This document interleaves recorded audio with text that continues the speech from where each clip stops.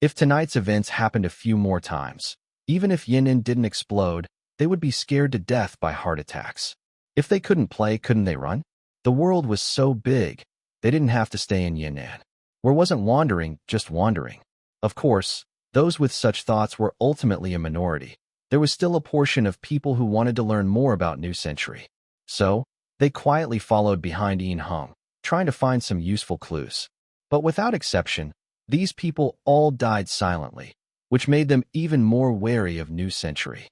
Hey, Oldly, how are things on your side? At this moment, Jiang was rushing towards Xie Guli in their direction while calling to inquire about the battle situation in the suburbs. Li Kai and Guan Yin had been sent by him to the Chao family, so they naturally participated in the battle in the suburbs. Soon, Li Kai's voice came from the other end of the phone, mixed with some gunfire. The Kyoto Allied forces are surprisingly strong, but the Chao family and Dark Hall people are very capable, so we should be able to take them down soon. Hearing this, Jiang's face not only showed no joy but instead wrinkled slightly, because he remembered what An Rou had just told him. Old Li, stop fighting. Tell the Chao family and Dark Hall people to retreat. What? We have the advantage here, and you're telling us to retreat? Just listen to me. There will always be opportunities, but I feel like something isn't right. All right, but I can't guarantee that the Chao family and Dark Hall people will listen to me. It's fine. If they don't listen, let them fight. You and Guan Yin retreat first. Okay, I understand. After saying that, Li Kai hung up the phone, shouldered his sniper rifle, stood up, and pulled out a walkie-talkie from his pocket. Old 7, Dragon 3, we're retreating. In this battle, the leader of the Chao family was Hu Qi, and the leader of Dark Hall was Dragon 3. Retreat? Are you kidding me? Old 7 frowned, puzzled. We're about to break through their defenses. You want us to retreat now? Jiang told us to retreat. It's up to you whether you retreat or not, Li Kai said directly. After speaking, he carried his sniper rifle, called Guan Yin, and left first. Dragon 3 also didn't hesitate and began to slowly retreat. Seeing this, even though Old 7 was unwilling, he had no choice but to retreat with them. Meanwhile, Jiang had already rendezvoused with the large force led by Xie Guli. Jiang, are you really going to attack the Meng family again tomorrow? Xie Guli asked with a puzzled expression. Once or twice was fine, but a third time carried too much risk, didn't it? Heh. Attack them? We're just going to ditch them tomorrow. Jiang said nonchalantly. Do you know the story of the wolf that didn't come? You mean the boy who cried wolf, right? Jiang ignored Xie Guli and spoke to himself. Once upon a time on the prairie, there was a flock of lambs. The big bad wolf would come every night to eat them, and said he would come again the next night to eat them. Until one night, the big bad wolf didn't come, but the flock of sheep was still terrified, not knowing when the big bad wolf would come. After a long time, the flock of sheep got heart disease. The big bad wolf didn't come, but they scared themselves to death. After speaking, Jiang spread his hands and said lightly, "This is the story of the wolf that didn't come." Subsequently, everyone, including Xie Guli, had black lines on their faces, filled with speechlessness. Where the hell did this story come from? The version we heard as kids wasn't this one. 286. Su Xiao and Xie Xiao actually. Jiang, we and the people from the Chao family and the Dark Hall have all retreated now. Upon receiving Li Kai's message, Jiang nodded slightly. The Chao family and the Dark Hall were quite obedient. If they hadn't retreated, there would have been no need for further cooperation. Of course, that only applied to the Chao family. The Dark Hall was his mother-in-law's faction, so Jiang had to show some respect. You all head back to the main base first. We'll be right back. As for the Chao family and the Dark Hall, let them go back to their respective homes and wait for my news. After speaking, Jiang hung up the phone, exchanged a look with Xie Guli, and nodded slightly. Tonight's commotion was enough. Now they just needed to go back and get a good night's sleep. The rest was for the leaders of those factions to worry about. Everyone else had already left. Hua Qing drove the car, taking Jiang and Xie Guli towards the main base. Old Xie, what are you doing? In the back seat, Jiang glanced at Xie Guli beside him and asked, Who are you texting? None of your business, Xie Guli replied without looking up. You punk, don't tell me you're secretly chatting with Shangwan Lu and Mei Lingling? Get lost. Hearing that, Siak Guli couldn't hold back and directly gave Su Jiang the middle finger. His issues with Mei Lingling had long been resolved. Their relationship was now completely innocent. Besides, they're both working at the supervisory bureau now and getting along quite well. Siak Guli looked at Su Jiang with disdain. I'm not like you. I would never be a scumbag, but you're not so sure. Hey, hey, hey, why are you attacking me personally? Su Jiang was displeased. I'm completely devoted to An Rou. If you slander me like this, I'll report you. Fine, go ahead and report me, Siak Guli said perfunctorily. Don't forget you're wanted right now. Where do you plan to report me, fugitive? Your reputation, Su Jiang, is already in the gutter. You probably haven't bothered to ask around, have you? Tisk, in that case, I should stay far away from you, lest they put a bounty on me too. I'm an excellent student cadre at Shizhou University. I can't end up like you, a wanted criminal everyone shouts at. Hearing this, Su Jiang's expression instantly turned aggrieved. He tremblingly stretched out his hand, pointed at Siak Guli, bit his lip, and slowly said, Old Xia, you've changed. You never used to treat me like this. Have you forgotten all the happy times we spent together? Back in high school, you even took me to a hotel in the middle of the night and did that to me. In front, Hua Qing, who was driving, widened his eyes, his mouth slightly agape, constantly looking into the rearview mirror.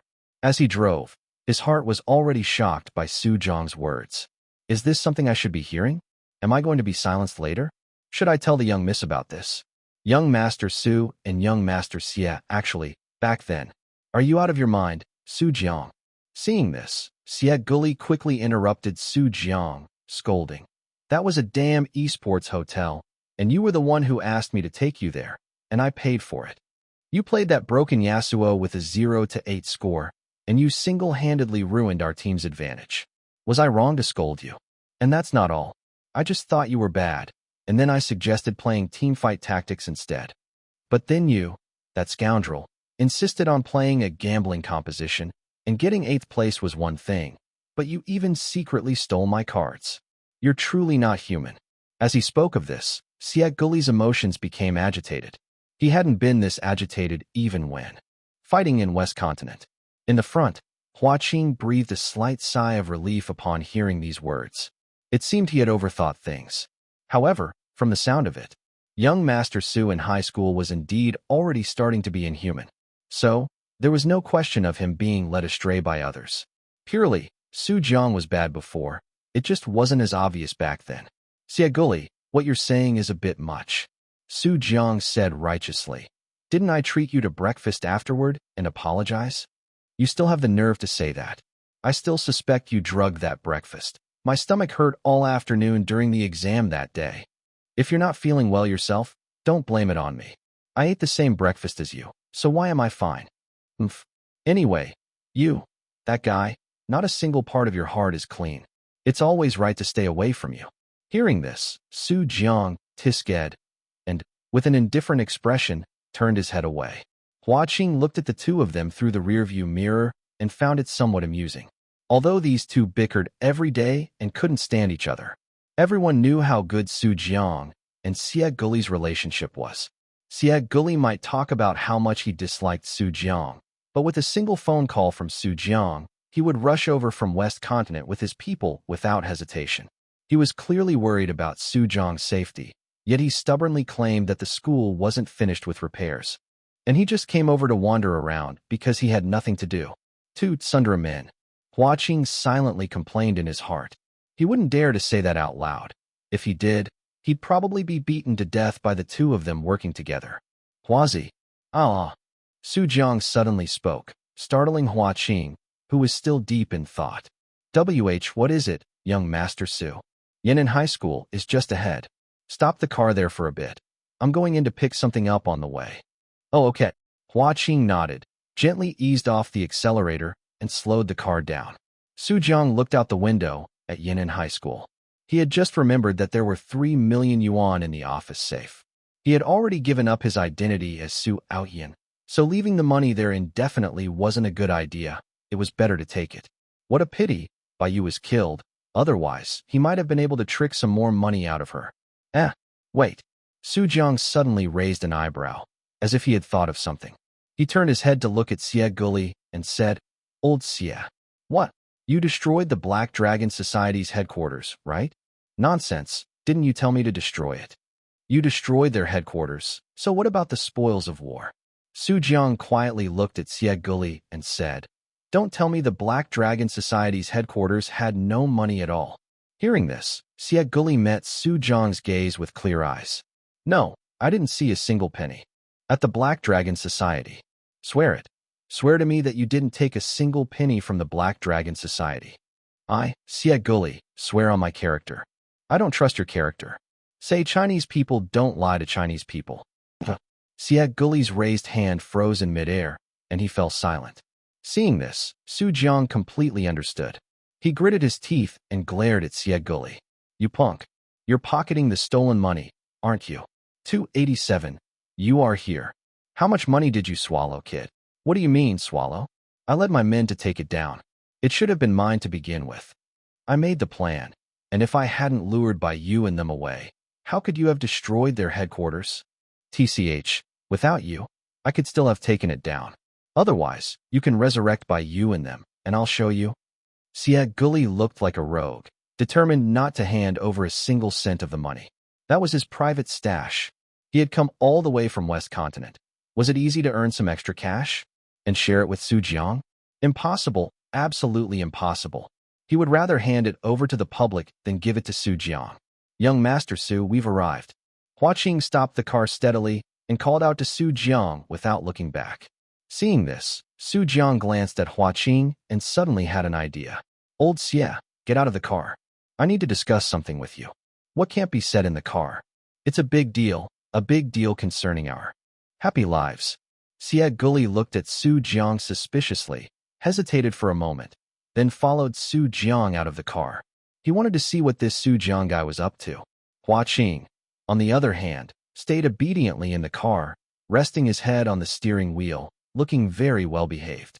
He no longer dared to listen. If he heard anything he shouldn't, he was truly afraid of being silenced by Su Jiang and Xie Guli. Meanwhile, Su Jiang, who had gotten out of the car, had already pulled Xie Guli to a corner, looked around, and only after confirming no one was nearby, whispered, "Old Xie, tell me honestly, did you hide private money?" Xie Guli glanced down at him, not saying a word. How could he tell him about such a thing? Seeing this, Su Jiang laid his cards on the table and said, "I'll be straightforward. I also hid 3 million, but I can't find a good place to hide it now. If you've hidden some too, I'll put my 3 million with you. It can be our little private fund. How about it?" Upon hearing this, Xie Guli's expression shifted slightly. 3 million? I destroyed the Black Dragon Society headquarters and only managed to scrape together a mere 5 million. And you, kid, hid 3 million without saying a word? Xie Guli's expression was incredibly serious. This was a major issue. If he agreed to Su Jiang, he would have to bear the risk of 3 million. If the secret ever got out, that scoundrel Su Jiang would definitely not admit it. He would certainly shift all the blame onto himself. So, Xie Guli looked at Su Jiang and slowly extended 2 fingers. "I want a 20% handling fee. That means, if you want me to help you hide the money, you'll have to give me 600,000 of your 3 million. "Old Xie, you're going too far." Su Jiang's eyes widened as he heard this, saying, "Even a black market isn't as black as you." "I'm sorry, my Xie family is also a black market family, and according to market rates, for money of unknown origin like yours, we should at least charge 30%. Xie Guli smiled maliciously. "This is already a friendship price for you, and I also have to take the risk for you. If the secret gets out, you can still pin the blame on me. How about it? Isn't it a good deal?" Moreover, there was one more thing Xie Guli didn't tell Su Jiang. That was, Xie Kangxing had long cut off Xie Guli's financial sources, ostensibly saying that the child was grown and should learn to earn his own money. He wanted the child to personally experience the hardship of earning money. Otherwise, with his status as the Xie family's eldest young master, why would he need to hide private money? Xie Guli almost fell out with Xie Kangxing over his father's method of making his child suffer unnecessarily. His life was currently tight. He was running out of throwing knives and had no money to buy more. 600,000 is too much. I'll give you 10,000 at most. Su Jiang began to bargain. 500,000, that's my bottom line. Let's both take a step back, 15,000. Are you taking one step back? Even Kwafu didn't take such big strides when chasing the sun. 200,000. If not, then forget it, I'll go find Hua Qing. Deal. Xie Guli decisively agreed. Being able to earn 200,000 for free was acceptable. Moreover, it was money earned from Su Jiang, which made it even more satisfying. Su Jiang glared resentfully at Xie Guli. If only he had a place to hide the money, he wouldn't have come to this. This rotten place, Yan'an, was so chaotic that even banks didn't dare to open. He couldn't even deposit money if he wanted to. After all, in the current situation, if a bank dared to open, it would definitely be looted within half an hour. You wait for me here. I'll go get the money. Su Jiang paused, then asked, Oh, right. Where do you hide all your money? I'll have my CF family members take the money out of Yan'an and deposit it into bank cards elsewhere. Okay, that's a good idea. But Su Jiang couldn't do that because there was a risk. An Rou knew all his subordinates. If word ever got out, a domestic dispute would be unavoidable. Su Jiang was always cautious in his actions and had to minimize the risk. A few minutes later, Su Jiang, who had snuck into the school, slowly walked to the office door, took out his key, and gently pushed the door open. At this hour, Yan'an High School should be empty. Su Jiang's steps halted, and he froze in place. Because at that moment, in front of him, someone was slowly rising from a reclining chair, rubbing his eyes sleepily. This person seemed to have been woken by the sound of Su Jiang's key opening the door. The man yawned, looked at Su Jiang standing at the doorway, and chuckled.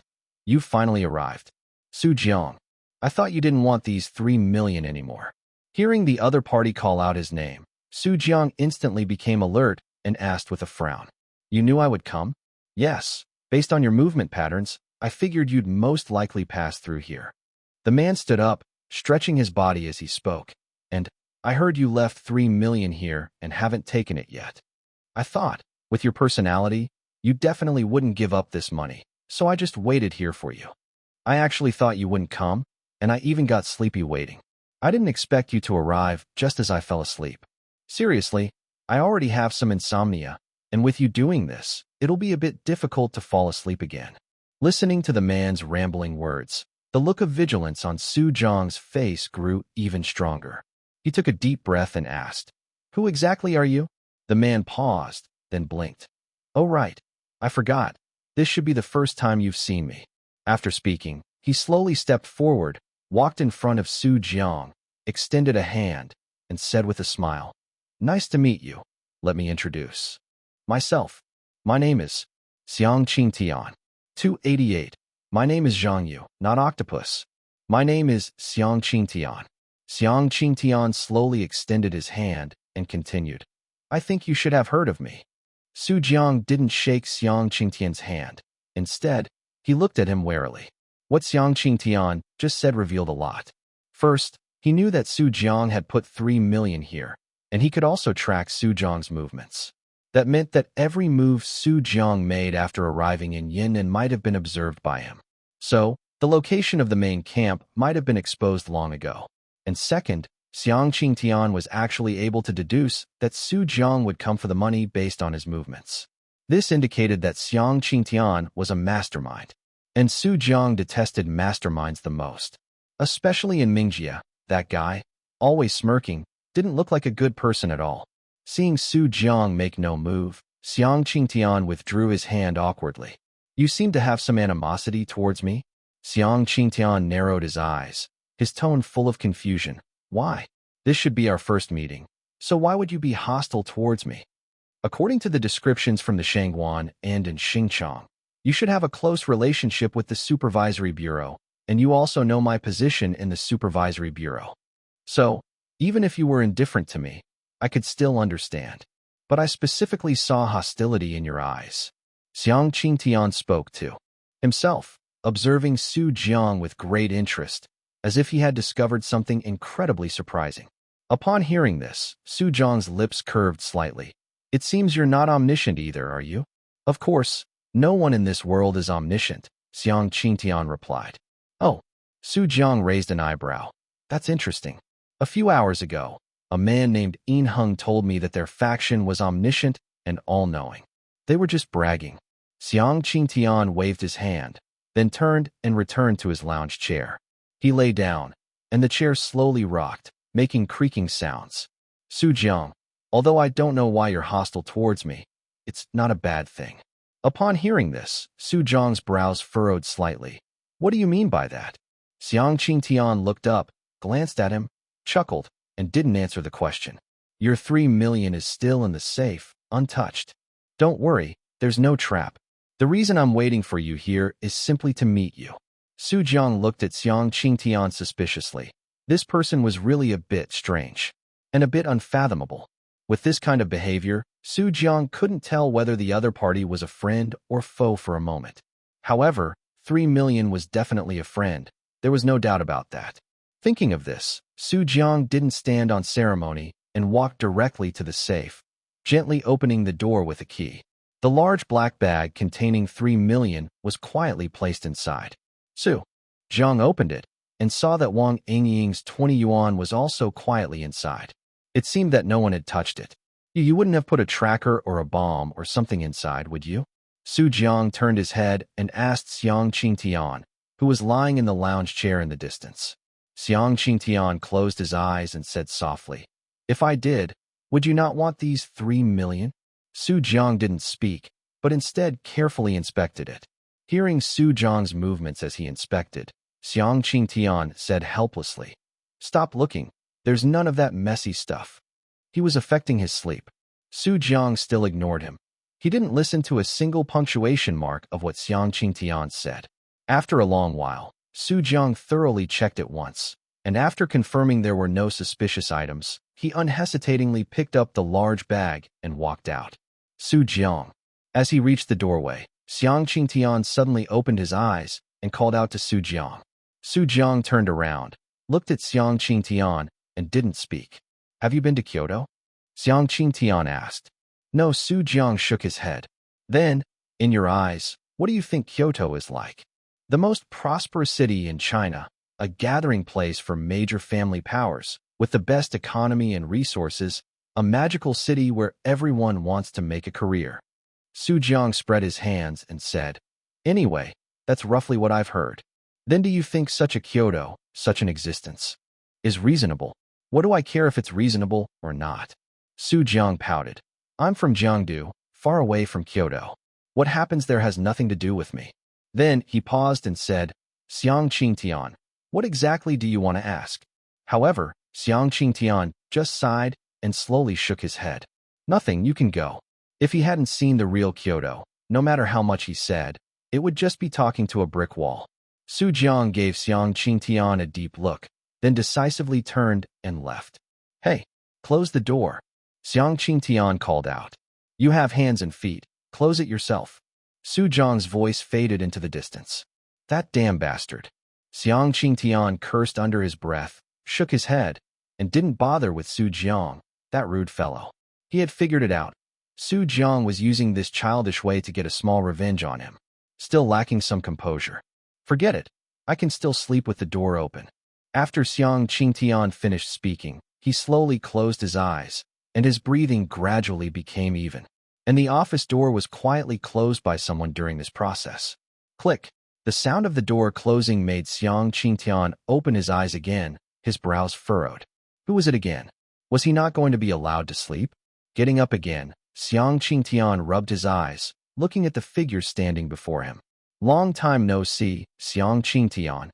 Hearing the other party call out his name, Xiang Qingtian frowned, carefully, distinguishing the person in front of him. You are, who was it again? Xiang Qingtian scratched his head, pondering in his mind. I think I saw you during the Kyoto incident. You're called, what was it called again? Suddenly, he slapped his forehead and pointed at the person in front of him. I remember now, you're Killer Octopus. My name is Zhang Yu. Not Octopus. Oh, it's almost the same. Many people called you Octopus back then. Xiang Qingtian waved his hand, reminiscing. I still remember. You had many followers back then, and they even specifically tattooed octopus patterns on their bodies. Zhang Yu's mouth twitched. This was his dark history. When he saw those octopus patterns back then, His first thought was to assassinate those fans of his. It was too embarrassing. 289. One is more rude than the other. So what? Why did you come looking for me? Xiang Qingtian yawned, saying lazily, I remember you were saved by Su Wandong and his wife back then. Are you planning on re-entering the Jianghu now? Zhang Yu shook his head decisively. I'm not interested in participating in your affairs. I just happened to find you here, so I came to take a look. Oh, Xiang Qingtian's interest was piqued. So, you're currently with Su Jiang, protecting him? Humph, with your methods. Can't you even find out something as simple as that? How can you say that? Who would dare investigate you? Back then, you terrified Kyoto, making women and children cry just at the mention of your name. Zhang Yu was so angered by Xiang Qingtian's words that he laughed. He gritted his teeth and said, How dare you shamelessly say that? The one who exposed my identity back then, making it known to everyone, was you, right? How could it be me? Xiang Qingtian chuckled. You can eat whatever you want, but I can't take responsibility for that. Back then, there were only a few people who had the power to uncover my identity. Zhang Yu said viciously. The day after my identity was leaked, you took advantage of me, attracting most of their attention to raid several families. Afterward, there were even rumors that I had collaborated with your supervisory bureau. Dare you say, this wasn't your doing? Xiang Qingtian blinked when he heard this, then coughed lightly a few times. Cough, cough. Well, it's been so many years. I'm sure you'll forgive me, right? Besides, if it weren't for me, how could you have become famous throughout the world? You might still be an unknown assassin right now. Don't you agree? What the hell is famous throughout the world? You call being wanted by the entire city famous throughout the world, do you? Zhang Yu suppressed the urge to beat Xiang Qingtian, taking a deep breath. Considering how sickly you look, I won't bother arguing with you. After he finished speaking, he paused, then asked again. If I may ask, are you planning something against Su Jiang? Yes. Xiang Qingtian nodded, admitting it openly without any concealment. What do you want to do to him? Well, I haven't decided yet. Haha, haven't decided yet, or you don't want me to know? Zhang Yu looked deeply at Xiang Qingtian and said, The favor I owed was repaid long ago. Now, I'm just following Su Jiang because I want to see how far he can go. So, you don't have to worry about me affecting your plans. I'm already this old. I can't get involved in your affairs anymore. I just want to watch the show. Xiang Qingtian nodded with understanding, then said, I really haven't decided yet. Really? Tisk. Zhang Yu was annoyed. He had already said so much, yet Xiang Qingtian still refused to reveal anything. Forget it. I'm too lazy to bother with you guys. You two can just keep fighting it out. But there's one thing I'm really curious about, which is why I came to you, wanting to get a clear answer. Xiang Qingtian's expression turned serious. Please ask. I promise to tell you everything I know. Regarding the Kyoto incident back then, I thought about it carefully for a long time and replayed it a few times, and I found some issues. When Zhang Yu said this, he looked sharply at Xiang Qingtian, asking word by word. Was your ambush by the Wei family back then really an accident? Of course, otherwise, do you think I was intentionally captured by Wei Liangping? That's exactly what I think. Zhang Yu stared intently into Xiang Qingtian's eyes, saying in a low voice, Because you are standing alive in front of me. Right now. Therefore, I feel even more strongly that my intuition is correct. Xiang Qingtian, you intentionally allowed yourself to be captured by the Wei family back then, didn't you? Or, to be bolder, did you cooperate with Wei Liangping back then? Xiang Qingtian did not answer Zhang Yu, but fell silent. Zhang Yu waited quietly. He knew this guess was a bit far-fetched, but if it were true, then Xiang Qingtian would truly be terrifying. From the beginning of the Kyoto incident, he had put himself into the situation, even acting as a vegetable for so long. If Zhang Yu's guess was correct, it would mean that Xiang Qingtian had already arranged everything after he fell into a coma. Even Ding Qiming's gene liquid was within his scheme. Now that he thought about it, when Wei Tian sought help from the Wei family in West Continent, it diverted some of the Wei family's combat power. And later, when in Xingchang went to rescue someone, Wei Liangping just happened to be away from the Wei family. The only one left, Lin Jianbai, even owed in Xingchang a favor. Were all these just coincidences? Uft. Ha ha. Xiang Qingtian suddenly burst into laughter, even coughing as he laughed. but he continued to laugh. After a long while, he finally calmed down and said softly, "This guess is simply the funniest joke I've heard since I woke up. Are you saying I cooperated with Wei Liangping to have him turn me into a vegetable? Why would I do that?" Xiang Qingtian spread his hands, looking puzzled. "I put myself in that state, and if it weren't for Ding Qiming's gene liquid, I might not have even woken up. So, your guess is simply absurd. You guys, you think too darkly of me, don't you?" Zhang Yu quietly watched Xiang Qingtian, saying nothing. He was observing Xiang Qingtian's expression and judging whether he was telling the truth. However, to his disappointment, there was nothing unusual about Xiang Qingtian's expression. And Xiang Qingtian was right. He had no reason to do such a thing. But deep down, Zhang Yu still believed that there was something fishy about the events of that year. Looking deeply at Xiang Qingtian, Zhang Yu sighed and slowly shook his head. "Forget it. The truth is no longer important to me. I'm an outsider now, and knowing too much isn't good. Just pretend I didn't ask anything." With that, Zhang Yu turned around and said, "You people, your hearts are dirtier than the last. It's truly exhausting to watch." "Oh, don't say that. My heart is very clean," Xiang Qingtian said with a smile. "It's just that to deal with those people, I have to use a little cunning." Zhang Yu snorted, said nothing, and walked directly out of the office. "Goodbye, and if you can, please close the door for me." Xiang Qingtian smiled and waved, watching Zhang Yu leave. However, the door remained open. In fact, the gap widened even further. Xiang Qingtian sighed helplessly at the sight. One ruder than the last. 290. Plan to destroy the Soviet Union. "You're back." At the school gate, Xie Guli, hands in his pockets, looked at Su Jiang, who had climbed over the wall, and asked, "Why did it take you so long? If you didn't come out soon, I would have suspected you'd absconded with the money." Su Jiang forcefully tossed the bag to Xie Guli and said, "Don't even mention it. I ran into a troublesome person." "Who? Still at school this late?" Xiang Qingtian. "Holy crap. It was him." Xie Guli took the bag, his face surprised. "How is he in Yan'an, and why is he here?" "Haha, you ask me. Who am I supposed to ask?" Su Jiang clapped the dust off his hands and then said, "Anyway, for now, it's hard to tell if he's friend or foe, so we should be more careful. Furthermore, judging by what Xiang Qingtian said, I suspect our main base has been exposed. However, since we haven't encountered any danger yet, it means Xiang Qingtian hasn't released the information for the time being." Xie Guli frowned slightly upon hearing this. "Then what do we do? Change locations?" "We definitely need to change, but there's no rush. Tomorrow, let Hua Qing see if there's a suitable place. But now is a sensitive period. It's not that easy to change our main base." Xie Guli said with a touch of worry. "Don't you guys have any other bases prepared?" "How would I know? I came later. All these previous matters were handled primarily by An Rou and Yang Ming." Su Jiang cursed. "I'm just in charge of causing trouble. In that area you're responsible for, you've certainly overfulfilled the mission." Xie Guli now somewhat admired Su Jiang's ability to cause trouble. He had only been in Yan'an for a few days, and he was already close to becoming a public enemy of all Yan'an. The various major forces were made uneasy by him, and any slight disturbance would attract a lot of attention. Even when sleeping at night, they worried whether they would hear explosions. Some people had already given up, fleeing Yan'an overnight, fearing being caught in this vortex.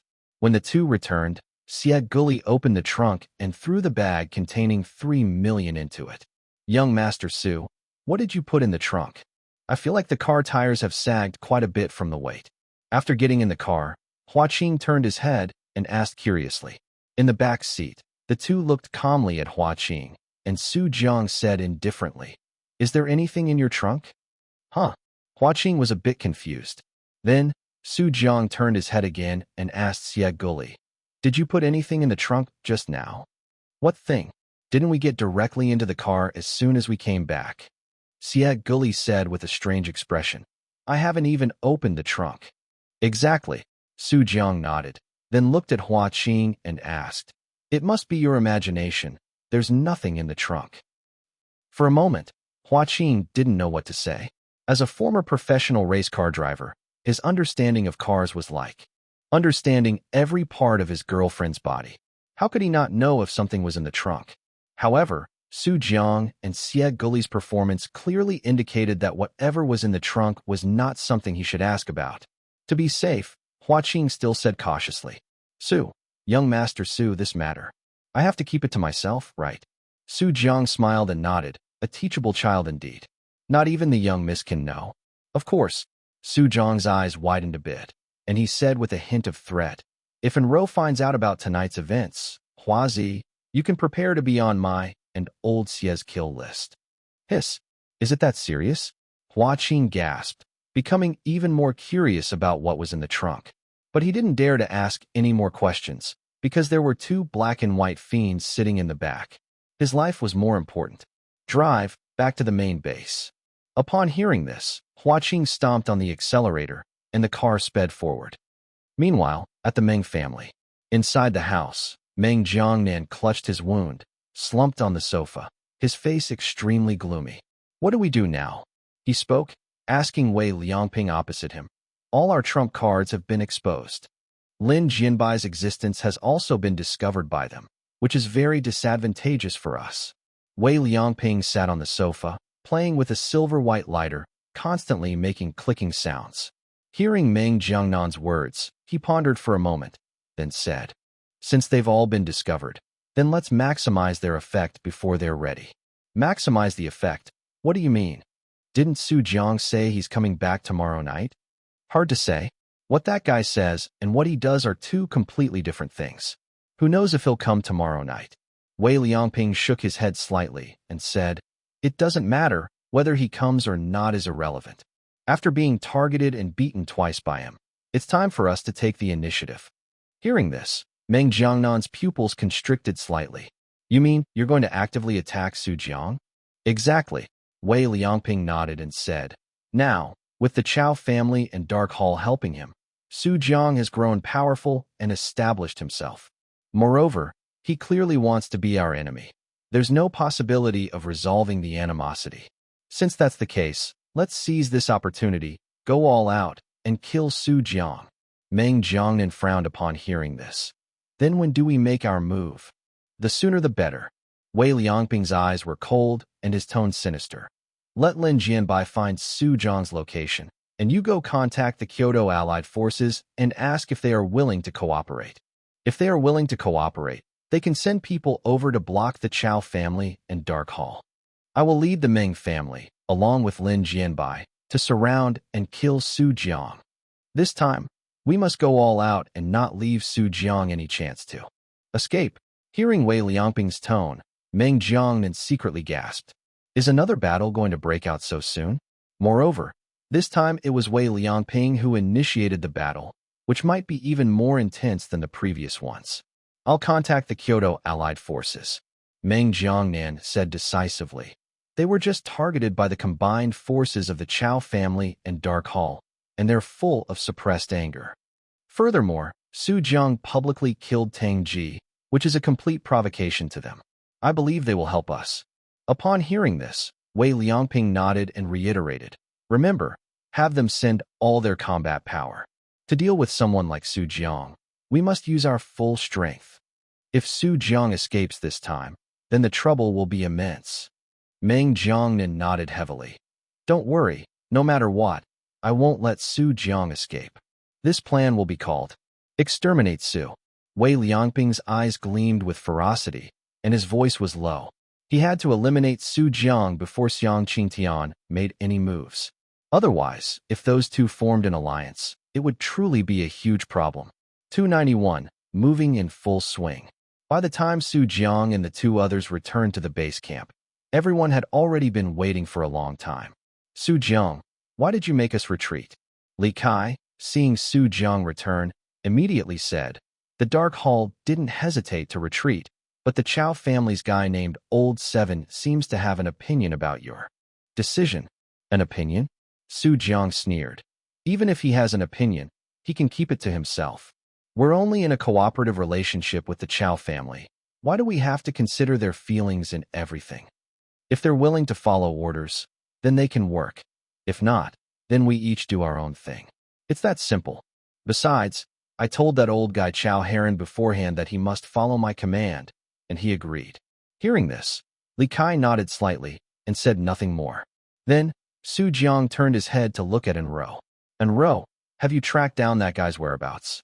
At this moment, An Rou was standing behind Wu Qi, shaking her head with a serious expression.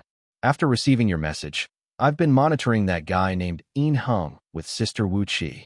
But, An Rou looked at Wu Qi, who was frowning, with a serious expression on her face for the first time. She stared intently at the screen and said, after that guy named Yin Heng left, I originally intended to track him using surveillance. But at that very moment, my computer was attacked by a hacker.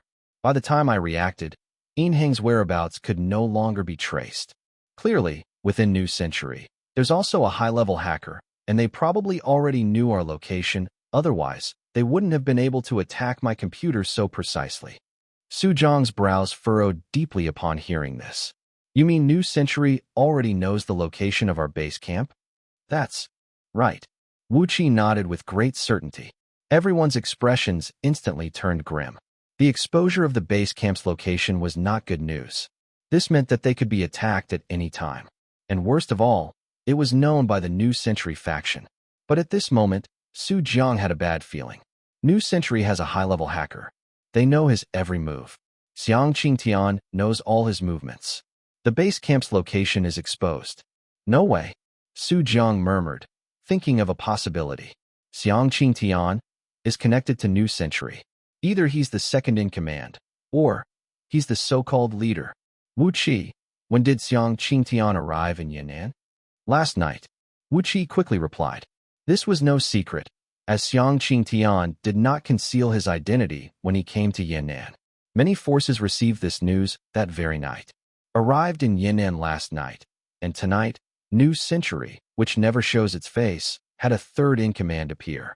And the leader of New Century, coincidentally, acted as if he was very interested in me. Just now, I saw Xiang Qingtian again, and he also seemed very interested in me, even willing to sleep there, wanting to wait for me. Su Jiang constantly analyzed in his mind, increasingly convinced that Xiang Qingtian was the leader of New Century. It's almost certain, but this doesn't add up. According to Chow Heron, the New Century organization has existed for a very long time. And during that time, Xiang Qingtian had clearly always served as the Director General of the Supervisory Bureau. Could it be that he, alone, established these two major forces? One in the open, one in the dark. On the surface, he's the Director of the Supervisory Bureau, but secretly, he controls the unknown New Century. If that's truly the case, then what exactly does Xiang Qingtian want to do? At this moment, Su Jiang frowned tightly. He finally understood why so many people feared Xiang Qingtian. Because he's truly unfathomable. You never know how many contingencies this person has hidden. Su Jiang took a deep breath, slowly shook his head, and temporarily cast aside those thoughts in his mind. The most urgent issue now was still figuring out what to do with the base camp.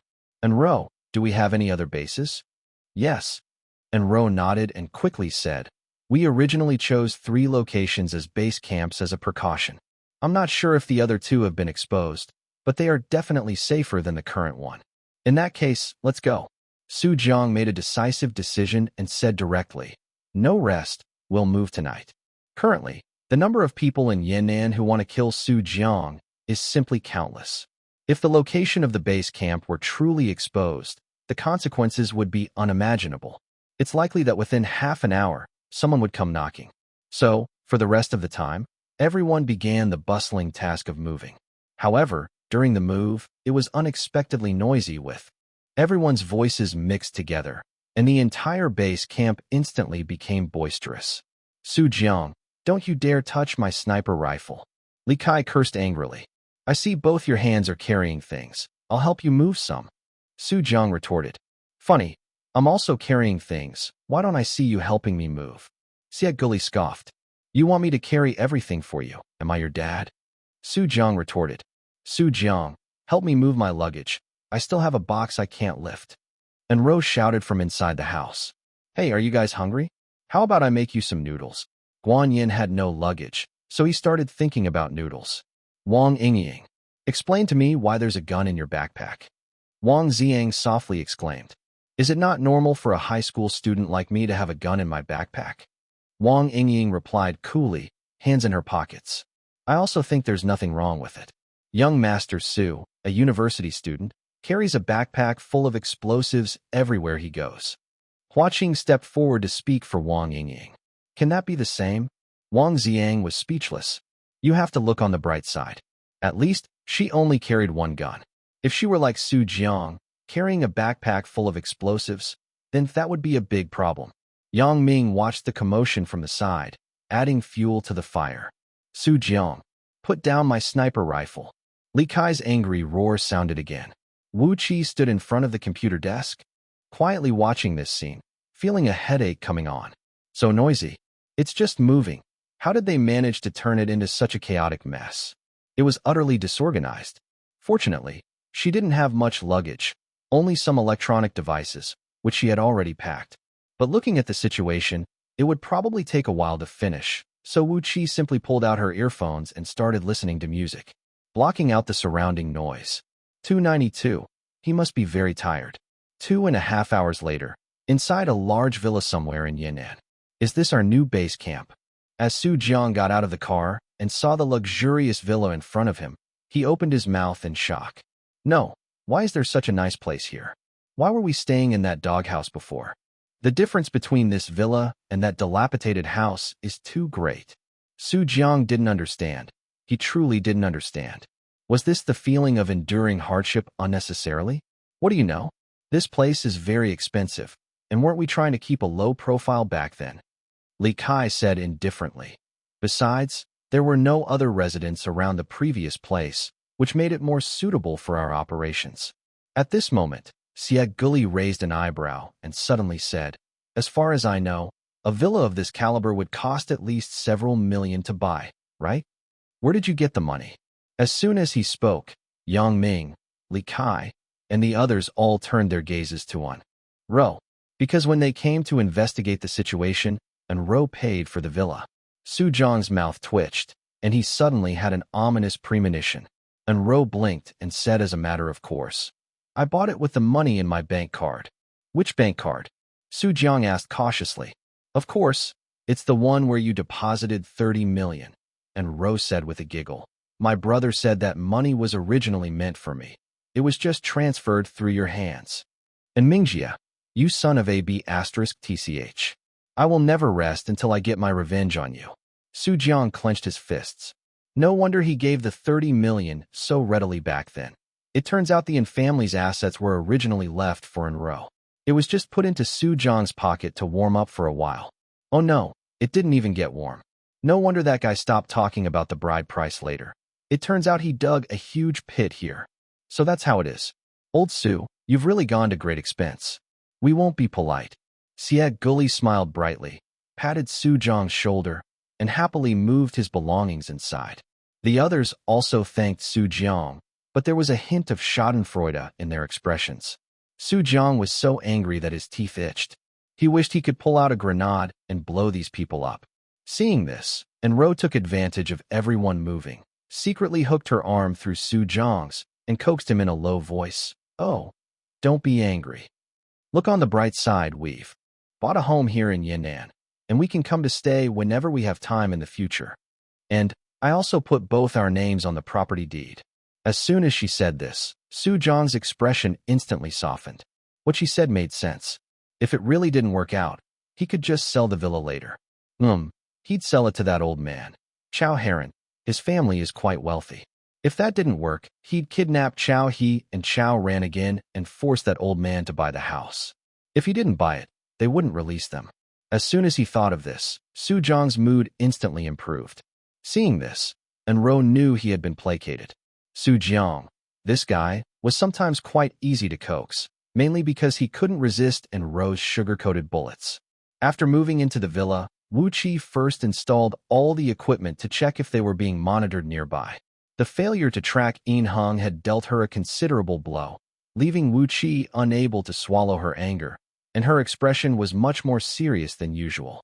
As for the others, they were already exhausted and went to find rooms to sleep soundly. They were also human, their bodies not as abnormal as Su Jiang's, who could still be lively and jumping around. After a big battle and moving, it was already 2:30 in the morning. Except for Su Jiang, everyone had dark circles under their eyes and were yawning continuously. It could only be said that it was indeed a multi-million villa. Each person chose a large room, and there were still many left over. Unlike before, they had to squeeze 2 or 3 people into one room, without even air conditioning. And Su Jiang shamelessly followed behind An Rou and entered the room. An Rou originally wanted to make this guy leave. After all, this wasn't home, and there were other people living in the entire villa. She would also be shy. However, An Rou was too sleepy to have the energy to drive Su Jiang away, so she simply let Su Jiang hold her as she fell asleep, too tired to resist. The next morning, An Rou woke up groggily. Opening her eyes, she was surprised to find that Su Jiang was surprisingly well-behaved for once. She gently raised her head, her beautiful eyes quietly looking at Su Jiang's face, feeling his steady breathing. I've never seen this guy sleep so soundly. An Rou blinked gently. Usually by this time, Su Jiang would have already woken up. His sleep time was always very short. But now, even An Rou was awake, and Su Jiang was still sleeping. He must have been very tired during this time. A hint of heartache flashed in An Rou's eyes. Ever since coming to Yan'an, Su Jiang had been fighting almost every day, engaging in a battle of wits with those old foxes. Although he appeared carefree on the surface, he thought about far more things than anyone else in places no one could see. Su Jiang, he was no longer the same working man as before. Before, he only needed to consider how to complete Zheng Yi's tasks and achieve his own goals. But now it was different. With his own power and his own team, the things he needed to consider had to be more comprehensive and complete. At this moment, Su Jiang, though still young, looked incredibly green.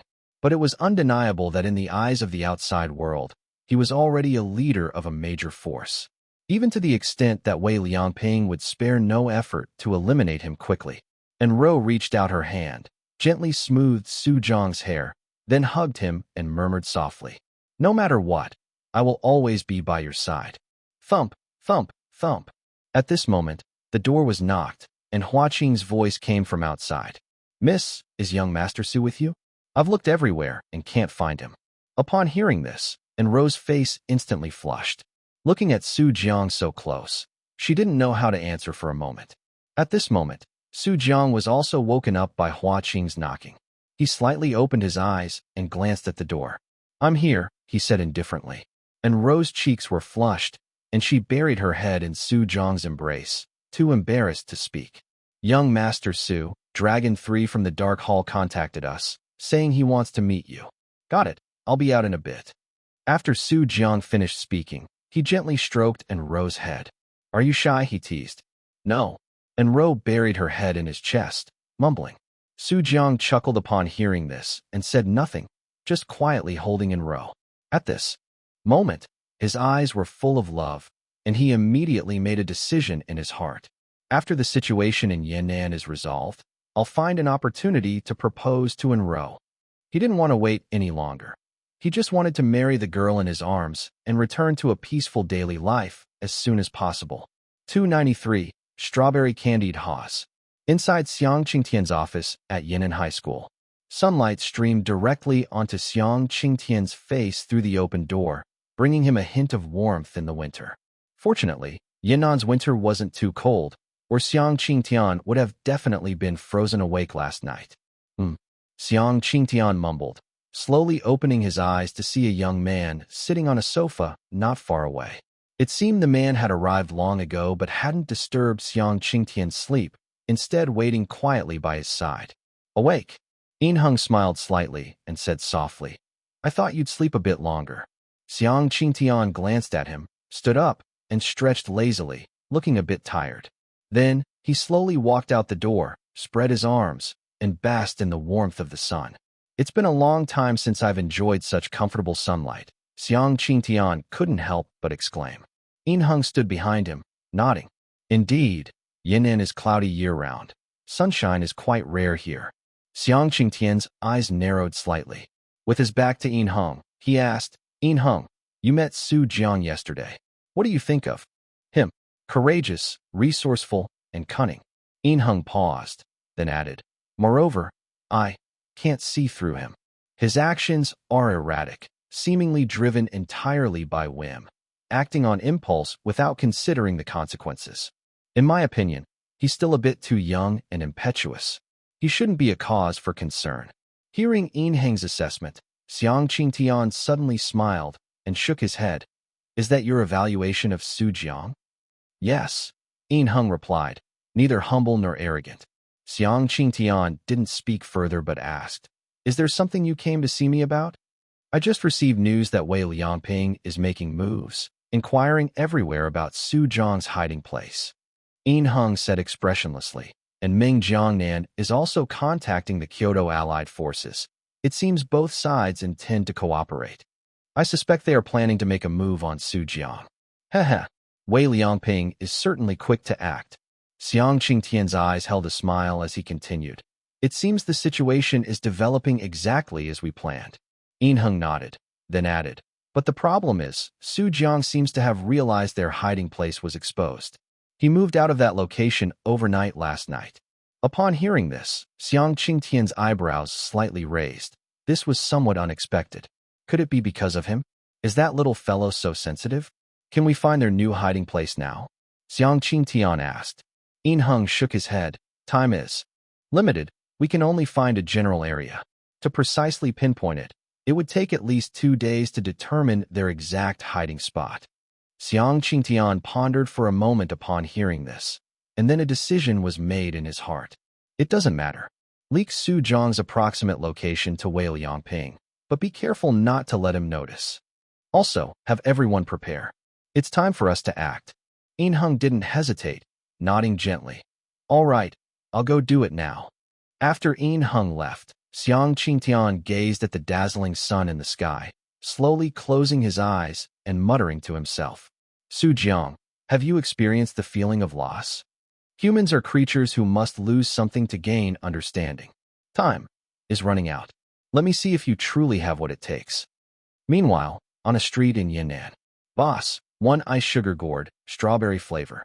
Su Jiang was on his way to an appointment, standing at a roadside stall, buying an ice sugar gourd. Since there was no grilled cold noodles sold in Yan'an, an ice sugar gourd wasn't a bad alternative. They didn't sell this in Jiangdu, so it was a rare find. Shouldn't he try one? All right, strawberry is 10 yuan. The boss enthusiastically took out an ice sugar gourd, wrapped it in candy paper, and handed it to Su Jiang. Su Jiang took the ice sugar gourd and was about to pull out money when he suddenly felt someone tugging at his clothes. He looked down to see a little girl with braided pigtails, dressed in thin clothes, looking up at him with shy eyes. Be big, brother. Can you buy me an ice sugar gourd? The little girl was clearly wearing too few clothes. A gentle gust of cold wind made her tiny body tremble involuntarily. But she still clutched Su Jiang's clothes tightly, her eyes pleading.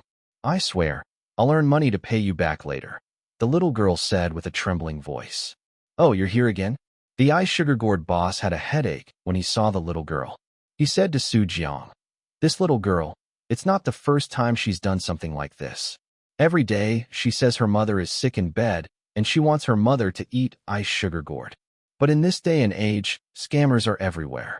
Who knows if those adults are making her come out and trick people? Brother, I think you shouldn't bother with her. Upon hearing this, Su Jiang quietly looked at the little girl, expressionlessly eating a strawberry. It was quite good, actually. Little one, you just ask for it. Su Jiang chewed on the ice sugar gourd and mockingly said, you can't even afford clothes, so how will you earn money to pay me back?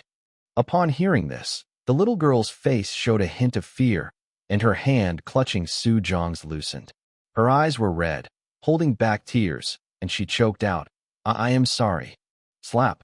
Su Jiang pulled out the 20 yuan Wang Yingying had given him from his pocket and slapped it on the ice sugar gourd boss's stall.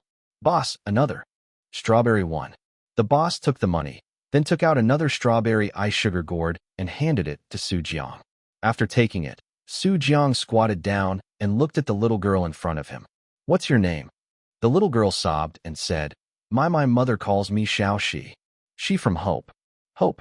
A slight smile appeared at the corner of Su Jiang's mouth. A good name. How old are you? 10 years old. Su Jiang nodded, then took Xiaoxi's hand and placed the strawberry ice sugar gourd into it. You're so cute. It's just an ice sugar gourd. Why do you need to borrow it? This ice sugar gourd is on me, big brother's treat. Su Jiang smiled, stroking Xiaoxi's head, and said softly, if I were you, I'd go out every day with that pitiful little face, swindling people and eating and drinking wherever I pleased. Xiaoxi's face flushed, hugging the ice sugar gourd. A hint of hesitation flashed across her face as she said, But my mother said it's bad to lie. It's okay. You're so cute. There will always be people willing to be tricked by you. Su Jiang's eyes flickered as he murmured softly. In this world, especially here in Yan'an, people with principles have to pay a price. Especially good people with principles. It's even harder to be one. Xiaoxi's eyes showed some confusion upon hearing this. Is it that I did something wrong? No, you're not wrong. Su Jiang shook his head and said softly, the mistake isn't yours, it's this world's. 294. Can his words represent the Chao family? Is it the world that's wrong? Xiaoxi murmured, not understanding what that meant. She only knew that the big brother in front of her was a good person, because he was the first person who was willing to believe her, willing to buy her an ice sugar gourd. All right, take the ice sugar gourd home for your mom. You can eat some too. Su Jiang smiled and ruffled Xiaoxi's hair, then instructed, remember, as long as you can survive, it's okay to make a few mistakes. Xiaoxi nodded heavily and said in a childish voice, I remember. Thank you, big brother. After speaking, Xiaoxi hugged the ice sugar gourd and trotted away. Haha, you really are kind-hearted, brother. The ice sugar gourd vendor suddenly spoke up, saying, actually, we also feel sorry for that little girl and want to believe her, but there's nothing we can do. We have the will, but not the power. He said with a sigh. People like us can't even take care of ourselves, so how can we care about the lives of others? Just surviving in this world, we've already given it our all. Our capabilities don't allow us to be overly kind and meddlesome. Su Jiang heard this, nodded lightly, and said nothing. He walked silently, eating the ice sugar gourd, down the street. On the street, the hawking of various vendors was endless. They might not have much education or special skills. They might be alone and helpless, or they might be the pillars of their families, supporting elderly parents and raising their children. The clamor, the hawking, the laughter, all sorts of sounds entered Su Jiang's ears. These ordinary people were doing their best to survive in this world. And this was just one street in Yan'an. In Yan'an, there were countless such streets. In the world, there were also countless such people. Looking at the ice sugar gourd in his hand, Su Jiang suddenly felt a bit ridiculous. He always thought that no matter if it was Meng Jiangnan or himself, even destroying Yan'an wouldn't be a big deal. In the eyes of those forces, life and death were just ordinary occurrences. He had even thought about letting An Rou and the others retreat while he stayed behind to perish with those people. Yes, he did have 2 lives. Perishing with Wei Liangping and the others would be a good deal. But it wasn't just Wei Liangping and the others who would die. Su Jiang looked around at the endless stream of people. The ice sugar gourd in his hand was long gone, and the hand holding the stick unconsciously tightened. These people only had 1 life. Destroying Yan'an would be incredibly unfair to them. They did nothing wrong, yet they would be drawn into this vortex. They might not even know why they died until the day they died. Su Jiang walked silently all the way to the Chao family's residence. At this moment, the Chao family guards had clearly been waiting for a long time.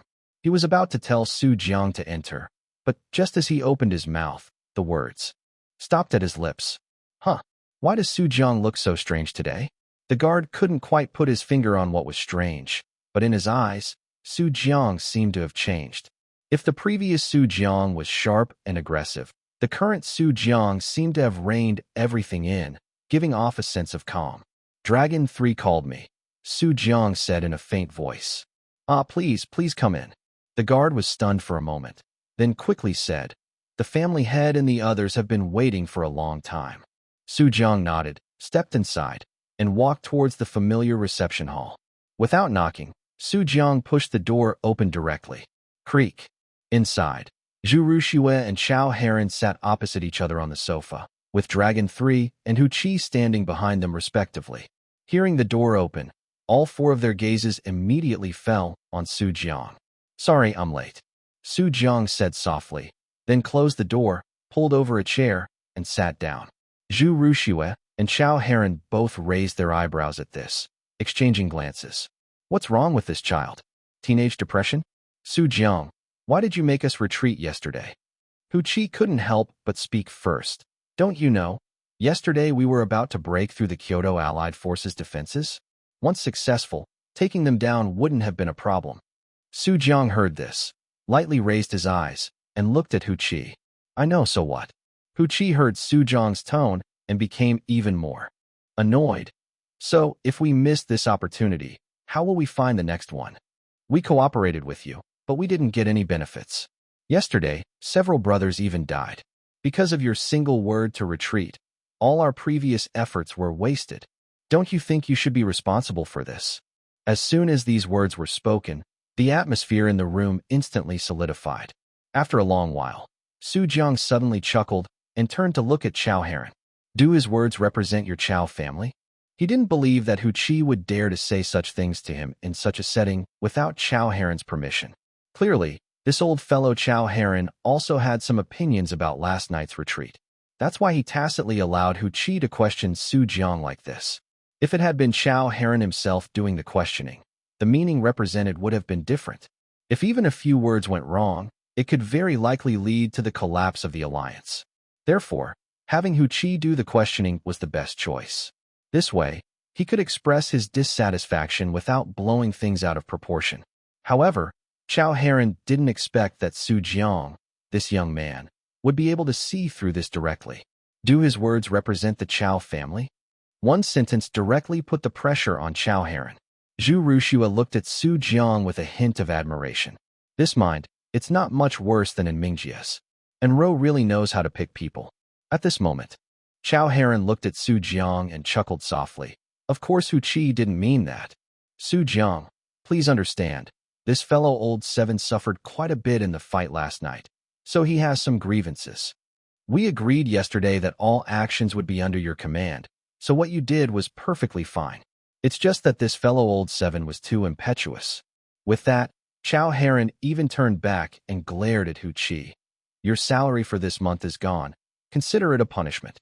In situations like this in the future, don't speak carelessly, understand?" Hu Qi touched his nose and said in a deep voice, "Understood." Hearing this light punishment, Su Jiang smiled slightly and said nothing. After all, he and Chao Heron were only allied. They weren't truly on the same side. So it was perfectly normal for the other party to have opinions. 295. He's the only one alive and well. All right, since Su Jiang is here, let's discuss the main business. Zhu Ruxue crossed her legs and slowly said, "Although we looked impressive in last night's battle, that was because we had Meng Jiangnan as a hostage. Now that we don't have this hostage, our situation will be a bit passive, and we have become a thorn in the side of all forces. At this critical juncture, we are a three-party alliance. If any party withdraws, they will inevitably be targeted by those forces and defeated one by one." Her last sentence was directed at Chao Heron. The implication was that their alliance was now inextricably bound. Whoever left first would die first. Chao Heron naturally understood the meaning. He said in a low voice, "I know that, but I'm just worried that they will take the initiative to cause us trouble. You know Wei Liangping. Once he makes a move, it will undoubtedly be a swift and decisive full-force strike, and incredibly resolute. They might have to put some effort into finding the hiding places of your Dark Hall and Su Jiang, but my Chao family is openly located right here." Chao Heron continued with a hint of worry in his tone. "If they want to make a move, they will definitely come for me first. What are you afraid of? Am I not here?" Zhu Ruxue parted her lips lightly and said nonchalantly, "My Dark Hall is currently lurking within your Chao family. Even if they come for you, it's impossible for them to face our two major forces simultaneously. At most, it will be a stalemate, with both sides deadlocked." Hearing this, the worries in Chao Heron's heart dissipated considerably. At this moment, Su Jiang suddenly asked Zhu Ruxue, "Auntie, is there any news about the explosives Meng Jiangnan buried?" Zhu Ruxue had mentioned before that her people were investigating the whereabouts of that batch of explosives. Upon hearing this, Zhu Ruxue frowned and shook her head, saying, "It's strange. Logically, if they were truly explosives, they couldn't all be concentrated in one place. They would have to be scattered in various corners of Yan'an. Moreover, the Meng family's powerful explosives have an extremely strong odor. As long as they aren't buried too deeply, even some animals can smell them. But the problem is, up until now, we still haven't found any batch of explosives." As soon as these words came out, everyone present frowned. This was not good news. Could it be that Meng Jiang didn't actually bury any explosives and was just bluffing? Chao Heron proposed this speculation. However, Zhu Ruxue sneered. "Do you dare to bet?" Chao Heron slowly closed his mouth and said nothing more. Who would dare to bet on that? If they bet wrong, the result would be everyone being blown up together. If it were about gambling, Su Jiang would dare to bet like that. Judging from Meng Jiangnan's expression and tone yesterday, regardless of whether he buried explosives or not, he definitely has a means of mutual destruction in his hands. Su Jiang recalled Meng Jiangnan's behavior yesterday and said, "Before we figure out what this method is, Meng Jiangnan still cannot act rashly." As soon as these words came out, everyone looked at him with strange expressions. Meng Jiangnan cannot act rashly? The person who almost killed him yesterday seemed to be you, right? Su Jiang ignored their gazes and continued. "What concerns me most right now is the new century." As soon as this name was mentioned, the expressions on everyone's faces became solemn. The sudden appearance of the new century last night indeed had a significant impact. Chao Heron's gaze was deep as he said, "Indeed, just the performance of that person named Yin Heng is enough to show that the new century has a profound foundation. And this Yin Heng is merely the third in command of the new century. Above him are the second in command and that mysterious leader. Based on the current situation, the new century is definitely the most threatening force in all of Yan'an." Zhu Ruxue also nodded, a hint of worry appearing in her eyes for the first time. She said, "Moreover, we still don't know what the purpose of this force is. We have no way to deal with the new century." For a moment, the few people in the room fell silent. Suddenly, Su Jiang spoke. "Regarding who the leader of the new century is, I do have a guess." "What? Who is it?" Everyone quickly turned to look at Su Jiang. Su Jiang did not hesitate and slowly uttered 3 words, "Xiang Qingtian." "Impossible." Upon hearing this name, Chao Heron immediately denied it, saying, "Xiang Qingtian is indeed very powerful, but he absolutely cannot simultaneously create 2 forces, the Supervisory Bureau and the New Century. Moreover, if the New Century was his, then why didn't the New Century appear during the Kyoto incident? You must know that at that time, he couldn't even protect himself. Would he still think about hiding a trump card? One careless mistake, and if he died, everything would be gone." Zhu Ruxue remained silent, but there was also some doubt in her eyes. She also didn't quite believe that Xiang Qingtian would be the leader of the new century. And the reactions of the two were within Su Jiang's expectations, because before this, he also didn't quite believe this speculation. However, besides this, he couldn't think of a more reasonable possibility. Eliminate all wrong answers, and the only one remaining, no matter how absurd, can only be the correct answer. Have you ever considered that the Kyoto incident back then was also part of Xiang Qingtian's plan? Su Jiang looked at the two with burning eyes and said in a low voice, "I don't know how much you understand Xiang Qingtian, but in my opinion, there's an 80% chance that the new century is Xiang Qingtian's force." During a major battle like the Kyoto incident, countless people died or were injured, the Supervisory Bureau withered from then on, and Xiang Qingtian was taken away by the Wei family. But even so, Xiang Qingtian is still alive today. Doesn't this explain the problem? Su Jiang's eyes were sharp. He paused, and then continued. "I don't know how powerful that guy is. I only know that after the Kyoto incident, almost everyone did not end well. The people of the Supervisory Bureau either died or scattered, the only dominant family was destroyed, and all other major families were severely damaged. Even the Wei family, after the battle in West Continent, suffered heavy losses and had to abandon Kyoto and move to Yan'an. Only Xiang Qingtian is still living. Well, to this day, at most just suffering from some insomnia and coughing. Doesn't this still explain the problem?" Su Jiang's words were like thunder, exploding in everyone's minds. Yes, looking at it this way, Xiang Qingtian's problem was too big. But why did no one discover it? Because those involved are often confused. Zhu Ruxue and these people had almost all dealt with Xiang Qingtian, and in their eyes, Xiang Qingtian didn't seem like the kind of person who would do such a thing. But Su Jiang was different. He had maintained hostility towards Xiang Qingtian from the very beginning. Therefore, from an outsider's perspective, after learning about the Kyoto incident, he increasingly felt that something was amiss. Xiang Qingtian's problem was too big. 296. Fight again? If it's truly as you've guessed, then that means Xiang Qingtian has been deceiving everyone from the very beginning. Zhu Ruxue's brows furrowed tightly. Su Jiang's words made her also sense that something was amiss. Yes, everyone else was either dead or crippled. Only Xiang Qingtian, despite being imprisoned by the Wei family for so many years, was still alive and well. Then why would he do that? Chao Heron's eyes were filled with confusion. What exactly is his objective? Su Jiang shook his head. He also didn't know the answer to that question. Perhaps no one knew what Xiang Qingtian's true objective was. Even if someone knew, would it necessarily be the truth? Since the supervisory bureau could be deceived by Xiang Qingtian, who could guarantee that the new century wasn't a second supervisory bureau? Xiang Qingtian's words are 9 parts true and 1 part false. Zhu Ruxue said with a grave tone.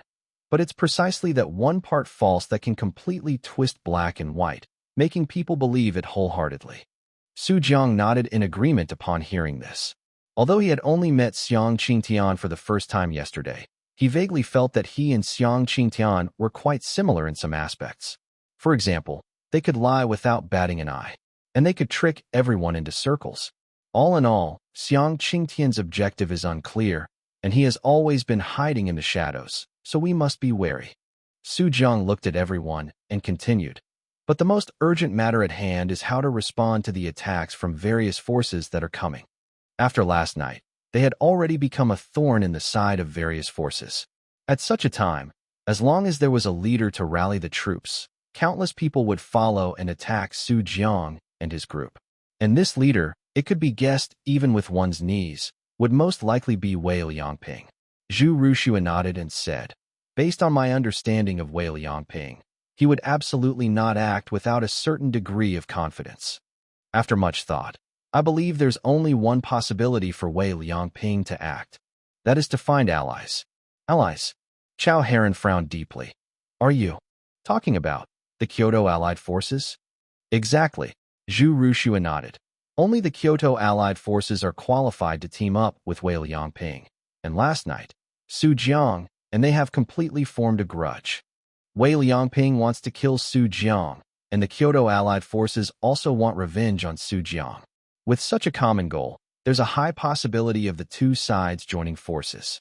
At that time, as long as the Kyoto Allied forces block us, Wei Liangping can lead the Ming family and Lin Jianbai's Black Dragon Society to encircle and kill Su Jiang. The only uncertainty now is that we don't know if Wei Liangping knows the hiding place of Su Jiang and his group. If Su Jiang's hiding place is exposed, I'm afraid they will act tonight. As her voice fell, everyone couldn't help but look at Su Jiang. If this were true, then the situation on Su Jiang's side would be crucial. If Su Jiang's position was exposed, then tonight might very well be a fierce battle. Thinking of this, Chao Heron felt a pang of sorrow in his heart. So, they had to fight again. It seemed like Yannian couldn't sleep at night without a major battle breaking out, right? Su Jiang didn't speak, his gaze slightly heavy, his fingers gently tapping on the table. He didn't know when he started to get used to tapping the table when he was thinking. Seeing this, Zhu Ruxue's eyes flashed. In her memory, and Mingjia also liked to act profound like this when he was thinking. Speaking of which, it had been a long time since she had seen her son and daughter, and she truly missed them a bit. After a long while, Su Jiang took a deep breath and slowly uttered 3 words, "Prepare for battle."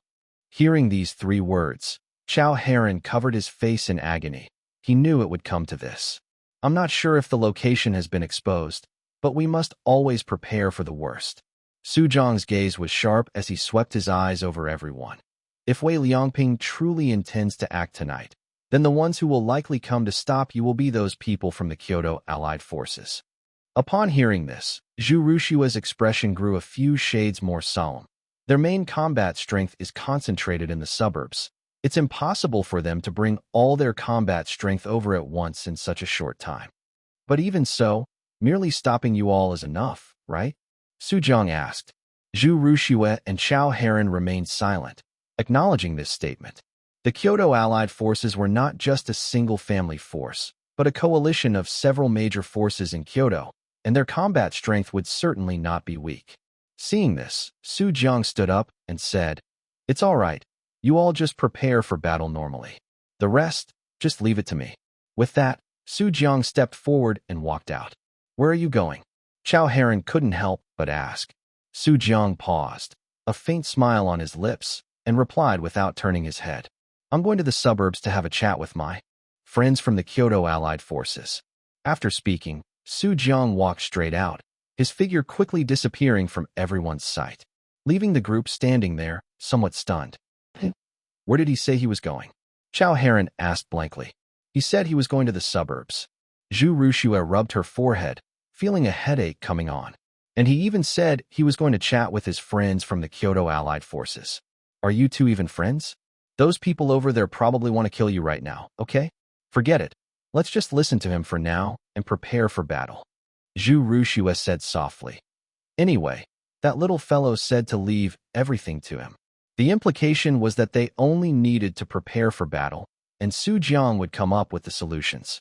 Chao Heron let out a deep sigh, vaguely regretting having boarded Su Jiang's ship. Seeing this, Zhu Rushue glanced at him lightly and mocked.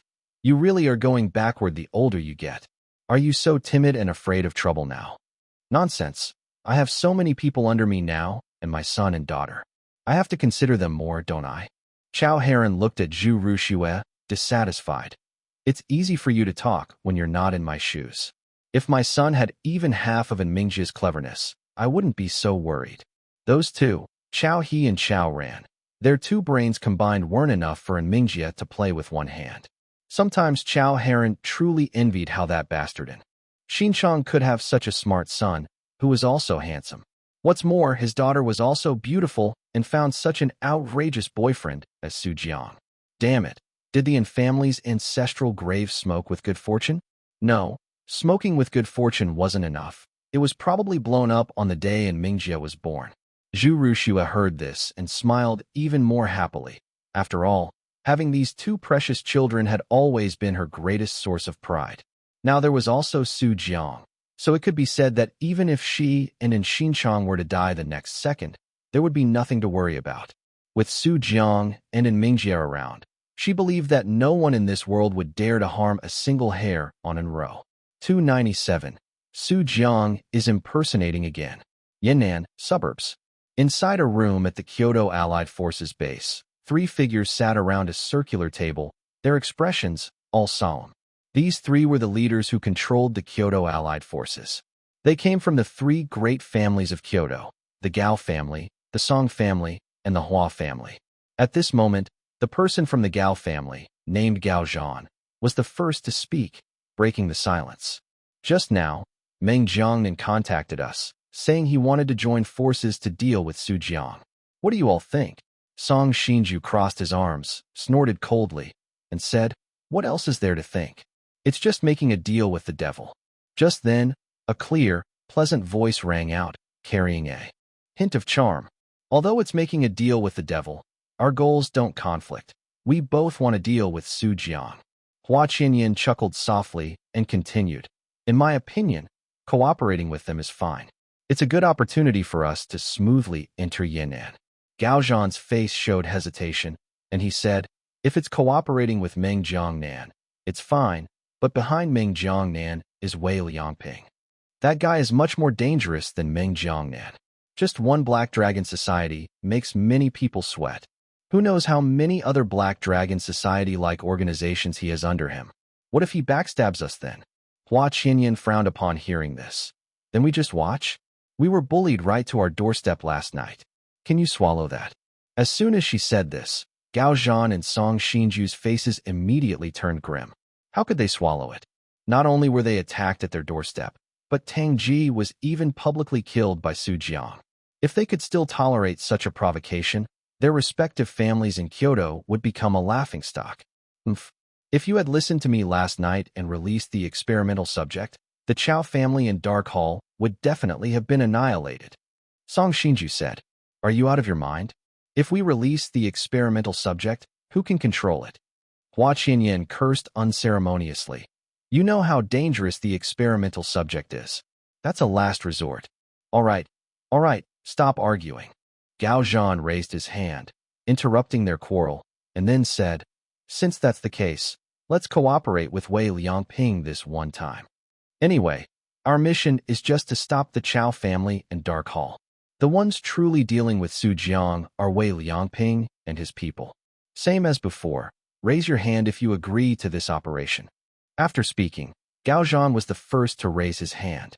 Seeing this, Hua Qianyan also raised her hand, and then both of them looked at Song Shinju. All actions of the Kyoto Allied forces must be approved by all three of them raising their hands before they can proceed. Otherwise, if any party is unwilling, they must renegotiate until all three raise their hands in agreement. Song Shinju watched as Gao Zhan and Hua Qianyan both raised their hands, frowned slightly, hesitated for a moment, and then slowly raised his hand.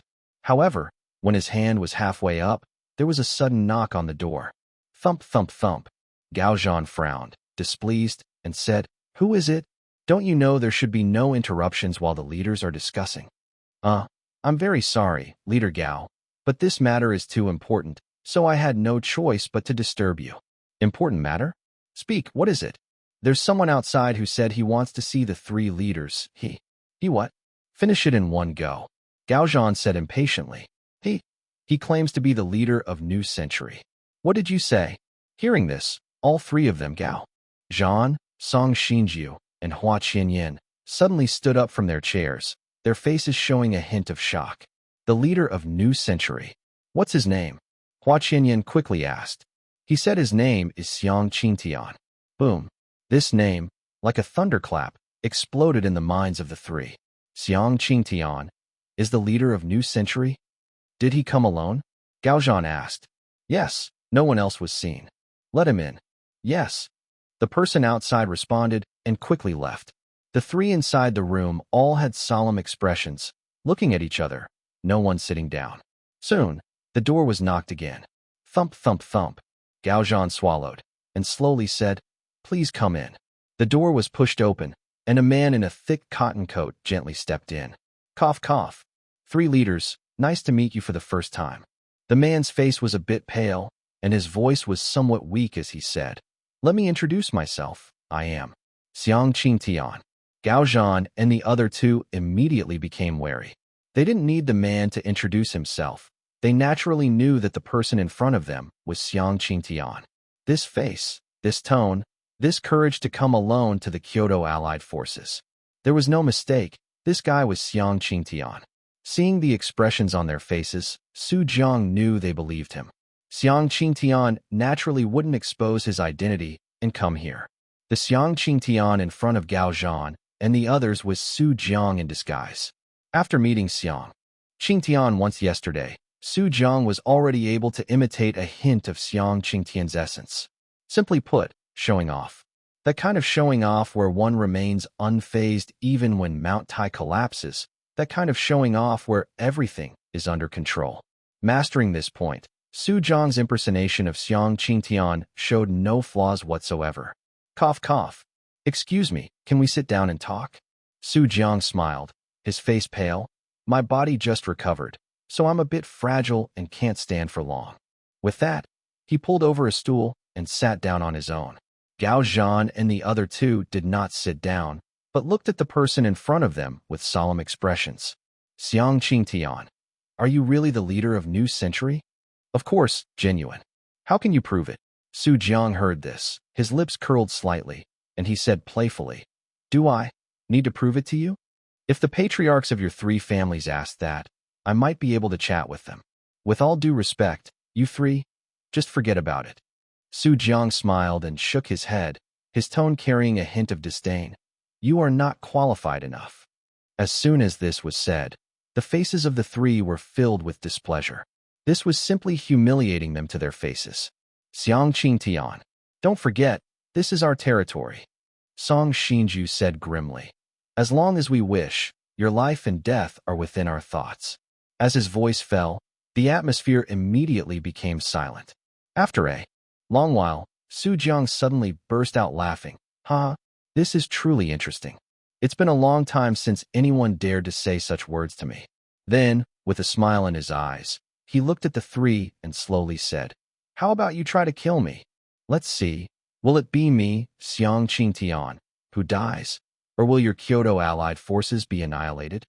How about it? Want to bet? 298. Made up a conspiracy. How about it? Want to bet? Inside the room, Su Jiang, with a playful expression, slowly said to Gao Zhan and the two others, if you want to, you can act now and see if you can kill me. Upon hearing this, Gao Zhan and the two others stood rooted to the spot, making no move. Even though they had spoken so harshly just now, in reality, they were just running their mouths.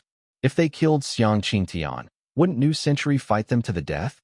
Moreover, since Xiang Qingtian dared to come alone, he must have left a fallback plan. One wrong move could even implicate the families behind them.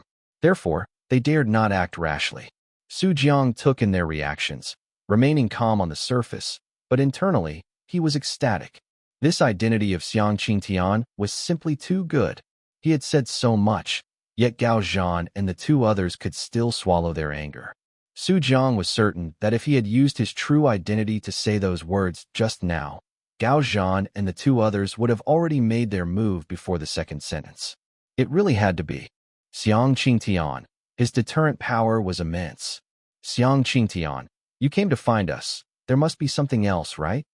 Gao Zhan looked at Su Jiang with a deep gaze and said, just speak your mind. Don't bother with useless trash talk. Hee hee, I wonder who was so scared by the trash talk just now that they didn't dare to move, Su Jiang mocked inwardly. Don't be so anxious, Su Jiang chuckled lightly, extending his hand and gesturing. Let's sit down and talk slowly. The three looked at Su Jiang warily, slowly sitting down in their respective chairs. This scene made Su Jiang feel a bit amused. This was clearly their territory, yet they were more nervous than him.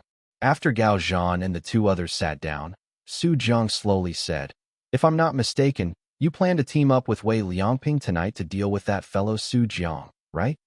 As soon as these words came out, Gao Zhan and the two others were instantly startled. They had just finished discussing this matter. How did Xiang Qingtian know? Don't look at me like that. Su Jiang smiled slightly, spreading his hands, and said mysteriously, we, New Century, know everything and nothing is unknown to us. I'm not afraid to tell you that all forces in Yan'an, including your Kyoto allied forces, have people from our New Century. So, I can know all your news and actions at the first possible moment. What did you say? Song Xinju was the first to lose his composure, suddenly standing up and saying, you've planted spies in our Kyoto allied forces. TSK, don't be so surprised. Su Jiang looked at the other party displeasedly, speaking calmly. I already said, not just you. All forces in Yan'an have spies from my New Century.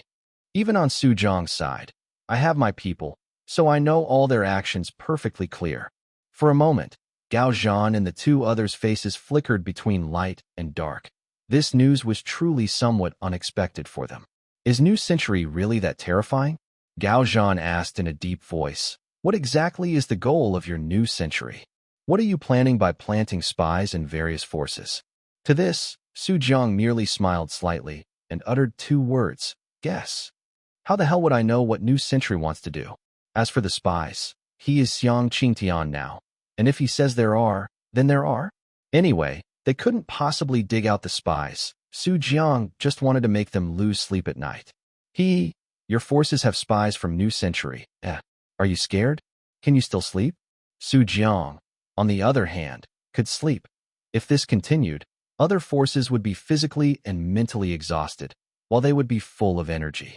When fighting, they would also have more advantages. Anyway, it was just a casual remark from him. Su Jiang was now truly relying on Xiang Qingtian's identity to play the role of a troublemaker to the fullest. In short, this isn't the main point. The reason I came to find you is to tell you one thing. Su, Jiang's tone became a bit more serious, and he said in a low voice, "That is, Su Jiang cannot be touched." Su Jiang cannot be touched? Upon hearing this, Gao Zhan and the two others immediately showed puzzled expressions. Why? Could it be that your new century has reached a cooperation with Su Jiang? No, Su Jiang is not qualified to cooperate with me. Su Jiang said this against his conscience, and it felt truly uncomfortable. However, he continued, the reason I won't let you touch Su Jiang is also to preserve your Kyoto allied forces. If I'm not mistaken, Wei Liangping should have asked you to block the Chao family in Dark Hall, while he himself goes to deal with Su Jiang, right? Gao Zhan and the two others frowned tightly, saying nothing, but merely nodded lightly, acknowledging it. Su Jiang shook his head with a smile, a mocking expression on his face, and said, if I told you, this is a trap set by Su Jiang and Wei Liangping together for your Kyoto allied forces, would you believe it? Impossible.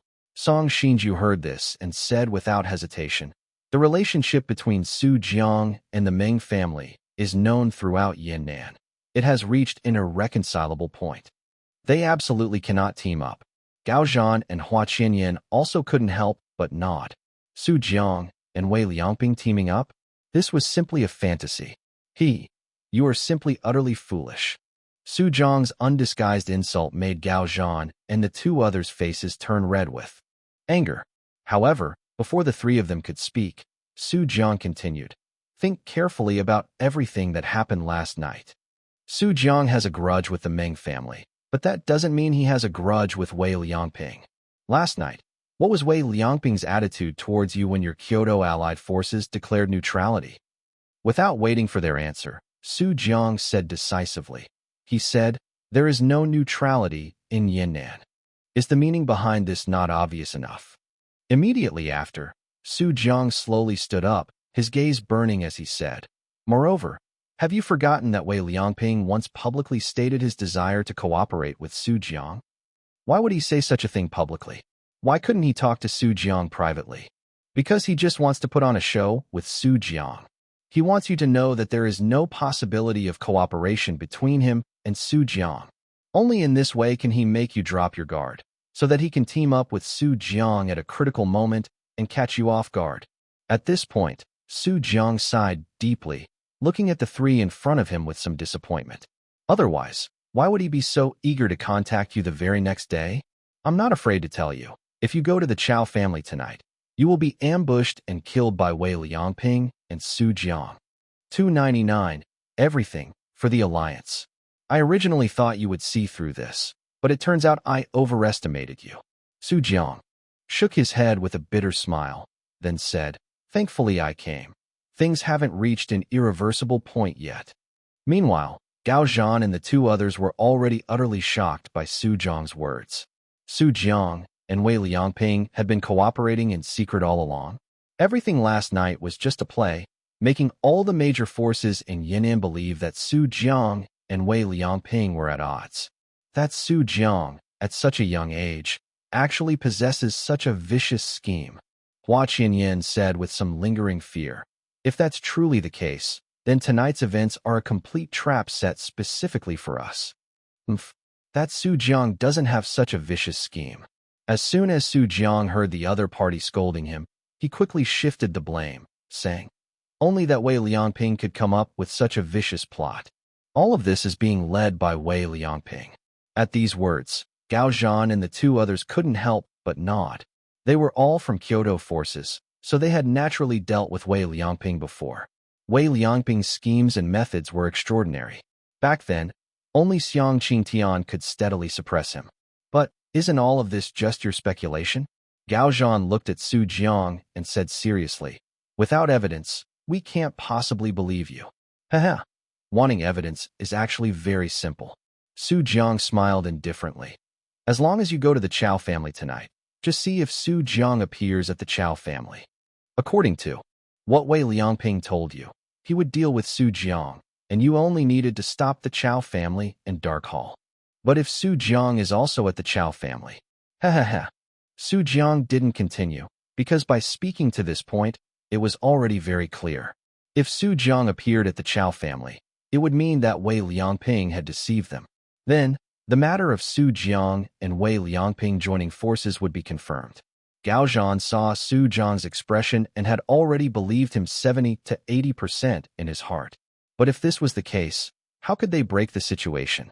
Thinking of this, Gao Zhan looked up and said in a low voice, Xiang Qing Tian, since you are willing to tell us this, it means you intend to cooperate with us, right? Hearing this, Su Jiang's lips curved slightly upward, almost imperceptibly.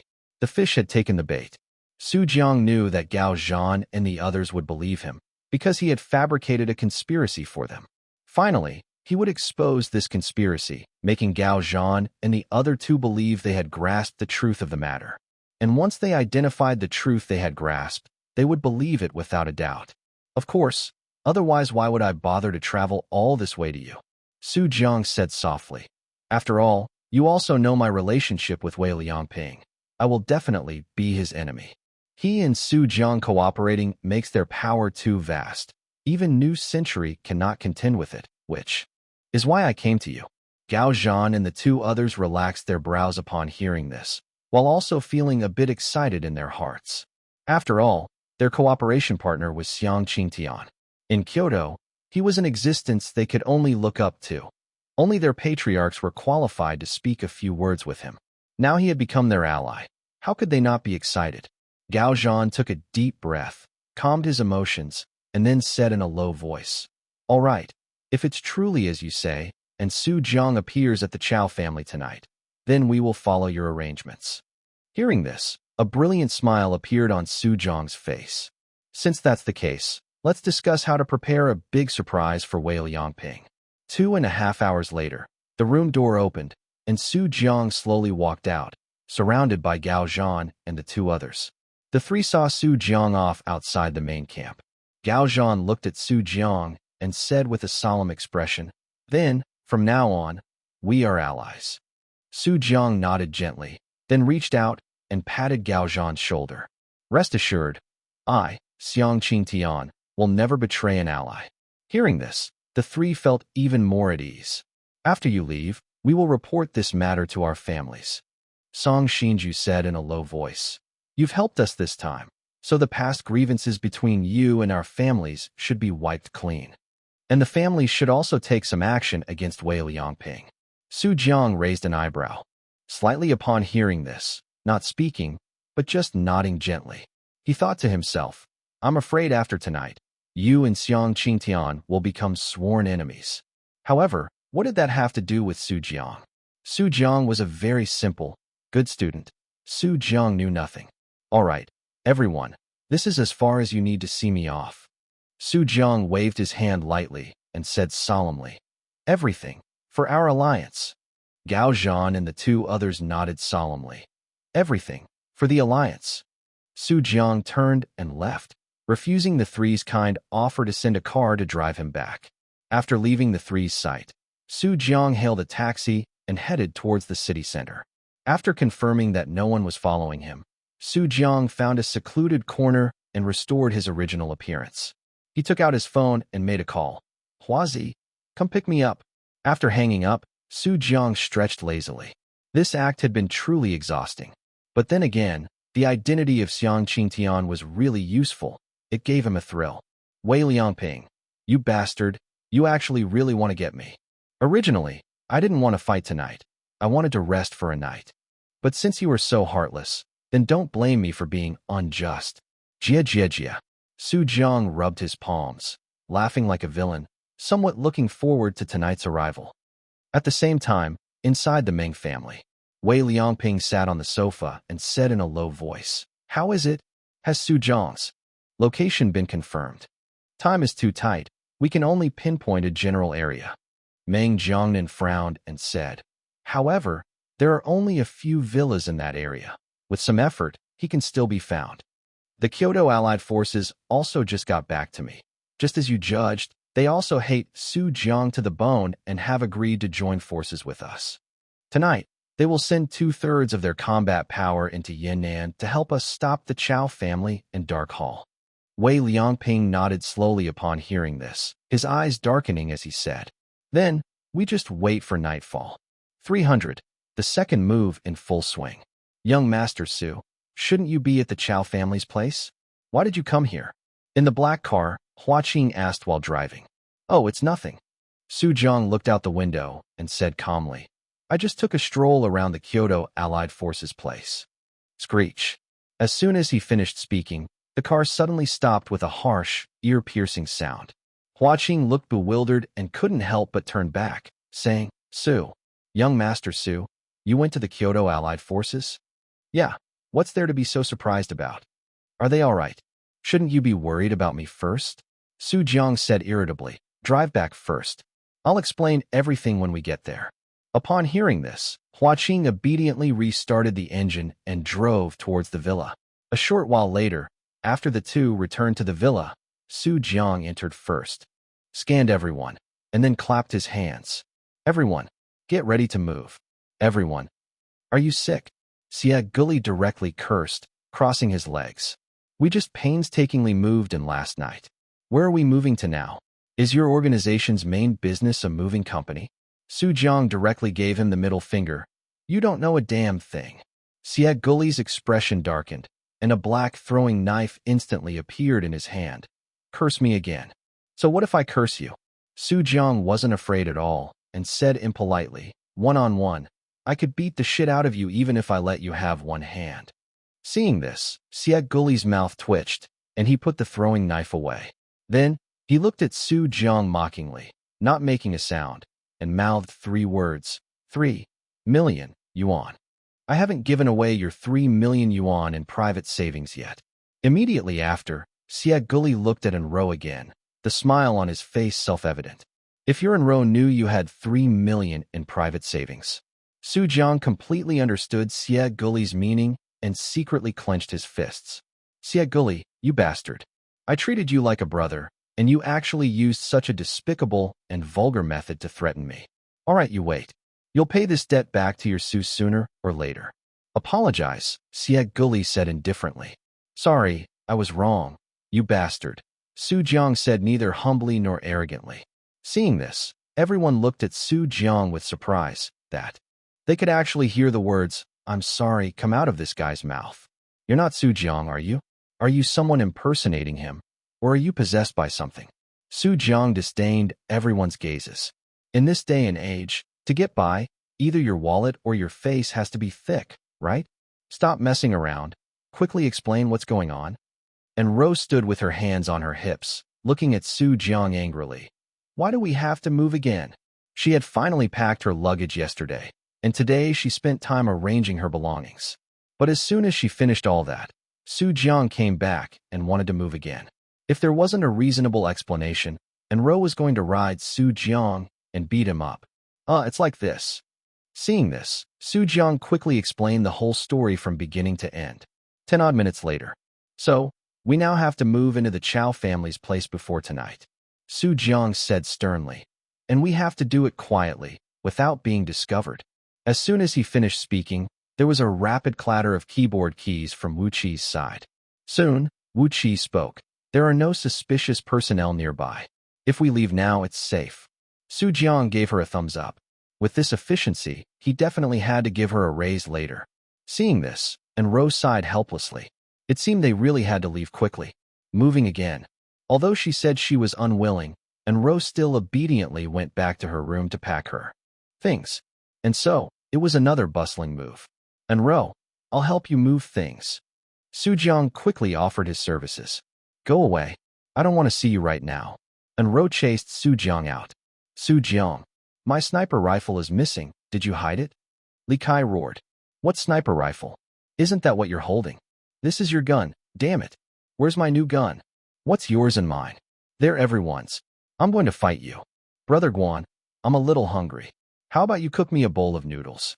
Hua Qing said, clutching his stomach. All right, wait a moment, I'll cook more. Everyone must be hungry. Guan Yin skillfully went to the kitchen and started cooking noodles.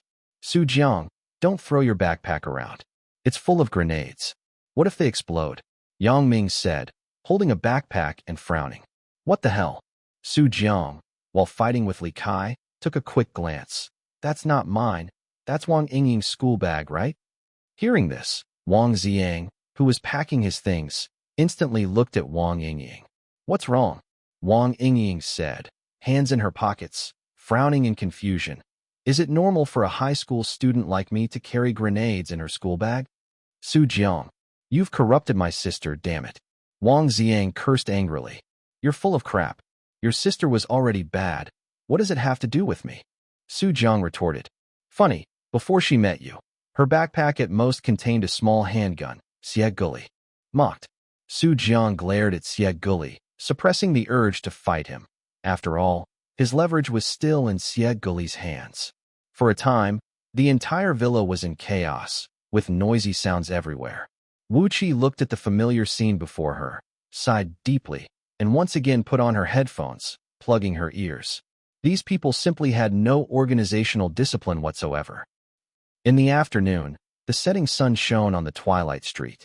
The Chow family's security guard was on duty, looking at the distant sunset, lamenting that another day of hard work had passed. I should be able to get a good night's sleep tonight. The security guard stretched, fantasizing beautifully. As long as Su Jiang didn't cause any more trouble, tonight should bring a long-awaited peace. However, just as this thought emerged, a rather familiar black car approached from a distance. Looking at the familiar license plate number, the smile on the security guard's face instantly stiffened. No way. You again? Moreover, it wasn't just one car. Behind the black car, there was also a moving company's truck. Is this a group visit? The security guard immediately had an ominous premonition. He chose to pull out his phone and dial Chow Heron's number at the first moment. Patriarch, it's not good. That guy Su Jiang is here again. Let him come. It's not the first time. Why are you making such a fuss? No, this time he's not alone. Not alone. Who else is with him? There's also a moving company's truck. On the other end of the phone, Chow Heron fell silent. After a long pause, the security guard finally heard Chow Heron's somewhat exasperated voice. What company are you talking about, damn it? 301, family style. 10 minutes later, at the entrance of the An family. Looking at Su Jiang and the others who had already unloaded their goods, the gatekeeper was numb. Forget it, let it be destroyed, whatever happens, happens. He must have been incredibly unlucky to encounter Su Jiang while working as a gatekeeper. Thank you. Drive safely on your way back. Su Jiang smiled, waving goodbye to the moving company staff. Then, he turned around and looked at the An family's gatekeeper. Why are you still standing there? Help us move things.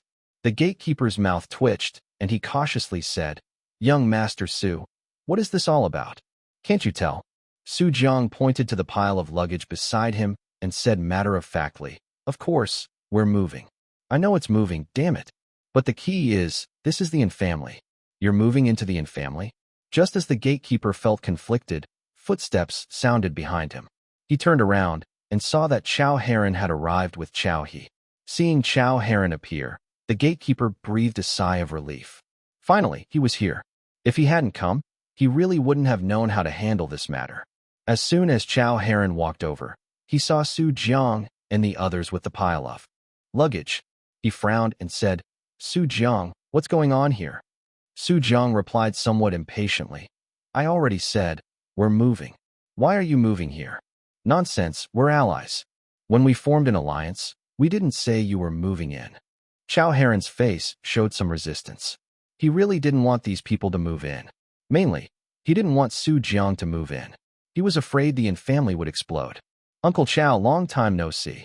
An Rou stepped forward, greeting him with a sweet smile. Why don't you let us in first? Then we'll explain everything to you. Beside them, Su Jiang's mouth twitched as he glanced at An Rou.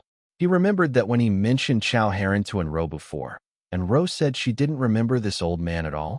How come now it's long time no see? An Rou, you little girl, you also have two faces. Chow Heron saw An Rou, recognized her as An Xingchang's daughter, and thought of Zhu Ruxua still being in the An family. He felt a headache. How did everyone end up at his place in just one day? Are they treating this as a refuge? All right, come in first. Chow Heron sighed deeply, then turned to Chow He and said, Call a few people to help them move their luggage in. Thank you, Uncle Chow. An Rou spoke sweetly, like a lovable girl next door. If others didn't know An Rou's background, they would probably be deceived by this facade. One must know, the former An Rou was the An family's little devil. Hey, be careful when you're moving. Su Jiang reminded. There are some backpacks inside, and they contain quite a few grenades. As soon as he said this, Chao He, who was about to start moving things, froze. His eyes twitched as he looked at Su Jiang, his small eyes filled with great confusion. What did you say was inside? Grenades. But don't worry, they're all very safe. We kept them in the moving company's car the whole way, and nothing happened. You bastard. Does the moving company know you put grenades in their car? Can that even be considered luggage? Chao He's face contorted. He wanted to curse, but ultimately held it back. He couldn't afford to offend Su Jiang, so he obediently helped them move their luggage. But his movements were incredibly cautious, fearing that he might accidentally blow himself up. The other and family members helping to move the luggage were also trembling with fear. This was probably the most dangerous luggage they had ever moved. After entering the family, Chao Heron arranged for them to stay in the guest room, then took Su Jiang to the reception room. He wanted to hear why Su Jiang suddenly moved in. Also, what exactly did he experience in the suburbs? Why did you bring me along? An Rou followed behind Su Jiang, asking curiously. You'll know in a moment. Su Jiang smiled mysteriously. An Rou still didn't know that the leader of the Dark Hall was her mother, Zhu Ruxue. Although Zhu Ruxue had said she didn't want to see An Rou yet, Su Jiang didn't care about that. Since they were already here, just a few steps away, why not meet? Soon, the door to the reception room opened. An Rou followed Su Jiang inside, and immediately saw the figure sitting on the sofa. An Rou froze, rubbing her eyes, somewhat disbelieving. Mom, An Rou? Why are you here? The two said in unison. On the sofa, Zhu Ruxue, seeing An Rou, was also stunned. But soon, she reacted and glared fiercely at Su Jiang. Mom, what is this? What's going on? An Rou was a little confused. I only found out recently. Auntie is actually the leader of the Dark Hall. Su Jiang explained with a smile. What? Dark Hall leader? An Rou's beautiful eyes widened as she looked at Zhu Ruxue, somewhat angrily. Didn't you tell me you were traveling outside? Isn't this traveling to Yan'an? Zhu Ruxue chuckled awkwardly. This was all your father's idea. He told me to keep it from you. She decisively threw the blame on An Xingchang. And you? An Rou glared at Su Jiang, saying, You knew all along and didn't tell me. I wanted to tell you too, An Rou. Su Jiang said seriously, but Uncle An said that you absolutely couldn't know about this, so I had no choice. Seeing the situation was not good, Su Jiang also decisively threw the blame on An Xingchang. Zhu Ruxue secretly gave Su Jiang a thumbs up. As expected of her son-in-law, he had mastered the An family's family tradition so quickly. One of the An family's traditions, in a crisis, blame whoever isn't present. Beside them, Chao Heron silently watched this scene, snorting coldly without speaking. Not a single one of the An family was good. They were all full of bad intentions. Really? An Rou's expression was somewhat skeptical. Of course it's true. Would Auntie and I lie to you? Su Jiang said seriously. Exactly. An Rou, you also know your father's character. That guy likes to hide everything from you two siblings. Zhu Ruxue also quickly added. The two of them coordinated perfectly, as if they had planned it beforehand. Seeing this, An Rou snorted, not speaking, and the matter was considered over. All right, have you finished your family discussion? Chao Heron's face was grim, and he said testily. If you're done, let's get to business. In one room, he was the only outsider, and this was in his own home. Chao Heron's heart was filled with mixed emotions. How did it come to this point today? 302. Am I some kind of wandering little girl? Inside the Chao family reception room. That's how it happened. Su Jiang spread his hands, stating matter-of-factly. In order to incite those from the Kyoto Allied forces, I had no choice but to move in with you. Besides, our place isn't safe anymore. After thinking it over, I decided to come here and face life and death together with you all. Chao Heron's mouth twitched slightly upon hearing this. You speak so righteously, even talking about facing life and death together. Why didn't you say that during the day? He snorted. Coldly, Chao Heron said in a deep voice, Are you sure those people from the Kyoto Allied forces believed you? What if they saw through your deception and used your plan against you? Su Jiang blinked upon hearing this, and without hesitation, said, Then we'll all be finished. What else can I do? I'm not a god. I've already tried my best to get this far, okay? If your Chao family wasn't so weak, I would have already taken you all out to fight everywhere. By the way, has your Chow family even bothered to develop its influence over all these years? Even the Black Dragon Society, who came later, has caught up to you. Stop. Hold it. Chow Heron quickly reached out and interrupted Su Jiang. Gritting his teeth, Chow Heron looked at Su Jiang and felt a headache coming on. Why does this kid's mouth, once it opens, just keep going like a Gatling gun? And everything he says is incredibly sharp and aggressive. Is it that my Chow family isn't trying hard enough? It's that the other forces are too competitive. Zhu Rushua sat on the sofa and quietly asked An Rou, "Does he talk this much when he's with you normally?" An Rou blinked, glanced at Su Jiang, then shook her head. Su Jiang wouldn't dare talk to An Rou like that, because if An Rou felt annoyed, she would directly beat Su Jiang. Moreover, Su Jiang always prefers to use his fists with An Rou. If he can't use his fists, he uses his mouth. I hope no major problems arise. Chow Heron was still a little uneasy. If things truly developed according to Su Jiang's plan, then tonight's main battlefield would be at his Chow family. 2 days ago, he was still mocking how the Meng family was in disarray because of Su Jiang. Now, the Chow family would probably not escape that fate either. One could only say that the heavenly Tao has its cycles, and no one escapes the heavens. Suddenly, Chow Heron realized something. That is, the 4 major forces on the surface of Yan'an had almost all been messed with by Su Jiang. The Black Dragon Society's headquarters were destroyed, and the Meng family had been embroiled in conflict for 2 consecutive days, so Meng Jiangnan was too lazy to build new ones. Now it was the Chow family's turn. The only one spared was the Dark Hall. On one hand, it was because the Dark Hall had no fixed residence and frequently changed its base of operations. On the other hand, the Dark Hall's leader was Su Jiang's mother-in-law. Chow Heron was certain that if it weren't for these 2 reasons, the Dark Hall would probably have been bombed by Su Jiang as well. The Kyoto Allied forces were also bombed last night.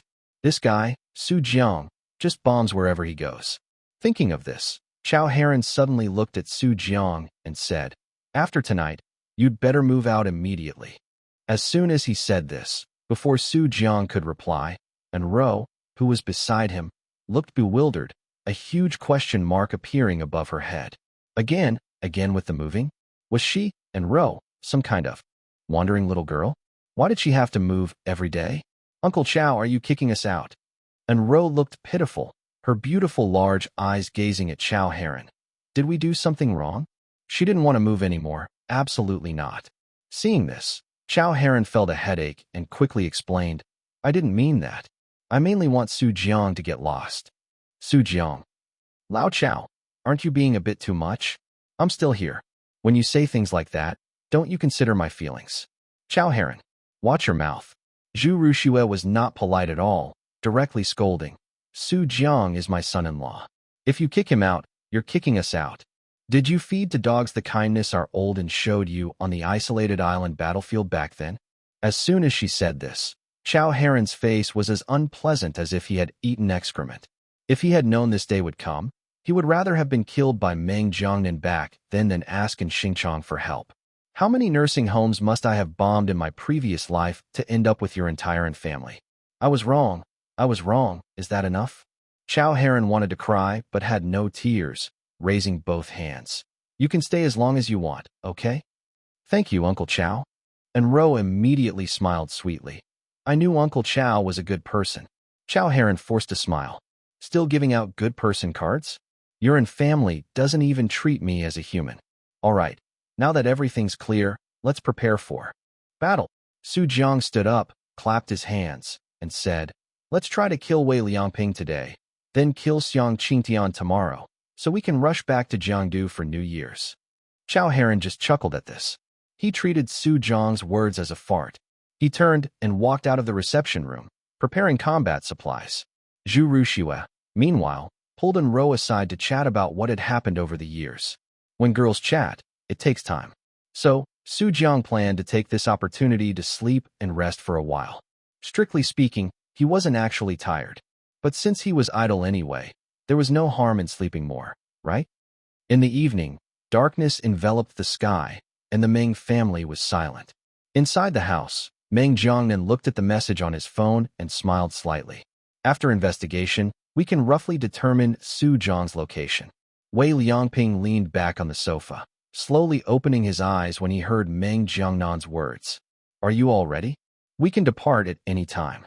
Hearing this, Wei Liangping slowly stood up, took the phone from Meng Jiangnan's hand, and looked at the location on it.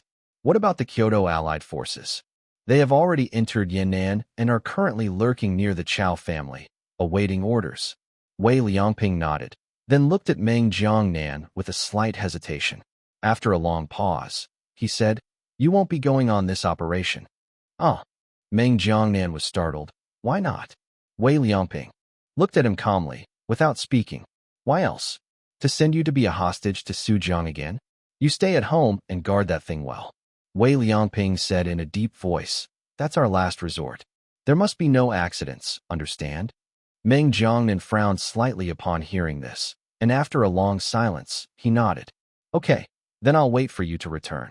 Meng Jiangnan paused, then said fiercely, This time, we must eliminate that guy Su Jiang. His lower abdomen still hurt to this day. That shot from Su Jiang was unforgettable for him. Wei Liangping nodded, then picked up his coat and walked out of the room. Notify the Kyoto Allied forces. The Su elimination plan begins. 303. What is going on? Near the Chao family's residence, Gao Zhan and two others, along with the Kyoto Allied forces, had already been lying in wait. Looking at the message on his phone, Gao Zhan's expression grew a few shades more solemn.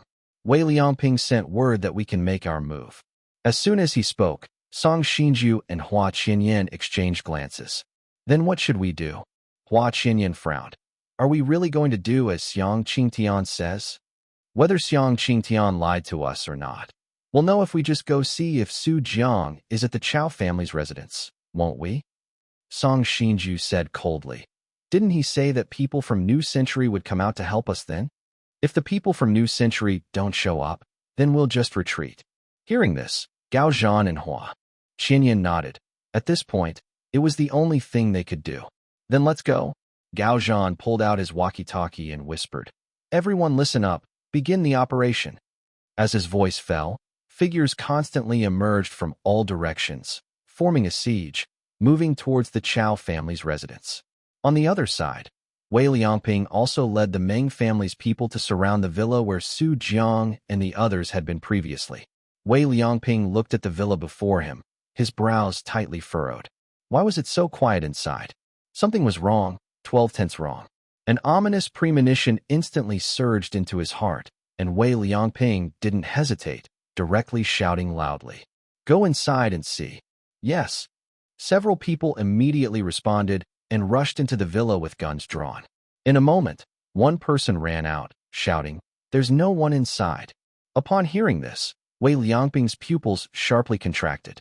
How could this be? At the same time, his phone vibrated, an incoming call. Wei Liangping quickly answered the phone, holding it to his ear, and Gao Zhan's angry curses came from the phone. Wei Liangping, are you fucking screwing us over? What do you mean? What happened on your side? Didn't you say we only needed to stop the Chao family and Dark Hall, and you would deal with Su Jiang? Outside the Chao family's gate, Gao Zhan's face was extremely grim. Before him, a figure was smiling and waving hello to him. The person greeting him was none other than Su Jiang. Looking at the scene before him, Gao Zhan gritted his teeth and said into the phone, Tell me, why is Su Jiang at the Chao family's residence? What? Wei Liangping's pupils suddenly narrowed, and his words caught in his throat. Su Jiang, at the Chao family's residence? He couldn't possibly be at the Chao family's residence, could he? Why would he appear at the Chao family's residence?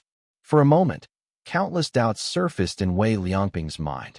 He knew that there must have been a major problem in one of the links of the plan. The situation had completely spiraled out of his control. Gao Zhan, listen to me. Wei Liangping quickly calmed down and said swiftly, Su Jiang must have sensed something beforehand. You must be careful. Hold on.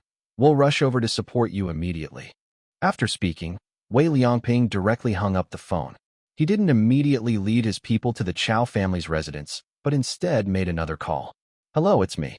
The call connected, and Wei Liangping didn't waste words, directly saying, Su Jiang has appeared at the Chao family's residence. You now take your people to support Gao Zhan and the others. Understood. Upon hearing this reply, Wei Liangping hung up the phone and also led his people towards the Chao family's residence. He secretly prayed in his heart, "Gao Zhan, you must hold on. Wei Liangping, go to hell." At this moment, Gao Zhan and the others were about to curse Wei Liangping's ancestors 18 generations back. The moment he saw Su Jiang, he knew that Xiang Qingtian had been telling the truth. Su Jiang had really joined forces with Wei Liangping. Their goal was to trap and kill them. At this moment, on the battlefield, the Kyoto Allied forces were stubbornly resisting. Su Jiang watched from afar, still holding the familiar megaphone to his mouth. "Leaders of the Kyoto Allied forces, listen to me. You have completely fallen into a trap. Surrendering is your only way out. We promise that as long as you surrender, we will treat prisoners with leniency. Surrender." Listening to Su Jiang's words, Gao Zhan and the others' faces were as ugly as if they had eaten excrement. "Leniency for prisoners? I'll believe you when pigs fly." In the distance, Su Jiang put down the megaphone, a slight smile on his lips. Although the Kyoto Allied forces looked battered now, there were actually no significant casualties. Because Su Jiang deliberately didn't use his full strength. If he crippled the Kyoto Allied forces, who would be his pawn later? Just then, behind the Kyoto Allied forces, several black cars suddenly appeared. Su Jiang raised an eyebrow at the sight. Wei Liangping shouldn't have arrived so quickly, should he? Soon, a person stepped out of the leading car, and it was indeed not Wei Liangping. "That's Lin Jianbai." Chao Heron frowned. "I didn't expect Wei Liangping to have hidden this move." Lin Jianbai. Su Jiang heard this and examined the person in the distance. Behind Lin Jianbai, Su Jiang also saw a familiar face. Lin Hui. This guy had finally shown himself. Lin Hui's appearance had changed quite a bit at this moment. His usual flamboyant aura much more restrained. He also saw Su Jiang, and his eyes instantly became incomparably cold and fierce. Su Jiang. Lin Hui gritted his teeth, staring intently at that figure, the person he had wanted to kill countless times in his dreams. If it weren't for Su Jiang, he wouldn't have ended up in this situation today. "Don't be swayed by emotions. Haven't you learned your lesson yet?" Lin Jianbai's cold voice rang out, making Lin Hui sober up quite a bit. In front, Gao Zhan and the others, seeing Lin Jianbai appear behind them, felt their hearts sink by half. It was over. Wei Liangping had even used Lin Jianbai, his trump card, to kill them. Just as they were feeling despair, a sudden change occurred. To everyone's surprise, another group of people suddenly emerged from all directions. They all wore masks and exuded a chilling aura. Sieg Guli also wore a mask, standing at the forefront of these people, shouting loudly, "Leader Gao Zhan, we from New Century are here." Gao Zhan and the others nearly burst into tears upon hearing this loud shout. They finally arrived. Soon, Sieg Guli led his people into the battlefield, standing in front of Gao Zhan and the others, shielding them from all pressure. "Leader Gao Zhan, we'll hold off Su Jiang's side for you," Sieg Guli said, with a serious expression, without looking back. "You go deal with Lin Jianbai and them. Our leader has already stalled Wei Liangping in them, but he can't hold them for too long, so you must act quickly." As soon as he said this, Gao Zhan and the others' expressions instantly became solemn. No wonder Wei Liangping hadn't appeared, but had sent Lin Jianbai instead. It turned out that Xiang Qingtian had gone to stall Wei Liangping for their sake. "Don't worry, brother," Gao Zhan said in a deep voice. "You hold on. Once we deal with Lin Jianbai, we'll come and help you." With that, Gao Zhan led the Kyoto Allied forces and suddenly turned around, charging towards Lin Jianbai and the others. Lin Jianbai frowned tightly at the sight. What was going on? Were the Kyoto Allied forces crazy? 304. "Hey brother, hold on. Gao Zhan, what are you trying to do?" Lin Jianbai's face was grim as he roared. "Are your families behind you, instructing you to do this?" In his view, the Kyoto Allied forces' sudden betrayal was because their families wanted to kill Wei Liangping. You're still slandering us." Gao Zhan's eyes were bloodshot as he said coldly, "At this point, I don't feel like wasting words with you. You're not worthy of hearing them. Kill. Finish this quickly." In an instant, the Kyoto Allied forces and the people Lin Jianbai brought with him clashed. It could be said that however aggrieved the Kyoto Allied forces had been just moments ago, that's how ferocious their attacks were now. Lin Jianbai's people couldn't hold on at all. In the distance, Xie Guli and the others feigned fighting while happily watching the show. Su Jiang's move was simply too brilliant. On the other side, Wei Liangping, who was on his way, saw the message on his phone and his pupils suddenly constricted. "Stop the car," he shouted. Given the current situation, he couldn't rush to the Chow family recklessly. The vehicle immediately stopped, and the driver looked at Wei Liangping with some confusion. Wei Liangping's gaze was incredibly solemn. He took a deep breath, his mind constantly working. The Kyoto Allied forces actually betrayed us. This isn't right, it's far too wrong. Why would the Kyoto Allied forces ally with Su Jiang? No, from the information Lin Jianbai sent back, they didn't ally with Su Jiang, but with New Century. When did they get in touch with New Century? Wei Liangping felt a headache coming on. There were too many things he couldn't figure out. However, with such a major turn of events, the plan to eliminate Su had clearly failed by half. Kyoto Allied forces. Since it's come to this, don't blame me for being impolite. Wei Liangping's eyes were extremely cold and fierce. No one had ever dared to betray him and still come to a good end. Split half the manpower. Come with me to help Lin Jianbai and the others retreat. The other half, go to the outskirts now and wipe out Gao Zhan's stronghold. As soon as he finished speaking, the Meng family's people quickly split into two groups. One group followed Wei Liangping to the Chow family. The other group rushed to the outskirts. At the same time, at the Chow family. New Century. How dare you interfere? Aren't you afraid of me, Su Jiang? Coming to trouble you? Su Jiang roared. Heh. Others might fear you, Su Jiang. But we, New Century, do not. Xie Guli shouted. Su Jiang. Surrender now. Once the brothers of the Kyoto Allied forces kill Lin Jianbai and his people, it will be the death of you and Wei Liangping. The two of them played along, and Su Jiang even pretended to pull out a sniper rifle and fire a few shots at Xie Guli. However, those few shots carried a bit of personal grudge, almost making Xie Guli go on strike. You damn bastard Su, taking this opportunity to get revenge on me, are you?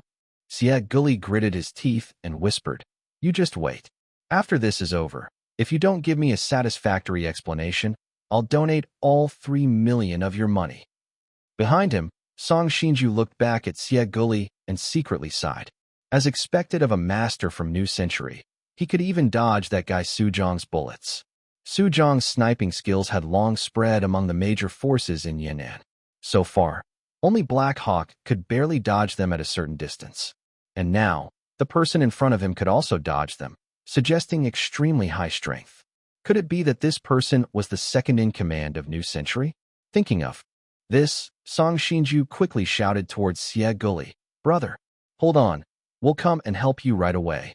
Xie Guli was stunned for a moment when he heard this, then quickly replied, don't worry, brother. Before you achieve victory, I will never let Su Jiang and his people affect you. Song Xinju felt a surge of emotion upon hearing this. What a good brother. The people of New Century were indeed sincere. After this exchange between the two, the Kyoto Allied forces fought even harder. They absolutely couldn't let down their brothers from New Century. They had to take down Lin Jianbai. Chao Heron's expression was incredibly complex as he watched this scene, shaking his head and sighing repeatedly. It was too ruthless. He couldn't even imagine if the Kyoto Allied forces knew the truth later, whether they would explode on the spot from anger. And Su Jiang's side, every single one of them was a born actor. The Kyoto Allied forces had been sold out, yet they were still calling out brother repeatedly. Su Jiang's eyes flickered as he looked at the ongoing battle. Then he asked through his walkie-talkie, Wu Qi, how much longer until Wei Liangping arrives? About 10 minutes, and they've split half their people off. Looking at their direction, they should be heading to the outskirts. Outskirts? Su Jiang was stunned, then quickly understood what Wei Liangping meant. Was he planning to play the old 6 and ambush their base? That was simply too inhuman. If it's still 10 minutes, Gao Zhan and his people probably can't take them down. Su Jiang was a little dissatisfied. What were the Kyoto Allied forces doing? After all this time, they still hadn't killed Lin Jianbai? After so many years, had they not worked hard to develop at all? Never mind, I'll have to go in myself. Chow, the current battle situation is fine. I'll leave it to you and Auntie. Chao Heron glanced at him and nodded gently. He was, After all, the head of the Chao family. If he couldn't even direct this small battle, he might as well die. Zhu Rushue said softly, Su Jiang, be careful. Please pay attention to your safety. Don't worry, Auntie, I'll be back soon. With that, Su Jiang put down his sniper rifle, picked up a small backpack from the side, and prepared to be the little boy selling grenades. Hua, let's go. All right, young Master Su. Hua Qing responded, then quietly followed Su Jiang to the garage at the back door of the Chao family. Su Jiang sat in the back seat and said, we have to take a detour to intercept Wei Liangping. You'll have to drive fast. Hua Qing took a deep breath and slowly closed his eyes. For so many years, I've always suppressed myself. After losing to Zhangqi back then, I never drove fast again. Now, I'm going to reclaim everything that belongs to me. Su Jiang's mouth twitched as he expressionlessly complained, don't act like an idiot, just drive. Oh, okay. Hua Qing quickly opened his eyes, stomped on the accelerator, and the car engine let out a mournful cry, shooting out like lightning. Su Jiang gasped, feeling the strong acceleration. Wait, Hua? You really have something, huh? Su Jiang glanced at the speedometer and gasped again. Holy crap, 300 kilometers per hour. And that was just the car's limit, not Hua Qing's limit. Su Jiang had never even reached 300 in Penguin Kart Rider, but Hua Qing was playing for real. He was drifting without even slowing down. 305, Xiang Qingtian steals home. At the same time, inside the Meng family. To deal with Su Jiang, Wei Liangping had taken most of the Meng family's people, leaving only a few, making the Meng family seem somewhat desolate at the moment. However, Black Hawk also stayed behind. With him there, Meng Jiangnan was the safest. Meng Jiangnan sat on a chair, his face showing a hint of anxiety. I wonder how the situation is. I hope Su Jiang can be eliminated. Black Hawk sat quietly to the side, not speaking. He very much wanted to go with Wei Liangping because he wanted to kill Su Jiang with his own hands. Guarding the useless Meng Jiangnan here made him feel very annoyed. In his opinion, those small forces wouldn't dare to launch a sneak attack on the Meng family at this time. Black Hawk was a bit agitated, extinguished his cigarette, and stood up. I'm going out for a walk. With that, he turned and left without waiting for Meng Jiangnan's reply. Meng Jiangnan frowned, just about to say something when Black Hawk had already opened the door. Immediately, both of them froze. Black Hawk's eyes widened, looking at the scene before him in disbelief. Outside the door, in the courtyard, stood a multitude of black-clad figures, countless muzzles aimed at him. It was as if they had been waiting for a long time. Black Hawk's face was extremely grim. When did these people invade? Why didn't he notice any movement at all? Oh, you came out. A voice sounded, and several black-clad figures moved to either side. A person was seen sitting leisurely on a chair, looking at Black Hawk with interest. Meng Jiangnan walked forward and, upon seeing that person's appearance, shivered all over. Xiang Qingtian, why are you here? Xiang Qingtian heard this and said with a chuckle, can't you tell? Of course, I'm here to raid the base. Meng Jiangnan's face instantly became as ugly as if he had eaten excrement. He would rather Su Jiang raid the base than face Xiang Qingtian. At the same time, he also saw another person. Yin Heng, the third in command of the new century. At this moment, he understood. You are the leader of the new century? Yes, that's me. Xiang Qingtian nodded, admitting it openly. Meng Jiangnan frowned deeply, glanced at Black Hawk, and saw Black Hawk slowly shake his head. He also had no other option. No matter how strong he was, facing so many prepared muzzles, he was powerless. This time, he had been checkmated. Seeing Black Hawk shake his head, Meng Jiangnan's heart completely sank into despair. Xiang Qingtian, killing me is meaningless, Meng Jiangnan said through gritted teeth. I know.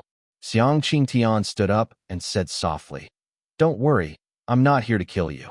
Hand over that thing. Meng Jiangnan's pupils constricted upon hearing this, and he said somewhat flustered, I don't know what you're talking about. No, you do.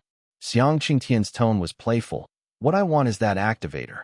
Hearing this, Meng Jiangnan's heart instantly sank to the bottom, and he was drenched in sweat. Xiang Qingtian actually knew. In reality, Meng Jiangnan had not buried any so-called explosives.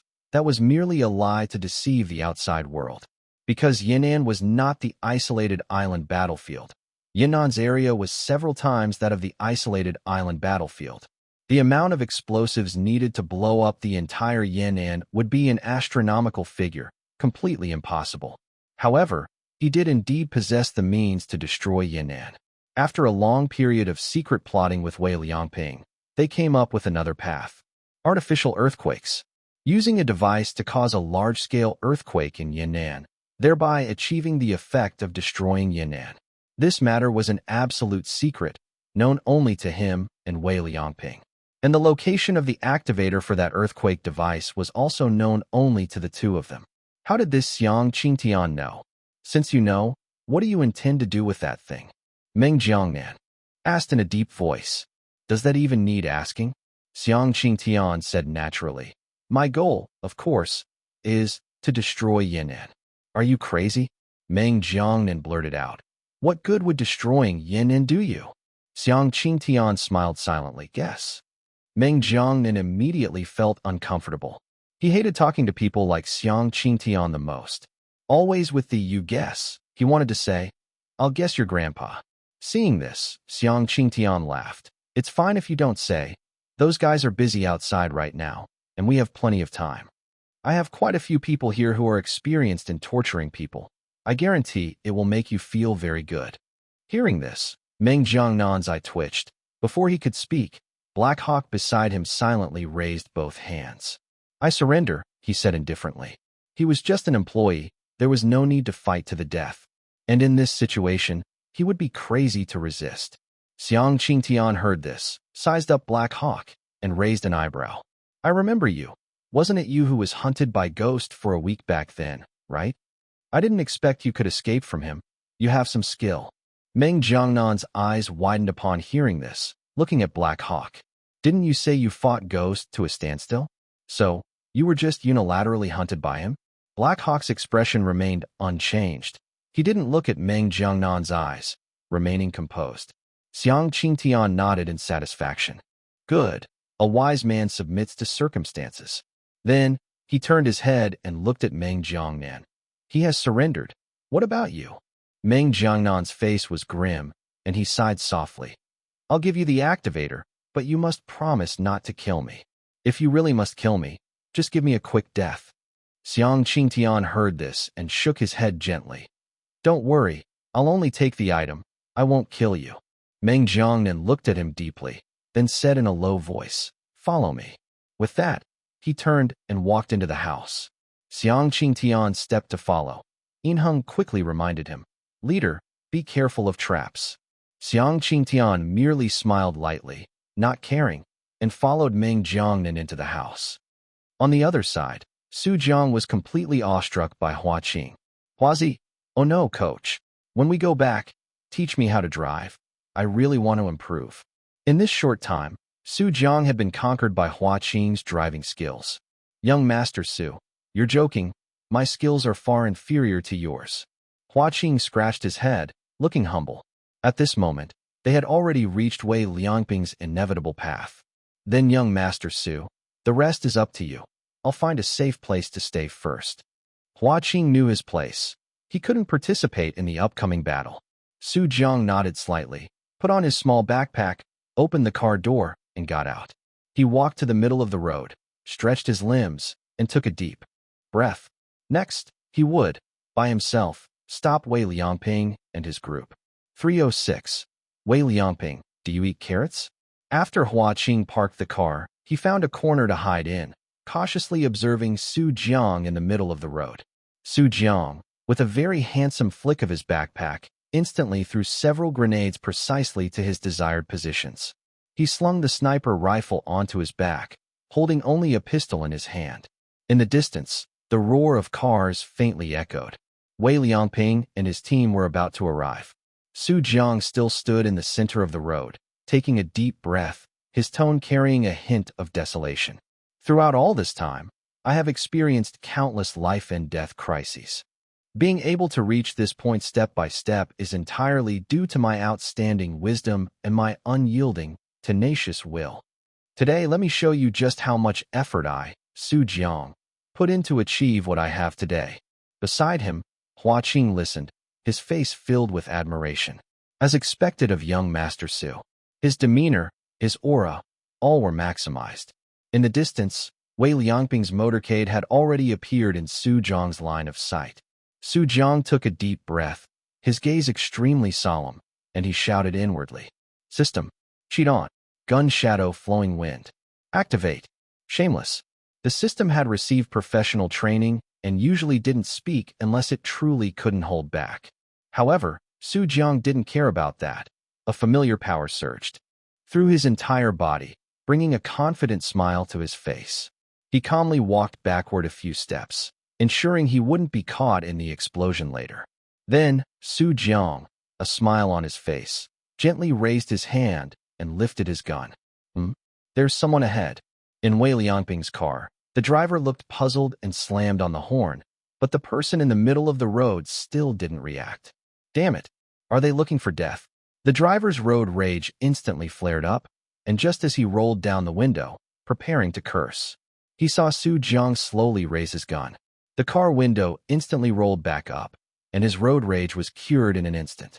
In the back seat, Wei Liangping saw this, stretched his neck for a closer look, and happened to see Su Jiang's familiar and disgusting smile. He frowned, about to tell the driver to just ram into him, when he suddenly widened his eyes. No, why was Su Jiang's gun aimed at the ground? Oh no! Wei Liangping realized something was wrong immediately. Without waiting for the driver to react, he decisively opened the car door and jumped out.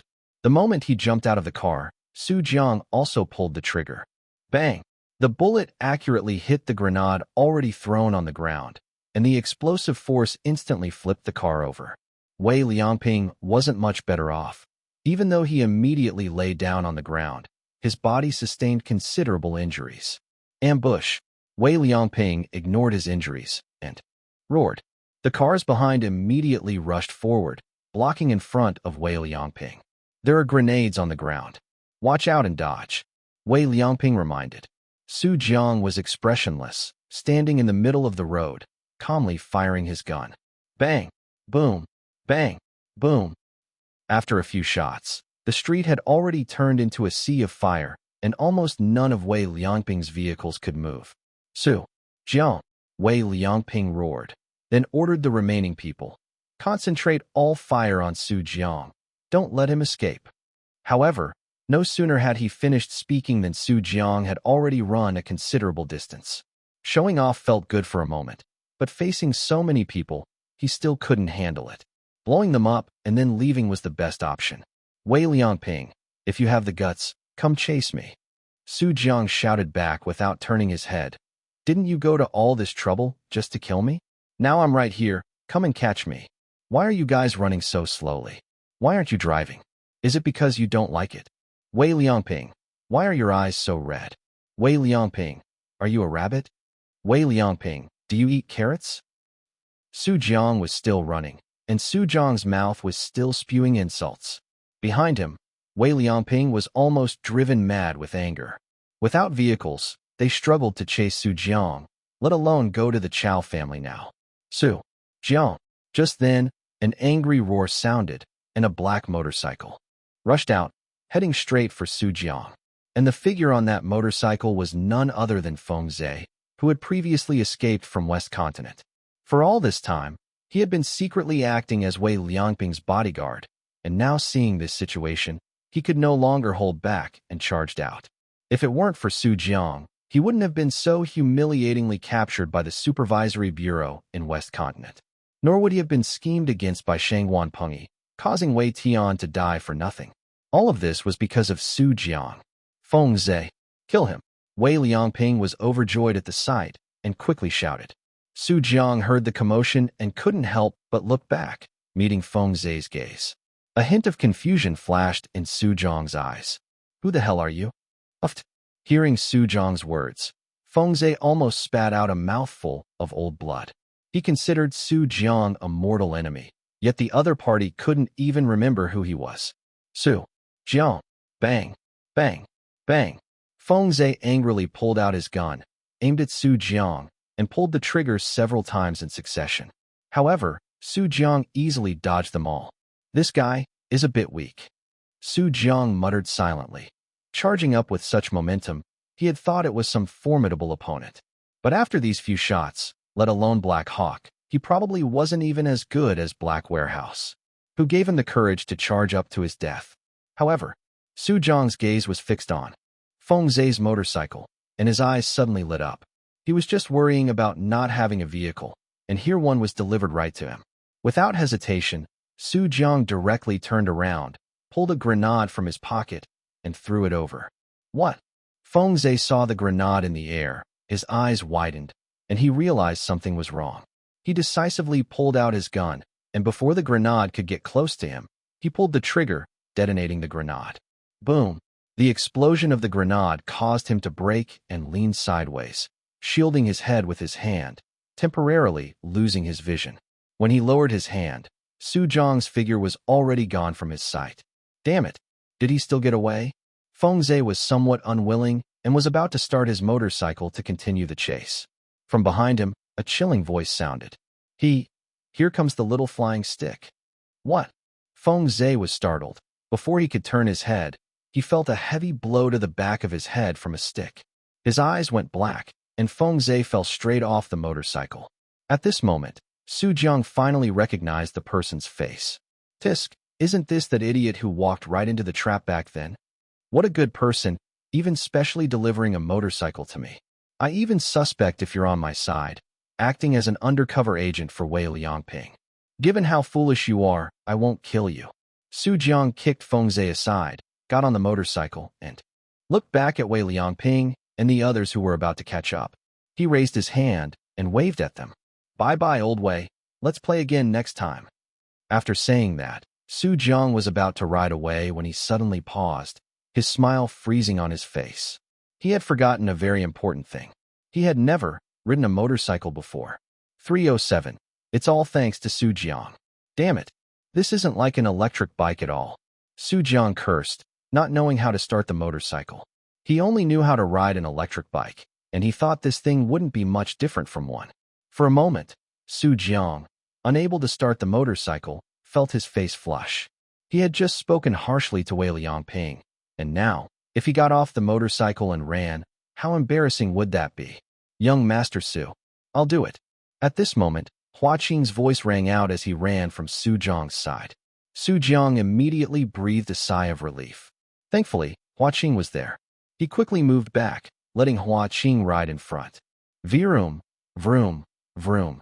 As expected of Hua Qing, the moment he got on, he used his hands and feet, squeezing the clutch and shifting gears in one smooth motion. Good job, Hua Qing, let's go. Su Jiang patted Hua Qing's shoulder, laughing. But young Master Su, we're not wearing helmets. Won't that set a bad example for children? It's fine. Good children know what to learn and what not to learn. All right, young Master Su, hold on tight. Hua Qing released the clutch, and the motorcycle instantly started, carrying Su Jiang away from the spot. Behind them, Wei Liangping, seeing this, also stopped, his face incredibly grim.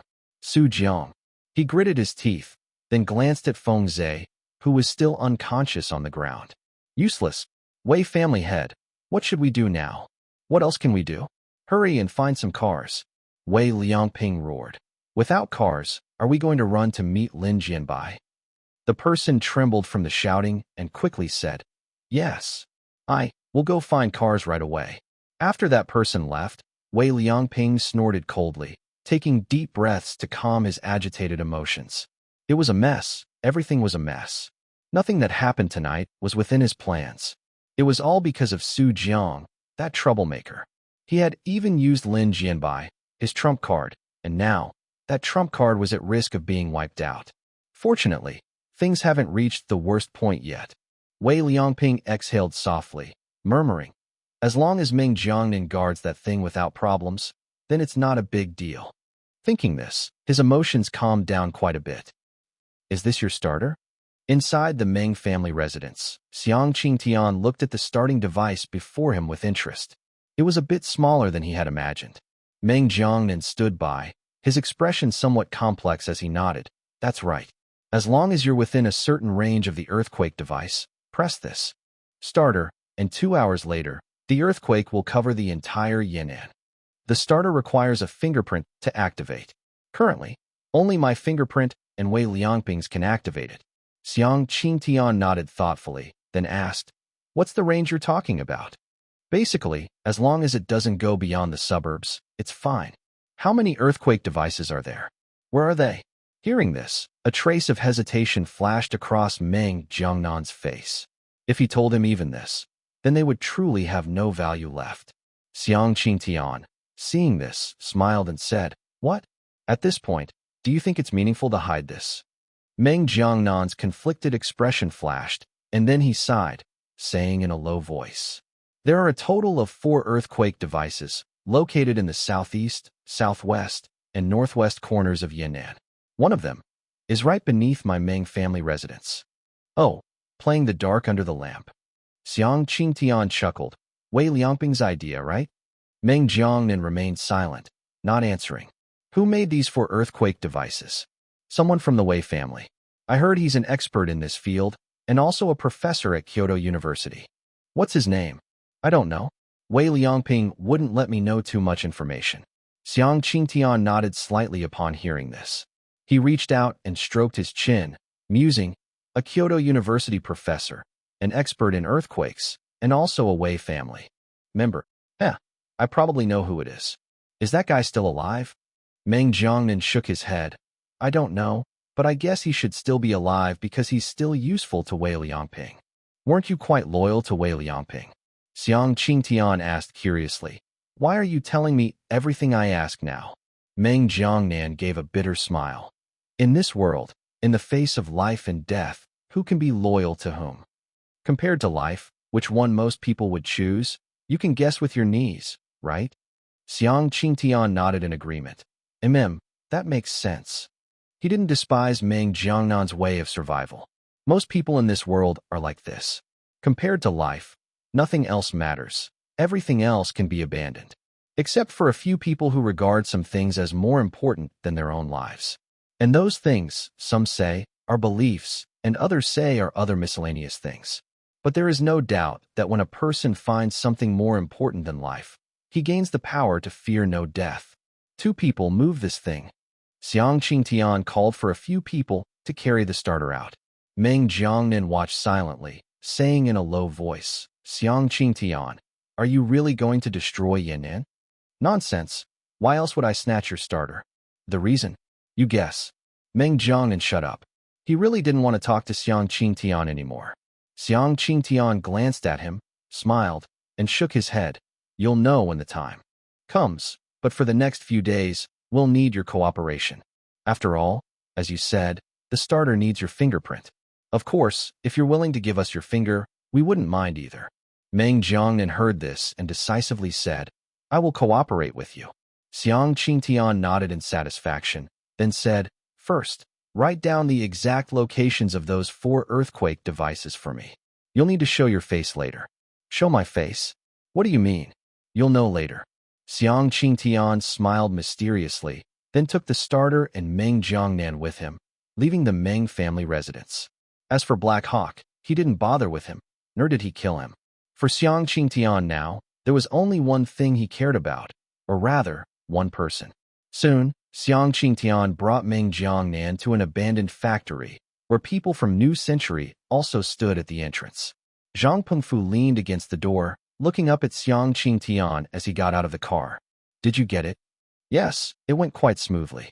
Xiang Qingtian smiled, sighing.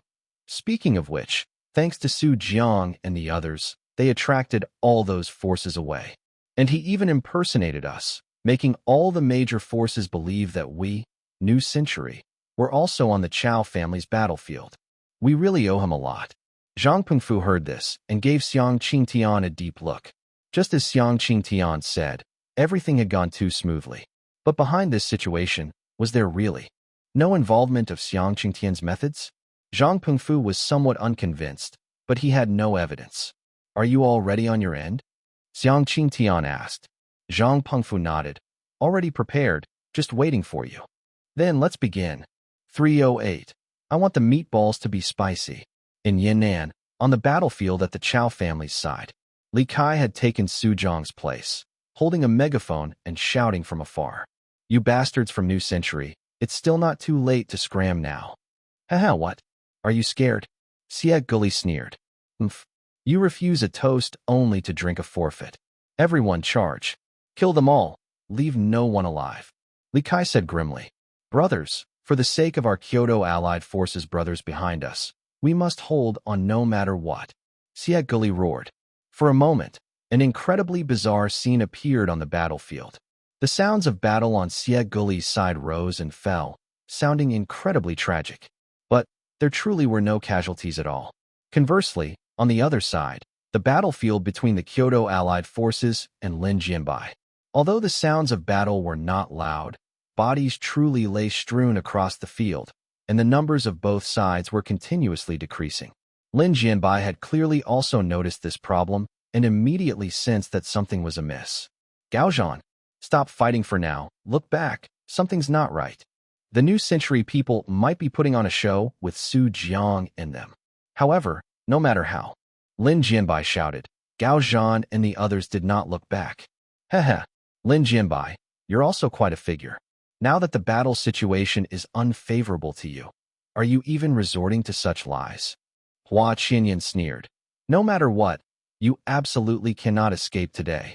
Gaozhan and Song Xinju also nodded. In their opinion, Lin Jianbai was trying to seize the opportunity to turn the tide by suddenly exerting force the moment they turned their heads. At the same time, he was also using such words to shake their resolve. Therefore, they absolutely could not turn their heads.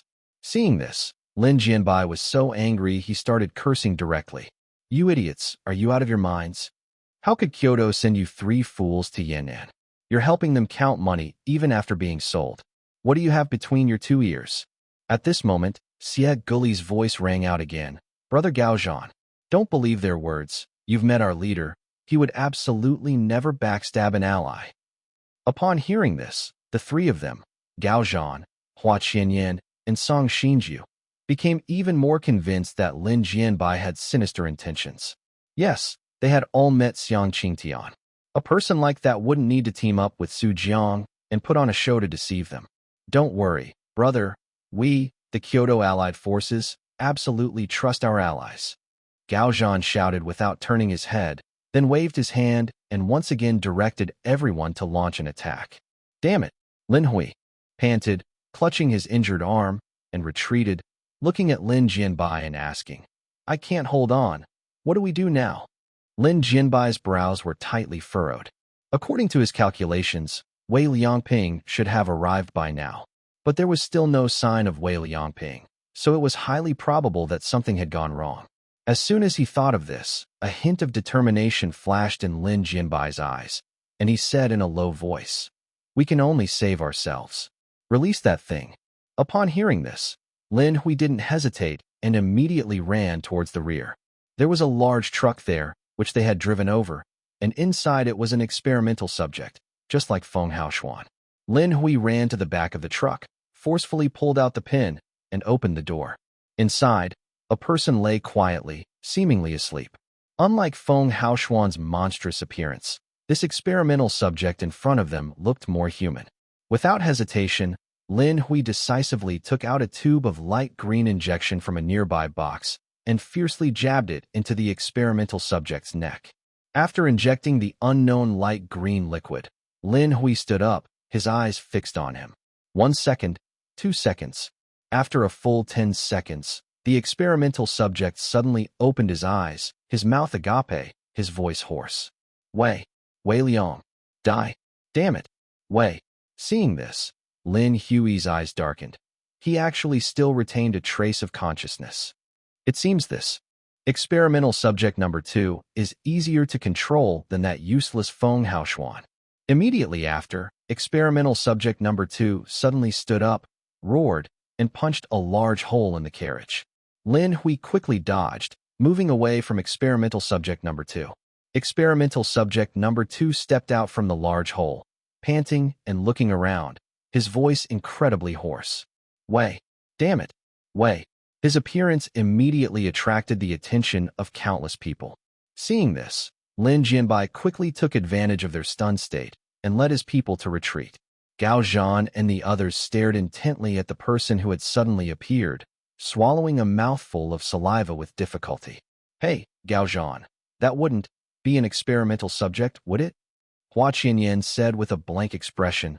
Lin Jianbai, no, it should be Wei Liangping. He can actually create a second experimental subject? Gao Zhan nodded with a solemn expression. According to intelligence, when they were in West Continent, the Wei family once brought out an experimental subject. And after the Wei family set this precedent, all the major families in Kyoto also began to follow suit, because if they didn't, they would sooner or later be eliminated by the Wei family using experimental subjects. But after trying, they realized that the financial and material resources required to create such an experimental subject were simply astronomical. Even if our 3 major families combined, we could only barely create one experimental subject. Beside him, Song Xinjiu, with cold eyes, also spoke. Moreover, from the looks of it, this experimental subject in front of us seems to retain a trace of consciousness and holds considerable resentment towards the Wei family. This was a huge matter, because the previous Feng Haoshuan could be said to be a monster with no consciousness at all. But now, this unknown experimental subject in front of them could actually retain consciousness and speak. This also indicated that Wei Liangping had made considerable progress in his research on experimental subjects. If this continued, it was possible that he could truly create super soldiers who could retain full consciousness without side effects. However, before they could finish speaking, the experimental subject roared and charged towards them. Lin Jianbai's people along the way also died at his hands, as he made no distinction between friend and foe. Damn it! Shoot, stop him! This is trouble now. Fear immediately appeared in the eyes of Gao Zhan and the others. They knew how difficult experimental subjects were to deal with, and they alone could not possibly resist. In the distance, Xie Guli also saw this scene. After a moment off-stunned, he stopped what he was doing and immediately pulled out his phone to call Su Jiang. Listening to the ringing sound, a look of anxiety appeared on Xie Guli's face. Old Su, pick up the damn phone. We're screwed. 309. Hua Qing, the strongest support of the season. Xie Guli also knew that only Su Jiang had a way to deal with the experimental subject. As for everyone else, they should run as far as they could. Before this, Shangwan Pengyi and the others had asked Yin Hua to study Feng Haoshuan's body strength. The conclusion was that unless the experimental subject's head was instantly attacked with the power of more than 50 grenades, there was no way to cause substantial damage to them. At the same time, during his research, Yin Hua also discovered something very shocking. That was, the reason Feng Haoshuan had no consciousness was because his spiritual will had already died before he turned into a monster. In other words, the previous Feng Haoshuan was actually in a vegetative state. That is to say, Feng Haoshuan was in a semi-dead state. In Su Jiang's words, it was Schrödinger's Feng Haoshuan. As an experimental subject, he was in a superposition of dead and non-dead. Upon receiving this research result, Yin Hua came to an alarming conclusion. Teacher Ding's gene liquid is the basis for making a panacea, so it contains a powerful life energy. It seems the Wei family used this life energy to turn Feng Haoshuan, who was in a semi-dead state, into a monster capable of action. If the Wei family continues to develop in this direction, then it is very likely that the thing I worry about most will happen. They can utilize half-dead people, so what about dead people? If the Wei family truly succeeds, then the appearance of zombies, which only exist in TV dramas, will no longer be impossible in reality. Upon hearing this, Shangwan Pengyi and An Xingchang immediately realized the seriousness of the matter and began to act. This was also why Xiang Qingtian was able to come to Yan'an alone, because Shangwan Pengyi and An Xingchang simply had no time to spare for him. Damn it, old Su, answer the phone quickly. Xie Guli was panicking. Looking at the experimental subject constantly approaching in the distance, he was extremely anxious. However, the phone still went unanswered. Xie Guli broke down and couldn't help but pray. Please, old Su, as long as you answer the phone, I'll never mention the 3 million again. Who knew? Before he even finished speaking, the call connected. Hello, old Xie. Why are you calling me like crazy? Su Jiang's complaining voice came through. Hearing this voice, Xie Guli's face lit up. and without caring what he had just said, he quickly asked, "Old Su, where are you now?" "On a motorcycle." "Motorcycle? You can ride a bike? Mind your business? If there's nothing, I'm hanging up." "No, no, no. I'll make a long story short." Sieg Gully swallowed and said, "Something big has happened here. Lin Jianbai and them released an experimental subject, and now it's killing people everywhere." "An experimental subject? Like Feng Haoshuan?" "Yes, but it looks a bit smarter than Feng Haoshuan." "All right, I understand. Your Su Ge will come to save you." Immediately. With that, Su Jiang directly hung up the phone, not taking the experimental subject seriously. "An experimental subject? What kind of trash? Can it still make a sound after I hit it with a stick?" "Huazi." Su Jiang was about to tell Hua Qing to drive faster, when he saw Hua Qing waving his hands slightly while riding, interrupting Su Jiang's words. The wave was not a refusal, but rather, "Young Master Su, you don't need to say more." Hua Qing smiled disdainfully and lightly stepped on the pedal with his left foot. Full speed. Su Jiang's hairstyle was blown away, but his eyes were full of admiration. "Huazi, you are my god. It turns out this season, you are the strongest support." "What is Li Kai?" "His gun is gone. Wait until next season." On the other side, Sieg Gully, who had hung up the phone, breathed a slight sigh of relief. Looking at the situation, as long as the brothers of the Kyoto Allied forces held on for a while, it would be fine once Su Jiang arrived. As for Lin Jianbai and the others, they had already scattered and fled during the previous chaos. Sieg Gully was too lazy to bother with them. He understood the principle of not pursuing a cornered foe. "Damn it! Don't fight head-on, retreat!" Gao Zhan shouted. "We can't deal with him. Find an opportunity to escape." The members of the Kyoto Allied forces all smiled bitterly upon hearing this. They didn't want to run. But the key was that the experimental subject was not only fast, but also incredibly perceptive. Anyone who tried to escape from his vicinity would be noticed immediately, and then he would send them to meet their great-grandmother with a single punch. "Way, damn it." The experimental subject kept repeating this phrase, which left everyone speechless. "You have a grudge against the Wei family. Go find the Wei family members. What's the deal with you hitting us?" But everyone also knew that communication was meaningless. Although the experimental subject in front of them retained a trace of consciousness, he still had no rationality, only knowing how to kill. In the distance, Chao Heron also saw this scene, and Zhu Ruxue stood beside him, a hint of solemnity flashing in her eyes. "Old man Chao, don't you think that experimental subject's face looks a bit familiar?"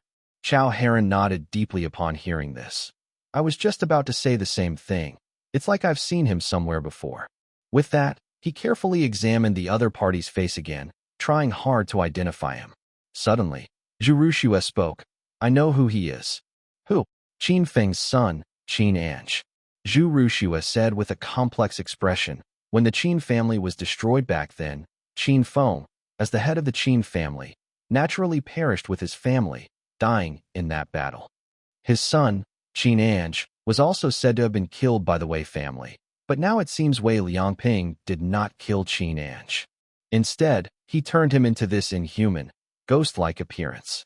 Chao Heron's face showed shock upon hearing this. "Qin Ange kits him. So, he's the Qin family's only surviving heir?" Zhu Ruxue nodded, sighing with emotion. If Qin Feng had known his son would end up like this, he might have killed him with his own hands, which would have been better than this. Now is not the time to talk about this. Chao Heron's pupils narrowed slightly, and he said, "We have no way to deal with this experimental subject. If this continues, we'll all be doomed." Lin Jianbai could run, the Kyoto Allied forces could run, but he couldn't. This was his Chao family. He had nowhere to run. "What are you panicking about?" Zhu Ruxue chuckled softly and slowly said, "Everything will be fine once my son-in-law returns." "Su Jiang? What method could he possibly have?" "Hee, you old fellow are really out of touch with news. But that's right. West Continent seems to have kept that matter a secret." Zhu Ruxue parted her red lips slightly and smiled. "My son-in-law, he's been given a title by my old man. It's called Experimental Subject Killer. 310. It's also not good." As soon as Zhu Ruxue finished speaking, a sound came from the distance, and a black motorcycle approached. Zhu Ruxue smiled slightly when she saw the person on the bike. He's here. Chao Heron's eyes still held a hint of doubt. The power Qin Ange displayed was simply beyond what a normal person could contend with. Only with powerful, destructive weapons would it be possible to deal with him. How could Su Jiang possibly do it? Young Master Su, the experimental subject they mentioned, should be that guy up ahead. Hua Qing slowed down, looking at Qin Ange not far away, and said softly. Su Jiang also saw Qin Ange. He gently patted Hua Qing's shoulder. All right, Huazi, stop here. Hua Qing stopped the motorcycle, and Su Jiang unhurriedly dismounted, pulling a black rod from his waist. Su Jiang? What do you want to do? Gao Zhan and the others looked at Su Jiang's sudden appearance with alert. Nonsense, of course. I'm here to save you. Do you have a way to deal with this monster? Of course, but I have one condition. Su Jiang smiled faintly and said, as long as you swear that the Kyoto Allied forces will no longer trouble me from now on, I will save you. As soon as he spoke, Gao Zhan and the others' expressions instantly turned cold. Su Jiang was clearly taking advantage of their predicament. All right, but you also have to guarantee that you won't trouble us. The situation was urgent, so Gao Zhan didn't hesitate and readily agreed. Good, then you all swear. Su Jiang held the rod, speaking unhurriedly. Gao Zhan's face was ashen. Qin Ange was still killing people everywhere, and every minute wasted meant more casualties for the Kyoto Allied forces. The situation is urgent. You deal with that guy first, and we'll keep our word. We won't break it. Gao Zhan shouted. No, that won't do. Anyway, I'm not in a hurry. You all swear first, or I won't make a move. Su Jiang casually tapped his shoulder with the rod, his tone quite roguish. You go first. You all swear first. You go. You swear. Go. Swear. Su Jiang's attitude was incredibly firm. He wouldn't back down an inch. Gao Zhan clenched his fists, having already cursed Su Jiang's ancestors 18 generations back in his mind. Left with no choice, he, Hua Qianyan, and Song Xinju each swore an oath in the name of their respective families. Su Jiang naturally recorded the entire process on his phone. If Gao Zhan and the others broke their promise, their families would lose all face. Although for Su Jiang, face wasn't worth much money, for those prominent families, reputation was quite important. Otherwise, if word got out, who would dare to cooperate with their families in the future? Is this enough? Gao Zhan gritted his teeth, looking at Su Jiang, and said in a low voice, We've done as you said. Can you make your move now? MHM, of course. Su Jiang smiled and nodded, stuffing his phone into his pocket, then walked leisurely towards Qin Ange. Hey, big guy over there. Su Jiang shouted towards Qin Ange. Look over here. TSK, TSK, TSK. He held the rod in his hand, constantly teasing Qin Ange, as if playing with a small dog. It left Gao Zhan and the others stunned. Brother, that's an experimental subject. Not an experimental dog. Aren't you afraid of things going wrong if you play like this? Roar. Qin Ange heard the sound, turned to look at Su Jiang, and gasped for breath. Wei family. Damn it. Oh, you have a grudge with the Wei family? Su Jiang immediately brightened upon hearing this. How about I take you to Wei Liangping? Upon hearing the name Wei Liangping, Qin Ange seemed to have a switch flipped, and he furiously charged towards Su Jiang. His blood-soaked hands flailed, as if he wanted to tear Su Jiang to pieces. Seeing the other party's appearance, Su Jiang's smile instantly vanished, replaced by a hint of boredom. In everyone's sight, Su Jiang casually tossed the rod into the air. Damn, is Su Jiang crazy? He's being way too overconfident, isn't he? Is he even capable? I say we should take this chance and slip away. What time is it? And he's still doing acrobatics. It's over, it's over. Su Jiang's going to die, and none of us will make it out alive. Ignoring the chatter, Su Jiang's gaze sharpened. As Qin Ange was about to close in on him, he moved his feet. Grabbing one of Qin Ange's arms, Su Jiang exerted a slight force, leaped up, and used a clever maneuver to get behind Qin Ange. TSK, I thought you might have some sense, but it turns out you're just a beast, like Feng Haoshuan. Su Jiang finished speaking softly, then extended his hand. The rod, which had been spinning in the air, underwent a period of freefall before landing in Su Jiang's hand. This process could be included in a physics problem for the college entrance exam, involving force analysis of the three objects and so on. Su Jiang gripped The rod aimed at the back of Qin Ange's neck and struck down hard. Bang! A loud thud echoed, and to everyone's astonished gaze, Qin Ange fell forward directly, without any resistance.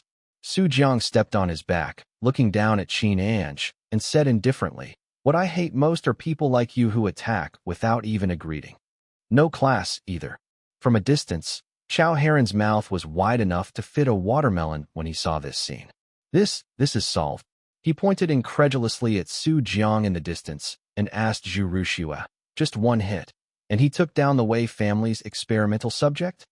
Zhu Rushua was also a bit stunned at this moment.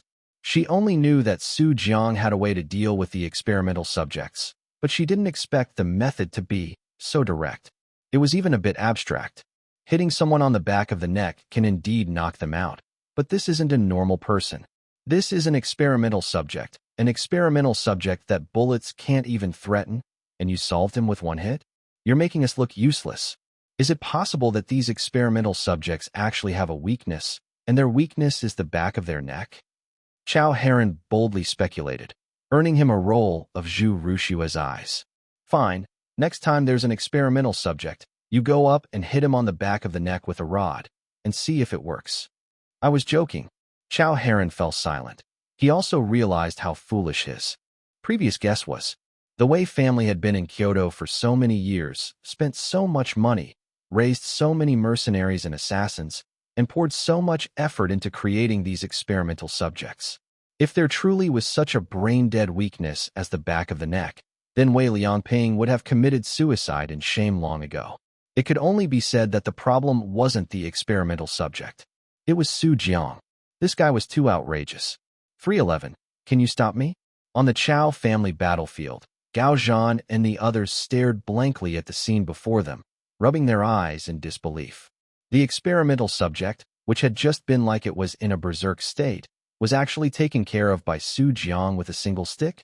He didn't believe it. In his opinion, the stick must have been a diversion. Su Jiang must have used some method they didn't know about to deal with the experimental subject. Su Jiang, he must know the experimental subject's weakness. This thought made Gao Zhan's eyes grow extremely serious. Currently, in the capital, the experimental subject had always been regarded by various major families as a strategic weapon for the future.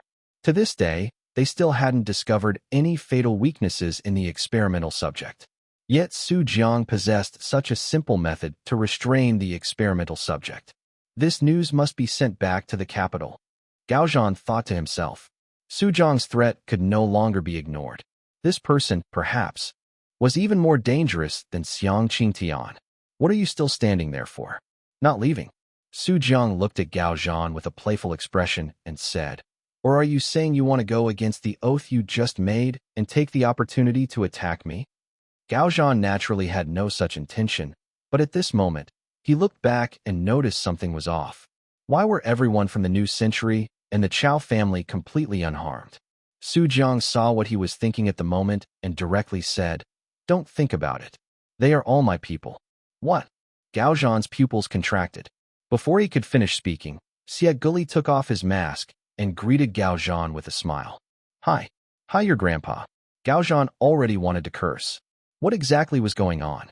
How could the people from the new century be impersonated by Xie Guli? Then what was going on with Xiang Qingtian? Gao Zhan felt his brain wasn't enough, but he could be sure of one thing. That was, they had been tricked. As for who tricked them, it definitely had something to do with this disgusting smiling Su Jiang in front of him. Su Jiang raised an eyebrow, just about to say something. In the distance, Chao Heron suddenly shouted, "Su Jiang, look at your phone." Look at his phone. Su Jiang looked puzzled, pulled out his phone, and his eyes suddenly widened. His phone screen had automatically unlocked and was playing a video. And the person in the center of the screen was Xiang Qingtian. What's going on? Su Jiang had a faint, ominous premonition. He looked around and found that many people, like him, had Xiang Qingtian's image appearing on their phones. At the same time, the same situation appeared on all televisions and large screens throughout Yan'an. Without hesitation, Su Jiang immediately pulled out his walkie-talkie. "Wu Qi. I'm checking." Wu Qi immediately responded, accompanied by the clatter of keyboard keys. The other party should have hacked into one of our commonly used mobile apps, then remotely forced control of our phones. Others should be in the same situation. And looking at the coverage, 80% of Yinnan's electronic areas are controlled by him. This definitely couldn't have been accomplished overnight. This hacker's methods are far superior to mine. I can only try my best to track his location. Even Wu Qi had to admit that the opponent's strength in computer science completely overwhelmed her. Gao Zhan and the others also pulled out their phones at this moment. This sudden change caught them off guard. Good evening, everyone. Let me introduce myself. My name is Xiang Qingtian. On the screen, Xiang Qingtian smiled, his face a bit pale, looking somewhat weak. I apologize for occupying public resources. The reason I'm doing this is because there's something I want to tell everyone. At the same time, Wei Liangping, who had just gotten into the car and was about to head to the Chao family, also saw the live broadcast. He frowned tightly, looking at Xiang Qingtian's face, the sense of unease in his heart growing stronger. Xiang Qingtian's tone changed, and he slowly said, "At 8 p.m. 3 nights from now, on New Year's Eve, I will destroy Yinnan." As soon as these words came out, Wei Liangping's pupils contracted. Destroy Yinnan? It couldn't be. That's right, Wei Liangping. It's exactly as you're thinking. Across the screen, Xiang Qingtian seemed to be able to guess what Wei Liangping was thinking, and he turned the camera. On the screen, a man tied up appeared, looking at the camera with a complicated expression. It was Meng Jiangnan, who had been taken away. Damn it! Wei Liangping could no longer hold back and cursed. Useless. Useless. Useless. The moment he saw Meng Jiangnan, he knew. Everything was over. Immediately after, the camera turned back, and Xiang Qingtian again faced the screen, slowly saying, "Everyone, I think you all know what it means to have Meng Jiangnan in my hands. To all my friends in Yinnan, I give you 3 days to escape for your lives. After 3 days, those who remain, let us and Yinnan perish together into nothingness." This is the attitude we, the new century, show to this world. Well then, good night, everyone. On the screen, Xiang Qingtian smiled and waved goodbye. Immediately after, everyone's screens went black, with no image whatsoever. Wu Qi, no need to check anymore, Su Jiang said faintly. On the walkie-talkie, Wu Qi's fingers stopped typing on the keyboard, her face filled with disappointment. Understood, she replied softly. An Rou, beside her, reached out and patted her shoulder. It's okay, Sister Wu Qi, you've already done very well. Wu Qi remained silent, not speaking. This time's blow was significant for her. She hadn't even found any useful information. In this short hacker confrontation, the opponent completely played her like a fiddle. An Rou didn't know how to comfort Wu Qi for a moment, but now, it no longer mattered, because the outside world had already completely fallen into panic. Damn it, what does Xiang Qingtian want to do? Is he crazy? Madman? He's a madman. I'm going to escape. What does this mean, a prank? That person actually said he would destroy Yinnan. Oh no, tickets to leave Yinnan are already sold out. What should I do? Haha, what's there to panic about? I think it's just a prank. At this moment, Su Jiang looked at the panicking people in front of him, his brows tightly furrowed. Suddenly, his phone vibrated. He picked it up and his pupils sharply contracted. On Su Jiang's phone screen, Xiang Qingtian was still smiling. His phone had not been turned off. Across the screen, Su Jiang and Xiang Qingtian looked at each other. Xiang Qingtian slowly began to speak. Su Jiang, do you think you can stop me? 312, is this good news? Su Jiang, do you think you can stop me? Hearing Xiang Qingtian's inexplicable words, Su Jiang frowned. What do you mean by that? How many people do you think can escape Yinnan in 3 days? Xiang Qingtian, explain yourself. Facing Su Jiang's questioning, Xiang Qingtian smiled slightly and said softly, Su Jiang, you won't be able to escape. At this very moment, all routes leaving Yinnan have been blockaded by me. Even the small mountain paths are guarded by my people. Su Jiang was expressionless and said indifferently, Xiang Qingtian, do you think your people can stop me? Of course not. Xiang Qingtian knew Su Jiang's strength, so he naturally wouldn't delude himself into thinking those people could stop everyone. For example, Wei Liangping or Gao Zhan. There are many ways for them to leave Yinnan, and he couldn't stop them. He didn't need to stop them either, Because they weren't Xiang Qingtian's targets. What Xiang Qingtian wanted to trap were the citizens of Yan'an, and those without power. But Su Jiang, will you leave? Xiang Qingtian said calmly. Can you really abandon those ordinary people to their deaths? What does it have to do with me? Su Jiang said unceremoniously. What do their lives or deaths have to do with me? Xiang Qingtian, you don't think I, Su Jiang, am some great philanthropist, do you? Of course not. But what if you had a chance to save them? Xiang Qingtian's tone changed, and he said in a low voice, Su Jiang, if there was such an opportunity, and you could save the countless people of Yan'an, would you still leave? Hearing this, Su Jiang's expression subtly changed. What do you mean by that? There are only two ways to save Yan'an. Xiang Qingtian slowly extended two fingers and said softly, First, kill me. As long as you can kill me, then I guarantee that Yan'an will definitely be safe, and the people of New Century will not retaliate against you. Su Jiang's eyes narrowed. And the second? The second is even simpler. Xiang Qingtian slowly said, As long as you stand before me in 3 days and answer one question, I will decide whether or not to destroy Yan'an based on your answer. Xiang Qingtian, are you crazy? Su Jiang cursed. Are you threatening me? Taking the lives of everyone in all of Yan'an, just for the answer to one question. To be precise, it's your answer to this question. Xiang Qingtian's face showed no change. Su Jiang's mouth twitched, and just as he was about to curse a few more times, Xiang Qingtian directly interrupted him. Xiang Qingtian, you. All right, we'll see each other in 3 days. Su Jiang's phone screen went black, and the image disappeared directly, not giving Su Jiang any chance to curse. Su Jiang was depressed, so angry he wanted to smash his phone, but he thought better of it. This was a new phone An Rou bought him, and he cherished it. It was definitely not because he was afraid of being beaten by An Rou. Definitely not. Sigh, I didn't expect this guy to be targeting me. Su Jiang was a bit helpless. Who did he provoke? He didn't provoke Xiang Qingtian, did he? Why target him? Looking up, Su Jiang found that many people were staring at him. He hadn't concealed himself just now, so his conversation with Xiang Qingtian was heard by many people, including Gao Zhan and a few others. What are you looking at? Want to fight? Su Jiang looked at Gao Zhan with a ruffian look. He just happened to want to vent his anger on someone. Gao Zhan's mouth twitched. Are you a dog? Biting everyone you see? Su Jiang, what secret do you have with Xiang Qingtian? I have a secret with your dad. I'm your godfather. Su Jiang, this is not the time for jokes. I'm not joking with you. I really am your godfather. Gao Zhan clenched his fists tightly. If Hua Qianyan hadn't held him back, he would have rushed forward to fight Su Jiang.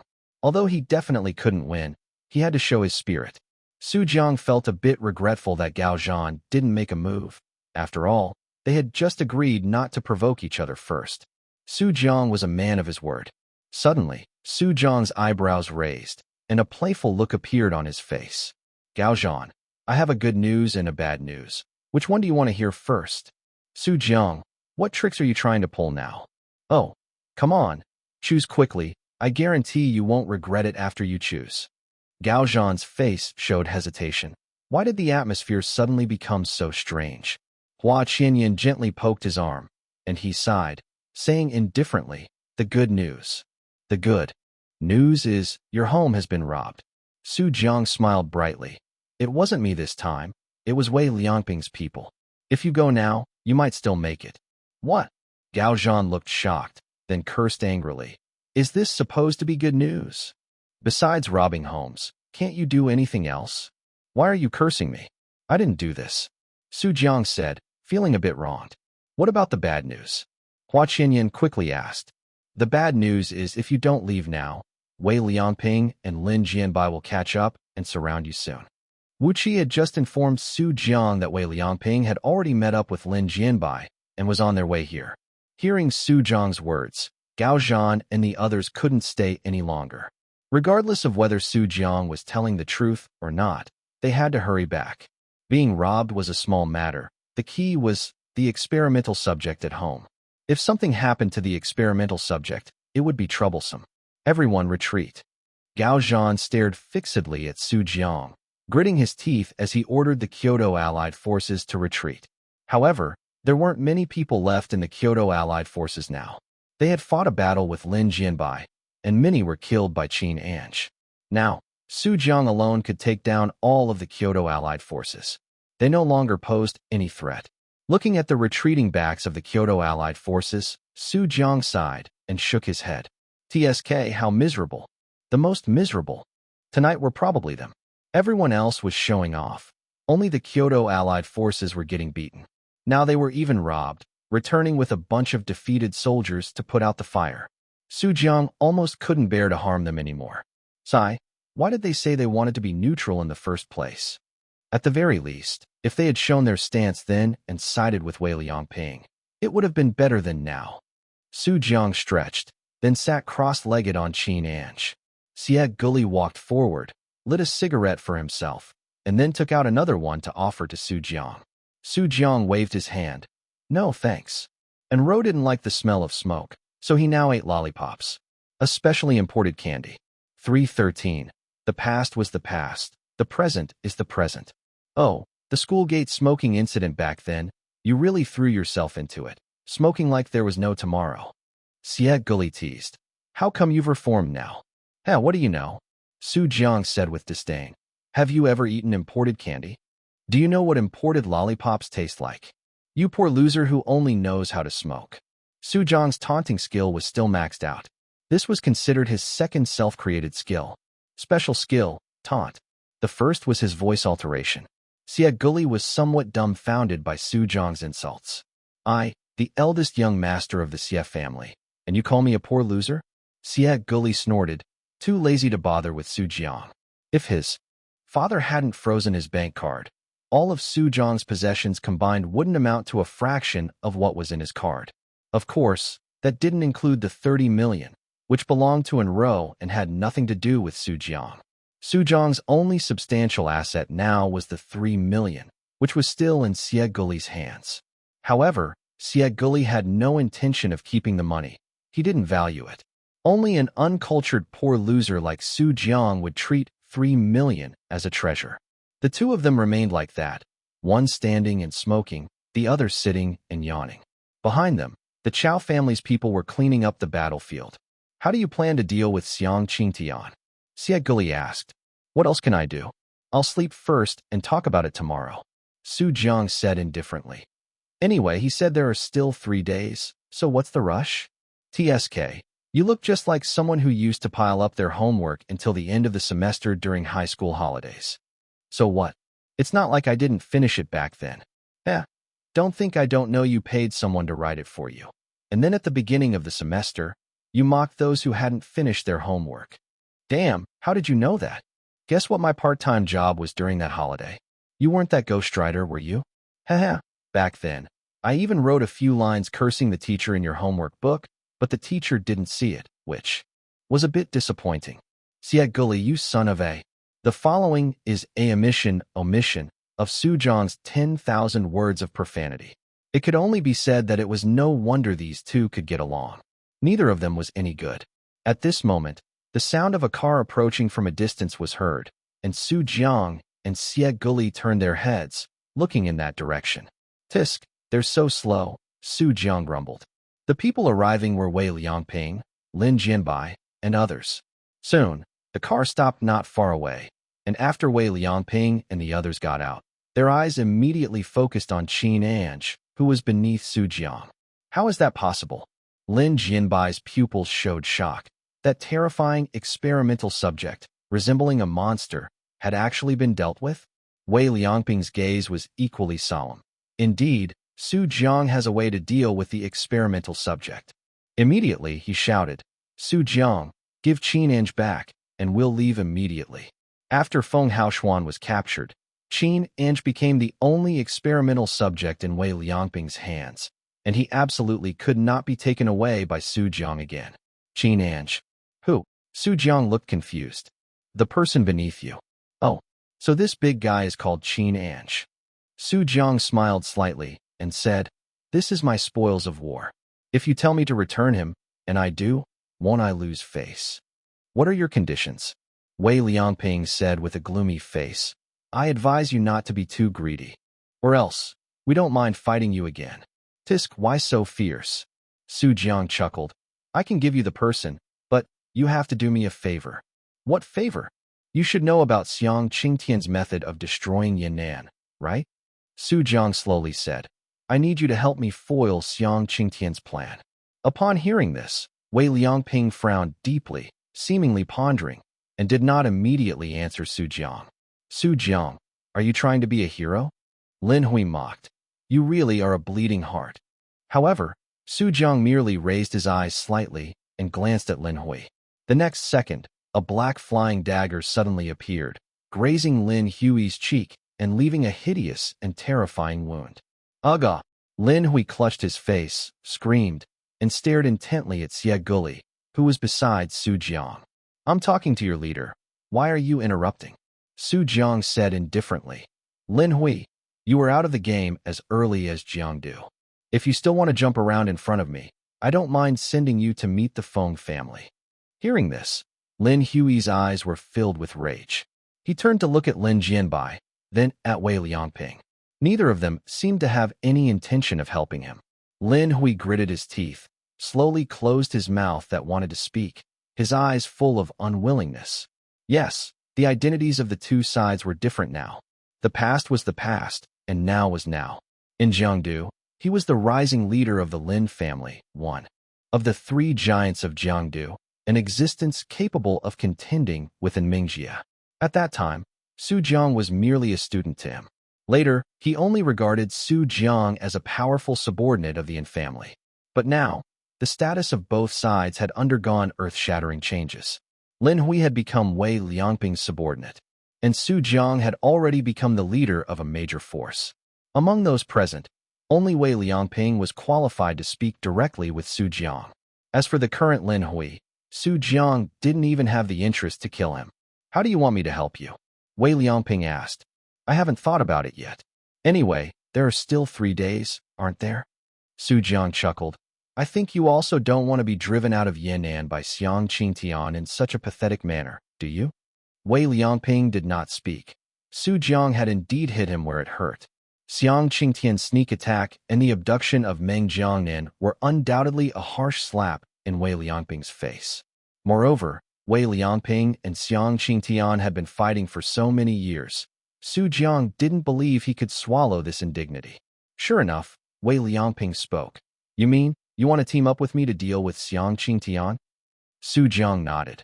More or less, because I also don't want to leave in such a sorry state. All right, Wei Liangping said decisively. I accept this deal. Seeing this, Su Jiang beamed with joy, got up from Qin Ange, and then casually kicked him. Bang! Qin Ange was kicked by Su Jiang to stand before Lin Jianbai and the others. I've given you the person. We can discuss the specific plan later. With that, Su Jiang stretched, turned around, and walked away. It's this late already. It's time to sleep. Even if the world ends tomorrow, we still have to sleep, right? Wei Liangping looked deeply at Su Jiang's retreating figure, then glanced at the unconscious Qin Ange on the ground, and said indifferently, Take him with you, we're retreating. 314. Great Hero? Yan'an, Suburbs. At this moment, inside the Kyoto Allied Forces main camp, there were bloodstains everywhere, and corpses could be seen scattered around. There were Wei Liangping's men, and there were also men from the Kyoto Allied Forces. What was similar was that their bodies all bore similar fatal wounds, which were not gunshots. When Gao Zhan and the others rushed back, there was not a single living soul left in the place. It was utterly silent. Damn it! Seeing this scene, Gao Zhan's heart was immediately enveloped by a sense of unease. Go quickly and check if the experimental subject is still there. As his voice fell, several people ran out, rushing towards the place where the experimental subject had originally been held. A few minutes later, they ran back, their faces incredibly grim. The experimental subject is gone. Hearing this news, Gao Zhan clenched his fists. Although he had mentally prepared himself, he still found it somewhat difficult to accept this fact. Most of these corpses were likely the experimental subject's handiwork. Wei Liangping, that idiot. Gao Zhan cursed angrily. The experimental subject ran away. It's impossible to catch it again. And in this situation, Xiang Qingtian is still causing trouble. I'm really fed up. Gao Zhan felt truly stifled. In just 2 days, how did they end up in such a predicament? Before, they were doing so well staying in the suburbs, feared by all sides. Now, only some remnants of a defeated army remained, unable to stir up any waves at all. Their only reliance, that experimental subject, had even run away. Gaozhan truly felt like crying now. Let's go back. Hua Qinyan sighed, took a step forward, and slowly said, things have come to this. We are no longer qualified to participate in the situation here in Yan'an. Xiang Qingtian, Su Jiang, and Wei Liangping form a three-way standoff. As we are now, we can't even contend with one of them. The best solution is to return to Kyoto first, and then make plans. Song Shinju frowned. Go back? In their current situation, if they returned to Kyoto, how would they explain it to their respective families? They had formed a three-family allied army with great momentum, only to end up in such a state in Yan'an, unable to even keep the experimental subject. Song Shinju didn't even have the face to go back. Gaozhan heard Hua Qinyan's words, looked around, and seeing the exhaustion on everyone's faces, his heart was filled with an endless sense of frustration. After a long while, Gaozhan sighed. Then, let's go back. Although Xiang Qingtian had sent people to block the roads, with their strength, leaving Yan'an was still not a problem. Song Shinju also sighed upon hearing this, saying nothing. They were out of the game. And at this moment, although it was deep into the night, probably few people could sleep. Because of Xiang Qingtian's live broadcast, Yan'an had now fallen into panic. Damn it! What kind of guy is that Xiang Qingtian, actually saying he wants to destroy Yan'an? This is already considered a terrorist, right? Is no one going to do anything? Can anyone buy tickets to leave Yan'an? It says here there are no tickets left. Why run? I don't believe it. Can he really kill all of us by himself? Exactly. When the sky falls, the tall ones will hold it up. It won't endanger us common folk. Meanwhile, in a dilapidated small house in Yan'an, a simply dressed little girl looked worriedly at the woman on the bed. Mommy, it's so noisy outside. So many people are saying we're going to die.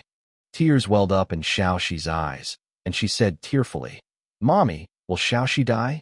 The woman on the bed had a somewhat pale face. Hearing this, she smiled slightly, reached out her hand to caress Xiaoxi's face, and wiped away her tears. Don't worry, Xiaoxi, we will all live. The woman said gently, there are many good people in this world. If there's really danger, a great hero will come to save us. A great hero? Yes, a great hero who can give everyone a sense of security. Xiaoxi blinked, then turned her head. There was a rusty iron stove there. On top of the iron stove was a bamboo skewer. On the skewer, there had once been an ice sugar gourd. Su Jiang's figure appeared in Xiaoxi's mind. Is that big brother who gives a sense of security the great hero? So noisy. Have some manners. Are you not letting people sleep in the middle of the night?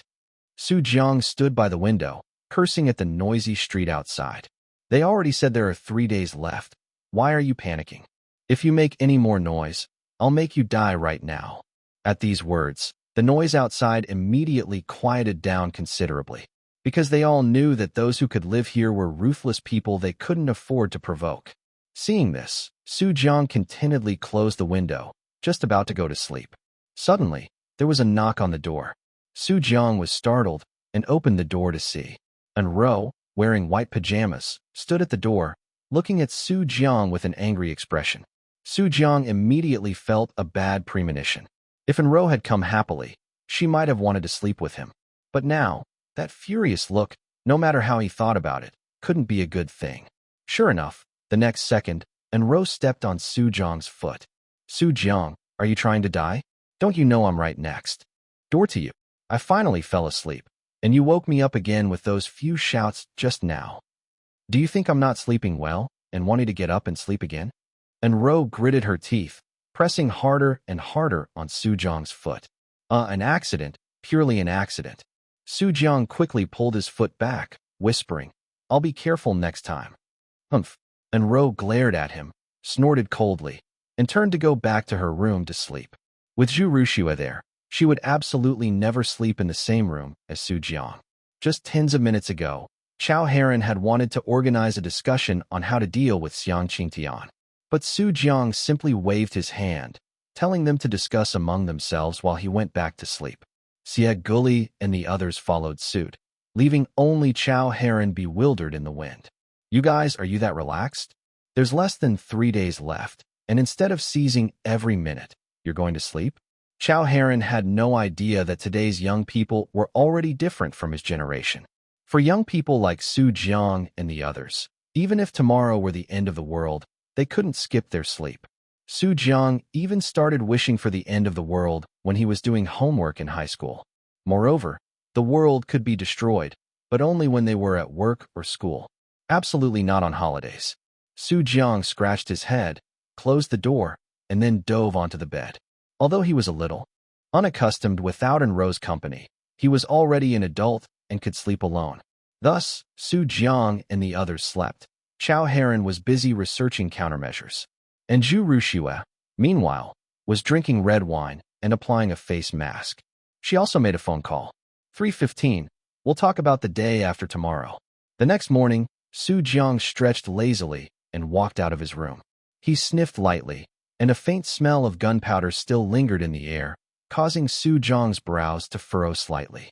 Good morning, son-in-law. Zhu Ruxue greeted him with a smile, curiously looking towards the room behind Su Jiang. An Rou isn't up yet. Auntie, An Rou is in the room next to mine. Huh? You two still haven't slept together yet. Zhu Ruxue looked at Su Jiang with a shocked expression, her eyes scrutinizing him strangely. Could Su Jiang be not good in that aspect? Facing a peerless beauty like An Rou, he could actually still hold back? Su Jiang's face darkened, and he said somewhat speechlessly, Auntie, we are in a proper boyfriend-girlfriend relationship. Tisk, Olden and I are in a proper husband-wife relationship. Zhu Ruxue said indifferently. Su Jiang, actually, our family is very open, so you don't have to be so restrained, understand? I'm still waiting to play. I'm still waiting to hold my grandson. Just then, a pillow suddenly flew over, and Zhu Ruxue instantly became alert. Assassin, dodging the pillow agilely, Zhu Ruxue looked up and saw An Rou with a look of shame and indignation. Mom, what nonsense are you talking about? Zhu Ruxue, however, showed no embarrassment, saying generously, what's there to not say? Back then, I was pregnant with your brother before I even graduated from college. That's you. An Rou said angrily. The way you put it, you're my daughter, of course, you should surpass me. Su Jiang subtly took a few steps back, with an expression of someone watching a show. However, how could these mother and daughter ignore Su Jiang's presence? Son-in-law, do you think Annie is right? You young people should be more open and not be constrained by those rules and regulations. Zhu Ruxue looked at Su Jiang. Su Jiang, think carefully before you answer. An Rou also looked at Su Jiang. Su Jiang's mouth twitched. He wished he had just slipped away earlier. Ahem. I think both of your points of view have some merit. Regarding this issue, we should look at it dialectically. Su Jiang started rambling, avoiding the main point. Seeing An Rou's dissatisfied expression, about to speak, Su Jiang had a flash of inspiration and quickly pulled out his phone. Hello? Old Xie. Oh. Guanyin cooked noodles for me, right? What? The noodles are getting cold. That won't do. I'll be right there. As he spoke, Su Jiang had already quickly retreated from this battlefield, and the moment he hung up the phone, he had already disappeared from An Rou and Zhu Ruxue's sight. An Rou looked in the direction Su Jiang left, so angry her teeth itched. Su Jiang, you big pig's trotters, just you wait for this grandma. When I get back, I'm throwing away all my stockings. An Rou, listen to your mother's advice. Getting married early isn't a bad thing. You're just bored and want to find some fun. Don't think I don't know. You and Dad are just alike. How can you talk like that, child? Zhu Ruxue said angrily. Why don't you younger generations consider us older folks? You're still young now. You'll have plenty of opportunities to enjoy life later. We're different. If we don't enjoy ourselves now, we'll be old. And Rose silently rolled her eyes. Her heart was so tired. Why were her parents like this? Zhu Ruxue and An Xingchang both sided with Su Jiang, and even her own brother, and Mingjie, had run away. Was she really just a wandering little girl? And Rose snorted, deciding not to bother with Zhu Ruxue anymore, and turned to leave. Hey, and Rou, don't go. Let's discuss it a bit more. Discuss what? Chao Heron suddenly appeared from the side, with 2 dark circles under his eyes, full of resentment. You scared me. Old man Chao, you didn't sleep well last night? Zhu Rushua said, looking at the listless Chao Heron. Remove the well. I didn't sleep at all last night. Chao Heron said grumpily. Last night, everyone ran off, leaving him alone, tossing and turning, unable to sleep, his mind filled with how to deal with Xiang Qingtian. So, have you thought of a plan? Zhu Rushua said, amused. No. Then you might as well have slept. Zhu Rushua left this mocking remark and walked away. Chao Heron clenched his fists in anger. Being with such a group of people really required a strong sense of tolerance. His peers around him all provided emotional value. But what about Su Jiang's group? Emotions were maxed out, but no value was given. How much evil did I commit in my past life to encounter such a family? Chao Heron shook his head and sighed. 2.5 hours later, in the Chao family's conference room, everyone, having finished breakfast, was called here for a meeting at Chao Heron's strong insistence. Chao Heron stood at the head of the table, his sharp eyes scanning the crowd. Zhu Rushue and An Rou still hadn't reconciled and remained silent. Su Jiang and Xie Guli were flipping each other off.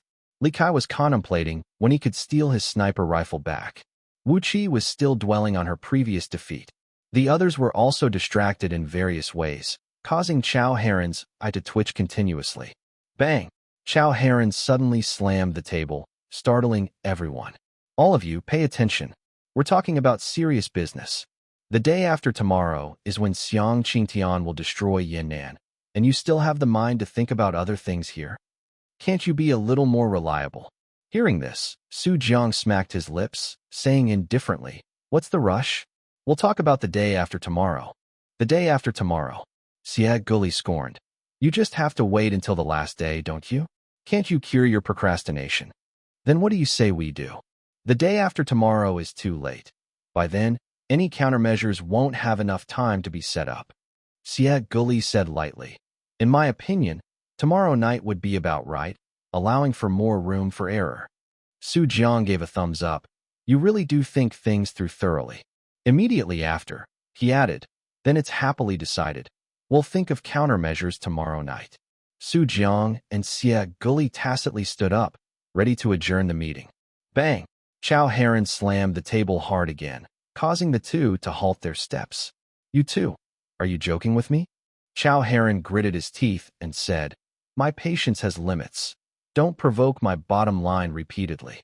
Su Jiang and Xie Guli blinked, then obediently sat back down. This old man must be going through menopause. No need to argue with him. Seeing this, Chao Heron took a deep breath. Now, let's begin the meeting. 3:16. During the meeting, the atmosphere in the Meng family meeting room was somewhat heavy. Chao Heron took a deep breath and said in a low voice, To stop Xiang Qingtian, we must know what methods he will use to destroy Yan'an. Why ask? It must be Meng Jiangnan's explosives, Li Kai said. No, it should be other methods. Zhu Rushue slowly said. If it really were explosives, then the Dark Hall wouldn't have found any clues. For so long, and how many explosives would it take to destroy Yan'an? In other words, the explosives are just a cover, and there are actually other methods that can make everyone perish together? An Rou frowned, deep in thought. For a moment, everyone was silent. They couldn't guess what method it was. But without knowing this method, they couldn't deal with Xiang Qingtian from the source. Su Jiang scanned the crowd and blinked. I say, why make it so troublesome? Just make a call and ask, won't you know? With that, Su Jiang took out his phone and dialed a number. Everyone was stunned. Make a call? Ask whom? The next second, Su Jiang gave everyone the answer. Hello, Wei Liangping. This is Su Jiang. Hearing this, everyone's mouths twitched. You're calling Wei Liangping? What'd he tell you? Asking you something. What is Meng Jiangnan's method for mutual destruction? Su Jiang, do you think I'd tell you? Don't be silly, we're allies now. Information sharing is only right. Heh. Didn't you say you'd rather die than ally with me before? Before was before, now is now. Don't drag it out, just say it quickly. Su Jiang said impatiently. Meng Jiangnan has been captured, and your trump card has been taken away. What are you still pretending about here? Tell me quickly so we can figure out a way to deal with Xiang Qingtian. On the other end of the phone, Wei Liangping's face was ashen, looking displeased. He would tear Su Jiang's mouth apart sooner or later. He was so damn annoying. Then, Wei Liangping took a deep breath and slowly said, "Artificial earthquake." "What did you say?" "Speak louder." "I said artificial earthquake. It's like man-made earthquakes, understand?" Wei Liangping roared. "Why are you yelling so loud?" Su Jiang also roared back. Wei Liangping gritted his teeth, his fists clenched tightly. "Didn't you tell me to speak louder?" Subsequently, Wei Liangping patiently told Su Jiang the entire story of the artificial earthquake.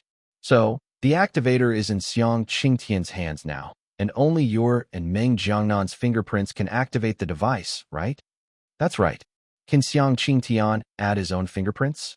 "No, only my and Meng Jiangnan's fingerprints are allowed. No one else's fingerprints can be added." "Tisk, you're really something, Wei Liangping. With such strict conditions, you still let Xiang Qingtian succeed." Su Jiang continued to max out his sarcasm skill, mocking, "If I were you, I wouldn't even have the face to talk about this." Both the person and the activation device were taken in one swoop. If only you had kept Meng Jiangnan by your side, things wouldn't have come to this point. Wei Liangping's face turned terrifyingly dark upon hearing this. "Why didn't I dare to bring Meng Jiangnan out?" "Don't you, Su Jiang, know the reason? You almost killed Meng Jiangnan last time, so I'd be crazy to bring him to see you again." In the meeting room, everyone remained silent, quietly, listening to the conversation between Su Jiang and Wei Liangping. "According to you, there are a total of 4 earthquake devices, and one is right under the Meng family." Su Jiang paused, then added, "Then why don't we just dismantle those 4 devices and be done with it?" "Umph, you think it's that simple?" Wei Liangping said in a low voice. "Those 4 earthquake devices can only be dismantled by the person who made them, using technical code. Once one of them is forcibly dismantled, the other 3 will activate immediately, and there won't be enough time." Su Jiang frowned upon hearing this. What kind of messed up setting is this? What idiot came up with it? Wei Liangping fell silent. "It wasn't you who came up with it, was it?" Su Jiang raised an eyebrow, as if he had discovered something interesting. "In short, that's all I can tell you," Wei Liangping said indifferently. "If you don't come up with a plan that satisfies me tomorrow, then our cooperation will be terminated, and I will immediately take my people and leave Yan'an." After speaking, Wei Liangping directly hung up the phone. Su Jiang had originally wanted to mock him a few more times, but hearing the dial tone, he looked displeased. "Tisk, always hanging up the phone, no manners at all." Then, Su Jiang glanced at everyone and said indifferently, "Well, that's the situation. As for the specific situation, it depends on the specific situation." Everyone's mouths twitched. "What you said is nonsense." "How is it different from nonsense?" Chao Heron couldn't be bothered with him and said in a low voice, "So, we can't touch the earthquake devices. Then the only point of entry is Meng Jiangnan. Xiang Qingtian needs Meng Jiangnan's fingerprints to activate the device, which means as long as Meng Jiangnan's fingerprints are gone, Xiang Qingtian will be helpless." Xie Guli nodded gently upon hearing this. "Understood. In other words, our target is Meng Jiangnan's hand, right? Within 3 days, no matter what method we use, we just need to destroy Meng Jiangnan's fingerprints." Su Jiang raised an eyebrow. "Destroying fingerprints is too much trouble. In my opinion, destroying the person himself would be simpler." Xie Guli nodded. "That works too. It just saves a few steps. And, if it really doesn't work, we can also directly solve the source, which is to kill Xiang Qingtian," Su Jiang added. "Compared to Xiang Qingtian, I think Meng Jiangnan is easier to kill, but it's not impossible. It can be a backup plan," Xie Guli echoed. The two of them, in perfect sync, immediately decided that the plan was: first, kill Meng Jiangnan, and if that doesn't work, then kill Xiang Qingtian. Meeting adjourned. Su Jiang and Xie Guli stood up again, intending to leave. "Come back," Chao Heron roared. "Do you think this is playing house? Just kill? Don't you need to make a plan?" Su Jiang and Xie Guli both covered their ears in unison, looking displeased at Chao Heron. "Why are you yelling so loudly? Can't you just talk things over nicely?" So, the two of them reluctantly returned to their seats to discuss the specific details of the operation. This included anticipating various unexpected situations that might arise during the operation and devising countermeasures in advance. They aimed to increase the success rate of this operation. But everyone knew in their hearts that plans often couldn't keep up with changes, especially with Jiang around. Therefore, the plans everyone discussed unanimously excluded Jiang as an unpredictable factor. To ensure the stability of the plan, 317, and Mingjie and Xiang Qingtian. Evening, Yan'an high-speed rail station. At this moment, the place was crowded with countless people, extremely noisy, with shouts and curses rising and falling. Why won't you let us in? We want to leave Yan'an. Let me go, please, let me go. I'm still young, I don't want to die, let me in. What are you people trying to do? Why are you guarding this place? Let's fight these people for our freedom. In front of them stood a line of black-clad men from New Century. Facing the crowd's curses, they remained unmoved. But the guns in their hands maintained their deterrent power, preventing anyone from crossing the line. The nail that sticks out gets hammered. No one wanted to be the first to step forward, so they only dared to curse, not truly act. However, just then, a figure carrying a suitcase appeared at a nearby exit. Many people turned their gaze to him, scrutinizing the man. At a time like this, they couldn't even leave Yan'an. Yet someone dared to come to Yan'an, and this man was quite handsome. What a pity. And Mingjie, the man carried his suitcase, slowly walked to the entrance, and let out a breath. So cold. And Mingjie rubbed his hands, tightened the scarf around his neck, and a helpless expression appeared on his face. Sigh. The vacation trip had only just begun a few days ago, and I was called to this terrible place. Yan'an, it's truly a mess. It looks like there won't be any cars here. And Mingjie looked at the noisy crowd around him, his eyes flickering. Then he picked up his suitcase and slowly walked away. However, he hadn't walked far before he stopped, because in front of him stood a man, blocking his path. Hello. An Rou smiled, saying gently, I am An Rou from New Century. I've been waiting for you here for a long time. And Mingjie slightly raised his eyes and said calmly, Xiang Qingtian sent you? An Rou nodded and said, Our leader knows you've arrived, and specifically sent me to relay a message to you. Relay what to me? He hopes you won't get involved in this situation. Oh. And Mingjie raised an eyebrow, intrigued. Why? Is he so afraid of me? No, he has no reason to be afraid of me. That means my arrival might disrupt some of his arrangements. Or is it that your leader is hiding some secret and is afraid of me seeing through it? Upon hearing these words, An Rou's relaxed smile immediately faded, and his eyes grew more solemn. No wonder Xiang Qingtian valued and Mingjie so much and specifically sent him here. With just a single sentence, the other party could analyze so much, and An Rou instantly dropped his contempt for An Mingjie. Seeing An Mingjie still observing him, An Rou smiled. Mr. An, you're wasting your time. Even I don't know all of our leader's arrangements. So, you won't get any useful information from me. No. And Mingjie, however, shook his head and chuckled. Your appearance is the most useful information Xiang Qingtian has given me. An Rou frowned upon hearing this. What did he mean? And Mingjie continued on his own. Since you would wait for me here, it means Xiang Qingtian couldn't possibly be unaware of my purpose in coming. Even so, he still sent you to persuade me to go back. This is interesting. He clearly knows I wouldn't go back, so why bother sending you to relay the message? At this moment, even in winter, An Rou felt a little sweaty. He now realized that intelligence also had levels, and the intelligence of Xiang Qingtian and An Mingjie was far above his own. And Mingjie's eyes flickered as he recalled all records concerning Xiang Qingtian. He immediately had a guess, and Mingjie suddenly looked up at An Rou and smiled.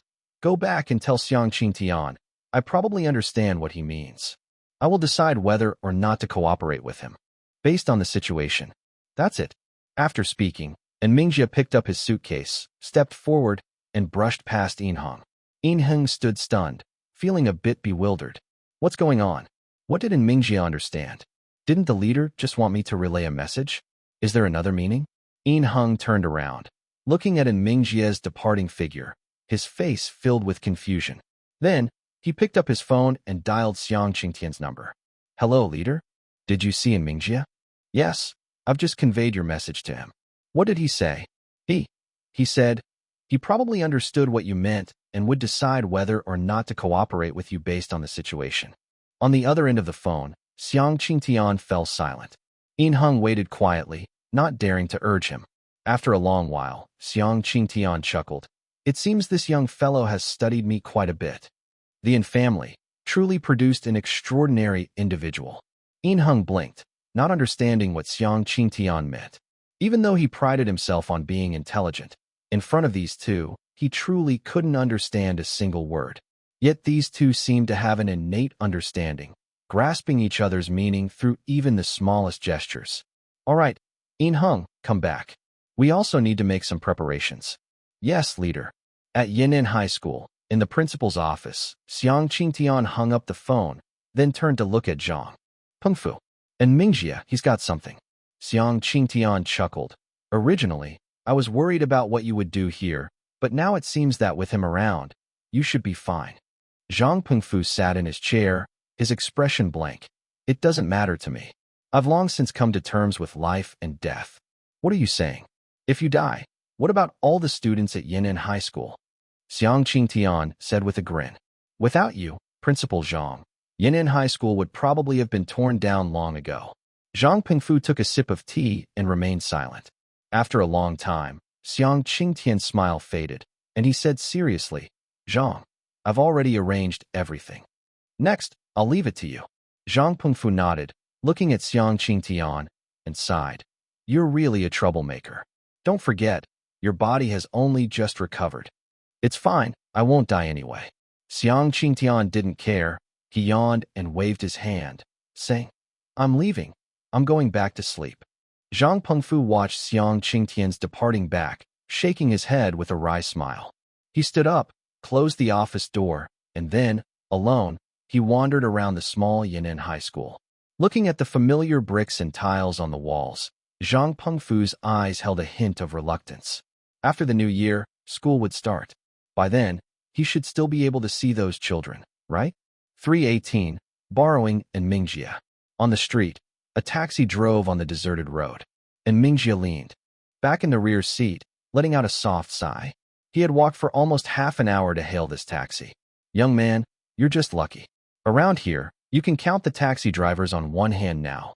The driver sighed with emotion. People outside are very panicked now. Everything's in chaos. And Mingjie smiled slightly upon hearing this. Curious. Aren't you afraid then? You still have the mood to drive a taxi. Oh, what can fear do? I can't go out anyway, so I might as well stay and spend New Year's Eve with my family. The driver laughed carelessly.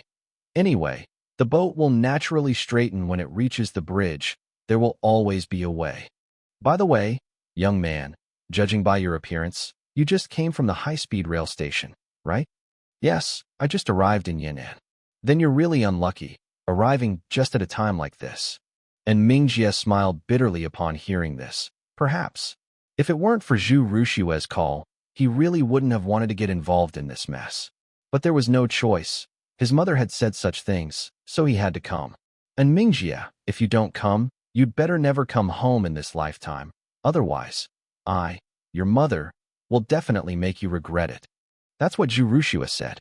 And Mingjie immediately felt a headache and bought a train ticket to Yan'an overnight. Soon, the taxi arrived at the Chow family's entrance, and the driver even enthusiastically got out to help Mingjie with his luggage. Thank you, and Mingjie said, taking the suitcase. You're welcome. The driver waved his hand and was about to get back in the car when Mingjie suddenly called out to him. Wait a moment. The driver paused, turning back with some confusion. And Mingjie pulled his scarf up and said softly, Spend New Year's Eve well with your family. Don't worry. Yan'an will always exist. The driver was stunned for a moment, then laughed. All right, I hope so. The taxi drove into the distance, and Mingjie took a deep breath, stepping forward with his suitcase. The Chow family guards had already noticed Mingjie's presence, and seeing him walk towards them, they immediately spoke up. Stop. Who are you? What are you doing at the Chow family? And Mingjie obediently stood still upon hearing this, and said gently, Please tell your family head that I am Mingjie. And Mingjie? The guard frowned. This name? He had never heard of it? Where did this unknown person come from? However, he was just a guard, so to be safe, he still made a call to Chow Heron. Hello, family head. There's someone outside who says he knows you. Why is someone else here again? What do they think this place is? Chow Heron cursed angrily. Why were people looking for him every other day? His Chow family used to be quite peaceful. What's his identity? He said his name is An Mingjia. And Chow Heron's words stopped abruptly at his lips. Why was it another person from the An family? Are you kidding me? In the conference room, Chow Heron immediately turned his gaze to Zhu Rushue, gritting his teeth. You told him to come? Oh, he's here. Zhu Rushue was slightly surprised. He arrived quite quickly. Seeing this, Chow Heron sighed deeply. Let him in. Bring him to the conference room. Yes, family head. Hanging up the phone, Chow Heron sat in his chair, pinching his temples, feeling a bit of a headache. However, with An Mingjia here, perhaps their plan could proceed much more smoothly. Young Masterin, this way please. Thank you. An Mingjia followed the butler's guidance, and on the way to the conference room, he suddenly met someone walking towards him. It was Chow He, who spoke curiously. Butler's son, who's here? An Mingjia. Chow He recognized An Mingjia at a glance, and said in a fluster, Why are you at my house? An Mingjia stopped and smiled. It's Chow He. Long time no see. It must have been several years, right? I don't want to see you at all. Chow He looked at An Mingjia warily. Because of the relationship between An Xingchong and Chow Heron, Chow He had known An Mingjia since childhood. It could be said that he had been completely crushed by An Mingjia since he was young and had developed a psychological complex. Oh, An Mingjia raised an eyebrow and said indifferently, After a few years, you dare to speak to me like that now? Hearing the change in An Mingjia's tone, Chow He immediately reacted and swallowed with difficulty. Then, he chuckled. Slip of the tongue. It was purely a slip of the tongue just now. And gee, actually, I miss you a lot too, and I've always wanted to find you for a drink. And Mingjia looked at him deeply, and then said, All right, later tonight, I'll find you for a drink. Hearing this, Chow He trembled all over, revealing a smile uglier than crying. Okay, and gee, you go ahead and be busy. I'm waiting for your summons anytime. Butler's son watched this scene, secretly surprised. He knew his young master's temper, and this person in front of him could actually make the young master so scared? He was not simple. So, Butler's son's tone became even more respectful. Young Masterin, please follow me. And Mingjia nodded, then threw his suitcase to Chow He, and said without looking back, Watch it for me. I'll come get it from you later. Don't even think about running off. There are important items inside. If it gets lost, you're fully responsible. Chow He's mouth twitched, and Mingjia had completely seen through his thoughts. He had actually planned to just run away and avoid the situation for a while. But now, Chow He looked at the suitcase in front of him and sighed. Forget it. He might as well be honest. And Mingjia followed Butler's son for a while, arriving in front of a room. Young Masterin, we're here. Thank you. And Mingjia reached out and gently pushed open the door to the conference room. Immediately, several pairs of eyes turned towards him. Son, Zhu Rushue stood up with a joyful expression, opening her arms and pouncing towards An Mingjia. And Mingjia deftly dodged, avoiding Zhu Rushue's hug. And Mingjia, you actually dared to dodge. Zhu Rushue missed, and immediately became displeased. You don't love your mother anymore, do you? No, I'm just a bit dirty, afraid of getting you dirty. And Mingjia said expressionlessly and indifferently. Anyone could tell that this was nonsense. But Zhu Rushue still smiled. I knew it, my son cares about me the most. Everyone's mouths twitched. For a moment, they didn't know what to say. Brother, why are you here? An Rou asked in surprise. Weren't you traveling? Seeing An Rou, and Mingjia's smile immediately softened. I was worried about you, so I came to see. 319. Xiang Qingtian cannot be killed. Upon hearing this, Su Jiang clicked his tongue. What a siscon. An Rou, likewise, didn't buy it. She said angrily, You're worried about me? Then why didn't you answer my calls? Did you block me? How could I? It's just that there was no signal those few days. I don't believe you. I brought you a gift, and Mingjia said with a smile. It's from a very distant place, a local specialty. Hearing this, An Rou's anger instantly dissipated quite a bit. Then where's the gift? It's in my suitcase, with Chow He. I'll get it for you later. All right, I'll reluctantly forgive you then. And Mingjia nodded, then turned to face Chow Heron. Chow, long time no see. Chow Heron snorted coldly and said nothing. Like Chow? He also disliked An Mingjia. He had always felt that An Mingjie was full of schemes. Chao Heron, what kind of attitude is that? My son is talking to you. Zhu Ruxue was displeased at the sight. Chao Heron's eye twitched. This is my house. Can you people show me some respect? It's all right. Let's just hurry up and talk about serious business. An Mingjie didn't mind. Instead, he sat down on his own and greeted Xie Guli and Li Kai. The two responded to him amicably. As for Su Jiang, An Mingjie felt a bit helpless, because Su Jiang was glaring fiercely at An Mingjie, mouthing a few words. You just wait for me. He still remembered how An Mingjie and Jiang had teamed up to trick him. And those 30 million. If An Mingjie didn't give an explanation, Su Jiang would absolutely not let him off. This is a bit troublesome, An Mingjie thought. He'd have to find a way to smooth things over later. Subsequently, Zhu Ruxue told An Mingjie all the information they had just obtained. Earthquake device? An Mingjie's eyes flickered, and he suddenly asked, haven't you considered just destroying the activator directly? Everyone was stunned upon hearing this. The plans they had discussed were either to kill Meng Jiangnan or to kill Xiang Qingtian. They were all aimed at people, while the activator had been overlooked by them. Seeing everyone's expressions, An Mingjie sighed helplessly.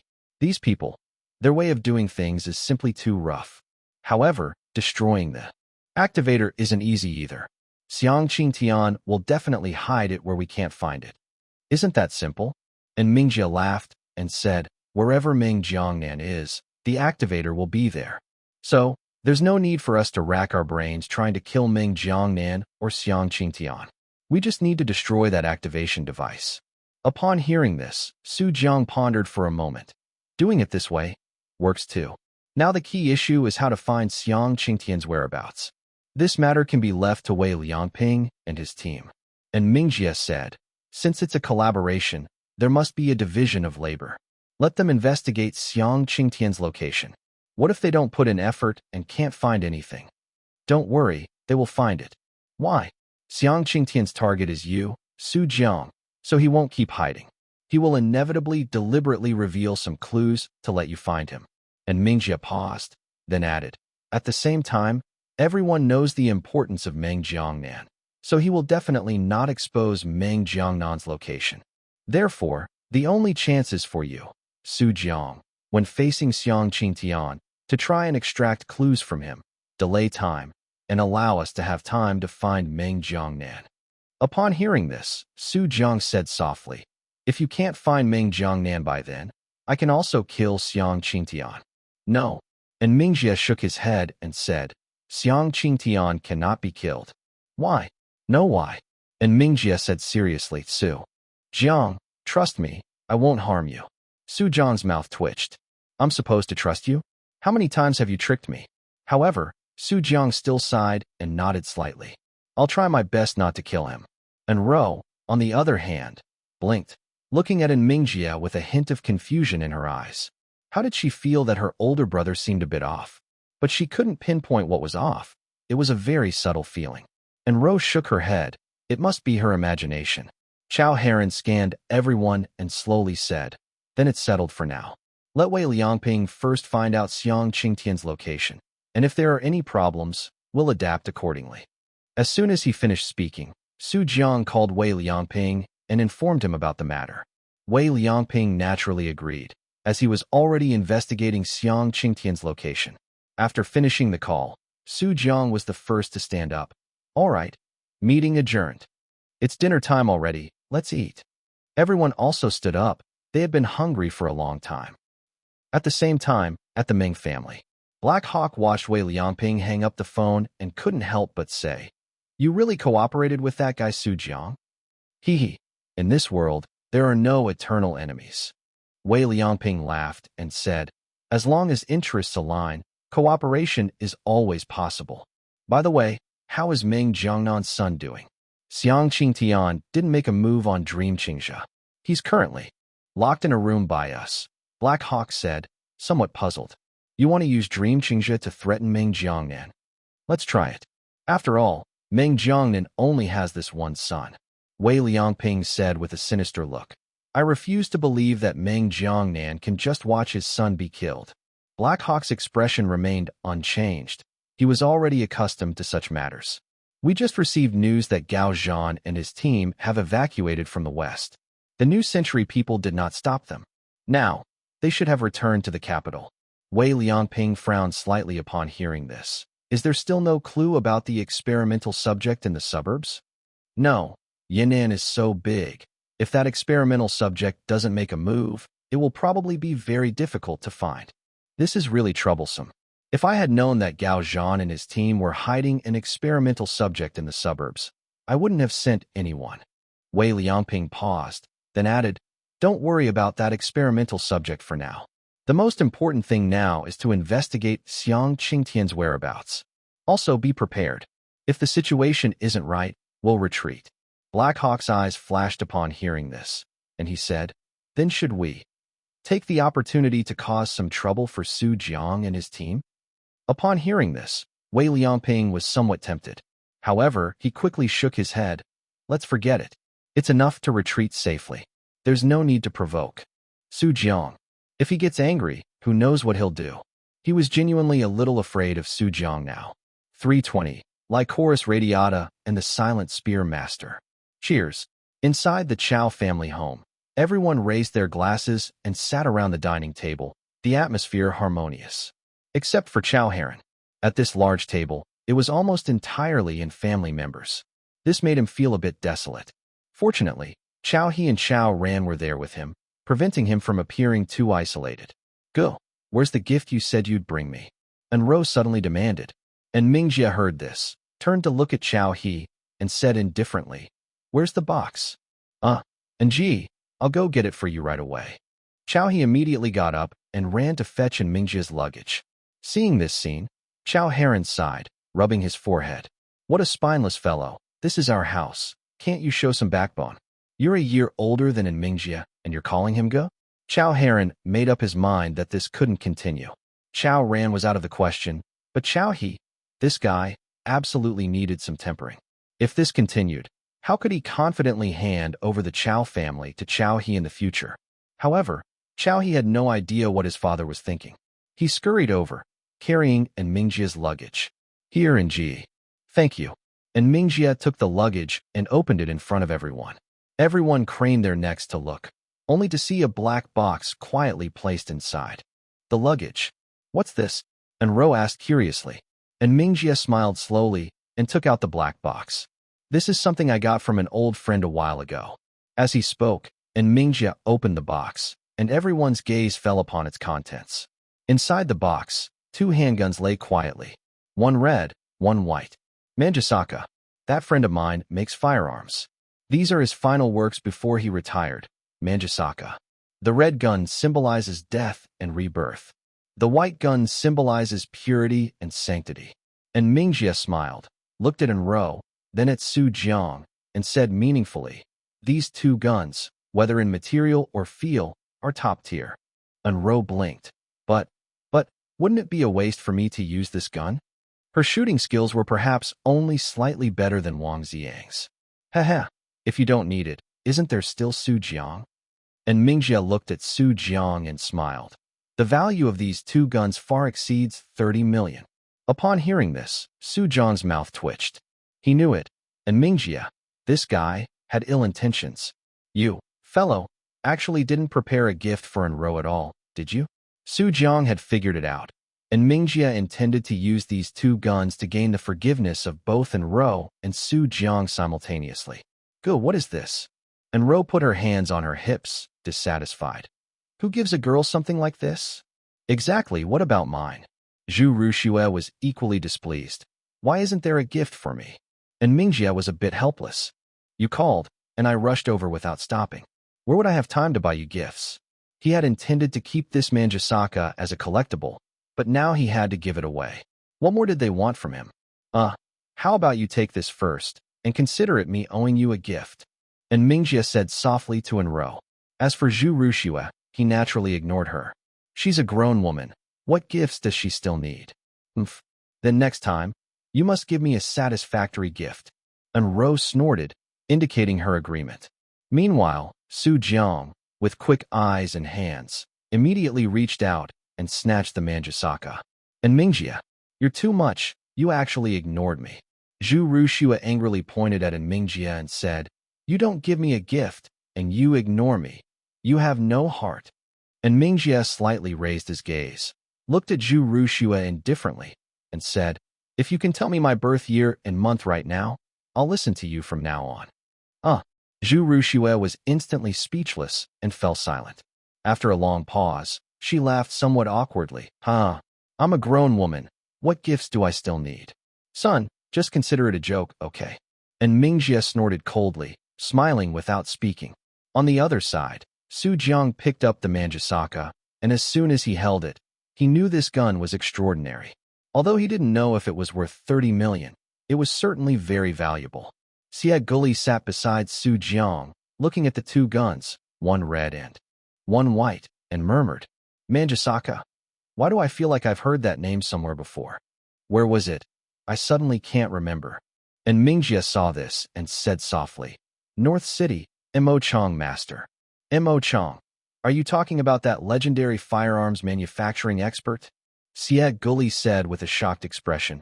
"I heard that every gun he casually crafts is worth at least 1,000,000 yuan. Immediately, he realized. According to An Mingjie, weren't these two guns in Su Jiang's hand the Mo Chong Master's final works before retirement? Priceless treasures. Haha. Actually, it's not that exaggerated." And Mingjie chuckled. "But this Manjusaka is indeed priceless. I put a lot of effort into getting it from him." Upon hearing this, everyone's perception of An Mingjie was once again refreshed. Such an expensive gun, given away just like that? And the purpose of giving the gun was merely to get his sister's forgiveness. This is simply too much of a sister complex. "How do you know a Mo Chong Master?" Chao Heron frowned. "As far as I know, that guy practically stays in North City and never travels far." "Well," and Mingjie smiled mysteriously, "by a stroke of luck, he owed me a favor." Seeing that An Mingjie was unwilling to say more, no one pressed him, only turning their gaze to the Manjusaka in Su Jiang's hand. Su Jiang, why don't you sell me this gun?" Xie Guli said with an expectant look. "Actually, my marksmanship isn't bad either. Go play with your little throwing knives." Su Jiang cursed, then said with a treasured expression, "This was given to me by my most respected NG. No one should even think about it." "Heh." And Mingjie smiled, slightly mockingly. "You, kid, change your face changing pretty quickly. Didn't you just say you wanted to settle accounts with me? Now you're calling me go?" Su Jiang put away the Manjusaka, then pulled out his old small handgun from his waist and threw it to Li Kai. "Old Li, you can inherit this gun of mine." Li Kai took the gun with a look of disdain. "Who wants your stuff? Hua Qing, you take it." He then threw the gun to Hua Qing. Hua Qing took the gun, paused for a moment, then became somewhat excited. This was a gun young Master Su had used. "I must keep it well. When young Master Su makes a name for himself in the future, this will be a priceless collectible." 321. Xiang Qingtian's purpose. After dinner, everyone returned to their rooms to rest. And Mingjie was tidying up his luggage in his room when he turned off the light, ready to sleep. Suddenly, a call came in, and Mingjie frowned slightly. He picked up his phone and saw it was an unfamiliar number. "Hello, who is this?" "It's me, Xiang Qingtian." And Mingjie raised an eyebrow, walked slowly to the window, and softly said, "I didn't expect you to contact me so quickly." "No choice. Your existence makes it hard for people not to care." Xiang Qingtian asked, "You know all about my plan?" "I've roughly guessed it." "I don't believe it. Tell me, let me hear it." "Heh." And Mingjie chuckled and said, "Actually, by now, half of your objective has already been achieved, hasn't it? The Kyoto Allied forces have withdrawn, and Wei Liangping is also observing.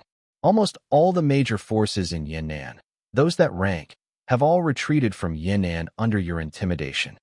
The chaos in Yan'an for so long was due to the rule of those major forces. After driving them away, Yannan's order will gradually recover. Xiang Qingtian, you do indeed want to destroy Yan'an, but what you want to destroy is the old Yan'an, the one without order, ruled by various major forces, where the common people had no rights at all, right?" On the other end of the phone, Xiang Qingtian fell silent. After a long pause, he said, "You continue." And Mingjie heard this and continued. "However, this method is ultimately treating the symptoms, not the root cause. So, you set your sights on Su Jiang. Because Yan'an suddenly lost its rule, there will inevitably be a period of panic. To restore order as quickly as possible, they need someone to lead them. And this person must be a leader whom they trust and are willing to follow. Xiang Qingtian, every step of your current plan is to mold Su Jiang into Yannan's savior, right? Although in Mingjia's tone carried a question, it was also incredibly firm. He trusted his judgment. Even if Xiang Qingtian denied it, he would still trust his judgment. After a long time, Xiang Qingtian's voice came through.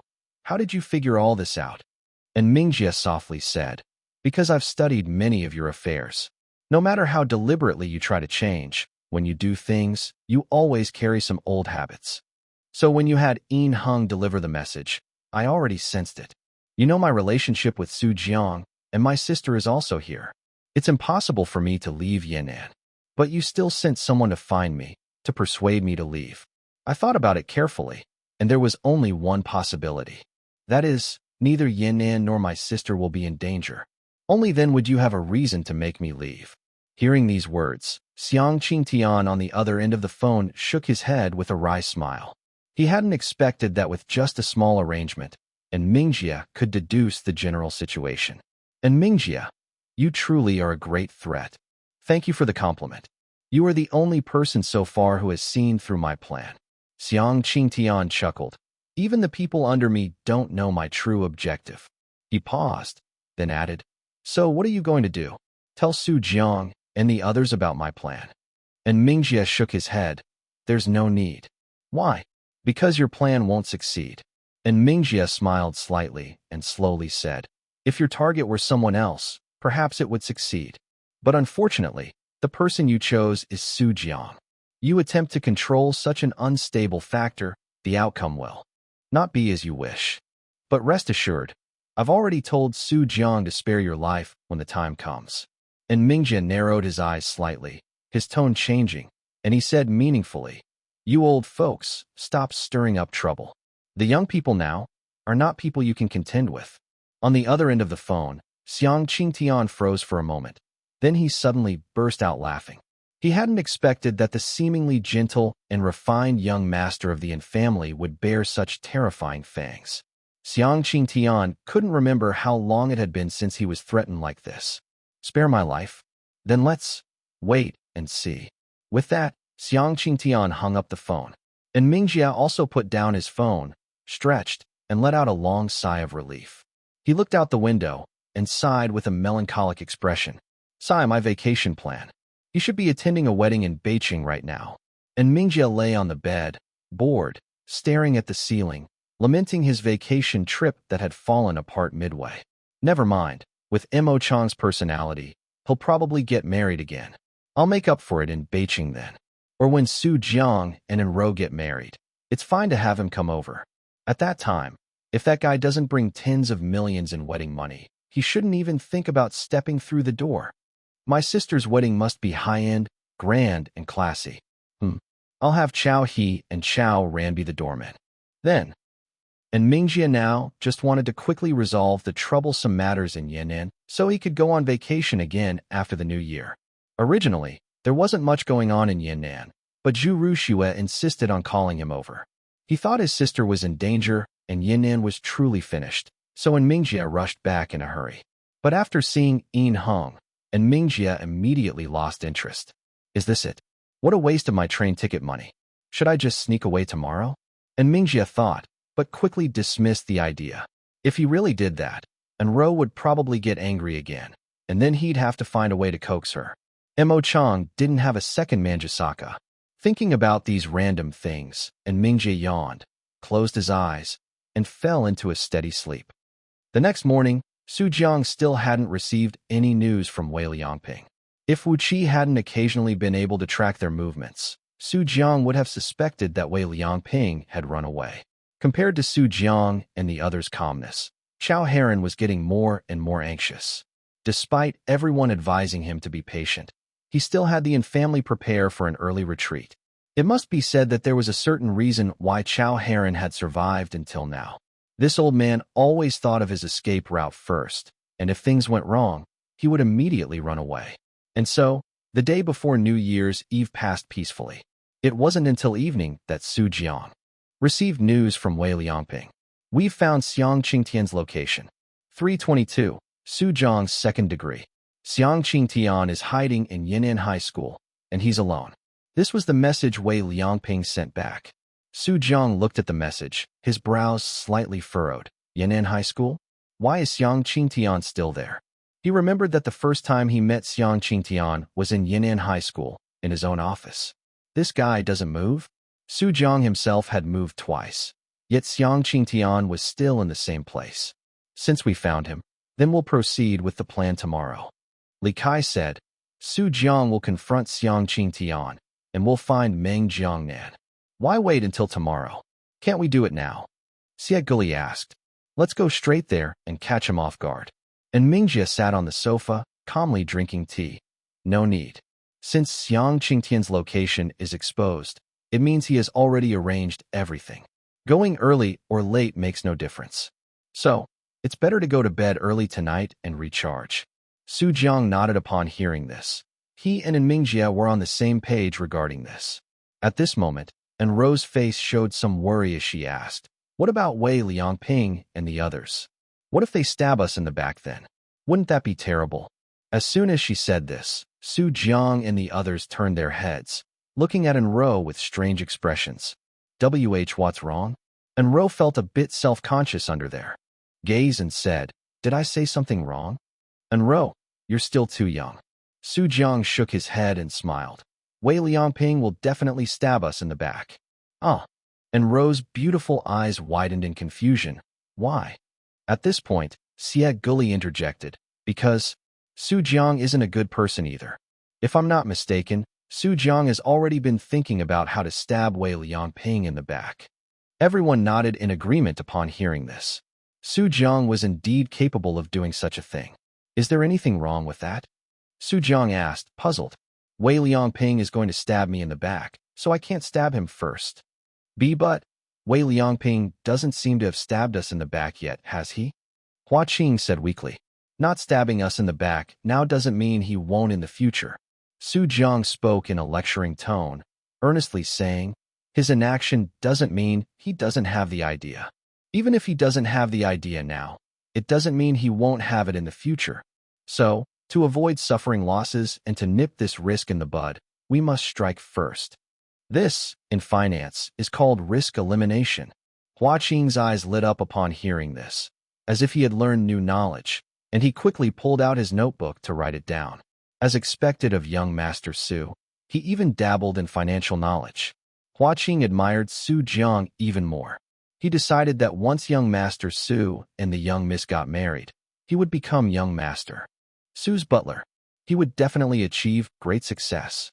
Jiang slightly raised his head, quite pleased with Hua Qing's admiring gaze. This is all knowledge, just learn it. Aren't you in the math department? How do you know about finance? Xie Guli asked with a look of doubt. Do you know what a second degree is? Jiang retorted. You're just spouting nonsense. You haven't even finished your sophomore year, and you're getting a second degree? Is your school that good? Xie Guli looked disdainful. Now he was certain that Jiang's words just now were complete fabrications. This guy just wanted to find an excuse for stabbing Wei Liangping in the back. And Rou was already numb. She thought she was already bad enough. She never expected that among this group, she would appear like a pure little white rabbit. And Rou wrinkled her nose, scrutinizing Jiang and the others, then glanced at An Mingjie again and snorted coldly. Before, in the An family, she was at most mischievous, perhaps just a little naughty. But this group of people, represented by Jiang and An Mingjie, were all dirty schemers. Not a single one of them had a clean heart, except for Hua Qing. And Rou found Hua Qing much more agreeable now. She decided that from now on, she would have Hua Qing as her butler. As for Wei Liangping, leave him to me.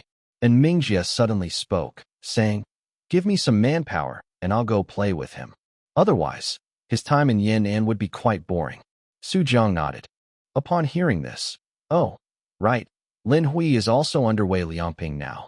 You two might be able to catch up. Lin Hui. And Mingjie raised an eyebrow. If you hadn't mentioned it, I would have almost forgotten about him.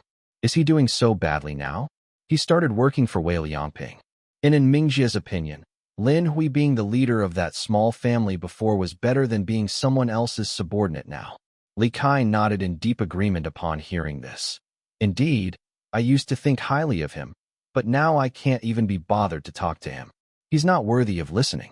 And Mingjia's mouth twitched, and he glanced at Li Kai. Do you think you're any better than him? Where's your sniper rifle? Show it to me. When Li Kai was in the An family, he still had a bit of a resolute aura about him. Since spending so much time with Su Jiang, he couldn't be called sneaky, but he was certainly a bit shifty-eyed, and his heart wasn't clean either. As soon as he thought of this, and Mingjie quickly got up. I'm going back to rest. He was afraid that if he stayed with Su Jiang for too long, he would also be assimilated. Once Mingjie left, everyone else also got up and returned to their rooms to rest. Su Jiang turned to Chao Heron and said, "Oh, right, Uncle Chao, tomorrow is New Year's Eve, so we'll have our New Year's dinner here with you." Chao Heron, can you all focus on what's important? Chao Heron couldn't help it and said, fuming, all day long, it's just eating and sleeping. When can't you eat a meal? If we fail tomorrow, we'll have to eat our New Year's dinner in the Underworld. Su Jiang blinked upon hearing this. The Underworld? Do they have grilled cold noodles? Grilled? Damn it. Chao Heron was so angry he swore, then got up and left in a huff. If he stayed any longer, he would get into a fight with Su Jiang. He was originally a calm and composed old man, but now he was constantly getting furious. Chao Heron decided that as soon as this matter was over, he would immediately send Su Jiang and the others away. If Su Jiang ever came to Yan'an again, he would directly shut his doors and play dead at home. He had never seen such an infuriating junior. TSK, such a temper. Can he still get hyperthyroidism at such an old age? Su Jiang muttered as he watched Chao Heron's retreating back.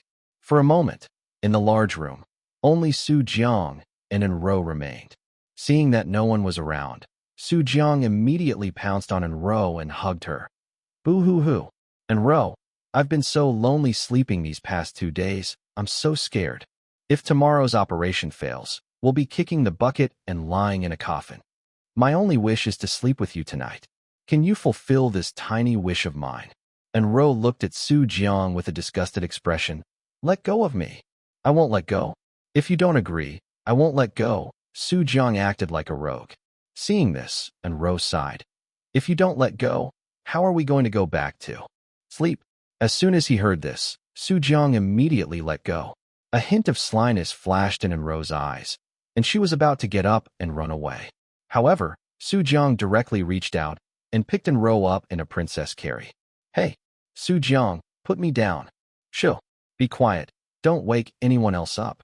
Su Jiang covered An Rou's small mouth and carried her into the room. 323. Go back and get married. At the same time, at the Meng family. Since the message has been given to Su Jiang, what's our next move? Black Hawk looked at Wei Liangping and asked, are we going to use Dream Qingxia to force Meng Jiangnan out? Wei Liangping pondered for a moment. No hurry. Let's see what Su Jiang and his group do first. His eyes held a hint of coldness as he said, if Su Jiang and his group can find Meng Jiangnan, won't it save us a lot of trouble? All in all, the mantis stalks the cicada, unaware of the oriole behind it. If Su Jiang and his group fail, we'll withdraw. What if they succeed? Blackhawk asked. At these words, a sharp glint flashed in Wei Liangping's eyes. The room immediately fell silent. After a long pause, Wei Liangping finally asked, Black Hawk, what do you think? If Su Jiang and his group win, how much combat power will they have left? Black Hawk's eyes flickered at the words. You mean, you want to make a move on Su Jiang? Wei Liangping nodded. Before he and Xiang Qingtian determine a winner, I won't act rashly against him. After all, alliances like these naturally dissolve after the operation ends. That's quite normal, isn't it? Having said that, Wei Liangping chuckled. Black Hawk also smiled. If that were the case, he truly hoped Su Jiang could defeat Xiang Qingtian. That way, he could personally witness Su Jiang's instant fall from heaven to hell.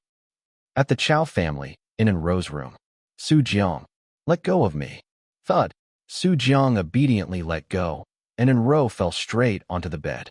Su Jiang, you actually dared to drop me? An Rou looked at Su Jiang in disbelief.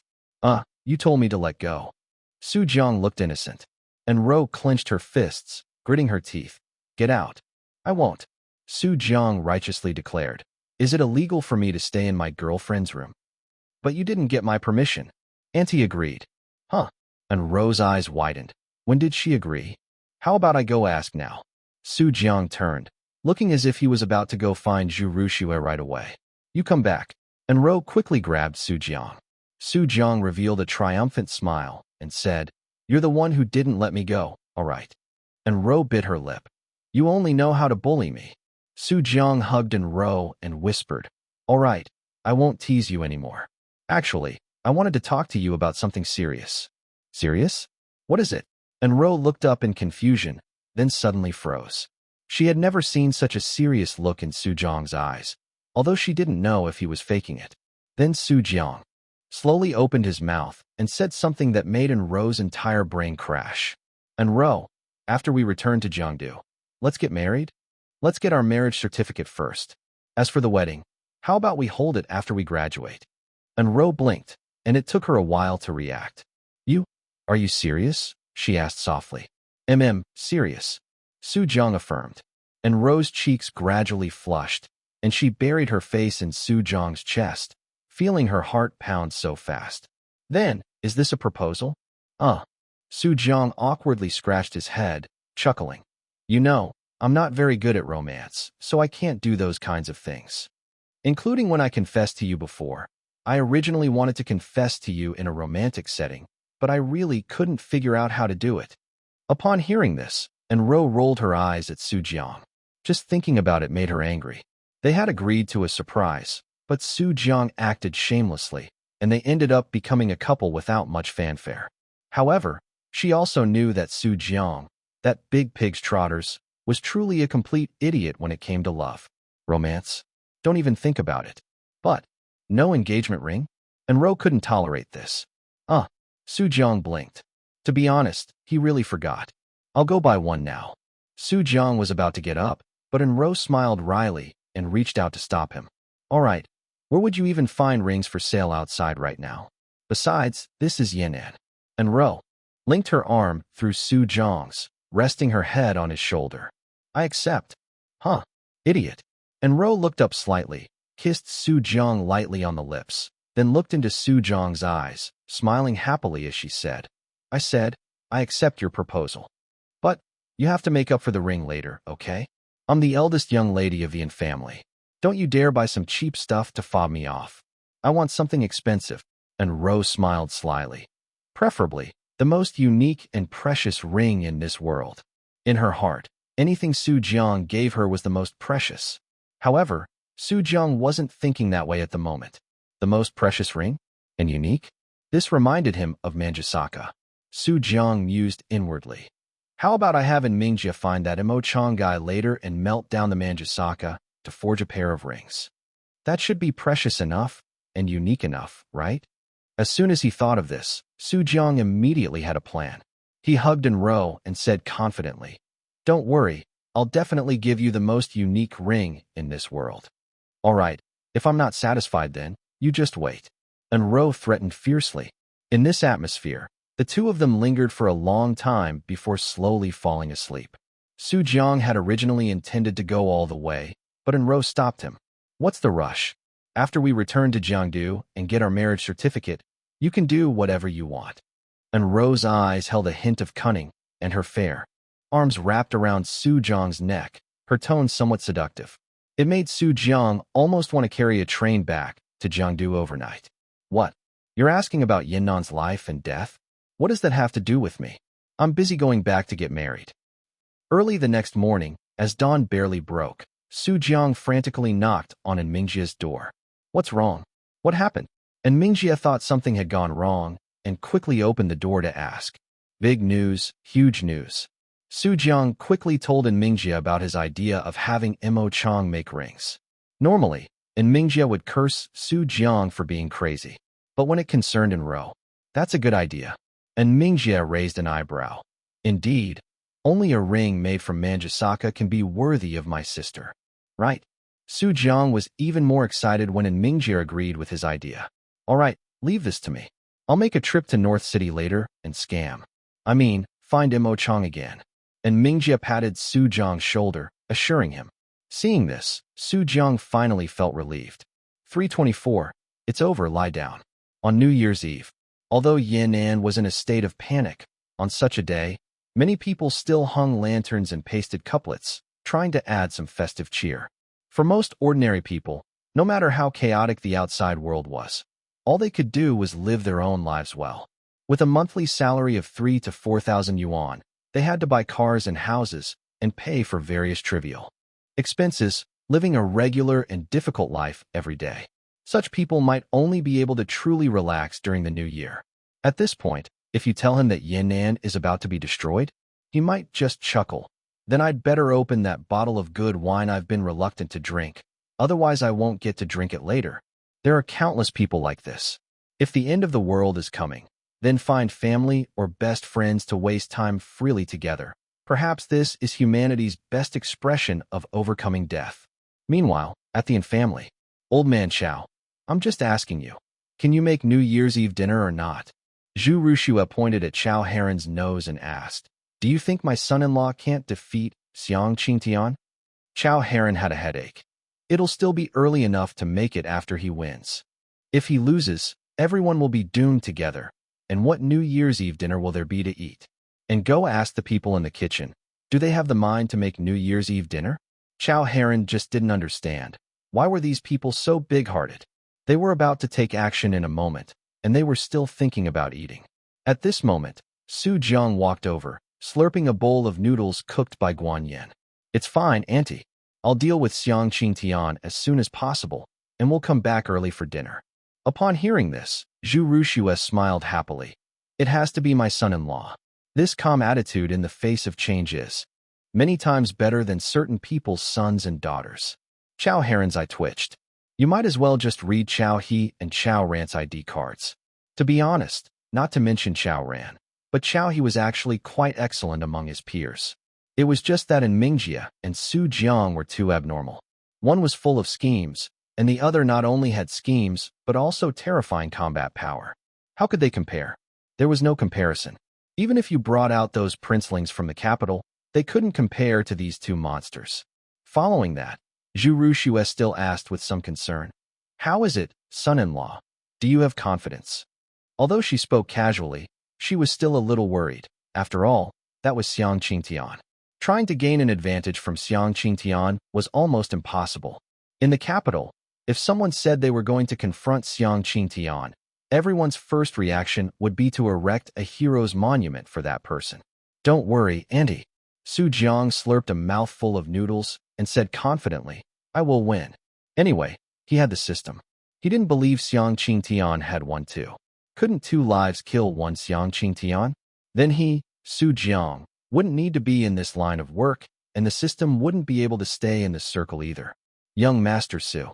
At this moment, Wu Qi came over with a small earphone and handed it to Su Jiang.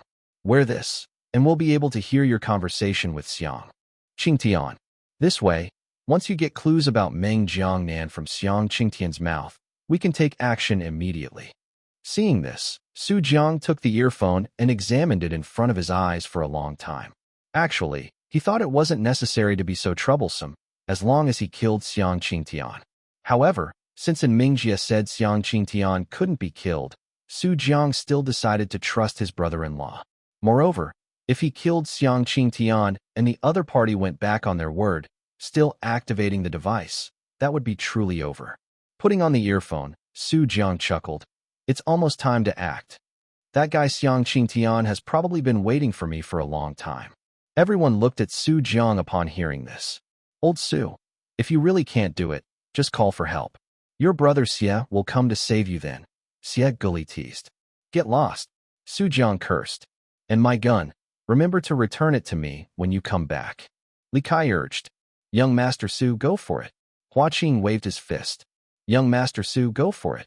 Guan Yin poked his head out from the kitchen. Just don't die, Yang Ming said indifferently, adjusting his glasses. Son-in-law, go for it. Zhu Rushua encouraged him.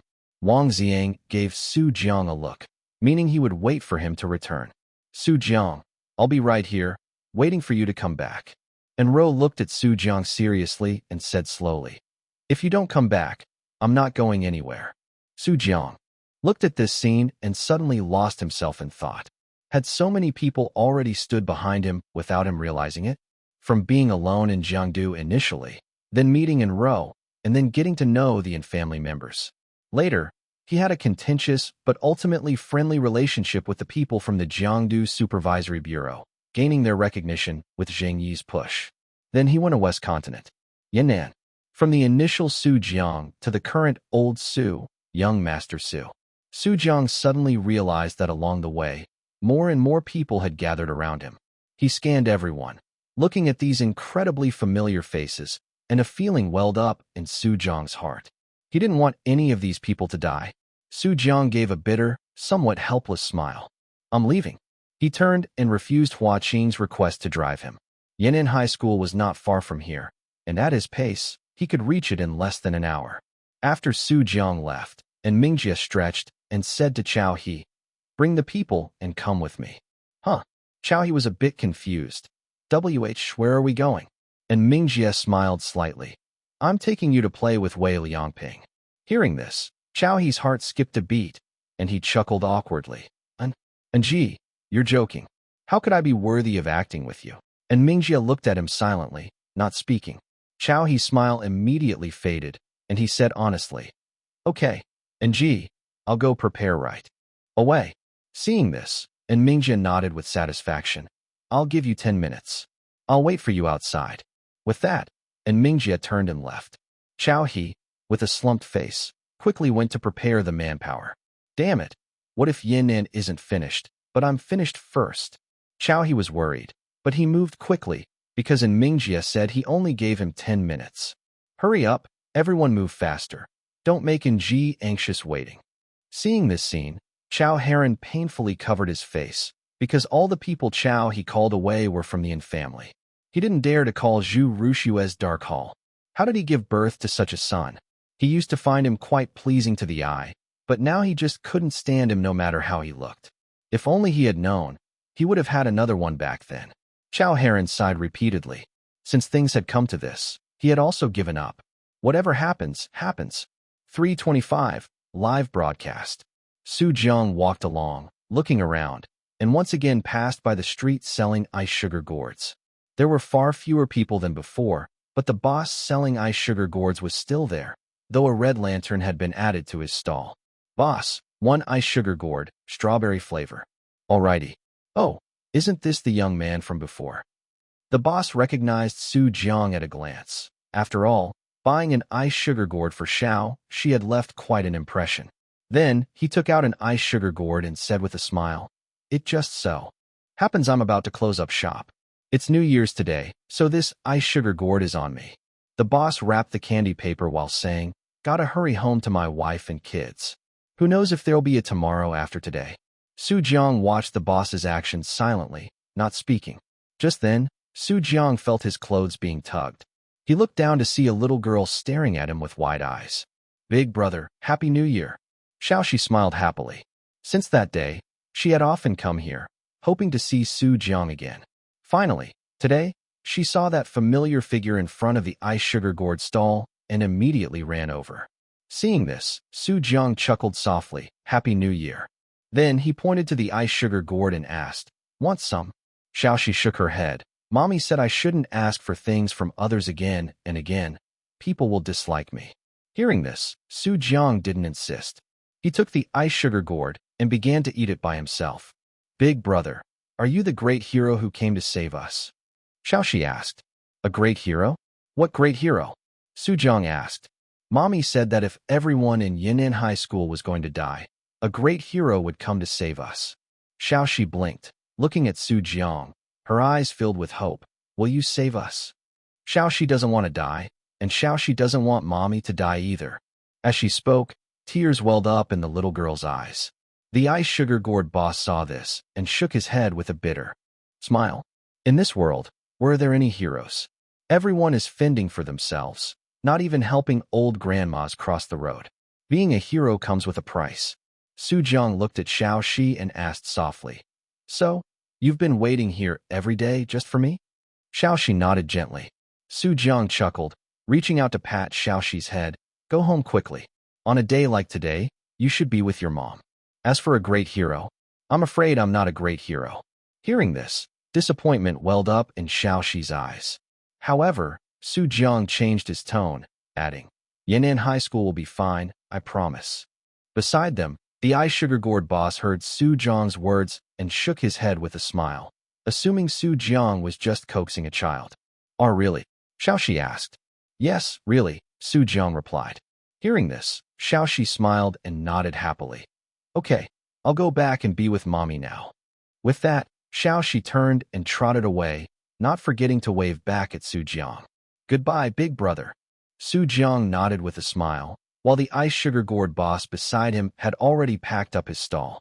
Brother, I'm going home too. Happy New Year. The boss waved and rode away on his bike.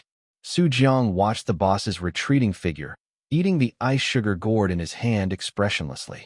Tisk, no wonder he gave it to me. These strawberries aren't fresh anymore. Su Jiang gave the boss's retreating back the middle finger. Fortunately, it was free. If Su Jiang had paid for it, the boss probably wouldn't be going home now.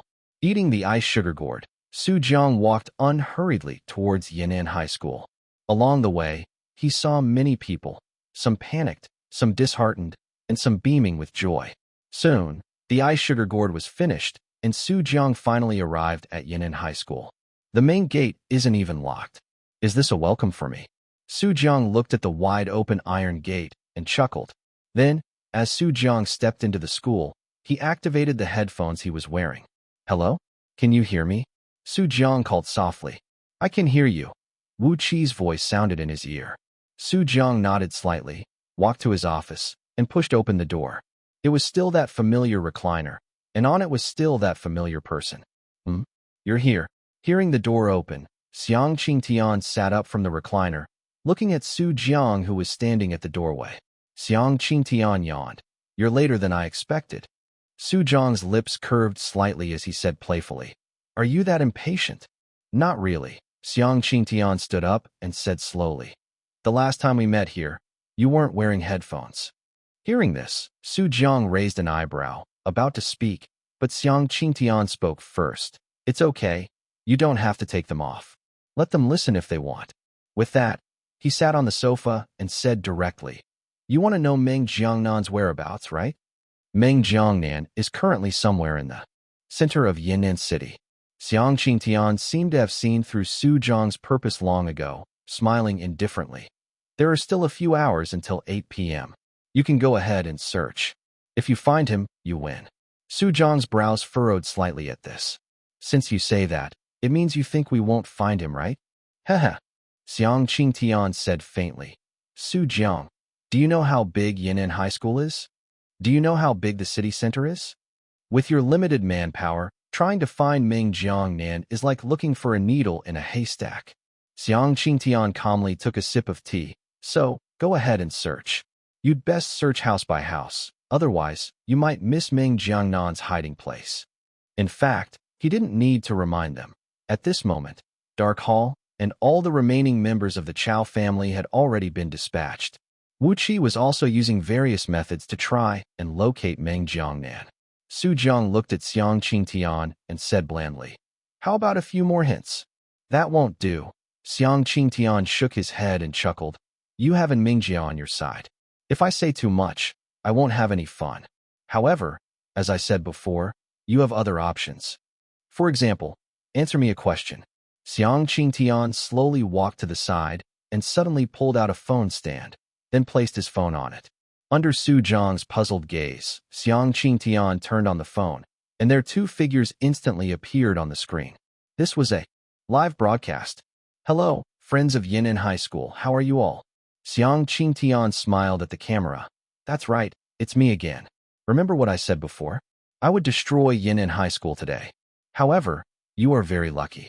At this very moment, a heroic figure is trying to save you. With that, Xiang Qingtian stepped aside, and Su Jiang's figure was fully visible in front of the camera. Xiang Qingtian's tone was playful. Now, it's time for our great hero to make a choice. 326, a gun, a bullet. Now, It's time for our great hero to make a choice. Su Jiang's figure appeared on all the electronic screens in Yan'an, and Xiang Qingtian's words echoed continuously. Many people took out their phones to watch the live broadcast, and various messages floated across the bullet screen. What's going on? This lunatic isn't serious, is he? Who is that person? Why does he say he's saving us? Damn it. Can't this prank stop? Can't you just let us have a good new year? Can that person really save us? Of course, most of them were direct curses, all of which were automatically censored by asterisks without exception. After all, the internet is not outside the law, and cursing is bad behavior that is not worth promoting. At the same time, the Chow family members also saw the live broadcast and immediately had a bad feeling. Although they didn't know what Xiang Qingtian wanted to do, cutting off the live broadcast now was definitely the most correct choice. Wu Qi. Everyone looked at Wu Qi at this moment. Perhaps only she could stop the live broadcast. However, Wu Qi just sat blankly in her chair, staring at the screen, not moving. Sister Wu Qi, why are you? An Rou stepped forward to ask, but her voice stopped abruptly when she saw Wu Qi's screen. On Wu Qi's several computer screens, it was already all black, with several large red characters in the center. Don't mess around. Seeing this, everyone was at a loss for words. Wu Qi hung her head in dejection and said in a forlorn tone, "The other party directly controlled my computer. I can't do anything at all. I'm so sorry." As the only technical person on the team, she was repeatedly defeated by the other party's hacker. Wu Qi felt like she had no face to stay. "It's okay, Sister Wu Qi." And Rose suddenly pulled out her phone and showed it to everyone. It was a message from An Mingjia. "Don't panic, just leave it to Su Jiang." Seeing this message, everyone felt a little relieved, but they still looked at their phone screens with some worry. Meanwhile, somewhere in Yan'an, in a dimly lit small room, in the cramped space, there was only the light from the computer screen and the clatter of the keyboard. "I can't let you ruin the leader's good plan." An Hung wore glasses and smiled. He was the hacker that New Century had been hiding behind the scenes. At this moment, Xiang Qingtian was grandly introducing Su Jiang. "Everyone, the person standing before you now is the embodiment of justice, Su Jiang. It was he who brought peace to Jiangdu, free from strife. It was also he who saved West Continent from dire straits, defeated evil forces, and let the light of righteousness shine upon West Continent. And now, he has come to Yan'an, unable to bear seeing you perish with Yan'an, so he came to find me." When the Chow family members heard Xiang Qingtian's introduction, everyone's expressions were a bit strange. Didn't Xiang Qingtian's conscience hurt when he said those words? And Su Jiang, why aren't you refuting him? What's with that expression as if you're enjoying it so much? Little did they know, in Su Jiang's view, what Xiang Qingtian said was not wrong. Without him, Su Jiang, Jiangdu, and West Continent would be in chaos, perhaps becoming a second Yan'an. He deserved these praises. Su Jiang, with a thick skin, slightly raised his head, listening to Xiang Qingtian's various praises and commendations. Is it real or fake? Is this Su Jiang really that amazing? Then are we saved? We don't have to die. What kind of special TV program is this? Su Jiang, Su Jiang, Su Jiang. At this moment, Xiaoxi was at home, also watching Su Jiang's figure on TV. She stood up excitedly, her eyes filled with admiration. "Mom, look, this is the big brother I told you about. He really is the great hero who came to save us." Xiaoxi's mother heard this and looked at Su Jiang on the screen, her eyes also carrying a hint of hope. "Holy cow, it's that young fellow." The ice sugar gourd boss also saw Su Jiang at home, and he exclaimed in shock, "No way, this guy has such a background? If I had known, I would have given him a few more ice sugar gourds for free and maybe asked for an autograph or something."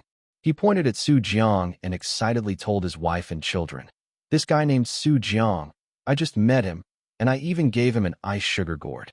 The boss spoke with a hint of showing off, as if he had met a big star only seen on TV. At the same time, somewhere 2 kilometers from Yan'an High School. Interesting, what exactly is Xiang Qingtian planning to do? Wei Liangping frowned in thought, looking at his phone screen.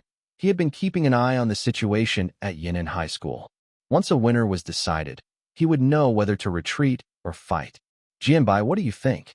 Wei Liangping turned to ask Lin Jianbai. Lin Jianbai slowly shook his head. I don't understand. Xiang Qingtian's thoughts have always been unfathomable. Indeed. Then let's wait and see what he's going to do. Wei Liangping continued to stare at the screen. It could be said that at this moment, everyone except those from Dark Hall and the Chao family were paying attention to Su Jiang. And Ming Jiangnan's location had still not been found. Seeing Xiang Qingtian still introducing endlessly, Su Jiang couldn't help but say, All right, Xiang Qingtian, what exactly do you want to do, and what do you want me to choose? Hearing this, Xiang Qingtian closed his mouth and turned to look at Su Jiang. At this moment, on the screen, the two of them stood facing each other. Xiang Qingtian smiled slightly and said apologetically, Sorry, I just started live streaming not long ago, and I'm a bit excited. Then let's get down to business. With that, Xiang Qingtian slowly pulled a pistol from his pocket. The people outside held their breath when they saw this scene. What is he holding? Is that a real gun? Oh my, it's real? This isn't a TV show. He's not going to kill Su Jiang, is he?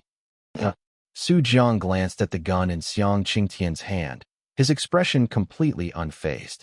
Xiang Qingtian raised the pistol, looked at Su Jiang, and smiled. I told you, you come to see me and answer one question. He then reached out and pointed at the phone screen, saying, Your answer will decide their lives or deaths. Su Jiang looked at Xiang Qingtian expressionlessly, motioning for him to continue. Xiang Qingtian slowly said, My question is, Su Jiang, will you sacrifice yourself to save them? Or will you preserve yourself and watch them die? Xiang Qingtian had a playful expression, holding the gun in his hand and offering it to Su Jiang. One gun, one bullet. Will this bullet be fired at yourself? Or at them? 327. Won't your life cry out? At this moment, the people watching the live broadcast outside could no longer sit still. What's going on? What does he mean by what he said? Either Su Jiang dies, or we die. Are you kidding me? Why should the lives of so many of us be decided by him? Su Jiang, save us. We will always remember you. Glancing at the bullet comments constantly appearing on the phone screen, Su Jiang turned his head to look at the pistol Xiang Qingtian handed him. Xiang Qingtian winked at him, signaling him to take the gun. If you choose to save them, then point this gun at your temple and gently pull the trigger. If you choose to save yourself, then I will destroy Yan'an after you take all your people away. Su Jiang reached out, took the pistol, and opened the magazine. There was indeed only one bullet inside. It was not a blank. Somewhere in the shadows, Jiang Yu saw this scene and cursed under his breath. Damn Xiang Qingtian, you bastard. He had been tricked by Xiang Qingtian. Xiang Qingtian naturally wouldn't let Su Jiang die. What he wanted was for Su Jiang to choose to sacrifice himself in front of everyone to save them. And the only person who could save Su Jiang from the gun was Jiang Yu. If you don't save him, you can only watch Su Jiang commit suicide. Can you do that? You don't want to get involved, but you have no choice. Xiang Qingtian looked at Su Jiang with a calm expression. Although he didn't want to use such an extreme method, the situation in the capital was gradually deteriorating, and he was running out of time. Interesting, this is truly interesting. Wei Liangping looked at this scene, his face full of excitement. It has to be that guy Xiang Qingtian who knows how to play. Now I want to see what Su Jiang chooses. Lin Jianbai saw this and said faintly. Xiang Qingtian praised Su Jiang to the heavens before, almost calling him a righteous messenger. Now, if Su Jiang chooses to save himself, even if he lives, he will be notorious for thousands of years. Yan'an was destroyed because of Su Jiang. Such words will spread thoroughly outside. Public opinion is something that can kill people, and it can also kill those around them.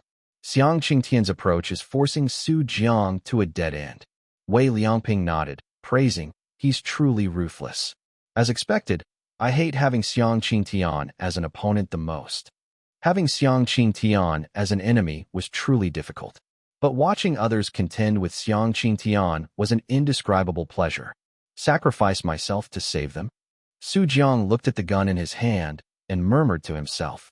At this moment, he probably knew what Xiang Qingtian planned to do. Connecting this to what An Mingjie said earlier about Xiang Qingtian not being killable, Su Jiang suddenly understood some things. Damn it, brother-in-law, you can't trick me like this, can you? Su Jiang cursed under his breath. If Xiang Qingtian really had connections with An Mingjie, and wanted to conspire to trick him, then he would really beat and Mingjie up. With this shot, he would most likely not die. Even if he did die, he had 2 lives, so it didn't matter. Trading one of his lives for the lives of countless people in Yan'an was simply a huge profit. This kind of feat, this kind of reputation, this chance to be remembered for generations. What does it have to do with me? Su Jiang raised his eyes slightly lazily, looking at Xiang Qingtian. Is this your plan? That's it. He scoffed, slowly stepped past Xiang Qingtian, and walked to the phone screen. Su Jiang looked at the bullet comments, almost all of which were telling him to sacrifice himself. It seems you are very afraid of death, aren't you? Su Jiang's face almost filled half of the phone screen, and he said playfully, You want me to save you? How high do you have to pile your pillows to dream such unrealistic dreams? Just sitting at home idly, waiting for others' charity, sending a few messages, and then expecting others to risk their lives to save you. Since the day before yesterday, what else have you people done besides panic and flee? Su Jiang's smile vanished, and his tone suddenly changed, lowering his voice. To be honest, in my opinion, the people here in Yan'an are not living. Surviving is a more accurate description for you. How can people like you change? I don't think you can change. When you are threatened, what else do you do besides compromise? Is this the kind of lingering existence you once wanted? You cowards who are content with the status quo. Will your lives not cry out? Su Jiang's roar echoed throughout Yan'an. Xiang Qingtian looked at Su Jiang, slightly stunned. He had prepared in advance. Even if Su Jiang refused to sacrifice himself, he had a backup plan. But he hadn't expected Su Jiang to say such words. Looking at the bullet comments refuting him, Su Jiang ignored them, raised the gun in front of him, and then with a gentle flick, threw the gun onto the ground far away. So what if you don't like me? Anyway, you only dare to post a few messages online. Su Jiang chuckled. Wanna live? If you don't want to die, then act. Go find the one named Meng Jiangnan. Find him, and you can live. If you can't find him, then just end your compromising lives like this. With that, Su Jiang picked up his phone and slammed it onto the ground. The phone screen instantly shattered.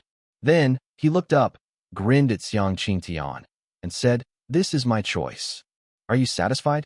He had 2 lives. He could save Yan'an once. But he couldn't save it a second or third time.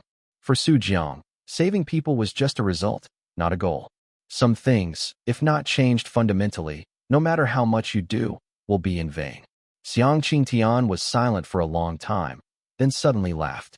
Su Jiang, and Mingjie was right. You are indeed a very unstable factor. You won, because you gave me an unexpected, yet even more perfect answer. Xiang Qingtian knew that Su Jiang's words just now would definitely have an effect.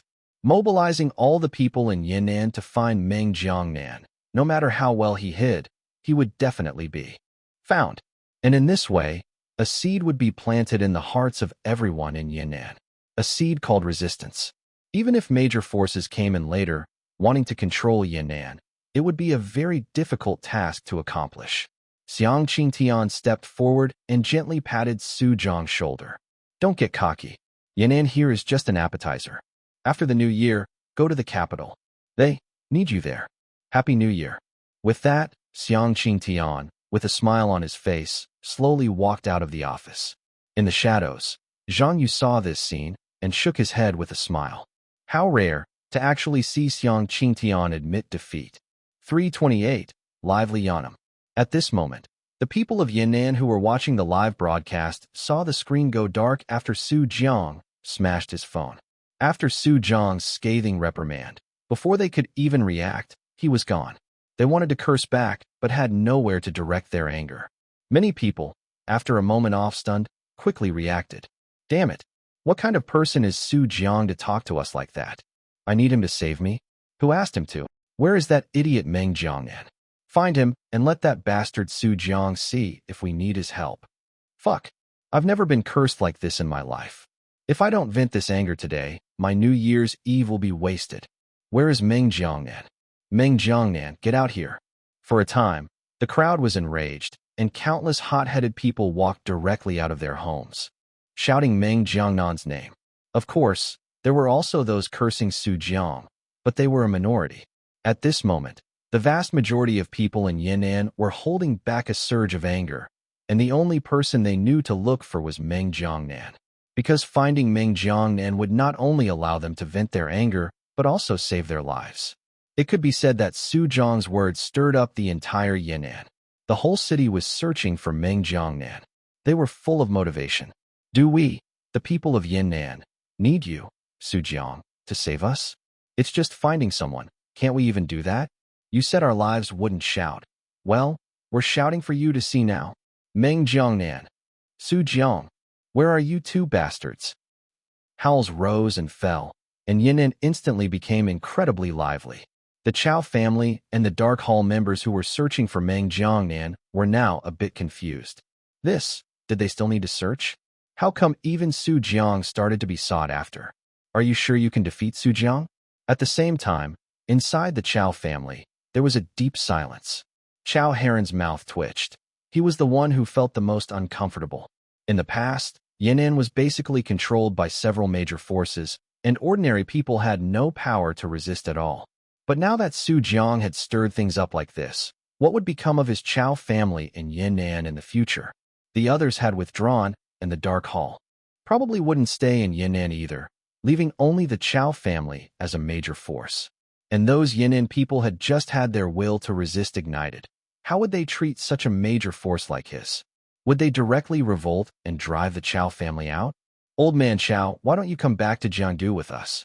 Zhu Ruxue saw Chao Heron's predicament and teased. If you dare to stay in Yan'an, with this trend, your Chao family will be no different from a big villain boss. Hearing this, Chao Heron felt even more desolate inside, but he still stubbornly said, will I be afraid of them? However, just after he finished speaking, a loud shout came from outside the Chao family. Chao family, get out of Yan'an. Chao family, get out of Yan'an. The loud voices entered everyone's ears, and all eyes immediately turned to Chao Heron. Chao Heron's face was as ugly as if he had eaten excrement, turning green, then purple. Patriarch, this is bad. Many people have come outside and are shouting for us to get out of Yan'an. The guard urgently called to report. I heard them. Chao Heron said irritably. Ignore them. If they don't make any substantial attacks, just don't pay attention to them. After speaking, Chao Heron angrily hung up the phone and took several deep breaths. Everyone silently watched him, not speaking. After a long while, Chao Heron turned his head and looked at Zhu Ruxue, saying, When are you returning to Jiangdu? Zhu Ruxue saw this and smiled. Slightly. Don't worry, I'll definitely call you when we leave. The others' shoulders shook as they tried hard to suppress their laughter.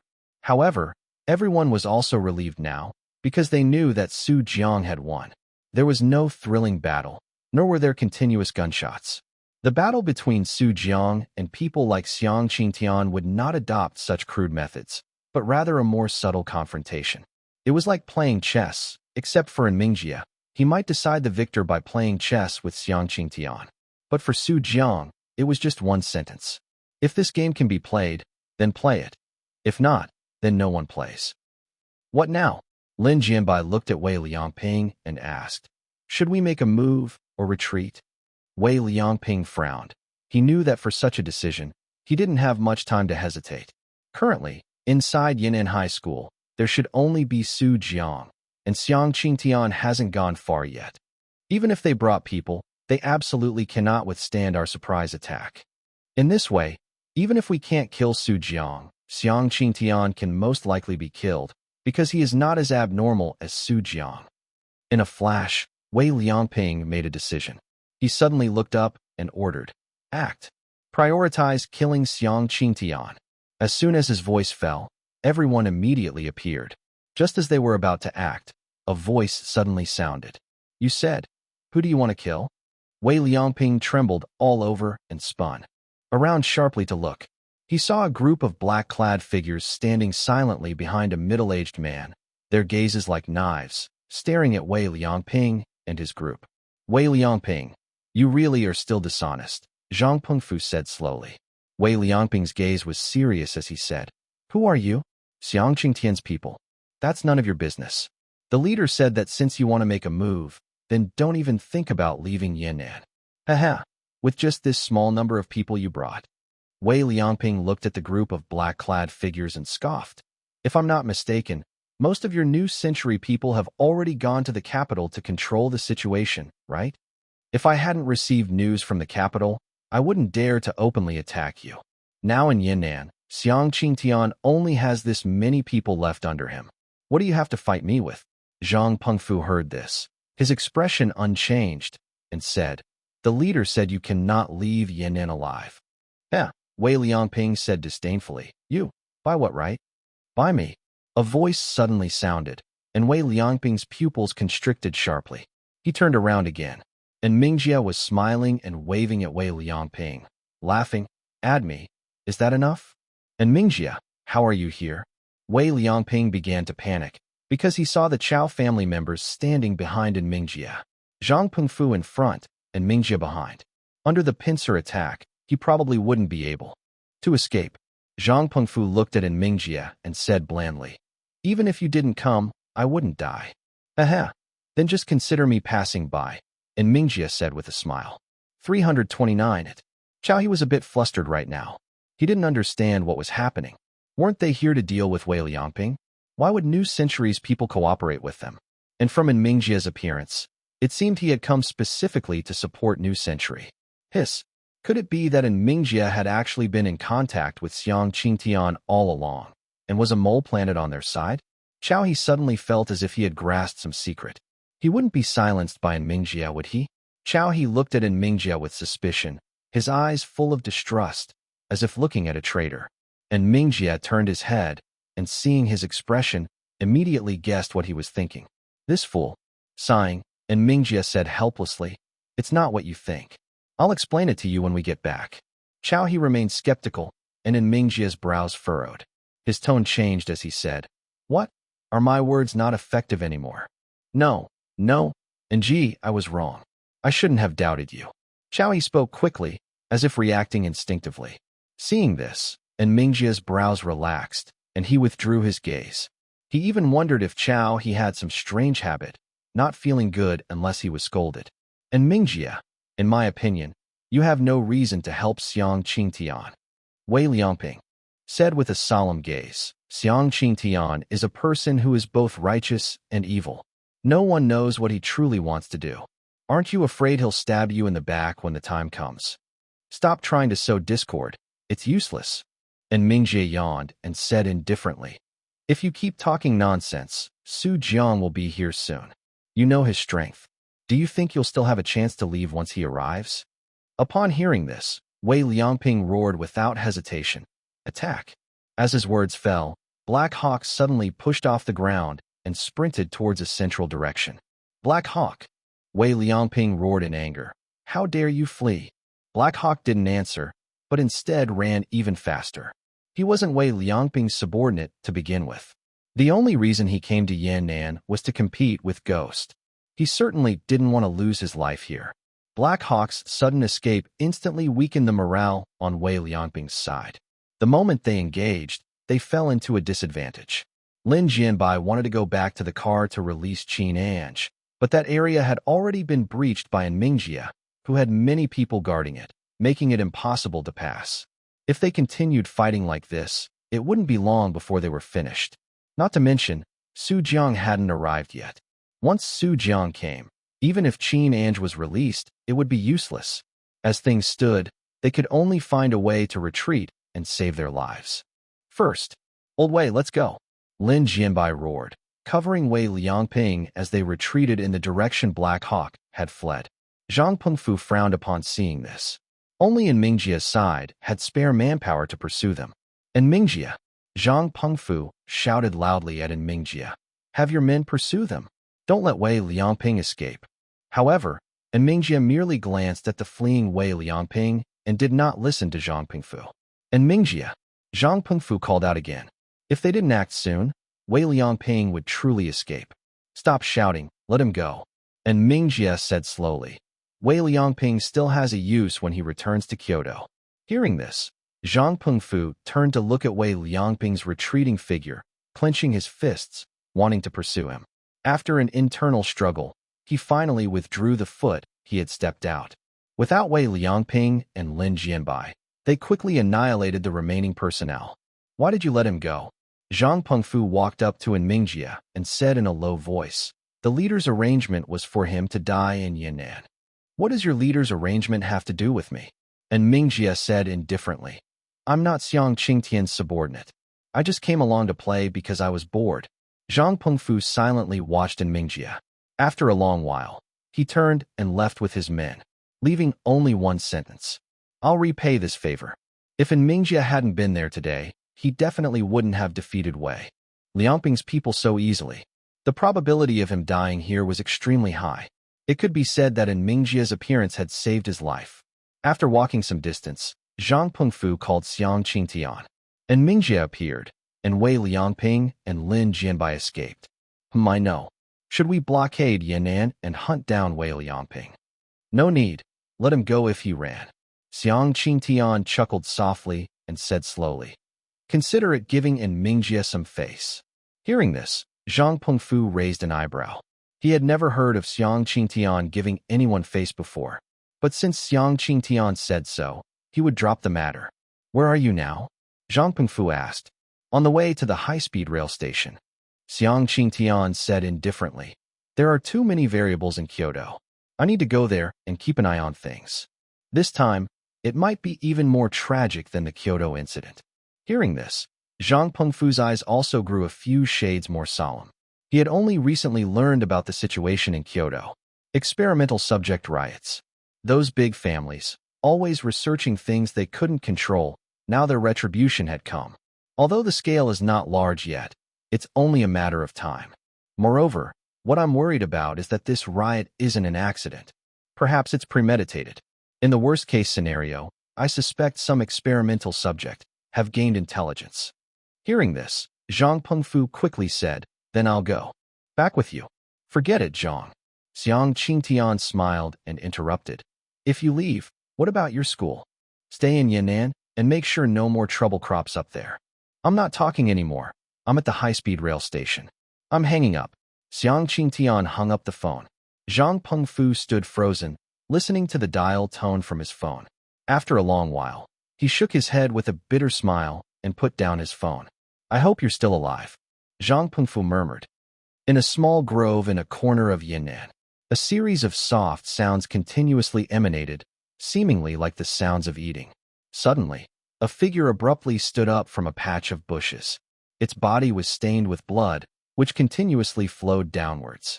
Its jaws clattered together, seemingly chewing on something, and blood constantly overflowed from the corners of its mouth. Its gaze penetrated through layers of trees, looking at a darkened electronic screen on a distant tall building. Su Jiang. It indistinctly called Su Jiang's name. Only after swallowing the contents of its mouth did it seem to grow, and the sounds from its mouth gradually became clearer. Su Jiang. Su Jiang, delicious. 3:30. The path she chose is the right one no matter how she walks. Meng Jiangnan. Meng Jiangnan, come out here. Everyone, search carefully. We must find that grandson. Inside a dilapidated shack in Yan'an, An Hung adjusted his glasses helplessly as he heard the sounds. Outside, drawing closer. As he typed the last key on his keyboard, the progress bar on the screen reached 100%. Seeing this, An Hung breathed a sigh of relief, stood up, stretched his neck, and yawned. Phew, I finally made it. An Hung softly said. With this, those 4 earthquake devices are completely disabled. He looked at the activator nearby and added, this thing is nothing but scrap now. It really was complex code. Even I took 2 days and 2 nights to crack it, and I still had to deal with that little hacker in between. An Hung rotated his wrists, then destroyed all the computer data.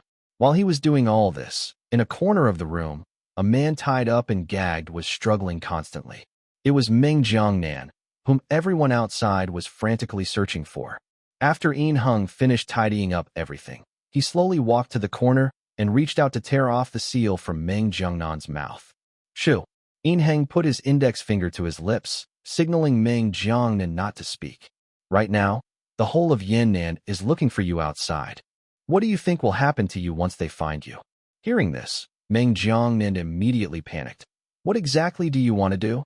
Weren't you going to destroy Yan'an? He had personally witnessed An Hung's actions. Both the activator and the earthquake devices had been cracked by Yin Heng. And with the activator disabled, Meng Jiangnan had no value whatsoever. Yin Heng smiled without a word, reaching out to pat Meng Jiangnan's shoulder. Good luck. As soon as he finished speaking, he put on a baseball cap, changed into black clothes, and left the shack. Yin Heng walked out of the shack, looked at the crowd gradually approaching in the distance, smiled slightly, and shouted, "We found Meng Jiangnan. He's here." After shouting this, Yin Heng pulled down his cap and left directly. His destination was also the capital. As he left, he glanced back in a certain direction and said meaningfully, "I hope you'll make some progress next time, little hacker." Soon, many people were drawn by his shout. They kicked open the door of the shack and saw Meng Jiangnan tied up inside. "Save me! Save me! I'm a victim! I'm a victim too!" Meng Jiangnan looked at the fierce crowd and hurriedly shouted, "Xiang Qingtian is the real culprit. I'm innocent." However, the crowd paid no attention to his defense and brutally dragged him out of the shack. "Arg! It hurts." Meng Jiangnan was thrown to the ground, letting out a cry of pain. Then, he pleaded, "Everyone, I am the Meng family head. As long as you are willing to let me go, you can have anything you want." At this moment, Meng Jiangnan still didn't know that his Meng family was almost completely wiped out, and his son, Dream Qingzhe, was taken somewhere by Black Hawk. It could be said that Meng Jiangnan was now no different from a lone commander. Meng family head. Upon hearing this, everyone snorted coldly. Clearly Meng Jiangnan had not yet realized his current predicament. Once the momentum of resistance reached its peak, pulling the ruler down was their first step to success. And as the head of a major force like the Meng family, Meng Jiangnan was undoubtedly the most suitable candidate. So what if he's the Meng family head? We ordinary people can still spit on you. We can still look down on you. At this moment, something seemed to awaken in the hearts of the people of Yan'an. They looked at Meng Jiangnan wailing on the ground, thinking to themselves, "The Meng family head doesn't seem so great after all, does he? Is this it? The person we used to be afraid of was just this piece of trash?" Meanwhile, people from the Chao family and Dark Hall also learned the news that Meng Jiangnan had been found and were rushing towards this location. "Meng Jiangnan, right? Weren't you very arrogant before?" "Yeah, your Meng family used to run rampant everywhere, even daring to manipulate the police station. I propose that since today is New Year's Eve, we slaughter this beast from the Meng family and have a good year, right? From now on, we will no longer be afraid of you big families. Kill him! Kill him!" The loud, unified shouts exploded in Meng Jiangnan's ears, making him tremble with fear. "No, don't! Don't kill me!" Meng Jiangnan desperately kicked his feet, constantly backing away. However, no matter which direction he turned, he was surrounded, with no escape route. Just then, a black sedan arrived. The car door slowly opened, and Su Jiang slowly stepped out of the car, followed closely by Wang Yingying. At this moment, everyone's attention was completely focused on Meng Jiangnan, and they didn't notice Su Jiang and Wang Yingying behind them at all. Su Jiang took out the red pistol, symbolizing death, from the Manjusaka and handed it to Wang Yingying. "Do you dare?" Wang Yingying looked at the gun Su Jiang handed her and took it without hesitation, resolutely walking towards the crowd. Just then, a system notification sound instantly rang in Su Jiang's mind. "Warning, detected deviation in host's mission.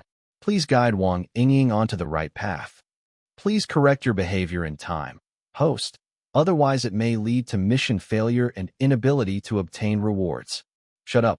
Su Jiang looked at Wang Yingying's back and calmly thought, "The path she chooses, no matter how she walks it, is the right path. I don't care if you, this trash system, recognize it or not. Who cares about your meager rewards? If you have the guts, then kill me." At these words, the system immediately fell silent, with no response. The alarm sound in his mind also disappeared. Wang Yingying walked through the crowd, came before Meng Jiangnan, and aimed the gun at him. "Shoot! Shoot! Shoot!" Everyone shouted in unison again, and Wang Yingying seemed to find confidence under their encouragement. She took a deep breath, her hand holding the gun no longer trembled, and she looked at Meng Jiangnan with firm eyes, slowly speaking. "Go to hell." "No, don't." Meng Jiangnan shook his head in fear. "Please, don't shoot." Bang! Before Meng Jiangnan could finish speaking, Wang Yingying pulled the trigger. The bullet flew from the Manjusaka's muzzle. This gun's first bullet was fired by Wang Yingying. It hit Meng Jiangnan directly in the head. 331. Special skills, extraordinary. Meng Jiangnan's body lay on the ground, blood continuously flowing. After a few seconds of silence, everyone suddenly burst into cheers. Meng Jiangnan was dead, killed by Wang Yingying's gun. Su Jiang watched this scene from afar, a slight smile playing on his lips. Now, the 20 yuan agreement was settled. Of course, Wang Xiang disagreed with Su Jiang's actions, but when had Wang Yingying ever listened to Wang Xiang? It was the age of rebellion, and with Su Jiang's indulgence, the two directly had Hua Qing drive them here. Wang Yingying silently walked back and handed the gun back to Su Jiang. From now on, I will study hard and won't think about killing anymore, Wang Yingying said indifferently. Su Jiang raised an eyebrow upon hearing this, a little surprised.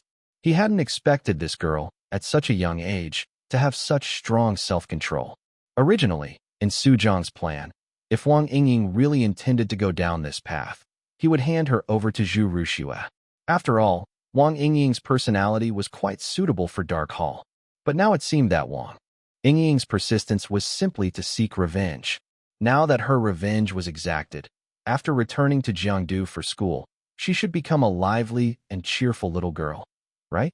At least, that's what Su Jiang thought. And just then, the system's prompt sounded in his mind again. Ding! After system research and judgment, the host's actions have successfully guided Wang Yingying onto the right path. This special mission is complete. Congratulations to the host for obtaining 2 skill upgrade opportunities. Please choose the skill you wish to upgrade. Hearing this voice, Su Jiang scoffed. What's wrong? Didn't you just warn me? Now how is the mission successful? System, speak up? If you're weak, practice more. How could you trash systems possibly guess the thoughts of this host? Please choose the skill you wish to upgrade. Facing Su Jiang's mockery, the system completely avoided mentioning what had just happened. It was as if it hadn't spoken at all just now. Seeing the system play dead, Su Jiang stopped wasting his breath and began to ponder carefully. 2 skill upgrade opportunities, so which skill should they be used on? The extraordinary body skill is still only advanced. If upgraded, it would become special grade. Then what about the other one? What skill should I choose? Su Jiang was a bit conflicted. He wanted to upgrade the animal telepathy skill, as it had been indispensable to his early progress. But he was also afraid that upgrading it would be pointless, a waste of the skill. Never mind, let's upgrade extraordinary body first. Just as Su Jiang was about to speak, a sudden commotion interrupted his thoughts. Quick, run. There's a monster. It's eating people. It's eating people. Hearing these people's words, Su Jiang frowned and looked in that direction. He saw a blood-soaked, staggering, inhuman figure walking towards them. If Gao Zhan and the others were still there, they would surely recognize that this monster was the experimental subject that had escaped from the suburbs. The experimental subject had been looking around when its steps suddenly paused, its head twisted, and a terrifying smile appeared on its hideous face as it looked in Su Jiang's direction. Su Jiang, delicious. Su Jiang. Everyone fled in panic. Su Jiang frowned, reaching out to shield Wang Yingying behind him. In an instant, only a few people remained, and some bolder ones were hiding in corners taking photos. Su Jiang stared intently at the monster, speaking to Wang Yingying without turning his head. Get in the car. Wang Yingying nodded upon hearing this, immediately ran to the car, and closed the door tightly. Su Jiang pulled out a black rod from his waist, looked at the experimental subject in front of him, and softly said, You fellow, you seem a bit different from the previous ones. Su Jiang, delicious. Delicious? Am I supreme grilled cold noodles in your eyes? Su Jiang lightly twirled the rod, slowly and unhurriedly walking towards the experimental subject. No matter what, you should get a good sleep first. As his voice fell, Su Jiang suddenly exerted force and rushed towards the experimental subject.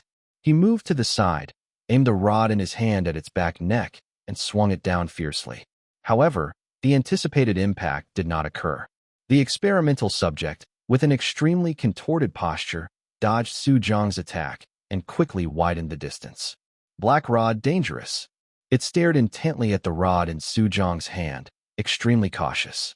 Seeing this, Su Jiang's eyes instantly filled with solemnity.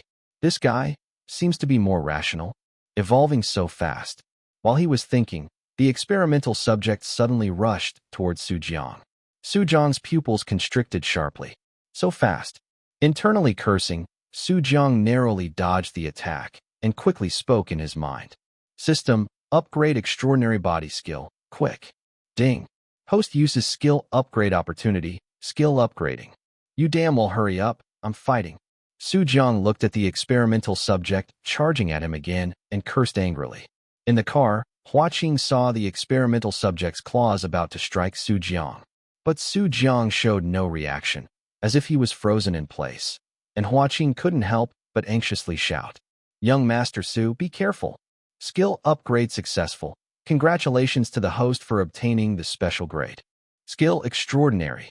The moment the system prompt sounded, Su Jiang's body stiffened, and he felt a surge of power, more immense than before, filling his entire being.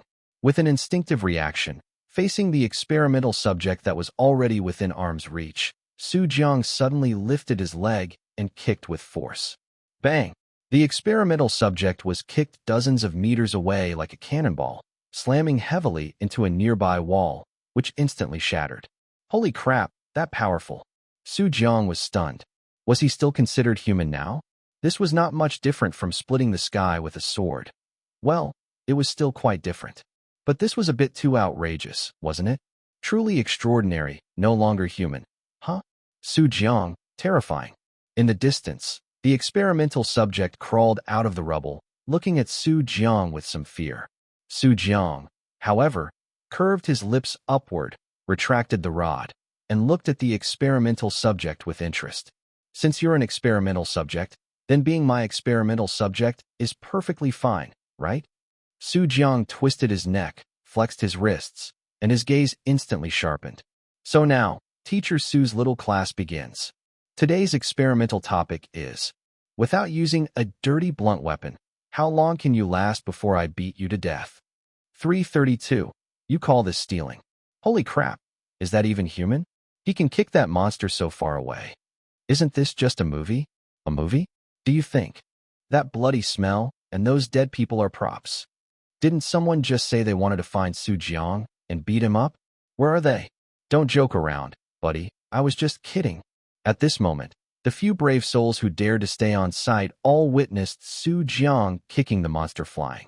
Hua Qing sat in the car, his eyes wide, staring blankly at Su Jiang. Young Master Su, awesome.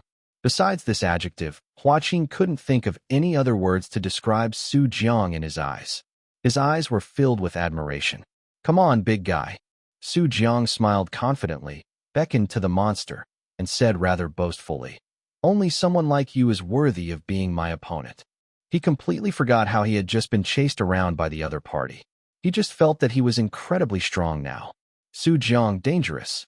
The monster looked at Su Jiang, not charging forward like before, but instead becoming much more cautious. Heh.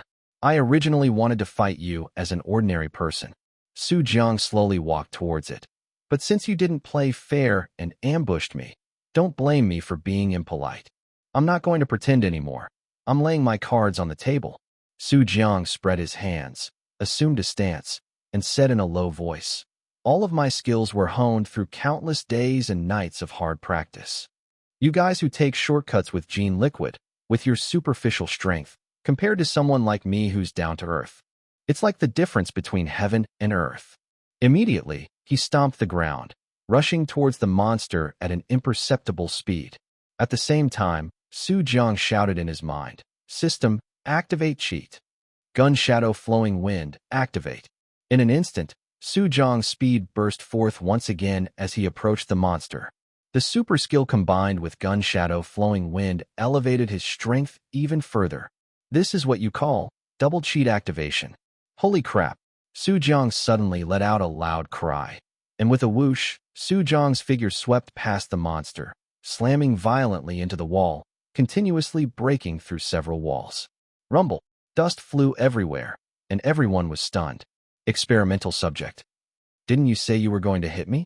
What kind of move is this? It didn't have much sanity to begin with, and Su Jiang's actions confused it even more. Its brain simply couldn't process it. Hiss! Su Jiang stood up, supporting his waist, his face turning a little red, feeling extremely embarrassed. The double cheat activation just now had boosted his speed to a level he couldn't control, and he hadn't been able to adapt to it yet. Simply put, he couldn't stop. And then tragedy struck. Cough, cough. Su Jiang coughed a few times, walked out of the dust, and said with a somewhat serious expression, "I didn't expect you, this monster, to be able to dodge my attack. You have some skill." Experimental subject. It tilted its head, with several large question marks appearing above it. Did it even move just now? Next is the real battle. Su Jiang didn't activate the double cheat this time. Not being able to adapt was one reason. Another reason was that in that instant just now, he felt an enormous drain on his energy. It was powerful, but it really wasn't sustainable. At most 3 minutes, Su Jiang would be done for. Just then, the system's voice suddenly rang out again in his mind. Ding! Host still has one skill upgrade opportunity remaining. Please choose as soon as possible. If the host has not made a decision, the system will randomly select one of the host's own skills for upgrade. Please host choose as soon as possible. Countdown 10 seconds. 10, 9, 8. Holy crap, you damn system. You didn't say there were such conditions before. Su Jiang cursed, and seeing the countdown about to hit 0, he quickly said, "I choose animal." Roar. Before he could finish speaking, the experimental subject roared and suddenly closed in on Su Jiang. It could also tell that Su Jiang seemed distracted for that instant. This instant was its opportunity. So it charged at Su Jiang without hesitation, swinging its sharp claws. Seeing this, Su Jiang no longer cared about skill upgrades and quickly activated the double cheat, dodging the attack. 3, 2, 1. Countdown ended. Since the host did not make a choice, this skill upgrade will be randomly drawn. Skill randomly. Upgrading. You damn system. Su Jiang cursed. You are violating the wishes of an innocent young man. I clearly said to upgrade animal telepathy just now. Cancel the random selection for me. Hurry up. Skill upgrade complete. Congratulations, host. Dirty pickpocket skill upgrade successful. Obtaining special grade skill, lucky thief. Go to hell with your boundless Umitba lucky thief. System, you're playing chess here, aren't you? I don't want this useless thing. Change it back for me. Su Jiang cursed. I suspected it from the beginning. This system of yours is definitely not proper. I'm going to expose you in the system circle so you'll lose face as a system. However, at this moment, the system's voice rang out again, providing an explanation for the Lucky Thief skill. Lucky Thief, an upgraded version of Dirty Pickpocket. Now, you can always steal the items you want, and there is no limit to the number of times. Su Jiang was stunned for a moment upon hearing this, then immediately raged. Isn't this still just stealing? It's just that there's no limit to the number of times, and you call this a special grade skill. Roar. At this moment, the experimental subject charged forward again, making Su Jiang even angrier. It's all because of you, making me waste a skill upgrade opportunity for nothing. Su Jiang gritted his teeth, glaring fiercely at the charging experimental subject. If I don't kill you today, I won't be named Su. Su Jiang watched the experimental subject's sharp claw swing, then suddenly grabbed its arm, clamping down tightly. You like to swing your claws, do you? Su Jiang said in a low voice. Then you won't need your claws anymore. After Su Jiang finished speaking, just as he was about to exert force to dislocate its arm, ugh, the experimental subject let out a scream and suddenly retreated. Its arm, which Su Jiang had grabbed, was now broken, oozing dark red blood. Su Jiang looked at the broken arm in his hand, somewhat stunned. He didn't seem to have exerted any force just now, did he? The experimental subject also hadn't made any move to break its own arm. How did this arm break? Blinking, Su Jiang suddenly looked up, thinking of a possibility. Lucky thief. Because just now, the moment he thought about breaking the other party's arm, the experimental subject's arm suddenly broke without any warning. No way. Su Jiang's mouth twitched as he looked at the broken arm, his heart shaking. System, you call this stealing? 333. Don't come over here. System, this thing isn't really the effect of Lucky Thief's skill, is it? Su Jiang asked internally, looking at his arm with a hint of horror. However, the system didn't answer him, as if it had gone offline. Ugh, woo. In the distance, the experimental subject clutched its broken arm in pain, whimpering softly. Dark red blood flowed continuously, completely unstoppable. Su Jiang, danger. Run. It kept retreating, looking at Su Jiang with fear, already planning to escape. However, how could Su Jiang let it escape? He still had many things he wanted to experiment with on it. Speed burst forth again, and Su Jiang, with a flash, was already close to its side before the experimental subject could react. Clack, grabbing its other arm again. Su Jiang didn't exert force, but silently chanted in his mind, "I want to steal your hand. I want to steal your hand." The next second, the experimental subject's arm broke again, without warning. Ugh! This time, the experimental subject was truly terrified. Without its arms, it awkwardly moved away from Su Jiang on its legs, fleeing into the distance without looking back. Su Jiang stared blankly at the severed arm, his heart trembling immensely. This skill is too heaven-defying, isn't it? Can this even be called stealing? This is practically robbery. This is just stealing an arm. If I were to steal a head, wouldn't anyone I touch die? Su Jiang was utterly shocked. This was simply a divine skill. System, you're awesome. I'm definitely going to make you proud in your system circle. You are my god. Su Jiang directly used the passive face-changing skill and showered the system with flattery. What? You're talking about animal telepathy with me? What kind of garbage is that? Even a dog wouldn't glance at it if it were thrown on the side of the road. Wanna run? Su Jiang narrowed his eyes slightly, looking at the fleeing experimental subject in the distance, revealing a villainous smile as he rubbed his hands together. Jia. Phantom thief, Su Jiang is here. Su Jiang let out a strange cry and charged towards the experimental subject. The experimental subject heard the movement, looked back, and its face immediately filled with terror, its running speed increasing even more. If it could speak clearly, it would probably be shouting, "Don't come over." However, it was already over. Su Jiang, with his cheat-like speed, could only be described as terrifying. Within a few breaths, Su Jiang had already caught up to the experimental subject, gently placing his hand on its head. Su Jiang whispered, "I've already stolen your head." As his words fell, the experimental subject instantly became headless, falling forward. "It seems there's still quite a big difference between this and a zombie," Su Jiang said indifferently, looking at the dead experimental subject. "In movies, they can still move even without a head, but you're far from that." With that, he threw the head on the ground, then turned back and shouted to Hua Qing, "Huazi, have the Dark Hall people come over and clear the battlefield." As his words fell, before Hua Qing could even react, a group of black-clad figures emerged from all directions. They were the Dark Hall members. Dragon 3 stepped up to Su Jiang and slowly said, "Young Master Su, the phones of those people who were recording around here have all been dealt with. The battle just now will not be leaked." Su Jiang raised an eyebrow upon hearing this. What surprised him was that Dragon 3 actually called him Young Master Su. Before, this guy used to call him Su Jiang directly.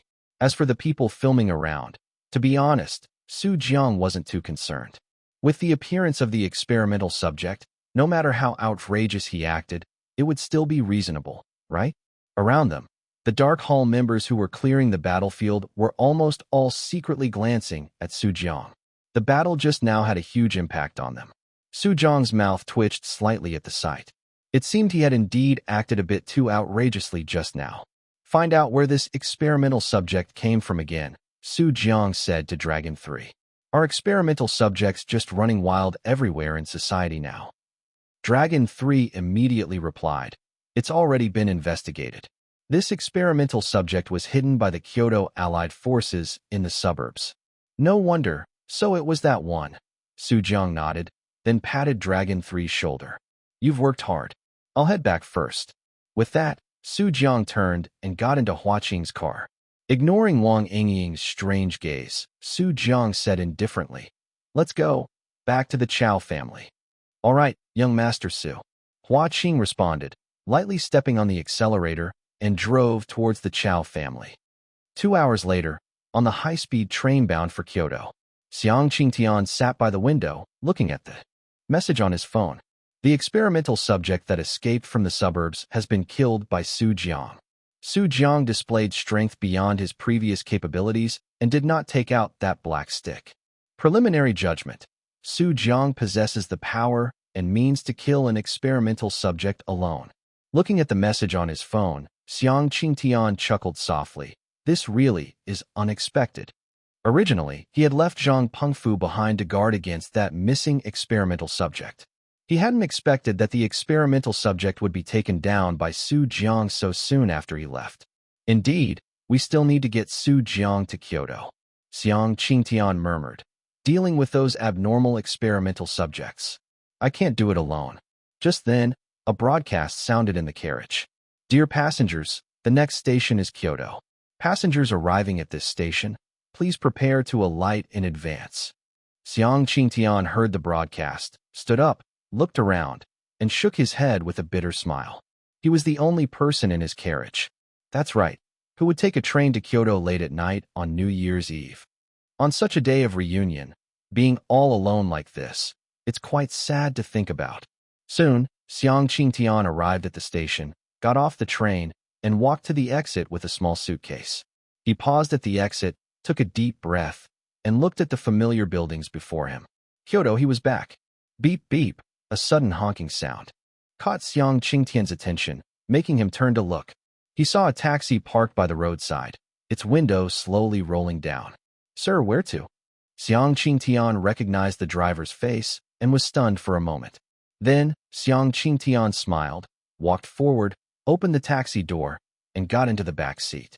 Come sit in the front. Do you really take me for your driver? The man crossed his arms over his chest, with an expression that said, if you don't switch seats, I'm not driving. Seeing this, Xiang Qingtian smiled helplessly, got out of the car, and sat in the front passenger seat. 334. Our Beijing taxis are like this. Where to? Qingjia Village. That place is quite far. The starting fare is 10 yuan. Seeing Xiang Qingtian nod helplessly, the man lightly stepped on the accelerator, started the taxi, and drove away from the high-speed rail station. Just came from Yan'an? You know, and you still ask? Xiang Qingtian said indifferently. If you didn't know my itinerary, would you be waiting for me at the high-speed rail station? TSK, how can you talk to your savior like that? The man looked displeased and said, Don't you know? I'm still being hunted by those bastards for saving you? Haha, it sounds like you wouldn't be wanted if you didn't save me, Xiang Qingtian mocked. The man held the steering wheel with one hand and gave Xiang Qingtian the middle finger with the other. By the way, why are you going to Qingjia Village? The man slowly said, I'll tell you first, the Chung family is also looking for me, so I can only drop you off at the foot of the mountain. Xiang Qingtian frowned slightly upon hearing this. How did you provoke the Chung family? He remembered that the Chung family people were all quite easygoing, never participating in disputes, and were known as a family of good-natured people. How could such a family start hunting the person in front of him? I just asked them for something. The man pouted. They're a big family, yet so stingy. They even issued a wanted notice for a broken bracelet. Bracelet? Xiang Qingtian was stunned when he heard this, then immediately reacted. The bracelet you took? It couldn't be the Chung family's family heirloom, could it? Family heirloom? That broken red bracelet. The man looked confused and said, No way. Can that thing be a family heirloom? I didn't think much at the time. My wife said it looked good, and she wanted to give it to our daughter-in-law as a gift, so I went and stole. I went and got it. It seems the Chung family values that thing quite a bit. Xiang Qingtian's mouth twitched, and he gave the man a thumbs up. You'd better not drop me off at the foot of the mountain. Go a bit further. Xiang Qingtian said helplessly. I'm afraid the Chung family will misunderstand and think I'm your accomplice, which would make my business difficult to handle. No way. I said I'd take you to the foot of the mountain. This is my professional integrity as a professional taxi driver. Then you still took me the long way around. Do you think I'm not familiar with the roads in the capital? Xiang Qingtian's face was full of sarcasm. Where has your meter jumped to? You've only driven a few kilometers, and your meter can go up to 1,000? Are you trying to fool a fool? You haven't been back to the capital for too long, so you don't know the situation. Now, all our taxis in the capital are this price. The man said shamelessly. Xiang Qingtian was about to speak when the man interrupted first. So, why exactly are you going to Qingjia village? Xiang Qingtian swallowed the words he was about to curse, looked straight ahead, and said indifferently, their family had owed me a favor before, and it just so happens I need to use it now. Can that favor of yours? No. Xiang Qingtian interrupted directly. Don't even think about it. You figure out the bracelet issue yourself. TSK, how stingy. The man mumbled, and in an instant, the meter jumped again, the price soaring to 10,000. Seeing this, Xiang Qingtian's face darkened. That's enough. I don't have that much money for the fare. It's okay, I support card payments here. I don't have a card either. An IOU is fine too. The man chuckled. You wouldn't want it to get out that the famous Xiang Qingtian rode a taxi without paying, would you? Upon hearing this, Xiang Qingtian felt a bit regretful. Why did he have a moment of madness and get into this guy's car?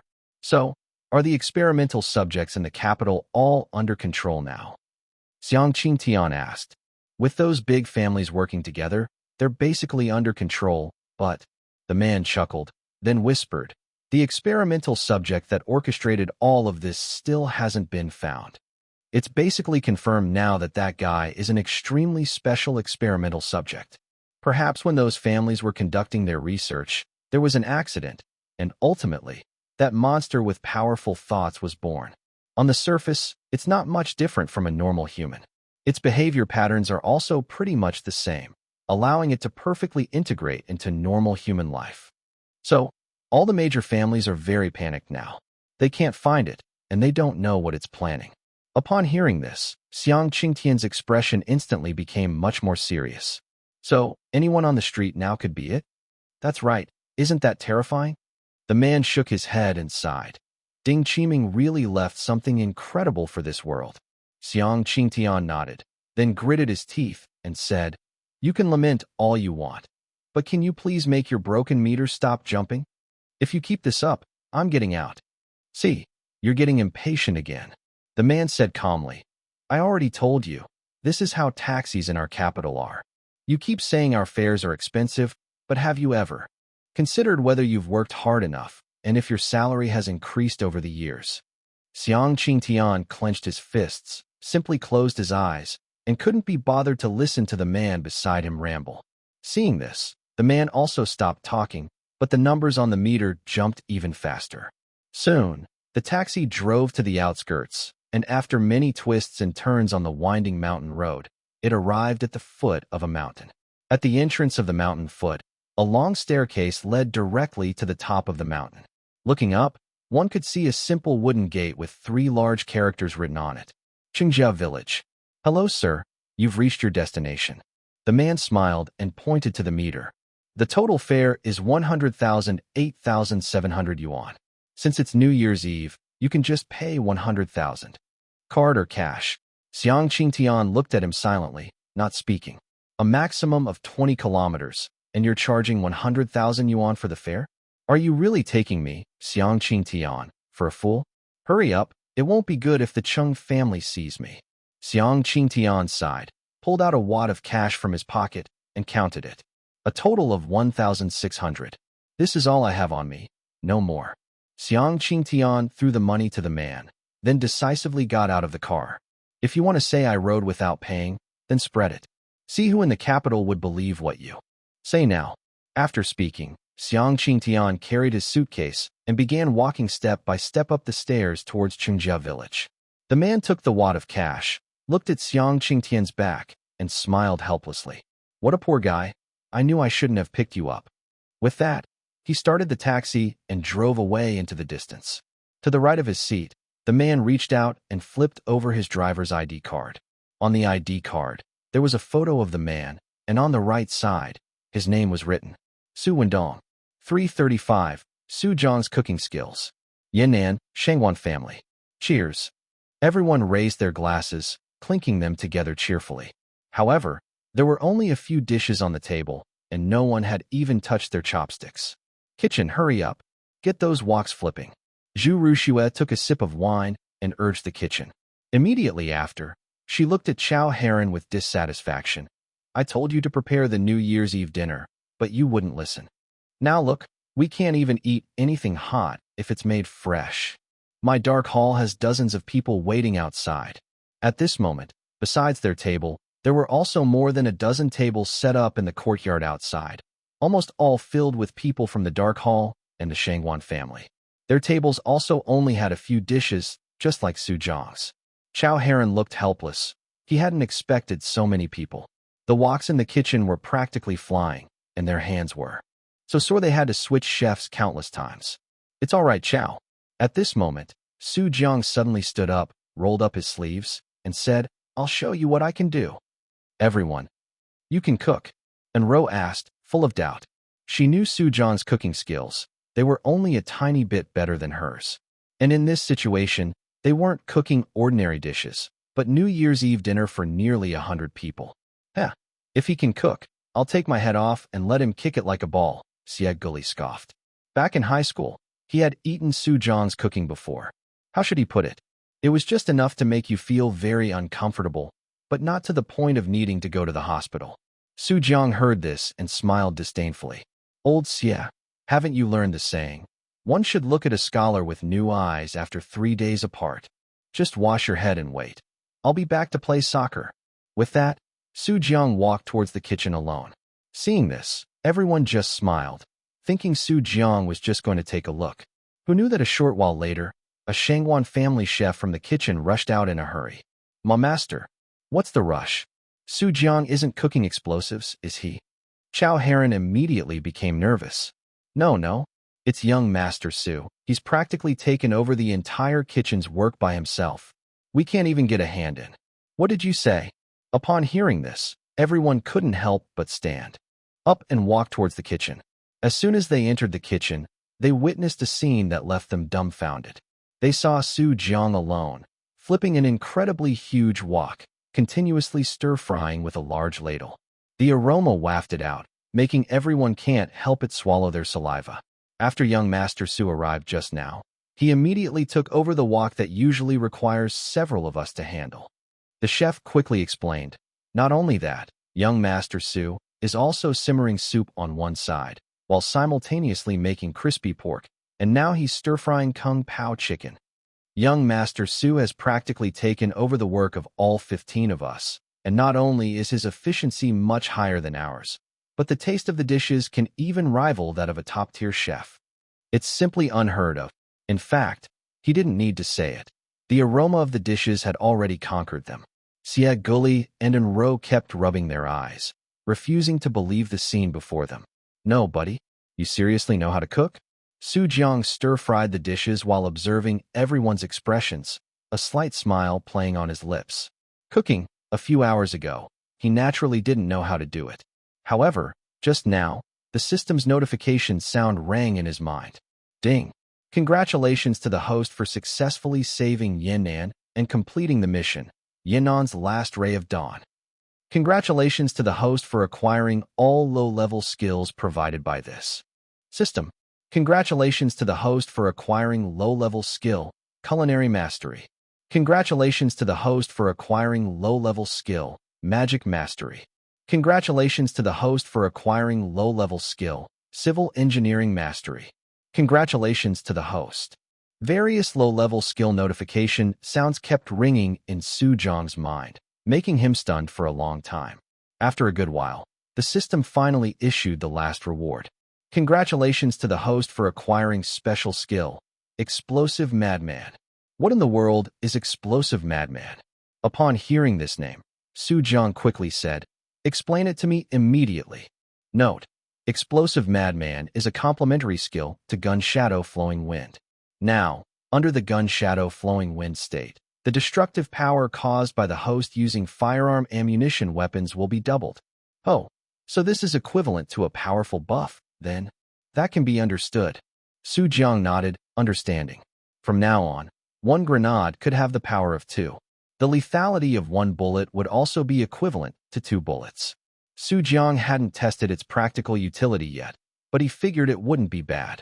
However, what he found regrettable was the absence of a driving mastery skill. Su Jiang asked the system, and the answer given by the system was, this system does not collect junk skills. In the system's eyes, Driving a car wasn't even considered a low-level skill, so it wasn't included. No matter how Su Jiang protested, the system ignored him. And now, the reason Su Jiang could show off his skills in the kitchen was entirely due to the recently acquired culinary mastery skill. You all wait a moment. The Kung Pao chicken and crispy pork will be ready to eat soon, Su Jiang said to everyone while flipping the wok. Also, old Xie, wash your head clean. I don't want to get my shoes dirty when I kick it later. Xie Guli's mouth twitched upon hearing this. He somewhat regretted saying that earlier. An Rou's little nose twitched, smelling the aroma of the dishes, and her appetite greatly increased. Her eyes lit up as she looked at Su Jiang, thinking, from now on, I can make this guy cook for me every day. Zhu Rushua looked at Su Jiang with immense satisfaction. Such a son-in-law was truly hard to find, even with a lantern. An Rou truly has good taste. And Mingjia also nodded in satisfaction. It seemed that An Rou wouldn't have to worry about food in the future. Su Jiang, I also want sweet and sour pork ribs. An Rou called out pitifully. Su Jiang looked up upon hearing this, and seeing An Rou's appearance, he quickly nodded and said, I'll make it for you right away. Wang Xiang, seeing this, also imitated An Rou and called out to Su Jiang. Old Su, I also want braised pork. Get lost. You look like braised pork. I'll stew you later. Su Jiang cursed unceremoniously. An Rou is my wife. What are you, trying to join in the fun? An Rou saw this and smiled contentedly, making a heart shape with her hand towards Su Jiang. Su Jiang returned a heart to her as well. Everyone suddenly felt full. Xie Guli even wanted to take a helicopter straight back to find Shangwanlu. 336. Su Jiang and An Rou's New Year's Eve. Wow, it smells so good. At the dinner table, An Rou looked at the large spread of dishes Su Jiang had prepared and exclaimed from the bottom of her heart. As for the others, they were frantically moving their chopsticks, no longer bothering to speak. Xie Guli was eating heartily, completely disregarding what he had said to Su Jiang earlier. Wang Xiang's mouth was full, and he was about to reach for the sweet and sour pork ribs with his chopsticks. Clatter! His chopsticks were knocked aside by Su Jiang's. Old Wang, you're on a diet. You can't eat this, Su Jiang said calmly. Then, he reached out and picked up the plate of sweet and sour pork ribs, placing it in front of An Rou. An Rou, eat this, Su Jiang said with a smile. Seeing this, An Rou blushed and picked up a piece of sweet and sour pork rib, putting it in her bowl and nibbling on it in small bites. Wang Xiang, seeing this, gave Su Jiang a fierce middle finger. So you're the only one with a girlfriend, huh? Bullying those who don't have one. I'll go find Ji Ming as soon as I return to Jiangdu. However, Wang Xiang didn't know that Su Jiang and An Rou planned to get their marriage certificate after returning to Jiangdu. By then, even if he brought Ji Ming in front of Su Jiang, it would only be self-humiliation. As for An Rou, her eyes lit up with the first bite of the ribs. So delicious. She already liked sweet and sour pork ribs, and the dishes Su Jiang made using his culinary mastery skill were completely at the level of a master chef. It completely captivated An Rou's appetite. Sure enough, after An Rou ate the first piece of rib, she couldn't stop. An Rou, who usually washed her figure, ate 2 large bowls of rice tonight, which was unprecedented. An Rou gently rubbed her stomach, a little troubled. She couldn't let Su Jiang cook anymore. Otherwise, eating like this every day would make her gain too much weight. Old man Chow, when are you returning to Jiangdu with us? Zhu Rushua asked while eating.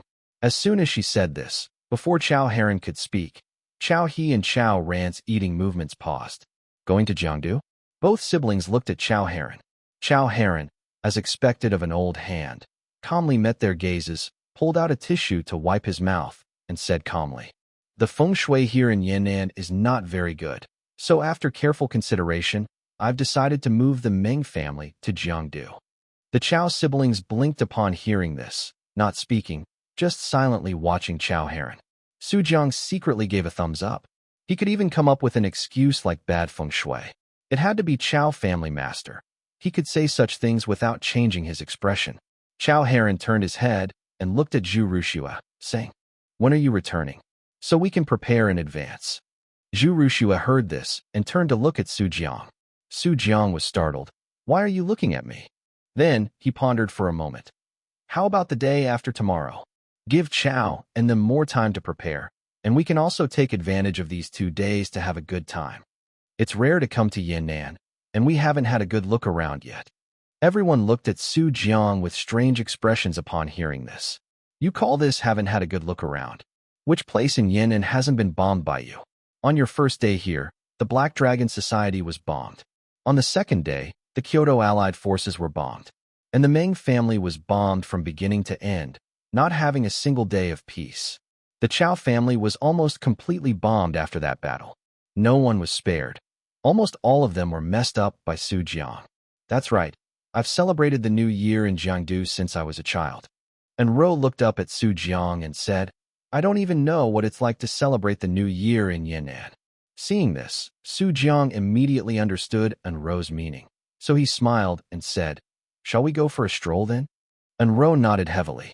So, the two of them left everyone behind, changed clothes, and walked out of the Chow family hand in hand. Wang Xiang and Xie Guli, seeing this, were unwilling to just go back to sleep, so they decided to go out and find some fun together. The others were pretty much the same. Those who wanted to go out and play went out, and those who wanted to rest stayed at the Chow family. Only one person was an exception. That was An Mingjia. At this moment, after everyone had left, An Mingjia quietly dragged his suitcase, called a taxi, and headed straight for the high-speed rail station. Phew. After getting into the car, An Mingjia let out a long sigh. This time, I'm definitely not coming back. I must continue my vacation plan. I still need to go back to Beijing first to find Mo Chang to make the ring for Su Jiang. Although Manjusaka is on Su Jiang, Mo Chang should still have better materials. I'll figure out a way then. Just like that, An Mingjia quietly slipped away. By the time Zhu Ruxue realized she couldn't find An Mingjia anywhere, it was already too late. An Mingjia. Zhu Ruxue looked at her phone, so angry she felt like spitting blood. Because An Mingjia seemed to have blocked her. You'd better hide from me your whole life. Otherwise I'll beat your but till it blooms. Zhu Ruxue cursed fiercely. She had originally wanted to cultivate her mother-son relationship with An Mingjia. After all, they hadn't seen each other for so many years. But now An Mingjia had just run off. How could she not be angry? Su Jiang, is it okay for you to go out like this? An Rou hooked her arm through Su Jiang's and looked up, asking, By now, everyone in Yan'an should recognize your face, right? Now that you mention it, it seems to be the case. Su Jiang stopped, only then realizing. He was now no different from a big celebrity in Yan'an. Ever since he cursed them out on the live broadcast, if you were to ask who the people of Yan'an most wanted to beat up, there could only be three. Xiang Qingtian, Meng Jiangnan, and Su Jiang. And now, Meng Jiangnan was gone. Xiang Qingtian had run off, leaving only Su Jiang still in Yan'an. To avoid trouble, Su Jiang still took out his special black mask for outings and covered his face. An Rou, seeing this, chuckled softly. You look like I'm secretly dating some big celebrity. Su Jiang looked at An Rou helplessly, reaching out to tap her forehead. If I get caught, do you think you'll have a good outcome? Hearing this, An Rou cutely stuck out her little tongue. Oh right. Once Su Jiang's identity was exposed, she would definitely be treated as Su Jiang's accomplice and disliked by the people of Yan'an. Thinking of this, An Rou stood on tiptoe and reached up to pull up the hood of Su Jiang's jacket, covering his head. Hee, this way is safer, An Rou said mischievously. I can't see, Su Jiang protested. The hood of this jacket was already big, and once he put it on, it covered his eyes too. Oh, it's fine. I'll lead you, you won't get lost. An Rou took Su Jiang's hand and happily walked forward. It was clear that she was in a very good mood. 337. Beat Su Jiang lemon tea. Su Jiang and An Rou walked through the street in front of the Chow family's house and arrived at a bustling street around the corner. Wow! An Rou's lips parted slightly, her face filled with pleasant surprise as she looked at the scene before her. The street ahead was brightly lit, adorned with lanterns of all sizes, and the clamor of the crowd never ceased, exuding an incredibly strong festive atmosphere. Su Jiang, Jiangdu never seems to have been this lively during the new year, has it? An Rou asked. No, Jiangdu doesn't have much of a New Year's atmosphere. At most, it's just eating a New Year's Eve dinner, and they don't even allow fireworks, Su Jiang replied. As for fireworks, Yin certainly goes without saying. Bombs are detonated daily, let alone a few small fireworks. Let's go. Let's go. Let's go take a look, An Rou said excitedly. Jiang was pulled by her, feeling a bit helpless. I can't even see the road. How do you expect me to walk? Didn't you even defeat monsters like the experimental subject? An Rou asked curiously. How come you can't even see the road now? Jiang's mouth twitched slightly upon hearing that. His skills weren't always active, you know. Both Transcendence and Gun Shadow Flowing Wind consume a lot of stamina. This trash system, it doesn't even give any passive skills. Oh, you two are here too? Suddenly, Xie Guli's voice rang out, and the two turned their heads to look. They saw Xie Guli and Wang Jiang, both holding piles of dolls, almost obscuring their faces. What are you two doing? Oh, there's a stall over there where you can shoot balloons and win dolls by throwing darts. I just went and got some stock, Xie Guli said matter-of-factly. Upon hearing this, Jiang and An Rou both looked at Xie Guli with disdain. Shameless fellows. You use your knife-throwing skills to play darts and shoot balloons? Isn't that bullying honest people? Didn't the boss fight you to the death? Jiang surveyed the dolls they were holding. They must have completely cleared out all of the boss's prizes, right? It's New Year's. Are you trying to make the boss cry himself to death? Am I that kind of person? Xie Guli pouted. I compensated the boss with some money afterward. I couldn't possibly just take them for free. Hearing this, Jiang nodded. At least he had some conscience. Just then, An Rou suddenly tugged at Jiang's sleeve. Jiang turned his head and saw An Rou's shoulders shaking, as if she was trying to hold back laughter. What's wrong? You look over there. Jiang followed the direction of An Rou's finger, and instantly his face darkened. Not far away, someone had set up a stall, with several lines of text written on a stand beside it. Beat Jiang lemon tea. Beat the lemon as if it were Jiang. Then fiercely suck him into your mouth and chew him to pieces. And in front of that stall, there was an endless stream of people lining up.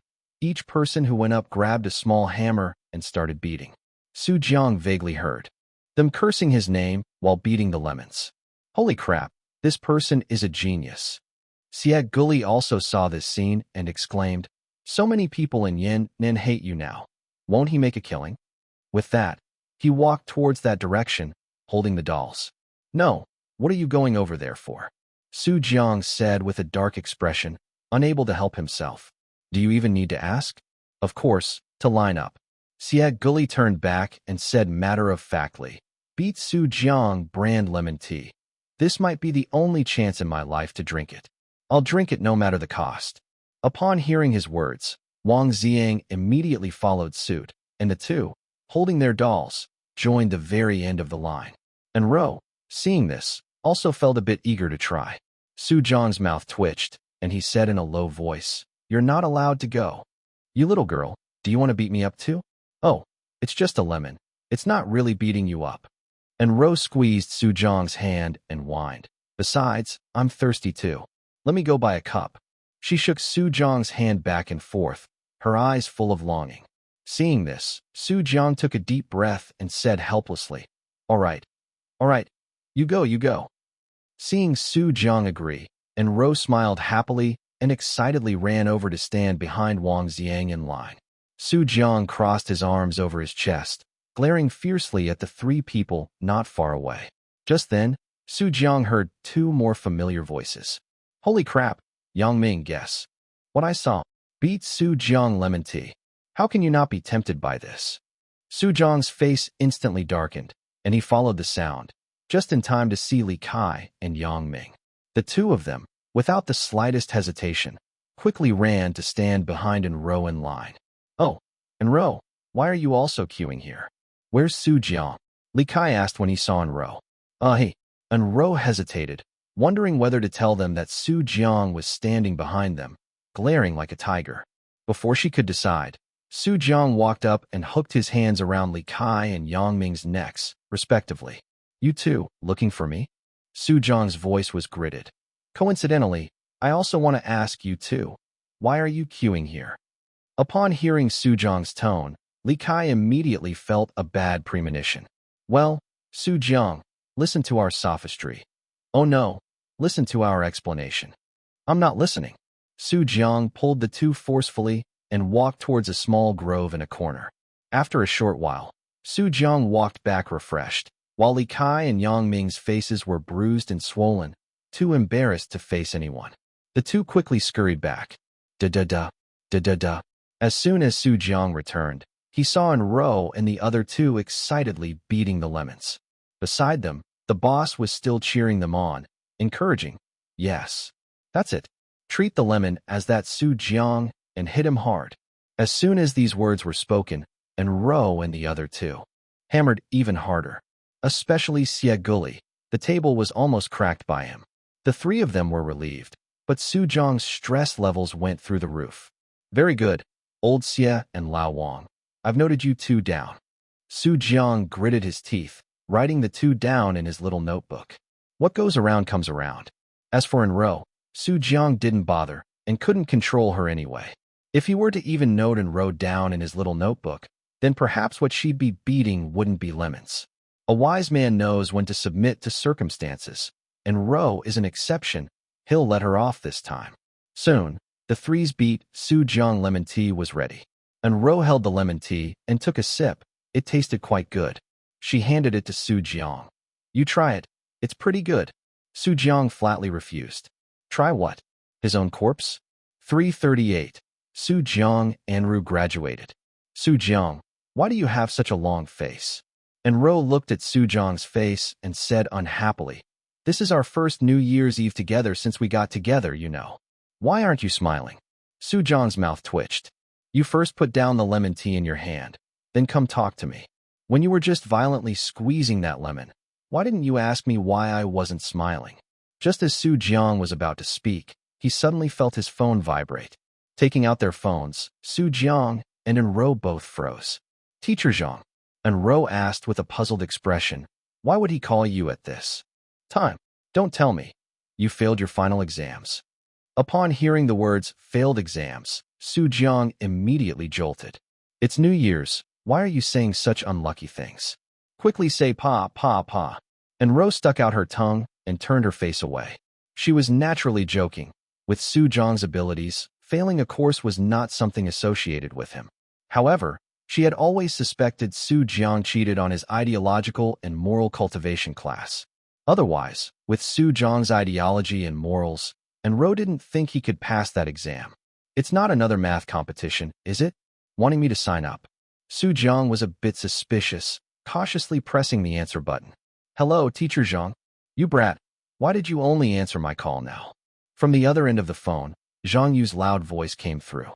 "Are you out on a date with another girl?"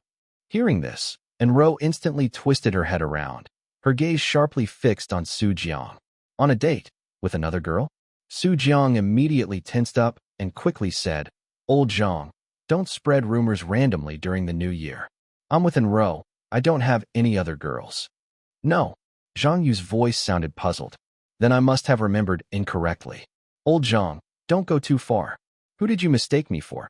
Do you know that what you just said almost killed your most precious student?" "Teacher Jiang, if there's nothing else, I'll hang up," Su Jiang said with a fake smile. "I've nurtured you for nothing. You don't even wish your teacher a Happy New Year." "Happy New Year." Su Jiang stared with dead fish eyes, listlessly saying, "So, do you still have something? I can't call you if I have nothing to do." Upon hearing this, Su Jiang immediately got angry. "Old man, are you ever going to finish? Do you believe I'll go back to Jiangdu and beat you up when school starts? All right, since An Rou is also here, both of you listen." Zhang Yu took a deep breath, his tone incredibly solemn. "Student Su Jiang and student An Rou, I am now formally issuing a notice to both of you as your homeroom teacher. The school has accepted your application for early graduation. Starting today, you are no longer students of Jiangdu University. Congratulations, you've graduated. Clap, clap, clap." From the other end of the phone, Zhang Yu's clapping sound could be heard, seemingly genuinely happy for the two of them. "Su Jiang, An Rou." Hearing Zhang Yu's words, the two exchanged a bewildered look. "What's going on?" "No, Teacher Jiang, don't clap yet," An Rou hurriedly said. "When did we submit that graduation application? Is there a mistake?" "Ah, a mistake?" Zhang Yu's tone was puzzled. "It shouldn't be wrong. Let me see." Su Jiang heard this and quickly echoed, Yes. Hurry up and put on your reading glasses and take a good look. For a moment, only the rustling sound of Jiang Yu flipping through papers could be heard from his end. After a long while, Jiang Yu's voice finally sounded again. And Xingqiang, that's your father, An Rou, right? An Rou was startled upon hearing this. Yes. Su Wendong, that's your father, Su Jiang, right? Su Jiang was equally startled, a premonition of something ominous suddenly arising in his heart. Teacher Jiang, that graduation application, it wasn't submitted by the two of them, was it? Su Jiang asked cautiously. That's right. Jiang Yu said matter-of-factly. They both said it was with your consent, and there were even your fingerprints on it. Nonsense. Neither of us ever put any fingerprints on anything. Teacher Jiang, those fingerprints are fake. We didn't know about this at all. And Rou said anxiously, we're not graduating. Please withdraw the notice. What? Fake? Jiang Yu said with some shock. No way. Your parents shouldn't do something like that, right? They are precisely the kind of people who would do something like that. And Rou and Su Jiang silently complained in their hearts. Su Jiang now felt like killing his own father. And Rou now understood how An Mingjie felt. With a father like An Xingqiang, it would be strange if he wasn't chased down by his son. Old Jiang, just pretend this never happened. We'll report to you when school starts, Su Jiang said into the phone. However, Jiang Yu was displeased. What do you two take the school for? You think you can leave when you want and come back when you want. The school has already approved your application. Even if you don't want to graduate, you'll graduate, damn it. That's all. Your teacher wishes you both a happy graduation and a bright future. Bye-bye. Hey, teacher, wait. And Rou and Su Jiang spoke simultaneously, but before they could finish, Jiang Yu had already hung up the phone. Su Jiang tried calling back, but there was no answer. Su Jiang and An Rou exchanged glances, at a loss for what to do for a moment. They just graduated just like that? And Rou's face turned red with anger. She immediately pulled out her phone, found An Xingqiang's number, and called him. Su Jiang also called his own father. As expected, it was still unanswered. Both of them put down their phones simultaneously, and both saw a hint of helplessness in the other's eyes. With parents like these, they really sometimes felt like committing murder. What should we do? And Rou looked at Su Jiang helplessly. My university life isn't even halfway over, so how did I graduate? Su Jiang's mouth twitched, and he comforted her. Look on the bright side. At least we don't have to take final exams. And we don't have to do those group projects anymore. And we certainly don't need to engage in those annoying student council and club social activities. Hearing Su Jiang's words, and Rou blinked, deep in thought. If Su Jiang put it that way, it actually seemed pretty good. The key thing was, her campus life just ended so abruptly. She was no longer a pure college girl. And Rou's resentment grew. Even stronger when she thought of this. She secretly resolved to complain to her mother when she got back. Her father had gone too far this time. 339. I swear on my character. Su Jiang and An Rou readjusted their moods and continued to stroll around. Why did that boss come out again? Su Jiang pulled up his hood and immediately saw the boss selling ice sugar gourds. Unlike the previous desolation, at this moment, his stall was bustling with people buying ice sugar gourds. Come and see, come and see. This is the strawberry ice sugar gourds Su Jiang himself loves most. It's New Year today, special clearance sale, 15 yuan a skewer, limited quantity, first come, first served. The boss held a large loudspeaker, shouting energetically. Facing the customer's doubts, the boss swore with absolute certainty that Su Jiang had bought ice sugar gourds from him more than once. The boss's eyes when he swore were as firm as if he were about to join the supervisory bureau. Hearing the boss's words, An Rou turned to look at Su Jiang and asked, is what he said true? Did you really buy ice sugar gourds from him several times? Upon hearing this, Su Jiang's eye twitched, and he spoke through gritted teeth. This shameless bastard. I haven't even settled the score with you for sending me stale strawberries. And now you're using my name to make your own money? You've got some nerve. Su Jiang rolled up his sleeves, ready to go and settle accounts with the boss, but An Rou quickly pulled him back. Forget it, forget it. It's the new year, and everyone's having a tough time. Hearing the words, it's the new year, Su Jiang snorted, acknowledging that the boss had chosen a good day. If it were any other day, he would definitely snatch all his ice sugar gourds, leaving the boss nowhere to cry. Let's go. Let's look elsewhere. An Rou quickly pulled Su Jiang, about to walk forward. Just then, a tender voice rang out. Big brother, is that you? Su Jiang and An Rou heard the voice and looked down. They saw Xiaoxi wearing a large red cotton coat, slightly out of breath, looking at Su Jiang with a face full of anticipation. Su Jiang's mouth twitched as he looked at Xiaoxi helplessly. No, little one. I'm covered so thoroughly, and you can still recognize me? An Rou immediately looked at Su Jiang with a puzzled expression, and Su Jiang quickly explained Xiaoxi's situation to her. Then, An Rou squatted down, looked at Xiaoxi gently, and asked, Xiaoxi, how could you recognize this big brother? Hearing this, Xiaoxi smiled proudly and said, Because I just saw Big Brother roll up his sleeves. Immediately, she pointed to the ice sugar gourd stall not far away and said, I just told that boss, if Big Brother sees you doing this, he will definitely hit you. So as soon as I saw Big Brother roll up his sleeves, wanting to hit that boss, I knew it must be Big Brother. Xiaoxi looked up and smiled.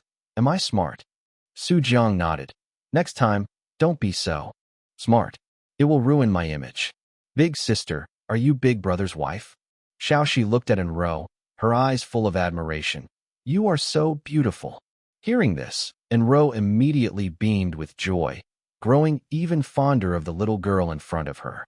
Xiaoxi, why are you running around again? A soft voice sounded, and Xiaoxi looked back at the person walking over, excitedly saying, Mom, look quickly, he's the big brother I was talking about. Xiaoxi's mother heard this and turned her gaze to Su Jiang. Seeing Su Jiang wearing a mask, she understood that he did not want to reveal his identity. So, Xiaoxi's mother politely nodded to Su Jiang and said, Thank you for taking care of our Xiaoxi earlier. And thank you for saving Yan'an. Hearing this, Su Jiang raised an eyebrow slightly and smiled. I merely did what I wanted to do. The one who truly saved Yan'an was yourselves. Then, Su Jiang squatted down and waved to Xiaoxi. Xiaoxi, come here. Xiaoxi walked up to Su Jiang, who took out a red envelope from his pocket and quietly handed it to Xiaoxi, whispering, Happy New Year. This is your New Year's gift. Take this to help your mother with her illness and buy some delicious food. However, Xiaoxi's mother still saw this scene and quickly stopped Su Jiang's action. No, how can we accept this? It's fine, take it. Su Jiang's tone revealed a hint of undeniable authority as he put it into Xiaoxi's hand, and then said, When Xiaoxi grows up, just return it to us. Hearing this, Xiaoxi's mother still wanted to say something, but Su Jiang waved his hand and left with An Rou. Mom, this. Xiaoxi held the red envelope in her hand, looked up at her mother, not knowing what to do. Xiaoxi's mother sighed and reached out to stroke Xiaoxi's head. Take it, but you must remember their kindness to us and repay it in the future. Xiaoxi nodded heavily.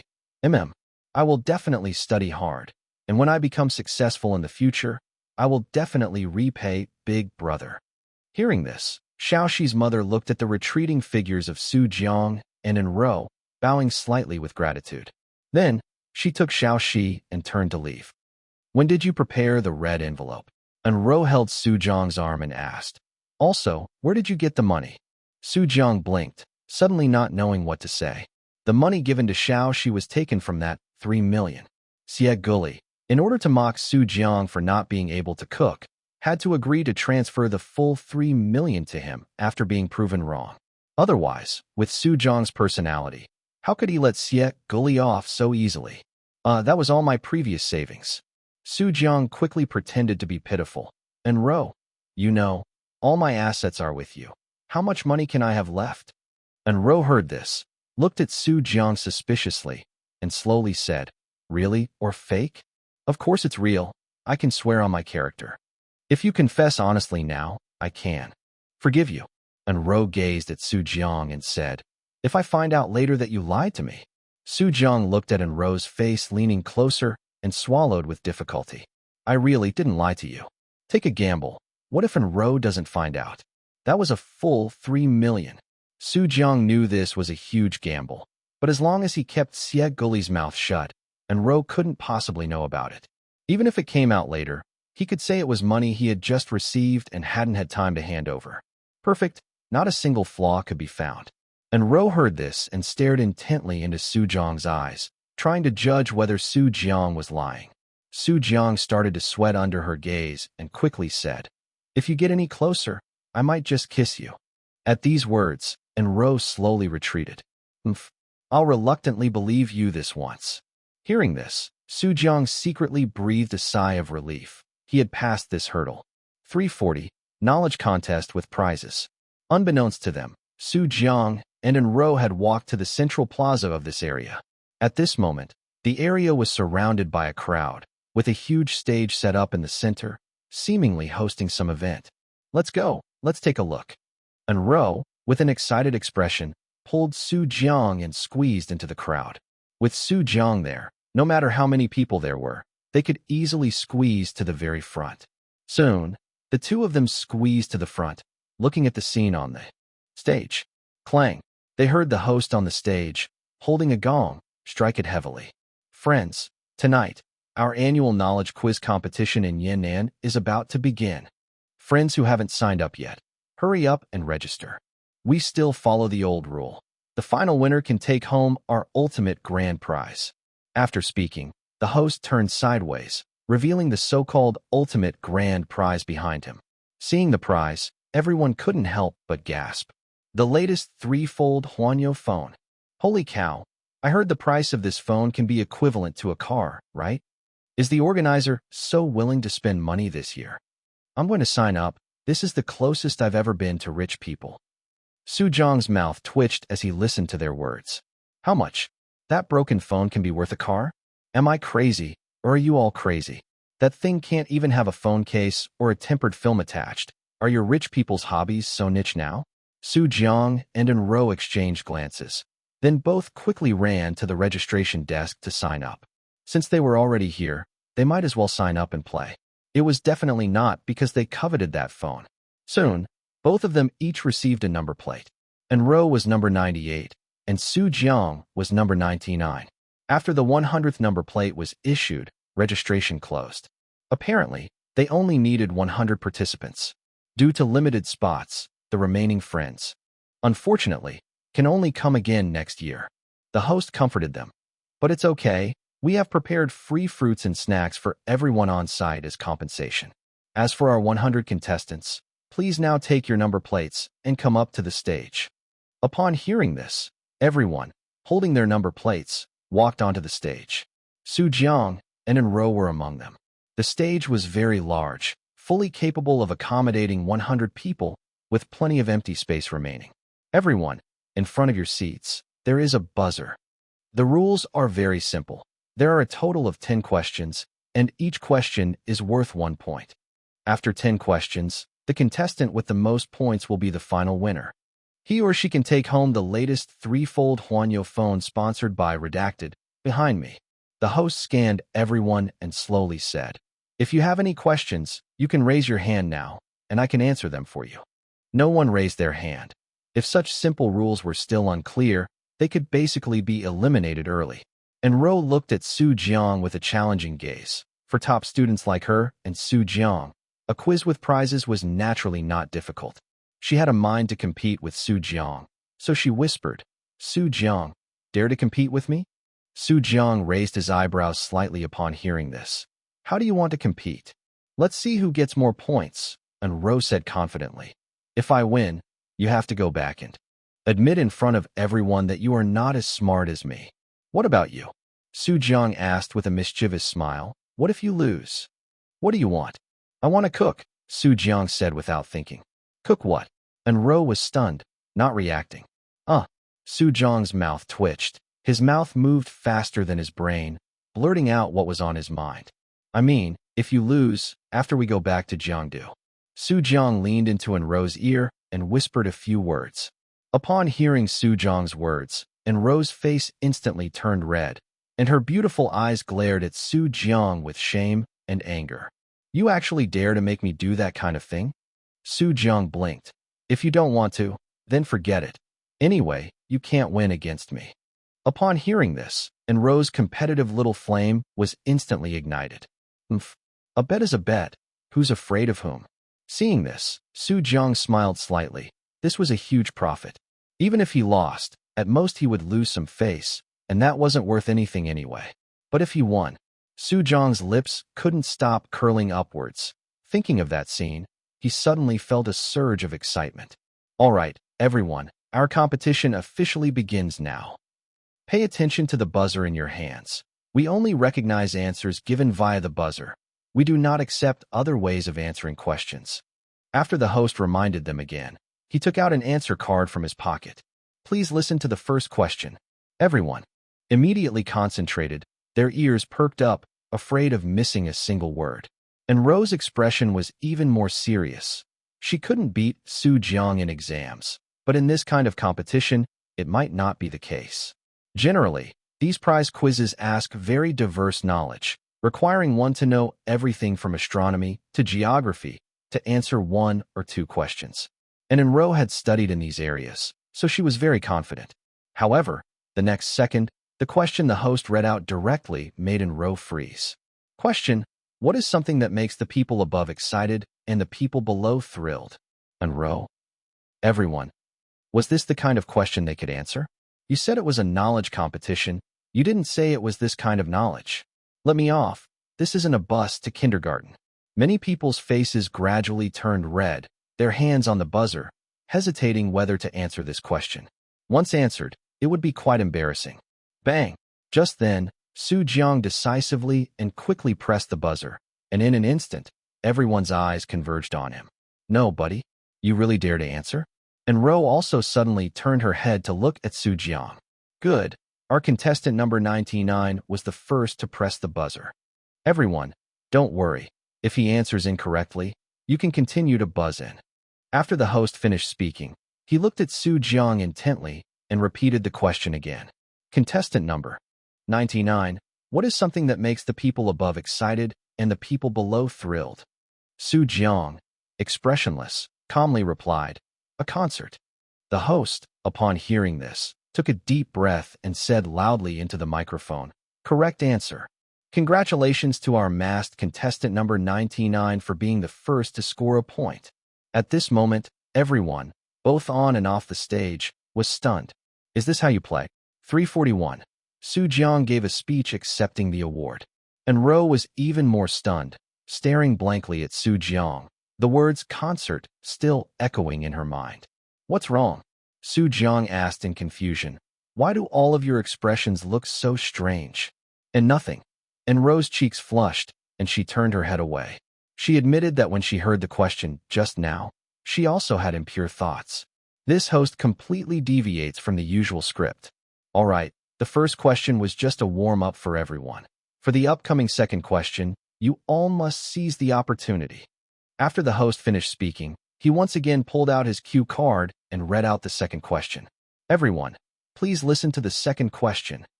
Question: there is something that one person cannot do. A group of people doing it is meaningless, but 2 people doing it is just right. What is it? Upon hearing this question, everyone was once again numb. Although they had a precedent, they knew the answer wouldn't be in that direction. But besides that, they couldn't think of anything else. Host, what do you mean by asking these questions? Clap. The sound of the buzzer rang out once again, and everyone looked in its direction. As expected, it was Su Jiang again. No, buddy. Can you be a little slower? You're making us look very indecent. All right. It's our contestant number 99 again. The host said excitedly. Contestant number 99, please state your answer. What is something that one person cannot do? A group of people doing it is meaningless, but 2 people doing it is just right. Su Jiang said indifferently, whispering. Answer correct. The host clenched his right fist and waved it forcefully. Congratulations to our contestant number 99, who has scored another point. Seeing everyone staring at him, Su Jiang asked in surprise, you haven't played brain teasers? Everyone's mouths twitched. It wasn't that they hadn't played them. It was that the speed was too fast, and their brains couldn't keep up. An Rou was a little flustered at this moment. Things were not going according to her script at all. Su Jiang, you are not allowed to buzz in on the next question. An Rou threatened, grinding her small canine teeth. Why? Su Jiang said innocently. I've already buzzed in slowly enough. Who's to blame if you don't buzz in yourselves? Humph. An Rou snorted coldly, her hand covering the buzzer, ready to pounce. Everyone, Please listen to the third question.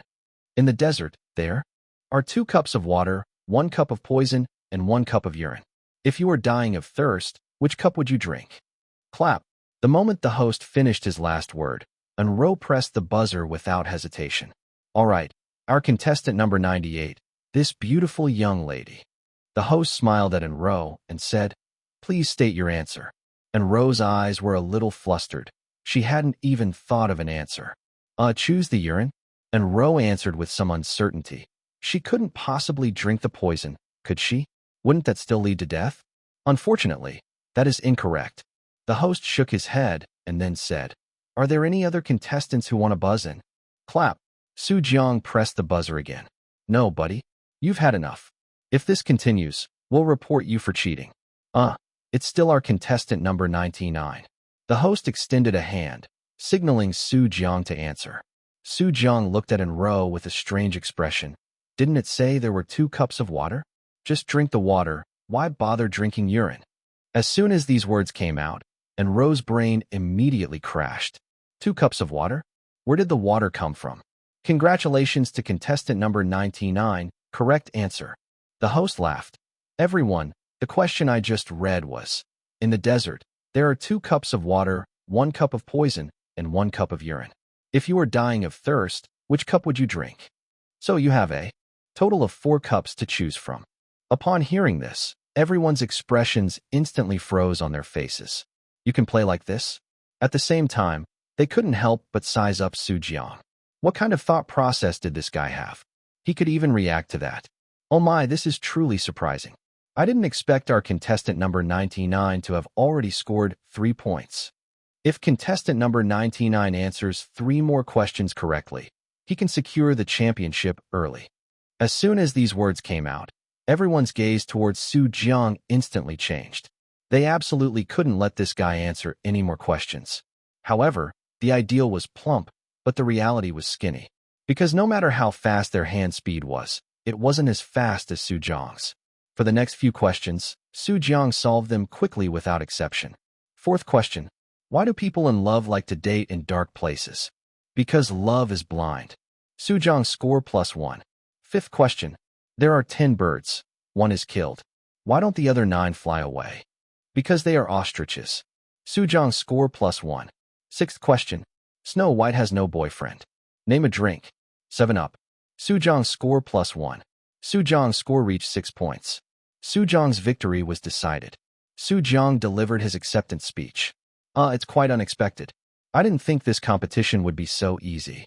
Holding a trifold phone, Jiang spoke into the microphone. Of course, my ability to stand here is also inseparable from the virtue of humility shown by the other contestants. If they had buzzed in on the questions, there might not have been anything for me. Upon hearing this, the other contestants immediately clenched their fists. Did we let you, you bastard? It's because we couldn't beat you to it.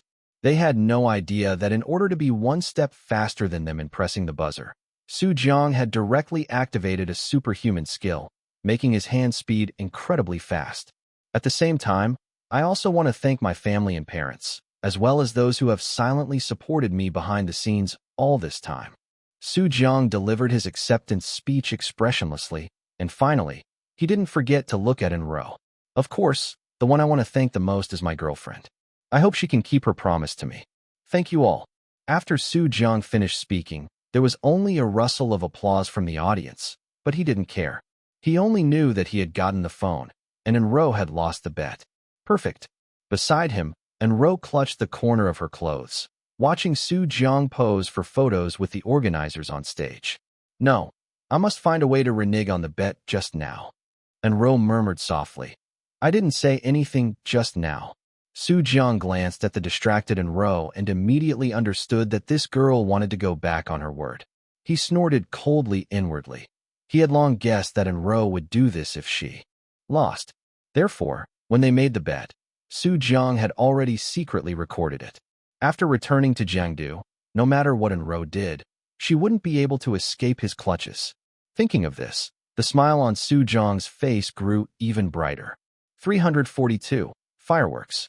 When Jiang and An Rou returned to the Chow family, they saw Li Kai and the others standing at the Chow family's entrance. What are you doing here? Su Jiang asked.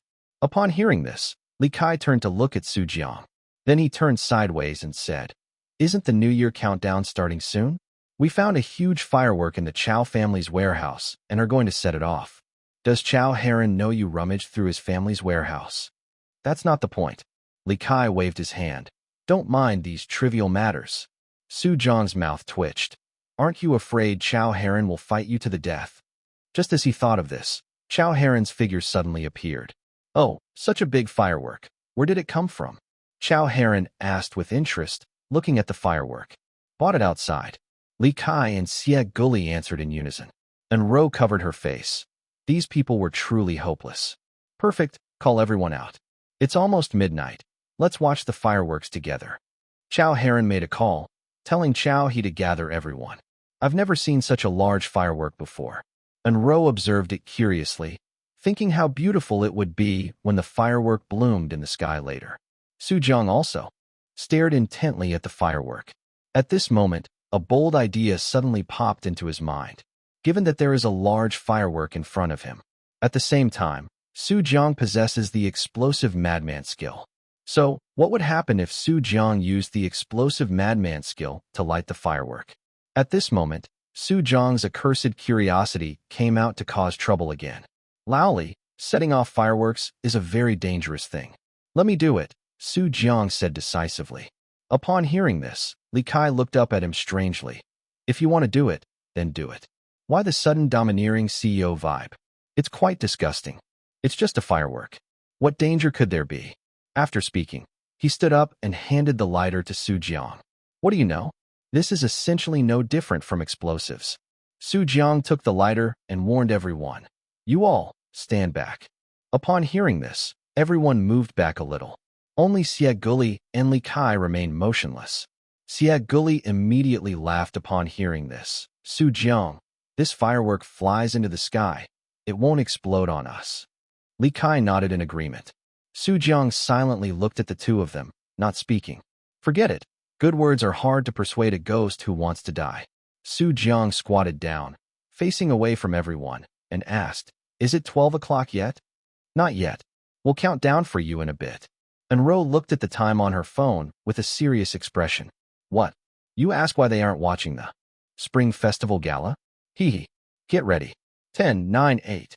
Hearing An Rou's countdown, Su Jiang immediately activated both gun shadow flowing wind and explosive madman skills. 3, 2, 1. Happy New Year. Everyone shouted in unison.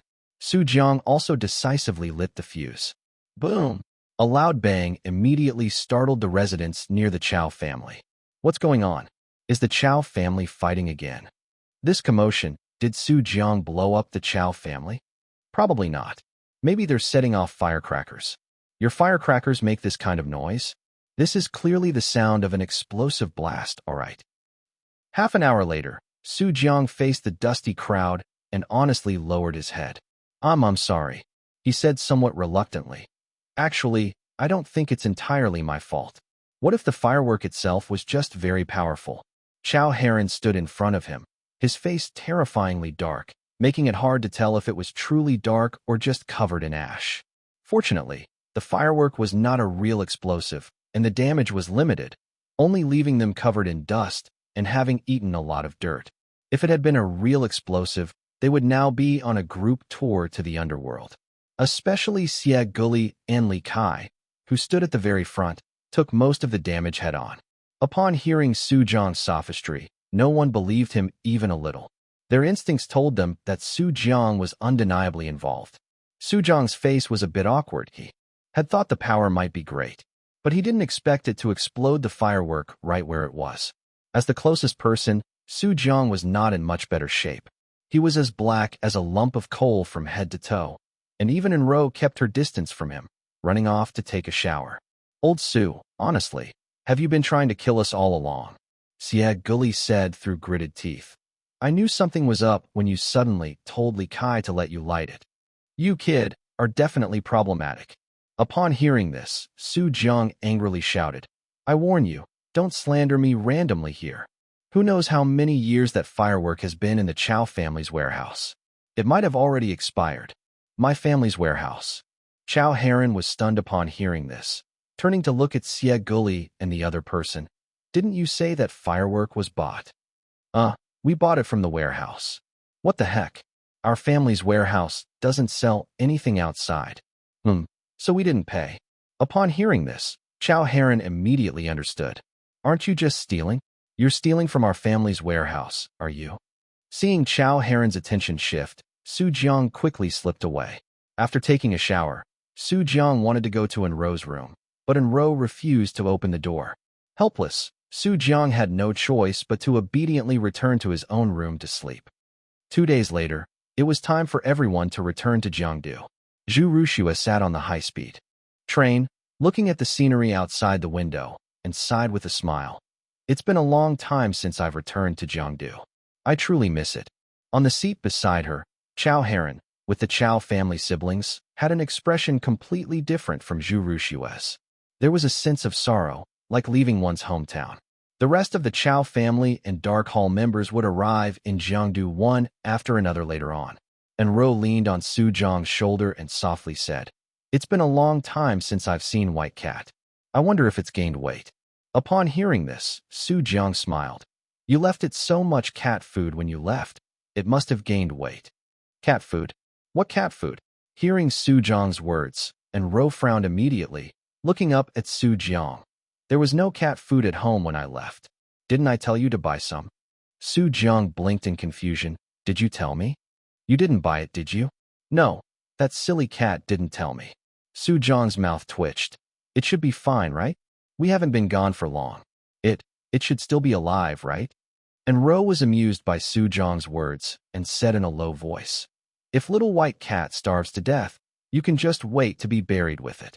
With that, she turned her head away, temporarily ignoring Su Jiang. At the same time, at Su Jiang's home, a small white cat was weakly lying on the balcony, looking out the window with helpless eyes. Meow. I should have just wandered. 343. Beginning of spring and cooking. Several hours later, An Rou and Su Jiang finally rushed home in a hurry. "Silly cat, are you okay?" Su Jiang immediately saw Fugawei lying on the balcony. It was so hungry it didn't even have the strength to meow. It could only stare at Su Jiang with a very dirty, scolding look. Beside it was a bag of cat food that was already empty. Fugawei had originally thought that Su Jiang would be back soon, so it hadn't deliberately controlled its intake, eating as much as it usually did each day. As the cat food dwindled and Su Jiang still hadn't returned, Fugawei finally realized the seriousness of the problem. But it was already too late. It could be said that it ate as little of the remaining cat food as possible, or not at all if it could help it. By the time Su Jiang and they returned, Fugawei hadn't eaten anything for a whole day. "Quick, silly cat."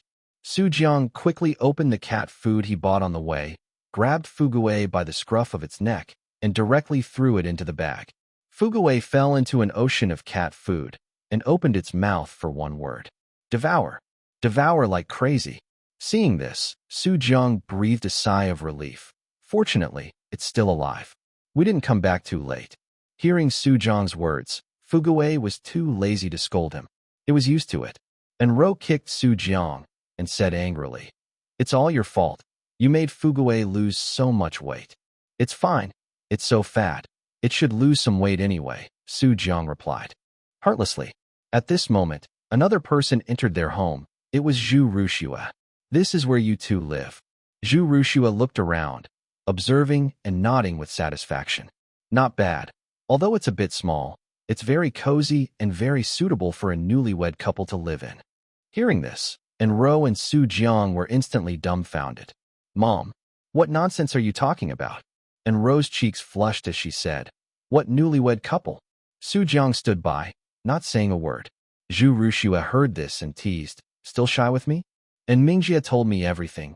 You two are planning to get your marriage certificate as soon as you return to Jiangdu, right?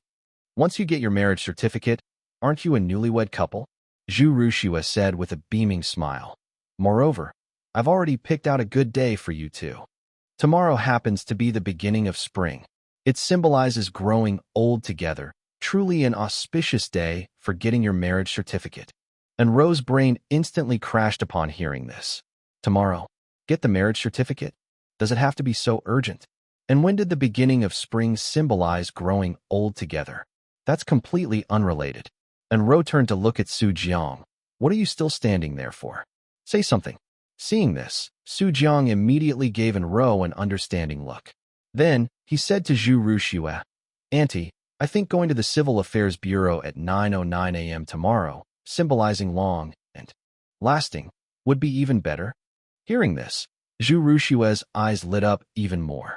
Right? Exactly. Tomorrow morning it is. Also, Xiao Su, don't call me Annie anymore. It's too formal. Jiang immediately reacted to this and sweetly called out, Mom. Oh. Zhu Ruxue's smile grew even wider. An Rou. Watching the two of them going back and forth, An Rou's mind was instantly filled with only one thought. The world isolates me, let them mock.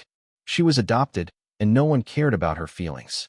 Xiao Su, I've already given you the household register in the car. Auntie still needs to go back to the An family to check on things, so I won't disturb you too. Remember to go to the Civil Affairs Bureau tomorrow. Jiang waved with a smile, nodding. All right, Mom, take care. Bang. The door closed, leaving only Jiang and An Rou in the room. And a cat, but it was busy eating. When did you two plot this? An Rou said angrily. She actually gave you the household register? Seeing this, Jiang quickly stepped forward and hugged An Rou, gently comforting her. Actually, I didn't expect it to be so fast. It was all Auntie's idea. The An family's rule. Whoever isn't present gets the blame. It's just that Zhu Ruxue didn't know that one day she would be the one taking the blame. Jiang continued to coax her. Besides, we were planning to get our marriage certificate when we came back anyway. It's just that the time was moved up a bit. Hearing this, An Rou's expression finally softened a little. You can make me forgive you. An Rou snorted coldly and said directly, but our bet is off. Her intention was directly exposed. She wanted to renege on that bet. In the knowledge quiz competition a few days ago, she lost to Jiang, and the request Jiang made of her was to post a short essay of genuine affection for Jiang in the An family group chat, at least 300 words. It could be said that this was extremely socially embarrassing. But this was very Jiang. TSK. An Rou, I have to criticize you a bit here. Jiang said righteously. As a strong and independent woman, how can you not honor a bet? Then you can go to the Civil Affairs Bureau by yourself tomorrow. Oh no, let's discuss it again.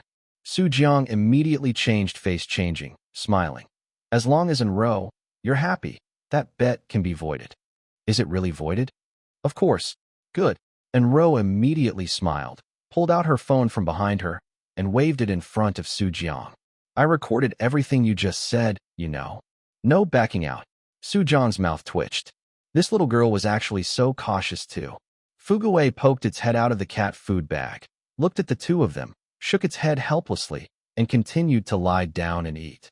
Since the two returned home close to evening, they ordered takeout, ate something quickly, and prepared to wash up and go to bed. It was as if life had returned to its usual routine. In An Rou's room, just as An Rou was about to turn off the light, Jiang, dressed in pajamas, naturally opened the door and walked in. An Rou glanced at him, helplessly moved over, making some space for him.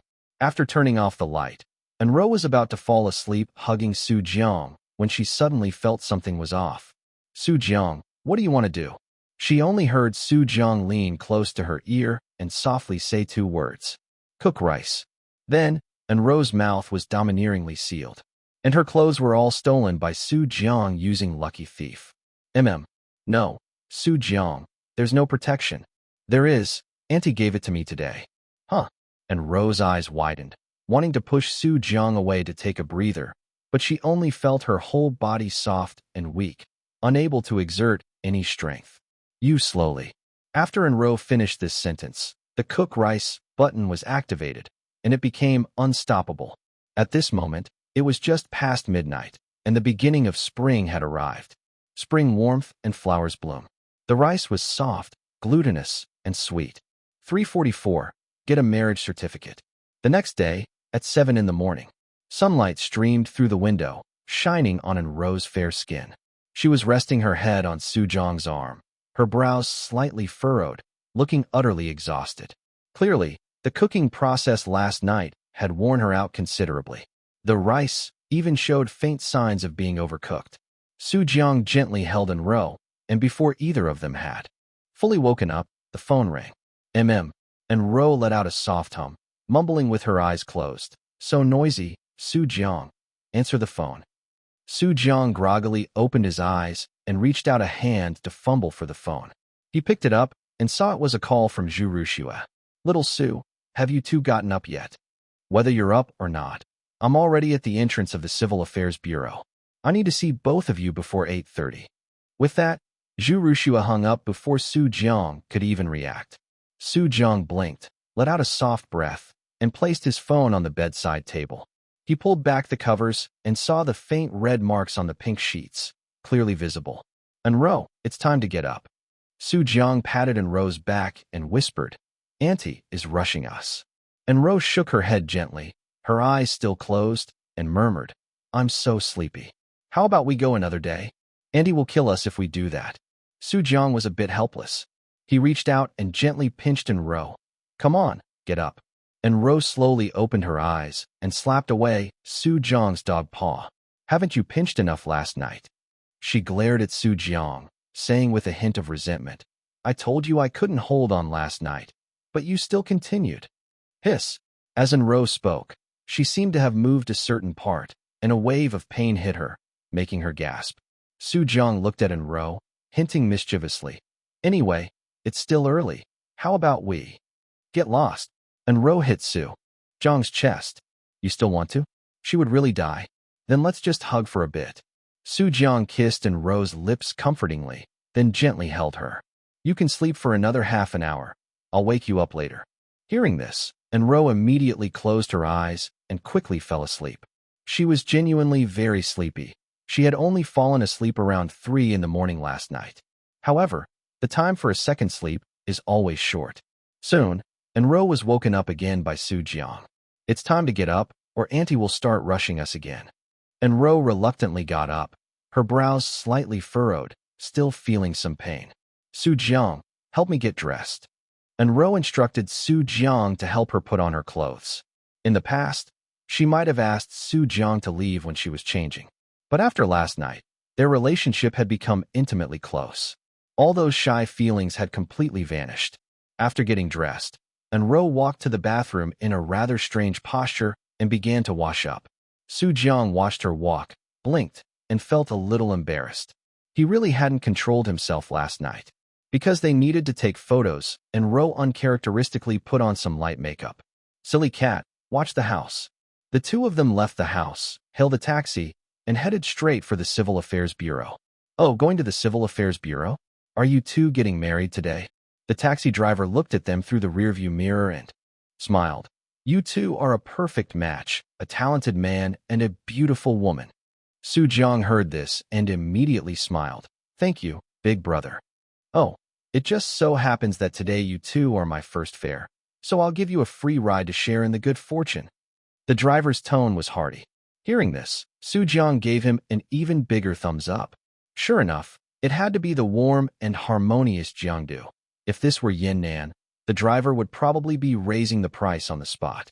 Jiang smiled at An Rou and whispered, I didn't expect that in such a short time, the atmosphere here in Jiangdu has become so good. An Rou heard him and rolled her eyes. Is it possible that the atmosphere only got better because you weren't here? An Rou, you misunderstand me. You're the one who misunderstands herself, aren't you? As they chatted, before they knew it, they finally arrived at the Civil Affairs Bureau just before 8:30. An Rou was already waiting at the entrance, holding a ticket with a number. Before leaving, Jiang still insisted on paying the driver and even gave him a few extra yuan. Whoa, so many people. Jiang looked at the queue at the entrance of the Civil Affairs Bureau, his mouth twitching. In this society, are there still so many people getting married? Could it be that the beginning of spring really has some special meaning? Auntie didn't lie to me. Little Sue, let's queue here. An Rou waved at Jiang and then said, that side is for divorce. Jiang. An Rou. All right, that made sense.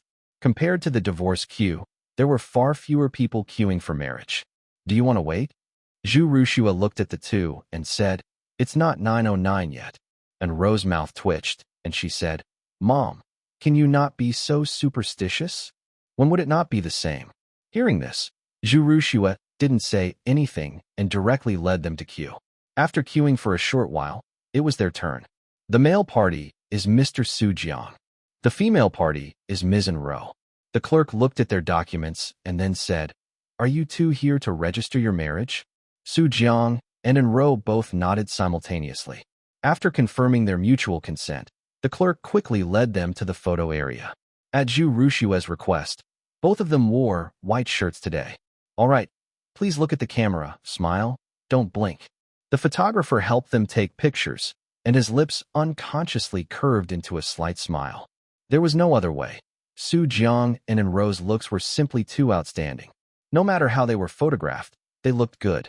The photographer hadn't encountered such a pair in a long time. "All right, you two, that's it." The two walked forward, and An Rou stared intently at her and Su Jiang's marriage certificate photo, unable to help but smile. Her smile was filled with endless sweetness. It wasn't until they received their marriage certificate that An Rou felt as if she had just woken from a dream. I really married Su Jiang." An Rou looked at the marriage certificate in her hand, then looked up at Su Jiang, and they exchanged a smile. Meanwhile, Zhu Rushua eagerly snatched their marriage certificate, placed it on the table, and frantically took pictures. Such great news must be announced to everyone. Zhu Rushua's face was beaming with smiles, and she immediately posted it on her moments. The photo was of Su Jiang and An Rou's marriage certificate. The caption, "I'm finally going to have grandchildren." Immediately after, she sent it individually to several people, showing off madly. Finally, Zhu Rushua opened the in-family group chat. She sent the marriage certificate photo, then added a sentence. "Dinner tonight." The in-family group chat instantly erupted. 3:45, lively home. At this moment, inside the in-family group chat. "Holy crap, the young miss got her marriage certificate with young Master Su? Boss Zhu sent it herself, so how could it be fake? Whoa, I'm dying from the cuteness, they finally got married. Why are you all still standing there stunned? Boss Zhu said it, we're having a feast tonight. Everyone get moving. The young miss and young Master Su are coming back soon. Today is like New Year's. No, didn't New Year's just pass a while ago? Why is it New Year's again today? Upstairs, shut up. If you don't have a brain, just honestly get to work." In an instant, the entire and family sprang into action. Li Kai even called Yang Ming directly. "Call all your people over. There's a happy occasion today." He was referring to the former members of the Jiangdu Supervisory Bureau. Although they had already followed Su Jiang, they were still stationed within the Jiangdu Supervisory Bureau. Immediately after, Li Kai called Xie Guli. "Hello? Where are you? Where else could I be?" "Of course, I'm in West Continent." Xie Guli said grumpily. Previously, when he was in West Continent, he and Li Kai had been relatively polite to each other. But after a series of events in Yan'an, they both realized that the other wasn't a good person. So, they spoke without reservation. Su Jiang and An Rou got their marriage certificate today. "Come to Jiangdu for a drink." "Are you sick? They got their marriage certificate, and you're still asking me to go? Am I going there to eat dog food?" Xie Guli cursed unceremoniously. "Besides, I just arrived in West Continent yesterday, and now you want me to run to Jiangdu again? Stop with the nonsense. If you don't come, you're not giving me face." Li Kai said directly. "Haha, is your hair red? Do I still need to give you face?" Xie Guli was completely unafraid. After a pause, he added, "I'll transfer 20,000 yuan to Su Jiang, all right? I have a date with Lu today." After speaking, without waiting for Li Kai's reply, Xie Guli directly hung up the phone. On the other side, Su Jiang and the others were on their way to the in-family when Su Jiang suddenly received a transfer from Xie Guli. What the hell? Was old Xie's account hacked? Su Jiang saw the 20,000 yuan transferred by Xie Guli and accepted it directly. Then, he sent a question mark to the other party. Xie Guli replied with a middle finger. "Psycho." Su Jiang cursed, randomly transferring money to me, offering courtesy for no reason, either a traitor or a thief. But he didn't care about that now. He was busy preparing red envelopes. When he arrived at the in-family later, he wanted to make the atmosphere lively in the most extravagant way possible. Although each red envelope only contained 10 yuan. But that wasn't important. The key was the festive atmosphere, wasn't it? Su Jiang, Can't you put a little more in? An Rou hugged Su Jiang's arm, resting her head on his shoulder. Seeing him continuously stuffing Tinyuan notes into red envelopes, An Rou couldn't bear to watch anymore. She was a young miss, after all, and Tinyuan was a bit embarrassing. Upon hearing this, Su Jiang, while stuffing red envelopes, softly said to An Rou, "Shouldn't you change your address?" Ah. An Rou was startled upon hearing this. Change to what address? Su Jiang pulled out the red marriage certificate from his pocket, waved it in front of An Rou, and teased. "We're married now. We're legal husband and wife. Of course, you should call me husband." After saying this, he deliberately leaned into An Rou's ear and whispered, "Don't you agree, wife?" Hearing Su Jiang's words, An Rou's cheeks immediately flushed. You're dreaming." An Rou was somewhat embarrassed and said in a low voice, "How can I say such a term? Then call me that in private?" "Not even in private." An Rou's tone was very firm. Seeing this, Su Jiang smiled slightly and said nothing. He would deal with this little girl properly tonight. If she didn't change her address today, she wouldn't get any rest. Soon, they arrived at the An family. As soon as Su Jiang and An Rou got out of the car, they froze in place. At this moment, a large, eye-catching red banner was hung at the entrance of the An family. It read, "Wishing the young Miss and young Master Su an early birth of a precious child." Anyone could tell that this banner was definitely prepared in advance by Zhu Rushua. Mom, An Rou, with a red face, looked at Zhu Rushua angrily. "Quickly tell them to take down the banner." Didn't she have any dignity? If it was something like "grow old together," she would have tolerated it. But what the hell was early birth of a precious child? Seeing that Zhu Rushua didn't move, An Rou turned to look at the few people standing at the entrance. "You guys, take down the banner for me. Otherwise, this young lady will make you regret it." Hearing An Rou's tone, everyone immediately shuddered and quickly set up ladders to take down the banner. "Why take it down? It looks so festive hanging like that," Zhu Rushua muttered softly. Immediately, the An family's main gate opened, and someone inside roared, "The young Miss and young Master Su are back." In an instant, the An family members continuously swarmed over. Come, come, come. These are red envelopes specially prepared for everyone. Don't rush, one by one. Everyone gets one." Su Jiang took out the red envelopes he had already prepared and continuously handed them to every An family member who came forward. "Thank you, young Master Su." Everyone who received a red envelope smiled and said, "Young Master Su, how about we take a photo?" So, Su Jiang and An Rou became like tourist attractions. Everyone came up to receive a red envelope, then took a commemorative photo. It was like a celebrity walking the red carpet. Finally, a large group photo was taken. Everyone was immersed in a sea of joy, with gongs and drums clashing and firecrackers exploding. Su Jiang was a little embarrassed. They were making such a fuss just for getting a marriage certificate. How excited would these people be when they held the wedding? Just then, Su Jiang suddenly received a call from his father. "You brat, you got your marriage certificate, such a big deal, and you didn't even tell me." "Dad, is it possible that I called you, but you didn't answer?" Su Jiang said speechlessly. "You're still arguing. You old man, that's enough." Su Jiang said angrily. "I haven't even settled the score with you about making me graduate early. Why bring up those old, stale matters? That was just a few days ago. Young man, don't always dwell on the past. You still haven't truly understood life, son." Su Jiang clenched his fists in anger. Could the system give him a skill right now? A skill that allows him to beat people up through the internet cable.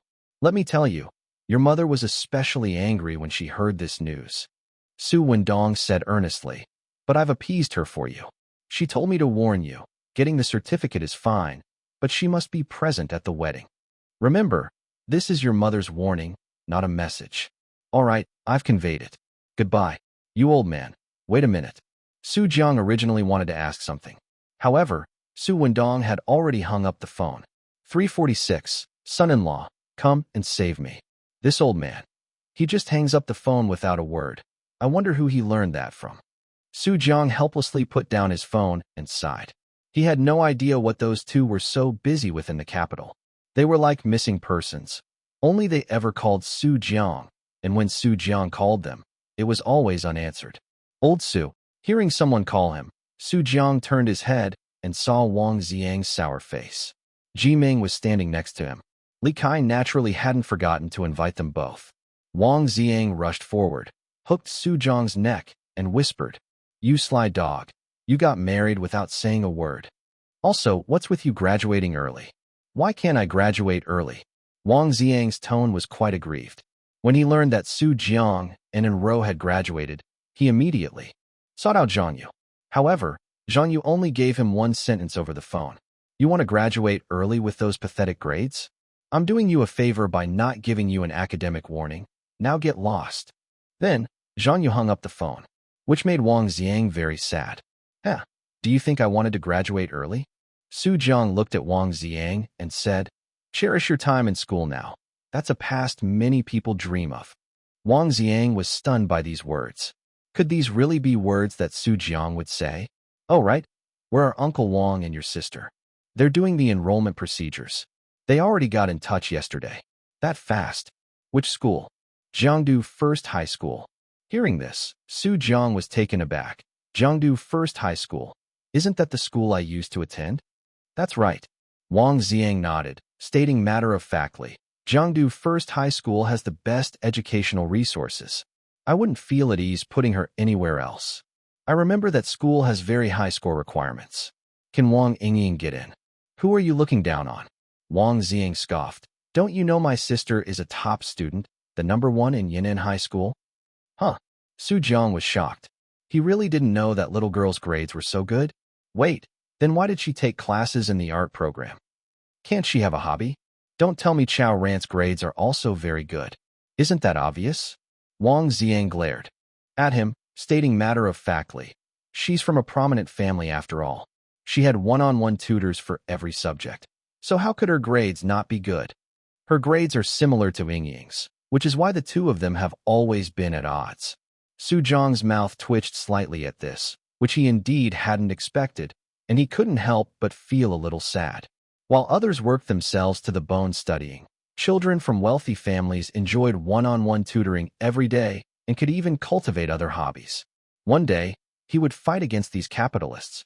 No, Su Jiang seemed to be a part of the capitalists now. Then never mind. "So, Chao Ren also went to Jiangdu First High School?" Su Jiang asked. Wang Xiang nodded. "Well, both of them went to Jiangdu First High School. Hopefully, Jiangdu First High School will be all right." Su Jiang mourned for the current principal of Jiangdu First High School for a few seconds. Just then, Su Jiang received another call. It was An Rou calling. Su Jiang quickly said, "You go entertain yourself. I need to take a call." Wang Xiang waved his hand and turned to find some fun with Jiming. "Hello? Uncle An. Why Uncle An? Call me Dad." Su Jiang's mouth twitched, and he helplessly said, "Why didn't you call An Rou?" "Heh. I'm trying to avoid her right now." "You know that yourself? Huh?" Su Jiang silently grumbled internally. "So, is there something you need me for?" "Yes, something huge." And Xingqiang's tone was quite agitated. "Son-in-law, I'm almost done for in the capital. Come save me quickly." "Huh?" Su Jiang was startled at this. "Uncle An, what happened to you?" "Don't ask. I got carried away having fun and fell into a trap." And Xingqiang said faintly, "It might be fine for these 2 days, but it's not certain after that." Su Jiang's mouth twitched slightly. "Uncle An, you're not trying to trick me into going to the capital, are you? You child, do you think I'm that kind of person?" Su Jiang was silent, not answering. But sometimes, in the adult world, silence is an answer.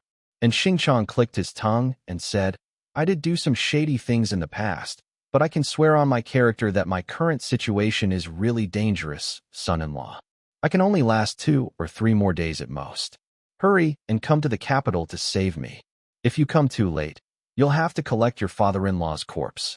And Rou will be very sad then, and she'll never forgive you." Hearing in Xingqiang's words, Su Jiang's face darkened. He rubbed his forehead helplessly and said, "Stop talking. I'll go to the capital tomorrow, okay? Don't take the high-speed train or regular train. They're too slow.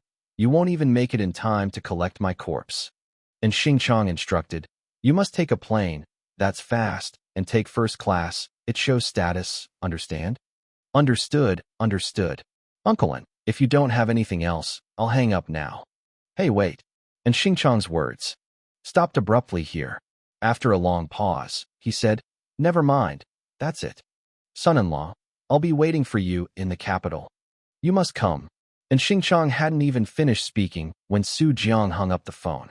And Xingqiang was startled, put down his phone, and muttered, "Why does he just hang up the phone without a word? Just like his dad, a bad habit." As his voice fell, and Xingqiang put his phone aside and took a deep breath.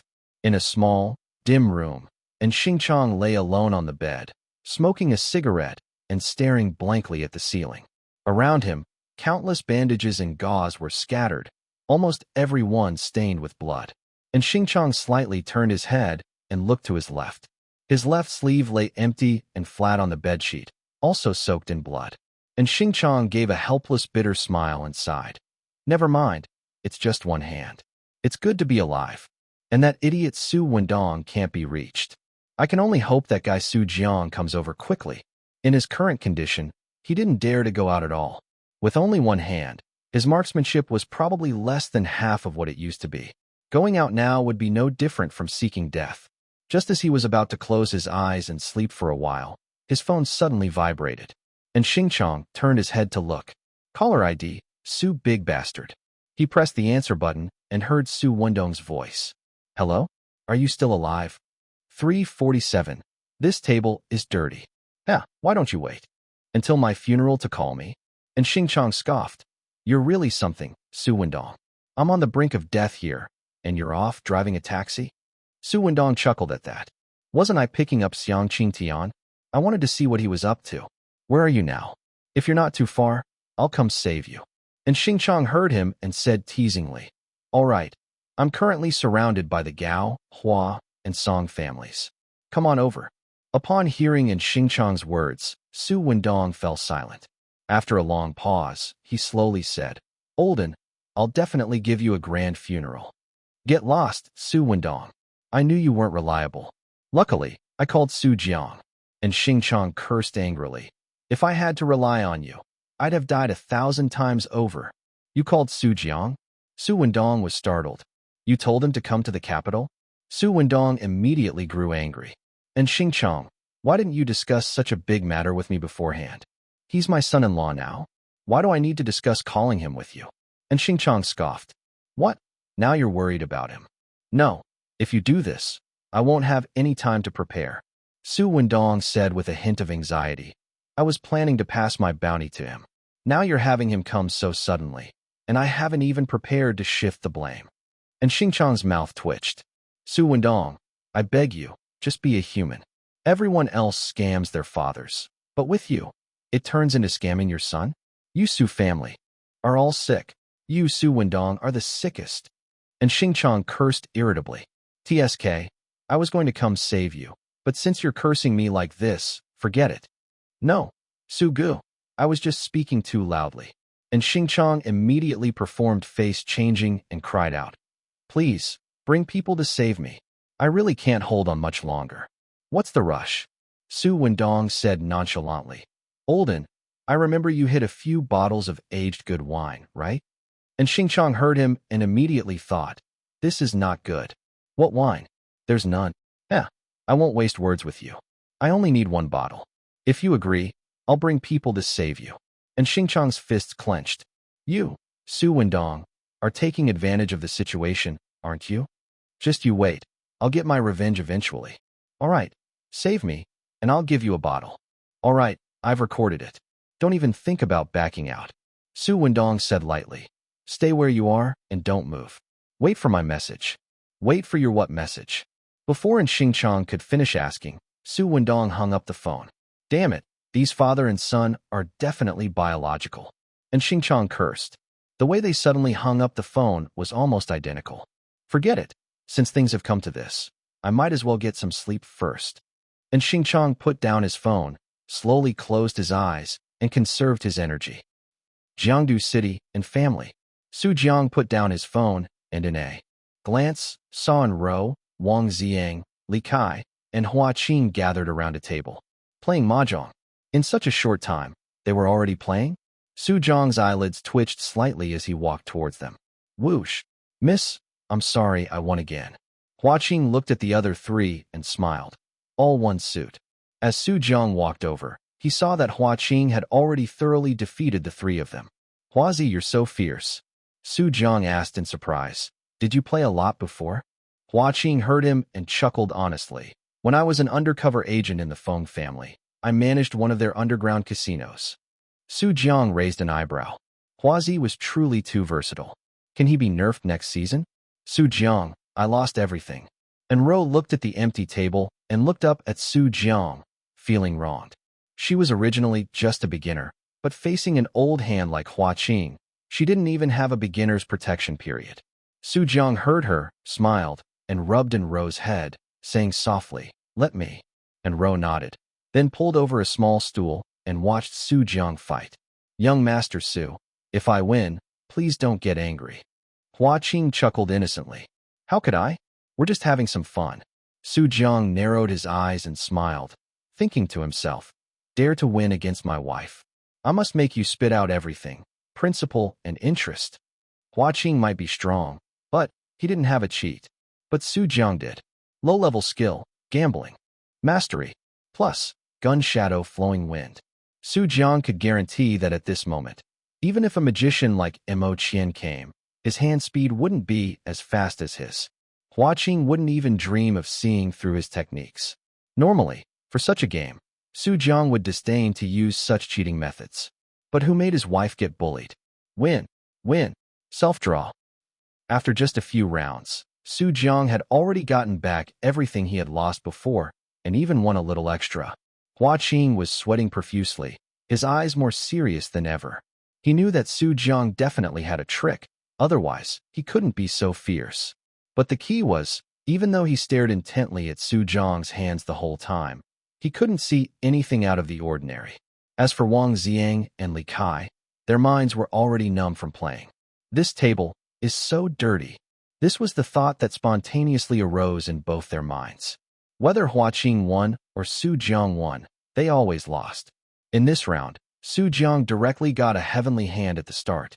Wang Jiang and Li Kai immediately got up and turned to leave. What the hell are we playing? How is this any different from playing Fight the Landlord before? In the future, Su Jiang should be banned from these types of activities. And Hua Qing too. Just then, Yang Ming arrived at the An family with his people. Seeing the expressions on Wang Jiang and Li Kai's faces, he couldn't help but ask, what's wrong? You two look like you've eaten excrement. Immediately, the two of them told Yang Ming what had just happened. Yang Ming listened, then looked at the two with a strange expression, as if they were idiots. Are you two okay? Playing cards with Su Jiang? When did you two get so overconfident? However, the few people behind him, like Lu Zhang, heard this and immediately refused to believe it. They eagerly ran over and started a battle with Su Jiang and Hua Qing. A few minutes later, they believed it. Yang Ming looked at the tearful faces of the few people and sighed, shaking his head. Good advice is hard to give to those who want to die. A bunch of fools. They hadn't learned their lesson from playing cards with Su Jiang at the Supervisory Bureau, and they dared to play again. One could only say, this was probably the ultimate fate of gambling addicts. All, or nothing at all. 348, the night before departure. In the evening, the An family held a grand banquet, just like a New Year's celebration. All of you eat your fill. I'll send out red envelopes in the group later. Zhu Ruxue waved her hand, full of grandeur. Upon hearing her, everyone responded in unison. Thank you, Boss Zhu. Hearing this, Su Jiang quietly picked up some food, while secretly asking An Rou, wife, why do they call Annie Boss Zhu? He had thought they would call her something like matriarch or madam. The title Boss Zhu made Su Jiang feel as if he had entered some bandit's den. An Rou heard Su Jiang's address. For her, sighed helplessly and slowly said, they're just used to calling her that. You know what kind of person my mom is. She's always been like a mountain king in our family. Su Jiang blinked upon hearing this, then suddenly looked at An Rou with a strange expression. He remembered that the An family members privately referred to An Rou as Big Sister An. This could be considered the daughter inheriting her mother's business, right? After dinner, Su Jiang called An Rou and Zhu Ruxue into the room. What is it, son-in-law? What's so mysterious? Zhu Ruxue asked curiously. Immediately, Su Jiang recounted everything about An Xingchang's phone call today to the mother and daughter in front of him. My dad called you. An Rou frowned. Why didn't he call me? Exactly. Zhu Rushua chimed in. Why didn't he call me either? Why didn't he call Mingjie? In reality, and Xingqiang had indeed thought about calling in Mingjie. Although in Mingjie chased in Xingqiang every day, in a situation like this, and Mingjie clearly wouldn't stand by and do nothing, and Xingqiang knew this well. However, and Xingqiang flipped through his phone book only to realize that he didn't seem to have in Mingjie's number saved. So, out of necessity, he called Su Jiang. Hearing their words, Su Jiang's mouth twitched slightly. You've got the wrong focus, haven't you? Given your relationship, shouldn't you first be concerned if Xingqiang is in danger? Why are you so concerned about who he called? So, you plan to go to the capital tomorrow? Zhu Rushua stroked her forehead, pondered for a moment, then decisively said, I'll have the Dark Hall people go with you. No. Su Jiang decisively shook his head and slowly said, I'm going alone this time. You're going alone? An Rou frowned. Yes, the situation in the capital is complex, and Xiang Qingtian is also there. Su Jiang looked at An Rou and softly said, So I'll go alone first to check things out. Once I've got a clear understanding of the general situation, you can come over. Don't worry, I'm just going to check on the situation. If Uncle An is really in trouble, I'll rescue him and then come back. Hearing this, An Rou and Zhu Rushua hesitated for a moment, then slowly nodded. They knew that with Su Jiang's strength, he shouldn't be in too much danger. Have you bought the plane ticket? An Rou asked softly. Yes, I just bought it. It takes off tomorrow morning. Su Jiang nodded. Then I'll take you to the airport. Nonsense, you're my wife. If you don't take me, who will? Hearing this, An Rou's cheeks immediately flushed, and she reached out to gently pinch Su Jiang. So improper. She cursed in a low voice.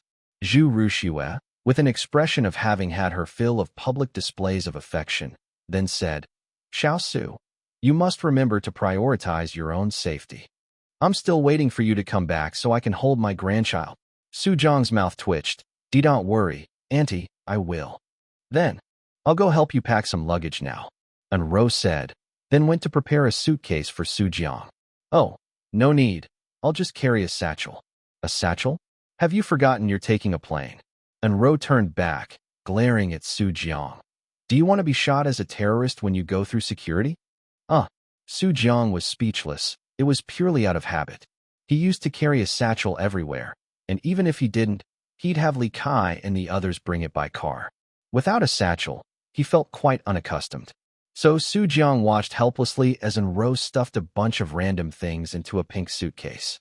No, I'm a grown man. Using a suitcase this color? What's wrong? Is there something bad about my suitcase? An Rou glared, her tone carrying a hint of threat. It was as if Su Jiang dared to say no, she would beat him up, as expected of big sister An, full of oppressive presence. But very quickly, Su Jiang noticed something was off. The things An Rou was stuffing into the suitcase seemed a bit too much.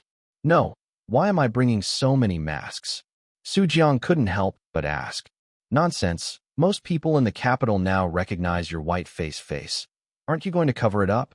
I understand the logic, but why are the masks pink with a hairdryer pattern? What's wrong? Aren't the little pigs cute? Never mind. Actually, Su Jiang had face-changing skills, so he didn't need to wear a mask.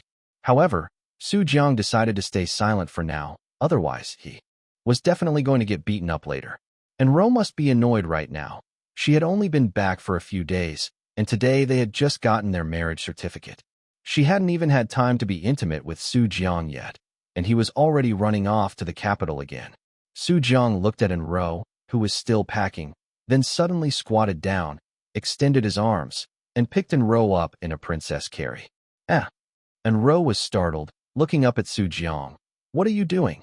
Su Jiang smiled slightly, answering with one word. Doing. Then, he carried An Rou up the stairs and walked towards the room. An Rou, who knew what Su Jiang intended to do, immediately panicked. They're all still outside. It's fine. Auntie and Li Kai will handle them. But if we're not there, they'll be suspicious. It's fine. Lock the door and just say we went out to play.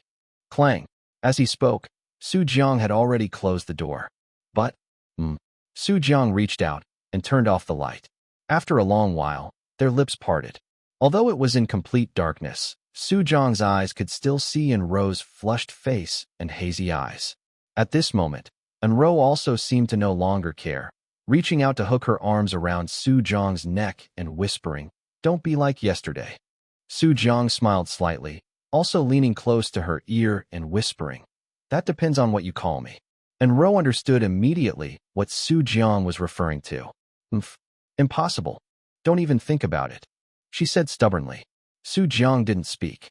At this moment, action was the most effective way to deal with stubbornness. After 2 hours, An Rou's compromising voice finally echoed in the room. Husband, 3:49, go to Beijing." The next day, on the way to the airport, "Where did you two run off to last night?" Zhu Rushua sat in the front row, turning her head curiously to look at them. "I originally wanted you two to show your faces and say a few words, but you weren't there." At these words, An Rou's face in the back instantly flushed, and she dared not speak, only glaring fiercely at Su Jiang sitting beside her. Auntie, we just went out for a walk last night and came back quite late, after you all had gone to sleep." Su Jiang lied calmly. "Is that so?" Zhu Rushua nodded. Soon, they arrived at the airport. After Huaqing parked the car, he turned around and said, "Young Master Su, you must take care of yourself." Su Jiang nodded, and just as he was about to get out of the car, he suddenly remembered something and turned his head, staring intently at Huaqing. What's wrong, young Master Su?" Huaqing chuckled. "You looking at me like that is making me a little uneasy." However, the next second, Su Jiang revealed a knowing smile. Half an hour later, Huaqing stood blankly inside the airport, holding a plane ticket for the same flight as Su Jiang, his mind completely frozen. "Who am I? Where am I? Wasn't my task today just to drop young Master Su off at the airport? Why am I going to the capital city now? Huazi, you know I don't have a driver's license, and it's very inconvenient in the capital city." Su Jiang hooked his arm around Huaqing's neck, coaxing him. "And think about it. I didn't even bring An Rou to the capital city, but I brought you. Why? Because I trust you. Only you, Huaqing, are worthy of my, Su Jiang's, trust. I don't even look at cars driven by others. I'll only ride in cars you drive my entire life." An Rou stood silently in front of the two, watching Su Jiang speak those PUA words to Huaqing. She saw Huaqing's eyes go from blank to confused, then gradually confident. An Rou understood that Su Jiang had successfully brainwashed Huaqing. "Huaqing, I'm giving you a task." An Rou suddenly spoke. "You must report all of Su Jiang's situations in the capital city to me, understand?" She was afraid that Su Jiang might encounter some accident and hide it from her to prevent her from worrying. Since Huaqing was also going, he could be her informant. Huaqing looked at Su Jiang with some hesitation. What An Rou said was essentially asking him to monitor Su Jiang. How could he have the guts for that? Seeing this, An Rou ground her little canine teeth and said fiercely, "You'd better think about it. If you offend Su Jiang, I can still protect you. If you offend me, does Su Jiang dare to protect you?" Hearing this, Huaqing wanted to cry but had no tears. It was so hard for him to be caught in the middle. He was just an ordinary little driver, that's all. However, what An Rou said was also true. If Su Jiang was unhappy, he could still complain to An Rou. If An Rou was unhappy, would you expect Su Jiang to protect you? Huaqing had a pretty clear understanding of things like family hierarchy. "Young Master Su, I'm sorry, I also have no choice," Huaqing said to Su Jiang with a hint of apology. Su Jiang's mouth twitched slightly. "Seriously, buddy? We've cultivated our relationship for so long, and you just betray me like that?" He suddenly regretted bringing Huaqing along. "All right, hurry up and go inside. It's time to check tickets." Zhu Rushua checked the time and said to the two. Upon hearing this, Su Jiang immediately looked at An Rou. "Wait for me to come back." An Rou nodded vigorously, then took a few steps forward, hooked her arm around Su Jiang's neck, and whispered in his ear with a hint of reluctance, "I'm not going anywhere. I'll just wait for you here to come back." "Husband."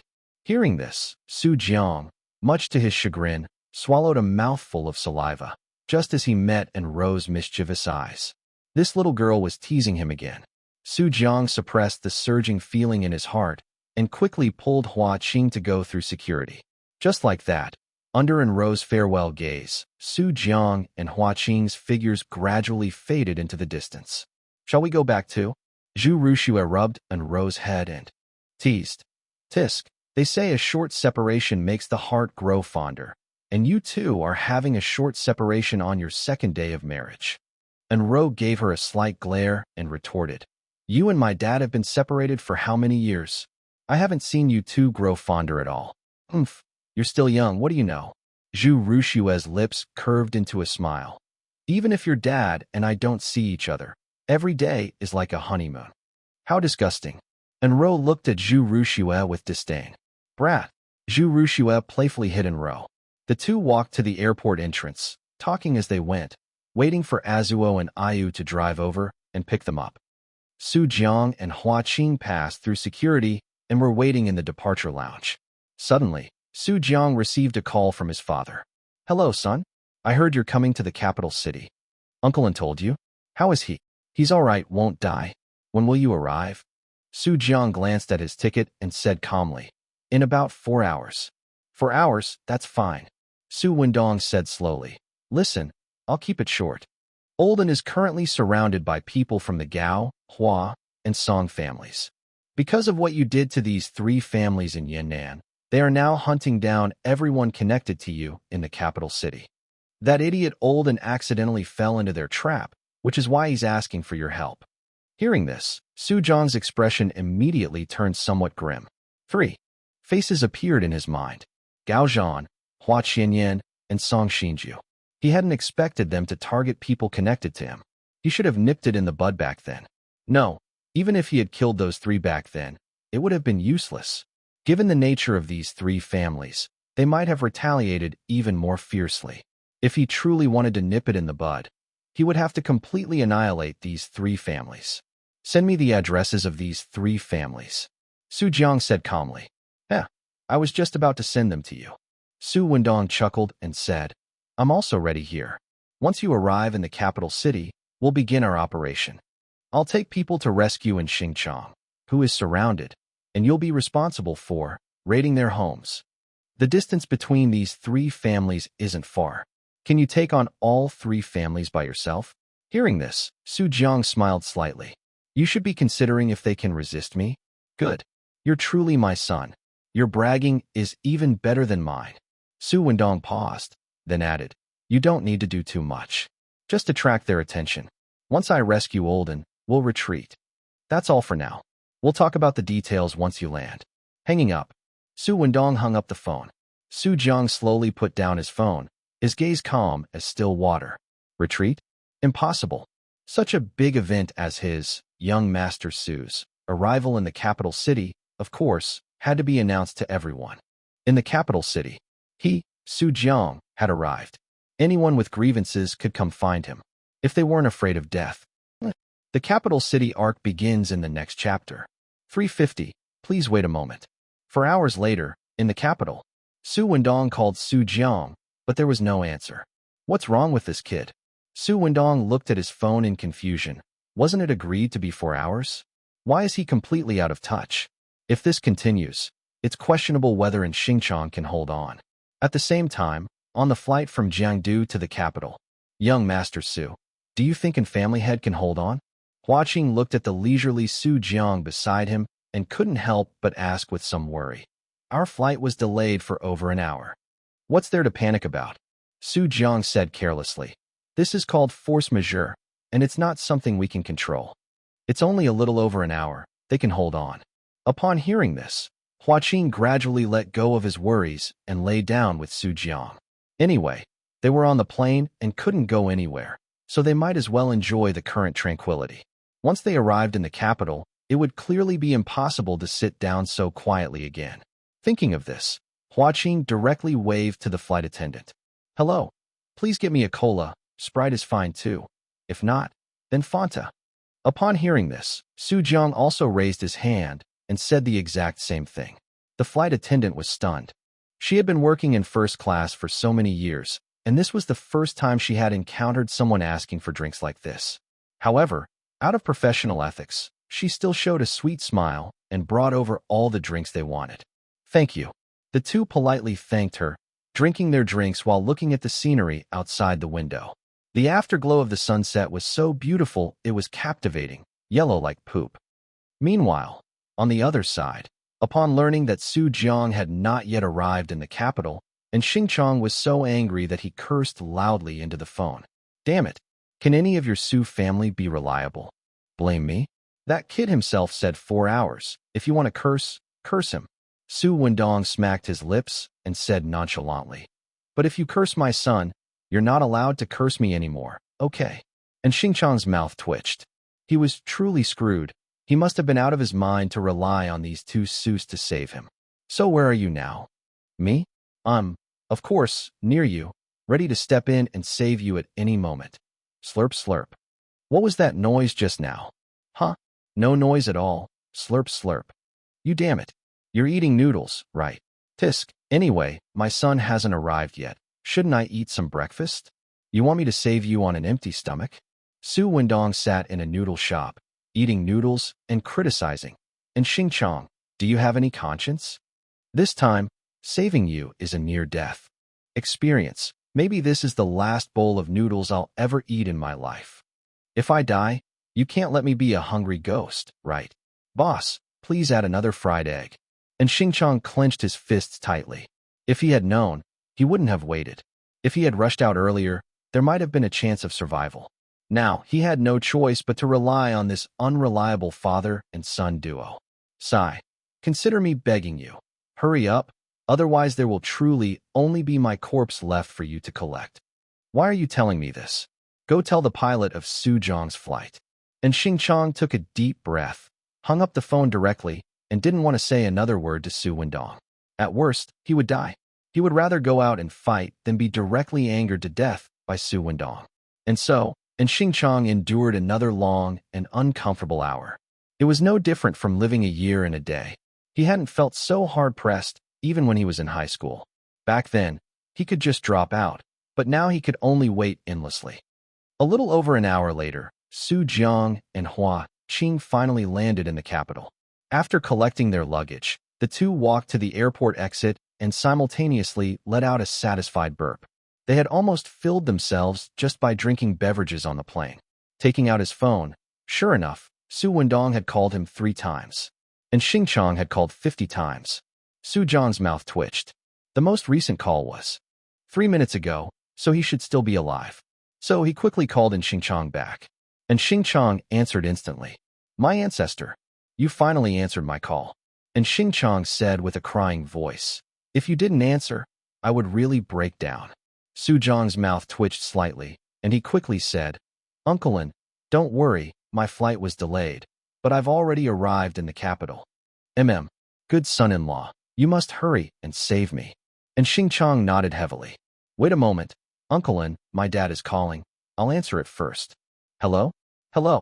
And Xingqiang listened to the dial tone on the other end of the phone and wished he could smash his phone. Damn it, if I get out of this alive, I'll buy a plane ticket back to Jiangdu immediately. This crappy capital, whoever wants to stay can stay, I'm done playing. And Xingqiang gave up, whatever happens, happens. On the other side, Su Jiang answered Su Wendong's call. Hello, Dad.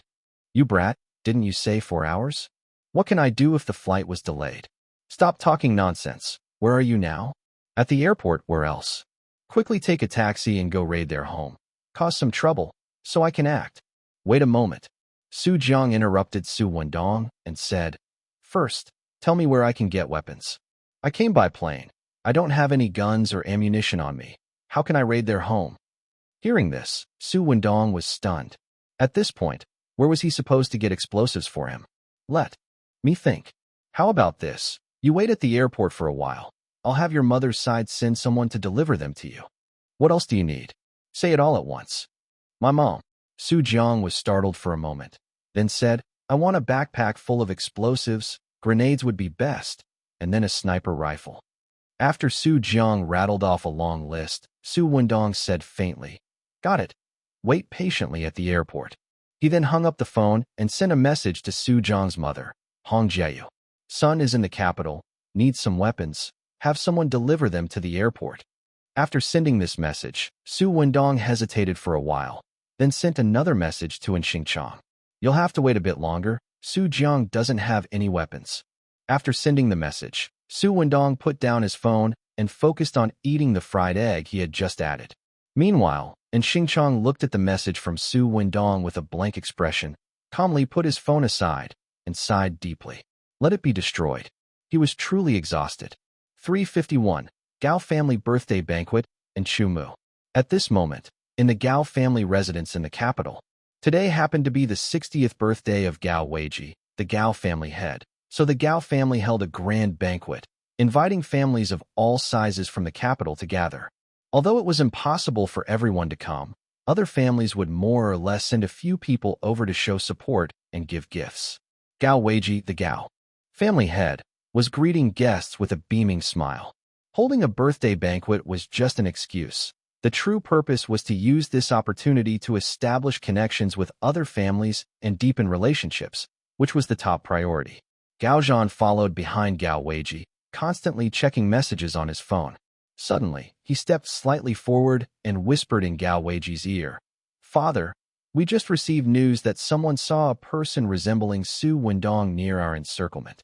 Su Wendong. Gao Weiji frowned deeply upon hearing the name. He wants to rescue in Xingchong? How many people did he bring? According to their report, it was just Su Wendong alone, sitting in a noodle shop eating noodles. Eating noodles? Yes, it seems he even added a fried egg. Gao Weiji's mouth twitched. What exactly was Su Wendong planning? Ignore him.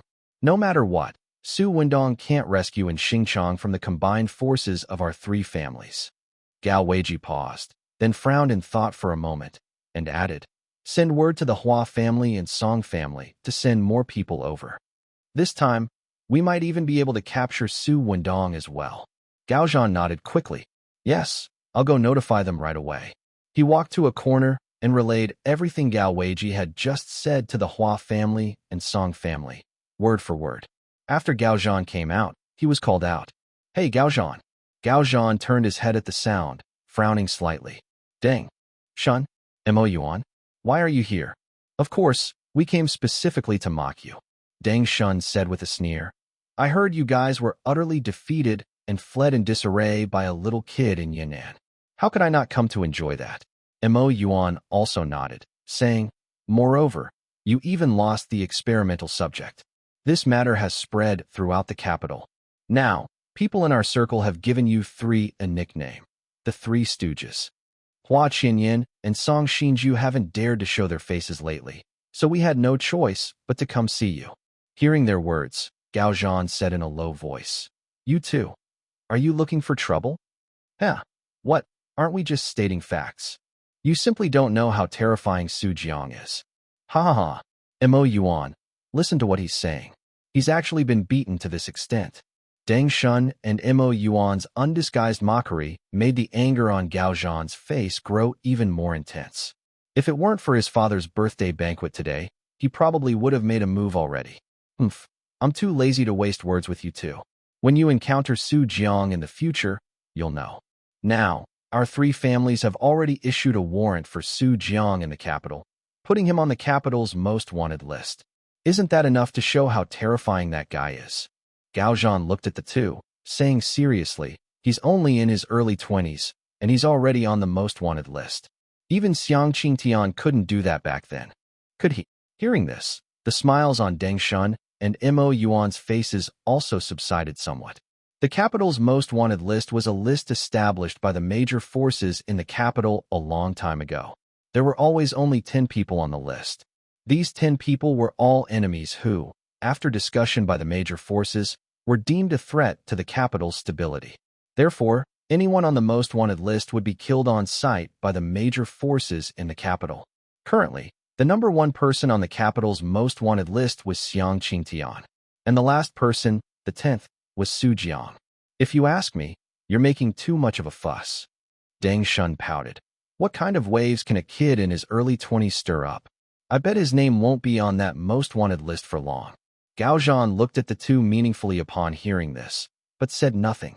Some things require a profound lesson for people to truly understand. However, looking at it now, with these two around, the Deng family and Mo family won't be able to stir up any trouble for the next 20 years. Meanwhile, at the capital airport, Su Jiang and Hua Qing sat bored on a stone block, watching the cars come and go. "Buddy, where are you going?" A taxi pulled up and said to the two of them, "Get in. Our capital taxis don't use rigged meters, don't take detours, and have fair prices." Su Jiang waved his hand expressionlessly, indicating refusal. This was already who knew how many taxis they had. Refused. Seeing their refusal, the taxi driver's smile immediately faded, and he stepped on the gas and drove away. Why aren't they here yet? Su Jiang thought boredly, when suddenly his phone vibrated. He took it out and saw it was an unfamiliar number. He answered the call, and a clear, cold voice spoke. "Hello, is this Su Jiang?" Who is this?" "Sister Hong Yu asked me to bring you supplies." "Where are you?" "I'm at the airport entrance." "Are you the one holding a pink suitcase and wearing a pink hairdryer mask?" Su Jiang really wanted to say no, but it was too late. A red Ferrari stopped in front of them, and a valiant, long-legged beauty got out of the car. Hua Qing's eyes went straight. "Huazi, wipe your drool," Su Jiang said disdainfully. "Can you have some self-control?"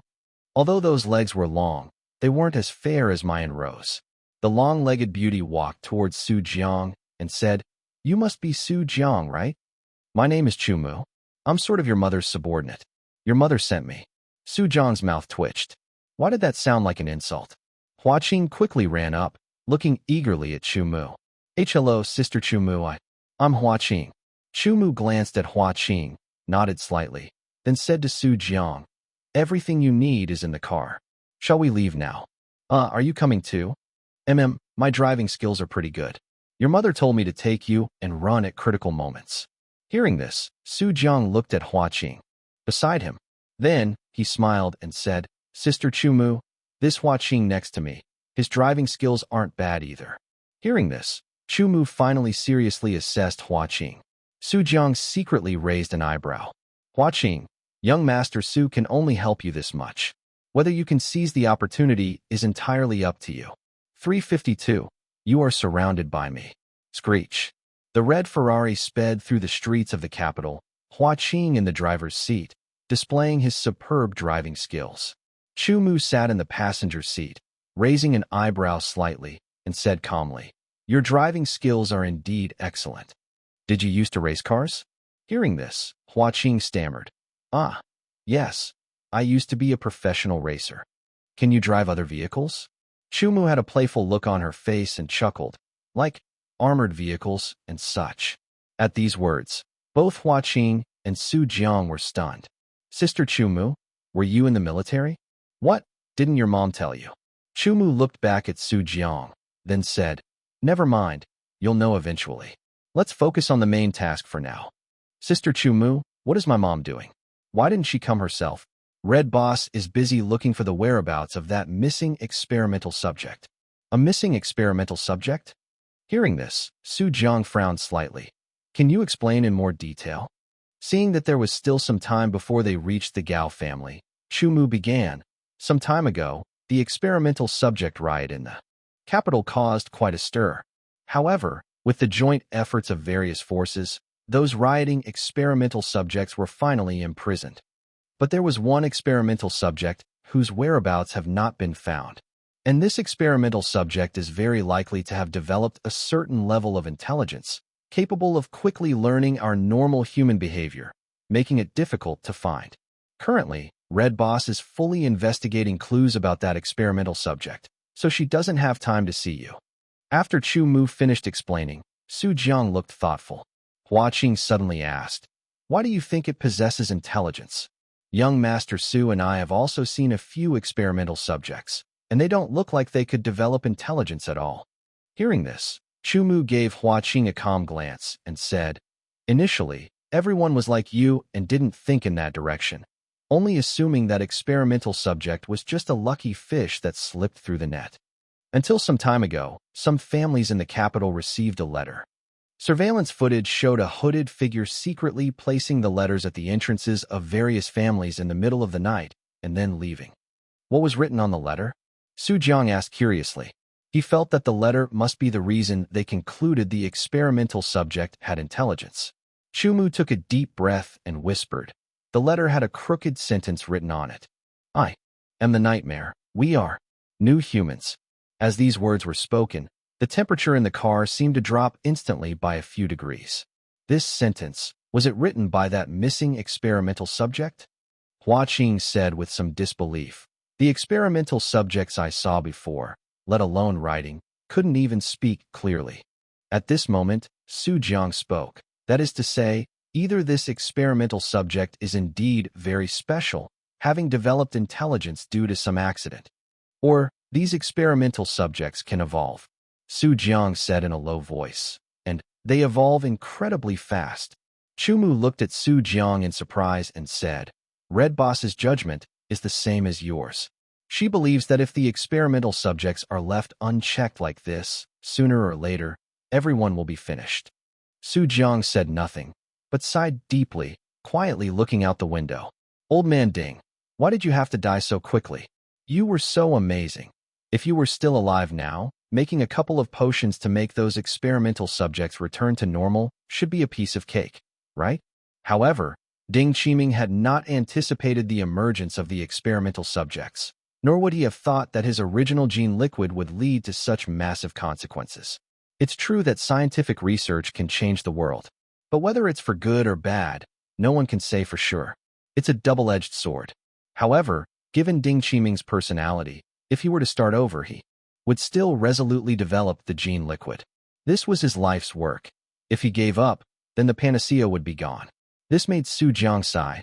Life sometimes is like tofu pudding. Sweet or savory doesn't matter. It's all broken anyway. It's not as straightforward as cola with ice. Even at the end of the world, one must first get some sleep. At most, if you die, you can continue to be intoxicated in the underworld. In summary, life is tasteless. Su Jiang, when we get to the Gao family, you need to find a way to sneak in, set the explosives, then find a safe position to detonate them and create a disturbance. Seeing that they were almost at the Gao family, Chumu quickly began to explain her plan. Although Hong Jieyu had already reminded her before coming to let Su Jiang do as he pleased. However, seeing the pink hairdryer mask on Su Jiang's face, Chumu really found it hard to feel at ease letting this extremely unreliable-looking person do as he pleased. Today is coincidentally the Gao family head's birthday banquet, and people from various forces are here, so the bigger the commotion you create, the better. After the explosives detonate, you should withdraw immediately, find an opportunity to escape, and we will pick you up. Chumu was still speaking when Su Jiang directly interrupted. All right, Sister Chumu, you just wait in the car, leave the rest to me. With that, he slung on a backpack full of grenades, grabbed 2 pistols, and said to Hua Qing, Huazi, stop the car. Got it. Hua Qing drifted, parking the car steadily at an intersection not far from the Gao family. Su Jiang calmly pulled the door handle, about to get out. No, wait. Chumu quickly called out to Su Jiang. What are you planning to do? Su Jiang asked in confusion. Create a commotion, then attract attention. Isn't that how it works? What about the retreat plan? Why retreat? The confusion on Su Jiang's face grew even thicker. You said it yourself. The Gao family is holding a birthday banquet, and people from all major forces are there. This is such a good opportunity to catch them all. I'm more worried about people escaping. Why retreat? With that, he said to Hua Qing again, Huazi, keep an eye on the entrance. If any fish slip through the net and run out, remember to drive and run them over. Hua Qing nodded solemnly. Mission accomplished. Chumu stood there stunned, blinking. No, are you too crazy? You're going to take them all down by yourself? At this moment, Hua Qing timidly said, Well, Sister Chumu, don't worry, young Master Su can do it. Chumu turned her head and glared at Hua Qing. How could she possibly be at ease? When she turned back, Su Jiang's figure had already disappeared. Huh, where is he? Boom! Before Chumu could react, a huge explosion sounded. Chumu mechanically turned her head to look, only to see that the gate of the Gao family was now completely enveloped in black smoke. Immediately after, Su Jiang's voice rang. Out! Everyone inside, listen up. You have been surrounded by me. Surrender now, and I can spare your lives. Otherwise, your fate will be nothing but death. 353. Are all the people in the capital like this? Chumu stared blankly ahead, feeling as though her brain had crashed. It was over, completely over. Su Jiang had actually just walked in so boldly through the front gate. He was dead for sure. Don't worry, Sister Chu Mu, Hua Qing said nonchalantly. You should be thinking about what to do when young Master Su makes a scene later.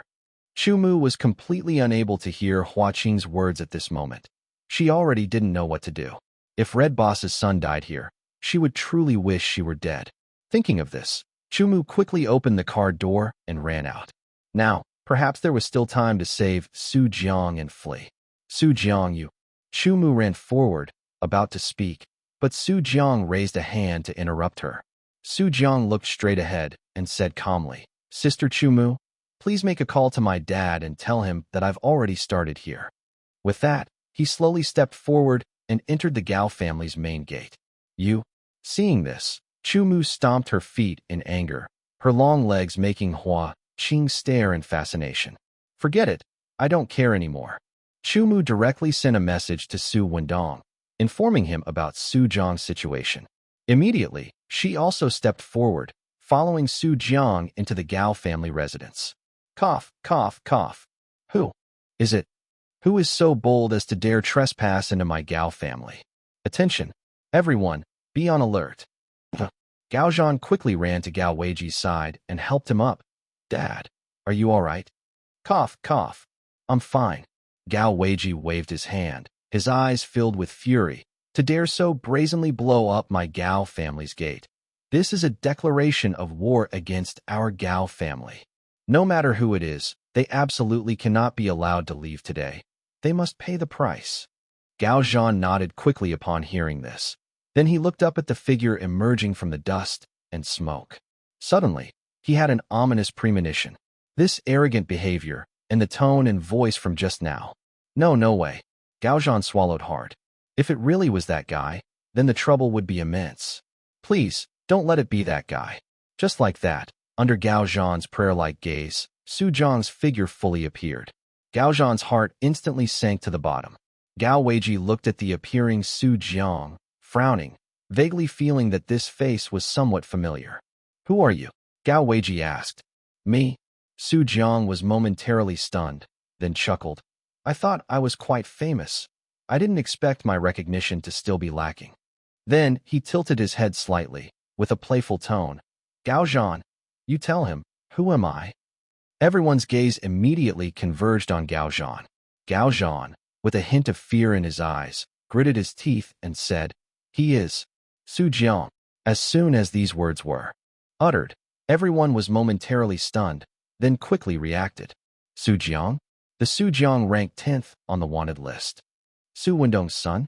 Holy cow, he actually came to the capital, and as soon as he arrived, he went straight for the Gao family. He really isn't afraid of death. He's even more arrogant than his father. Gao Weiji's eyes were shadowed as he stared intently at the person not far away. You are Su Wendong's son? Su Jiang said calmly. I am your father. As soon as these words came out, Gao Weiji was instantly stunned, but he quickly reacted, clenching his fists tightly. Take him down for me. I'm going to tear that little brat's mouth off with my bare hands. Yes, family head. Upon hearing this, several burly men immediately rushed forward, preparing to apprehend Su Jiang. Seeing this, Gao Zhan inwardly thought, not good. Going up against Su Jiang with bare hands. Wasn't that just giving himself away? Come back quickly, Gao Zhan anxiously shouted. He's not an ordinary person. As his words fell, those burly men did indeed come back. However, they were kicked back by Su Jiang. Bang, bang, bang. Several dull thuds sounded as the burly men crashed heavily against the wall, completely unconscious. TSK, your way of greeting is truly special. Su Jiang stretched his wrists, then said, Can we sit down and talk properly now? Behind him, Chu Mu, who had followed, was stunned on the spot when she saw this scene. What just happened? She hadn't seen Su Jiang's movements at all, yet those few people had already flown backward. You are Su Jiang. Deng Shun suddenly stepped forward, scrutinizing Su Jiang from head to toe, and mocked. You don't look like much, do you? To dare come here alone, it just means you're nothing but a brute. Mo Yuan also stepped forward and nodded. Exactly, that fancy footwork just now shows you have some skill. But against firearms and explosives, you'll be completely helpless. As his words fell, instantly more than a dozen dark muzzles were aimed squarely at Su Jiang. However, the panic they expected did not appear. Su Jiang calmly looked at the two of them. I haven't seen you two before. Are you from the Gao family too? Heh, you're not qualified to know our identities, because you're already a dead man. Upon hearing this, Su Jiang's brows furrowed slightly. Are people from the capital all this arrogant? Sister Chu, find a place to hide. Before he could speak, as the muzzles were raised, Chu had already found cover and hidden herself. Deng Shun raised his hand, pressed it slightly downwards, and said calmly, "Kill him." Bang, bang, bang. Gunshots rang out, and a barrage of bullets instantly assailed Su Jiang. However, Su Jiang's figure was no longer there. Huh, where is he? Everyone was stunned. Then they heard the gunshots abruptly cease. Looking over, the dozen or so people who had just been aiming their guns at Su Jiang were now lying on the ground, lifeless. Everyone quickly looked around, trying to find Su Jiang's figure. Behind you. A calm voice sounded from behind Deng Shun.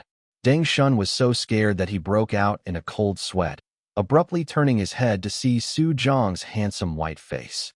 Slap. A crisp slap echoed loudly across Deng Shun's face, even making him spin around. Am I giving you face or something?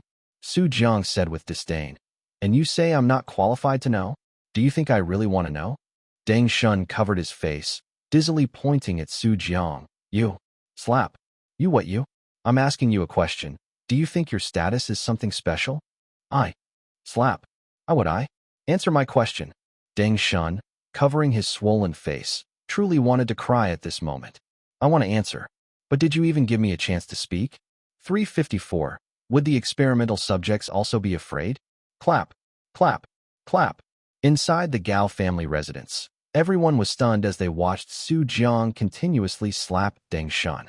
Chu Mu emerged from behind cover, staring blankly at the scene before her, rubbing her eyes.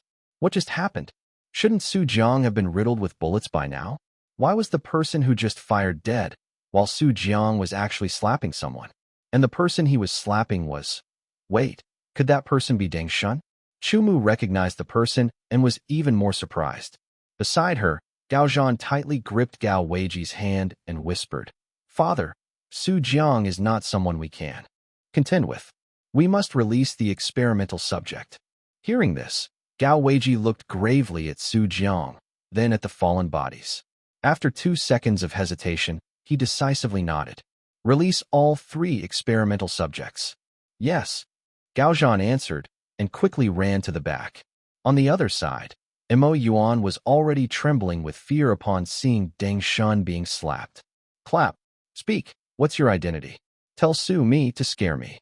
Deng Shun covered his face, looking indignantly at Su Jiang. Can't I just say it? Clap. I don't want to hear it anymore. Deng Shun wanted to die. How could there be such a shameless person? After delivering this slap, Su Jiang turned and walked towards Mo Yuan. Don't come over. Mo Yuan's legs turned to jelly from fright, and he stammered. I am the only son of the Mo family. If you kill me, the Mo family will definitely not let you off. Clap. Su Jiang slapped Mo Yuan across the face and said indifferently, Who asked you that? I just want to purely slap you. Is there a problem? Mo Yuan clutched his face in pain. At this moment, he finally understood how Deng Shun felt. Su Jiang deliberately controlled his strength, ensuring they felt the most pain without actually passing out. Su Jiang. Gao Weiji couldn't stand it anymore and finally roared at Su Jiang. Do you really think Jingxing is your territory? Today was his birthday banquet, originally intended to deepen ties with various major powers. But now, Su Jiang's disruption not only completely ruined his banquet, but if not handled properly, it could even cause other families to have issues with his Gao family. Not to mention the young masters of the Deng family and Mo family being humiliated in public like this. Su Jiang heard Gao Weiji's voice and slowly turned his head. Old man, I'll give you a chance. Call all the people from the Hua family and the Song family here. And those of your people surrounding and Xingchang outside, call them back too. Otherwise, today, your Gao family will surely be annihilated. Arrogant, Gao Weiji said with a grim face. So you want to save in Xingchang? You're deluding yourself. Bang! Before Gao Weiji could finish speaking, a gunshot rang out, and a bullet pierced his calf. Ugh! Gao Weiji screamed, falling to one knee, blood flowing profusely. Protect the family head. Everyone was instantly alarmed, quickly shielding Gao Weiji behind them, looking warily at Su Jiang.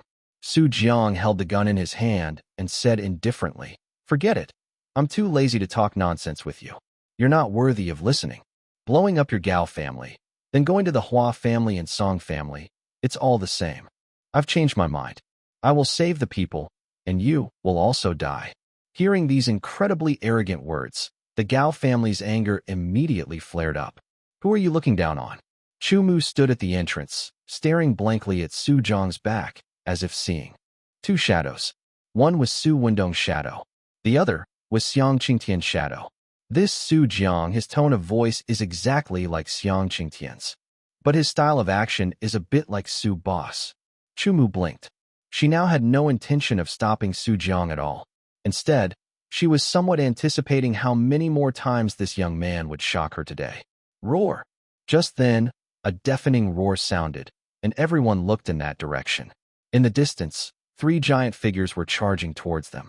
The people from other powers who had come to the birthday banquet and were originally watching the show all changed their expressions drastically. Damn it! How did the Gao family release the experimental subjects? Gao Weiji must be crazy.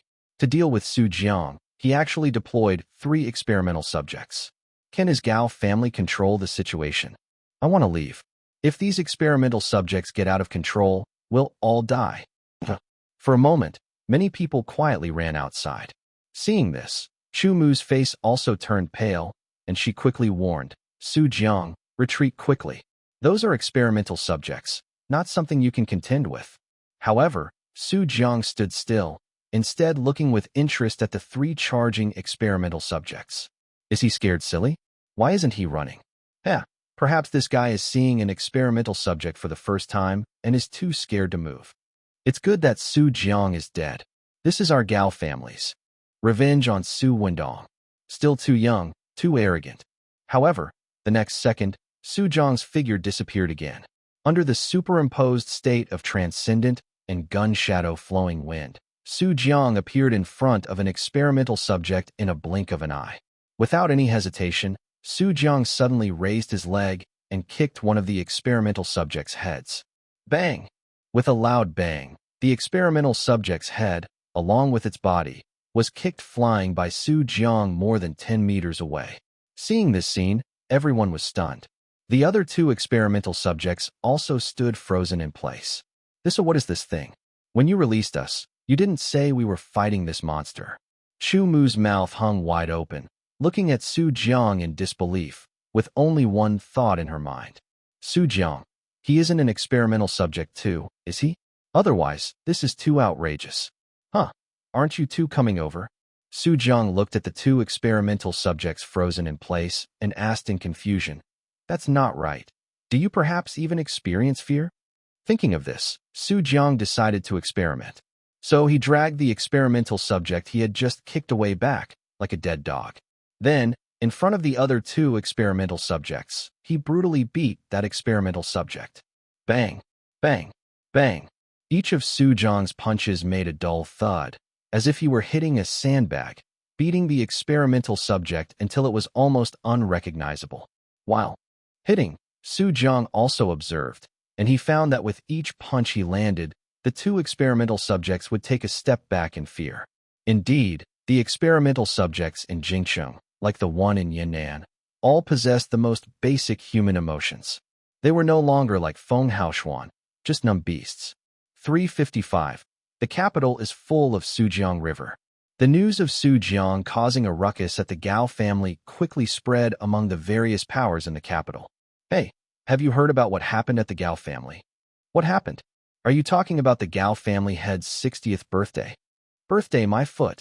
The Gao family is practically exploding right now. What's going on? Su Wendong's son, Su Jiang, number 10 on the most wanted list, has arrived in the capital. And as soon as he arrived, he went to the Gao family to stir up trouble, threatening to wipe out the Gao family. No, what I heard was that Su Jiang wants to wipe out the Gao family, the Hua family, and the Song family. What? Su Jiang wants to wipe out all the families in the capital. Su Jiang wants to destroy the capital? Su Jiang. For a time, in the streets and alleys of the capital, the topic of everyone's conversation could not avoid one person, Su Jiang. However, the news that spread had all sorts of versions, none of them reliable. As a result, many families dispatched people to the scene to relay the true information back. After all, this was Su Wendong's son. If he was captured, wouldn't capturing Su Wendong be a piece of cake? Therefore, there were quite a few people who wanted to take the opportunity to capture Su Jiang alive, and they were all on their way to the Gao family. Chengjiao village, the capital. Inside the main hall, Cheng Junren, the head of the Cheng family, was sitting opposite Xiang Qingtian. On the table lay the latest news that had been sent back. Su Jiang shot through Gao Weiji's right leg, and the Gao family dispatched 3 experimental subjects. Looking at the message on the slip of paper, Cheng Junren slowly picked up his teacup and said, 3 experimental subjects. Can this young fellow named Su Jiang handle it? He can, Xiang Qingtian replied decisively. Oh, Cheng Junren didn't expect Xiang Qingtian to answer so quickly and asked, why? Just because he is Su Wendong's son. Xiang Qingtian heard this and shook his head with a smile. People in the capital, including you, only have one label for Su Jiang, and that is Su Wendong's son. But in my eyes, it is quite the opposite. The importance of Su Jiang, to me, far exceeds Su Wendong. Xiang Qingtian said with a smile, just wait and see. Before long, you will no longer see Su Wendong in your eyes. Because a greater uncertain factor has appeared. Cheng Junren was somewhat surprised to hear this. He hadn't expected Xiang Qingtian to value Su Jiang so highly. He looked at his teacup, remained silent for a long while, and then spoke. Although you deliberately blocked the news about what happened in Yan'an, I have heard some rumors more or less. Su Jiang's way of doing things is indeed unfathomable, but no matter what, he is still just one person. Xiang Qingtian heard this and said with a smile, Old Cheng, are you doubting my judgment? Yes. Cheng Junren said bluntly, Xiang Qingtian, times have changed. The emergence of experimental subjects means we can no longer look at this world with our old perspectives. Xiang Qingtian nodded. I know that. But, no matter how the times change, I will always be Xiang Qingtian. He slowly extended a hand, as if holding everything in his palm. As long as I am willing, even experimental subjects are not uncontrollable. In fact, the moment I learned that experimental subjects had developed intelligence, I was still a little secretly pleased. Because people, once they have thoughts, are easily influenced by external things and thus change. Cheng Junren's gaze immediately became more serious, and he said in a low voice, Are you trying to control the experimental subjects? Why not? Xiang Qingtian said with a smile. It's not really control, just making them act according to my plan. For example, that nightmare. If possible, I really want to talk to it face to face. Hearing this, Cheng Junren silently drank his tea. He felt that he couldn't get along with the person in front of him. People were avoiding experimental subjects as if their lives depended on it, but Xiang Qingtian was different. He couldn't wait to find an experimental subject to chat with. Xiang Qingtian took a sip of tea, suddenly thought of something, and then said, Oh, right. About Su Wendong stealing your family heirloom. There's no room for discussion on that. Cheng Junren waved his hand without thinking. I know you have some connection with Su Wendong, but it's impossible for me to just let him off like that. No, that's not what I meant. Xiang Qingtian shook his head and said, I'm just giving you a suggestion. That bracelet was stolen to be given to Su Jiang's wife. If you insist on taking it back, then their whole family will cause trouble for your Cheng family, and your life won't be easy, especially with that guy Su Jiang. If you trust me, it's better to just let the bracelet go with the flow, and consider it as doing Su Jiang a favor. At this point, Xiang Qingtian even smiled mysteriously. I'm telling you, Su Jiang's favor is much more valuable than mine. Hearing this, Cheng Junren's brows furrowed deeply. He didn't refuse immediately, but silently took a sip of tea before slowly speaking. Let's talk about this later. Xiang Qingtian smiled slightly. Cheng Junren was a smart man. In a few days, he would know what to do. On the other side, After Su Wendong received the message from Chu Mu, he quickly finished his noodles and began his rescue operation. Putting on his sunglasses, Su Wendong stood up and snapped his fingers. Clap. Instantly, many people emerged from all directions, all dressed in black, surrounding Su Wendong. Su Wendong looked around and said faintly, "Brothers, the objective of this operation is to rescue Olden, and then we withdraw. If we really can't rescue him, then we still withdraw. At least leave some people to attend his funeral. In short, if we can save him, we save him. If the situation isn't right, we withdraw. Do you all understand?" Everyone shouted in unison, "Understood." "Then move out." Su Wendong waved his hand, and everyone instantly dispersed, beginning their rescue operation. After everyone left, Su Wendong suddenly took out his phone and made a call. "Hello, have your people arrived? I don't see you, and I'm a little nervous." A low voice came from the other end of the phone. "They arrived long ago. If there's an unexpected situation, I will act." Hearing this, Su Wendong nodded, then hung up the phone. He sneered. "Huh? Do you really think I, Su Wendong, need to rely on my son to save someone? Without that little brat, I'd still make you 3 families howl." Having said that, he put his hands in his pockets and leisurely walked towards the encirclement ahead. 356. Gao family rebelled? As Su Wendong appeared, the various factions' informants in the capital city immediately relayed messages to their families. Su Wendong has shown up. He intends to rescue in Xinjiang. As expected, that guy definitely wouldn't stand by and do nothing. Quickly send people over. This time, we must capture Su Wendong. But Patriarch, all our men have been sent to the Gao family. Should we call them back? Damn it. These father and son are not heading in the same direction at all. It must be intentional, trying to divide our forces. Forget about Su Wendong for now. That guy is difficult to deal with, and it might be a trap. Go to the Gao family and capture Su Jiang first. Soon, the leaders of the major factions made their decision. Ignore Su Wendong. Capture Su Jiang first. Of course, some people went to Su Wendong's side, and some were patiently observing. However, most people were rushing towards the Gao family. The first to arrive at the Gao family were the Hua family and the Song family, being the closest. After receiving the news, these 2 families hurriedly rushed to the Gao family with a group of people. Before even entering the gate, they had already shouted loudly, "Patriarch Gao, we are here on our patriarch's orders to assist you in capturing Su Jiang." The leaders of the Hua family and the Song family widened their eyes, their words abruptly stopping. Bang, bang, bang. Su Jiang was savagely beating the experimental subject. Hearing the sound, he stopped his hands, stood up, and looked back. "Oh, isn't this Hua Qianyan and Song Xinju?" Su Jiang said mockingly. "You knew I was coming and were so eager to rush over to your deaths?" Hua Qianyan and Song Xinju looked at the experimental subject barely clinging to life under Su Jiang's feet and swallowed with difficulty. No one told them before they came that Su Jiang was beating the experimental subject. Was the person who delivered the message just slacking off? If only they had sent this message back earlier, they wouldn't have come. What kind of support is this? Roar!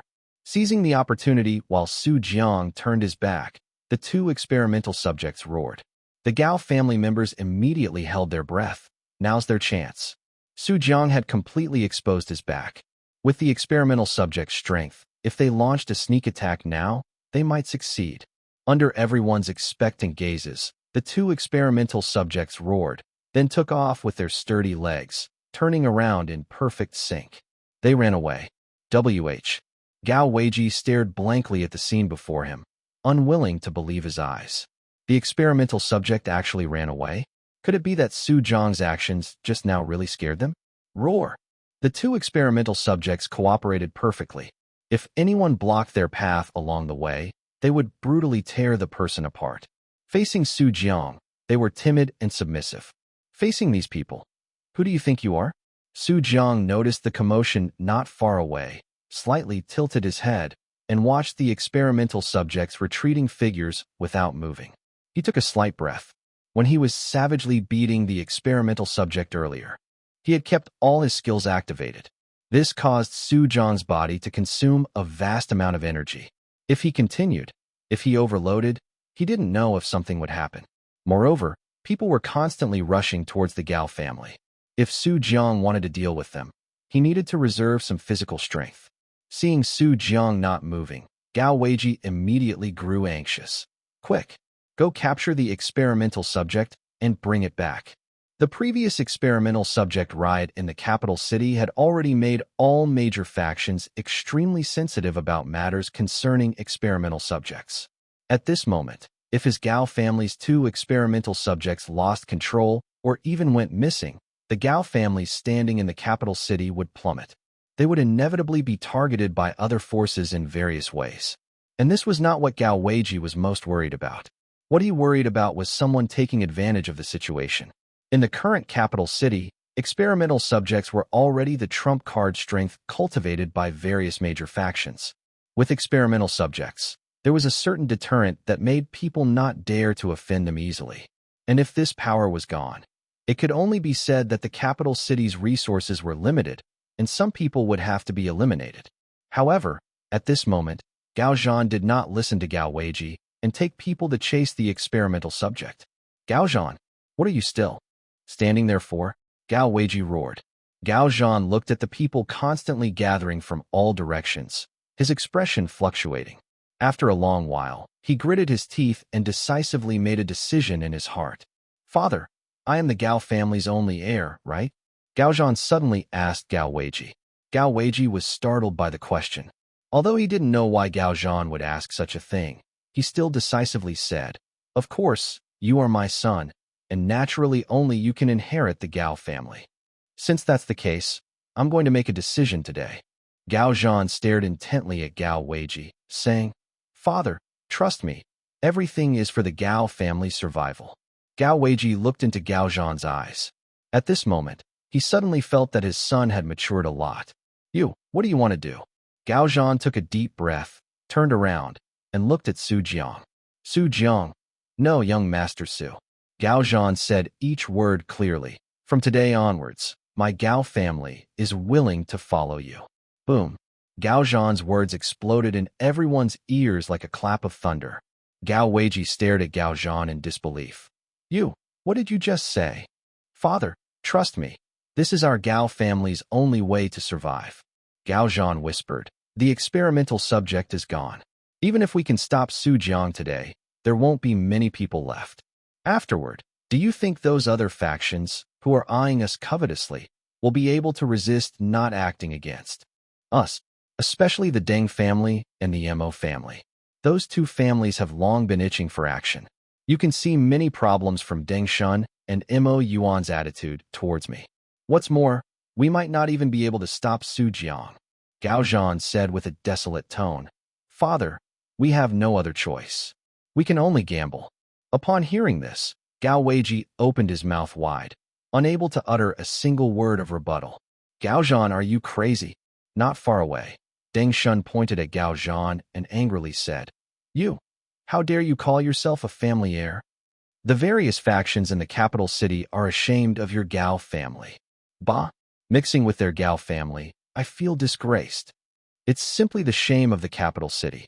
We never expected to travel thousands of miles to aid the Gao family, only for them to surrender directly.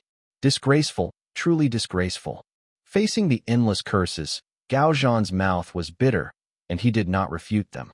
At this moment, perhaps only Hua Qianyan and Song Xinjiu could somewhat understand his actions. However, just as the crowd was in an uproar, a gunshot rang out. Bang! A bullet struck Deng Shun's abdomen, and blood splattered. The atmosphere instantly fell silent. Everyone looked at the person who fired the shot, which was Su Jiang. Su Jiang tilted his head, looking at the pained Deng Shun, and said indifferently, "I find you to be quite talkative, aren't you? Do you want to be silenced forever?" 357. The confused Deng family. Young Master Deng. The Deng family's people had already arrived, and seeing their young master hit by a bullet, they cried out in alarm and rushed forward to protect Deng Shun. Immediately, Su Jiang turned his head and looked at Gao Zhan calmly. "You want to bring the Gao family to follow me?" "Yes." "To be my subordinate?" "Exactly. Are you in charge of the Gao family?" Gao Zhan glanced at Gao Weiji, hesitated for 2 seconds, then decisively said, "I am the sole heir of the Gao family, and I can make this decision. As for those who are unwilling, they will no longer be considered Gao family members." Hearing this, Su Jiang was slightly surprised. Gao Zhan's decisiveness and ability to assess the situation were beyond his expectations. The key was that this guy truly knew when to yield and when to stand firm. At this moment, Chu Mu, who was in the dark, was dumbfounded. What's going on? The Gao family actually surrendered to Su Jiang in public? Am I dreaming? Sister Chu Mu, calm down. Hua Qing suddenly spoke from the side. For our young master Su, anything that happens is a very normal phenomenon. No need to make a fuss, you'll get used to it. Chu Mu was startled by the sudden appearance of Hua Qing. Weren't you outside? How did you get in? So many people suddenly surged outside. I couldn't handle it, so I had to run in.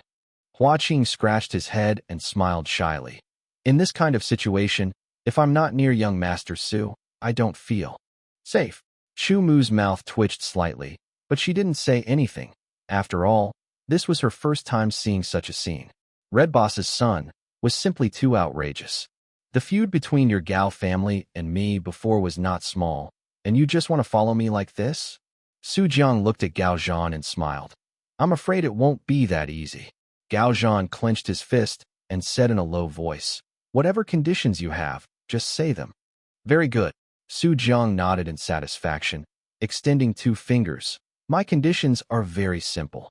First, those people from your Gao family who hunted down my father-in-law cannot live. Gao Zhan's expression changed slightly. The operation to hunt in Xinjiang was organized by 3 families together. The Gao family naturally sent many people. If he agreed to Su Jiang's condition, it would not only severely weaken the Gao family, but also make other members of the Gao family feel disheartened. But if he didn't kill them, Su Jiang would definitely not agree to accept the Gao family. Moreover, this was only the first condition Su Jiang proposed. If it couldn't be met, then there would be nothing more to discuss later. Gao Zhan knew that since he had taken the first step on the path he chose, there was no turning back. From the moment he spoke those words, the forces in the capital could no longer tolerate the Gao family. Good. Gao Zhan said almost through gritted teeth. I agree to this condition. Su Jiang raised an eyebrow, extended his second finger, and continued. Good. Then the second condition. He stretched out his arm and pointed at Deng Shun, who was being protected by the Deng family members, and looked in pain. Kill him. Gao Zhan's face changed upon hearing this. Su Jiang said expressionlessly, as long as you kill him today, from now on, your Gao family will be under my command, Su Jiang. I, Su Jiang, will be your Gao family's backer in the capital. Not far away, Deng Shun heard these words, clutching his still bleeding abdomen, and shakily stood up. Gao Zhan, you're not really going to kill me, are you? Deng Shun leaned on someone next to him, his lips trembling as he said, you don't really think what Su Jiang said is true, do you? Even if it's true, do you think Su Jiang can protect your Gao family? Gao Zhan, listen to me. It's not too late to turn back now. Deng Shun kept trying to persuade him, while in the shadows, Mo Yuan, seeing this scene, quietly retreated. He was truly scared. This situation today was beyond his ability to handle. Didn't he see that Deng Shun was almost dead? If he didn't run now, when would he run? Su Jiang naturally noticed Mo Yuan's little movements, but he couldn't be bothered to care. Anyway, it was only his first day in the capital, and he had plenty of time later to slowly play with these airs. And the people from other forces were all as cunning as monkeys, silently watching this scene, none of them making a move. Although they had come to deal with Su Jiang, after seeing Su Jiang's strength, no one wanted to be the first to act. While the major forces in the capital had connections, they were not all a solid block. Although they claimed to be supporting the Gao family, once the Gao family declined, the first ones to kick them while they were down would likely be the forces present at this moment. Gao Zhan was naturally very clear about this point, so his gaze was fixed on Deng Shun. Seeing the change in Gao Zhan's eyes, Deng Shun immediately understood Gao Zhan's decision. Not good, cover my retreat. Gao family members, listen to my order. Kill Deng Shun. Deng Shun and Gao Zhan's voices rang out simultaneously, and the people on both sides moved almost at the same time. In an instant, the scene became chaotic, and the people from the other forces retreated, giving both sides a battlefield. At the same time, They were also sending messages to their families. The Gao family has betrayed us. Gao Zhan has led the Gao family to pledge allegiance to Su Jiang. Gao Zhan is going to kill Deng Shun. The Gao family and the Deng family have started fighting. A series of messages left the leaders of their respective families utterly bewildered upon seeing them. What's going on? Weren't they going to capture Su Jiang?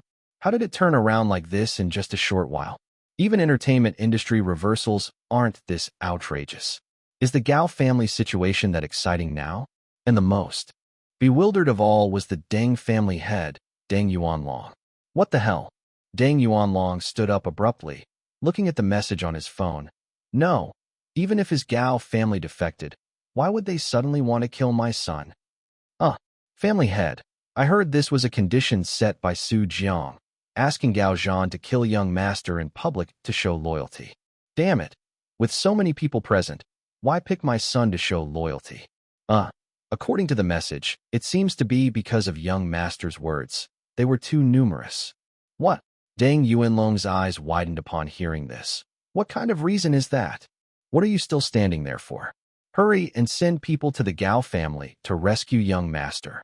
The person heard this and said with a stiff upper lip, we already sent people earlier to capture Su Jiang. Are you a pig? Deng Yuanlong's beard bristled and his eyes bulged as he angrily said, on their Gao family's territory, how much good can the few people we sent do? Bring all the manpower from the family, quickly. Yes, I'll go and bring people over right away to rescue young master. After that person left, Deng Yuanlong hurriedly took out his phone again and made a few calls. Hello, old Hua. Save my son. Hello, old Song. Save my son. 358.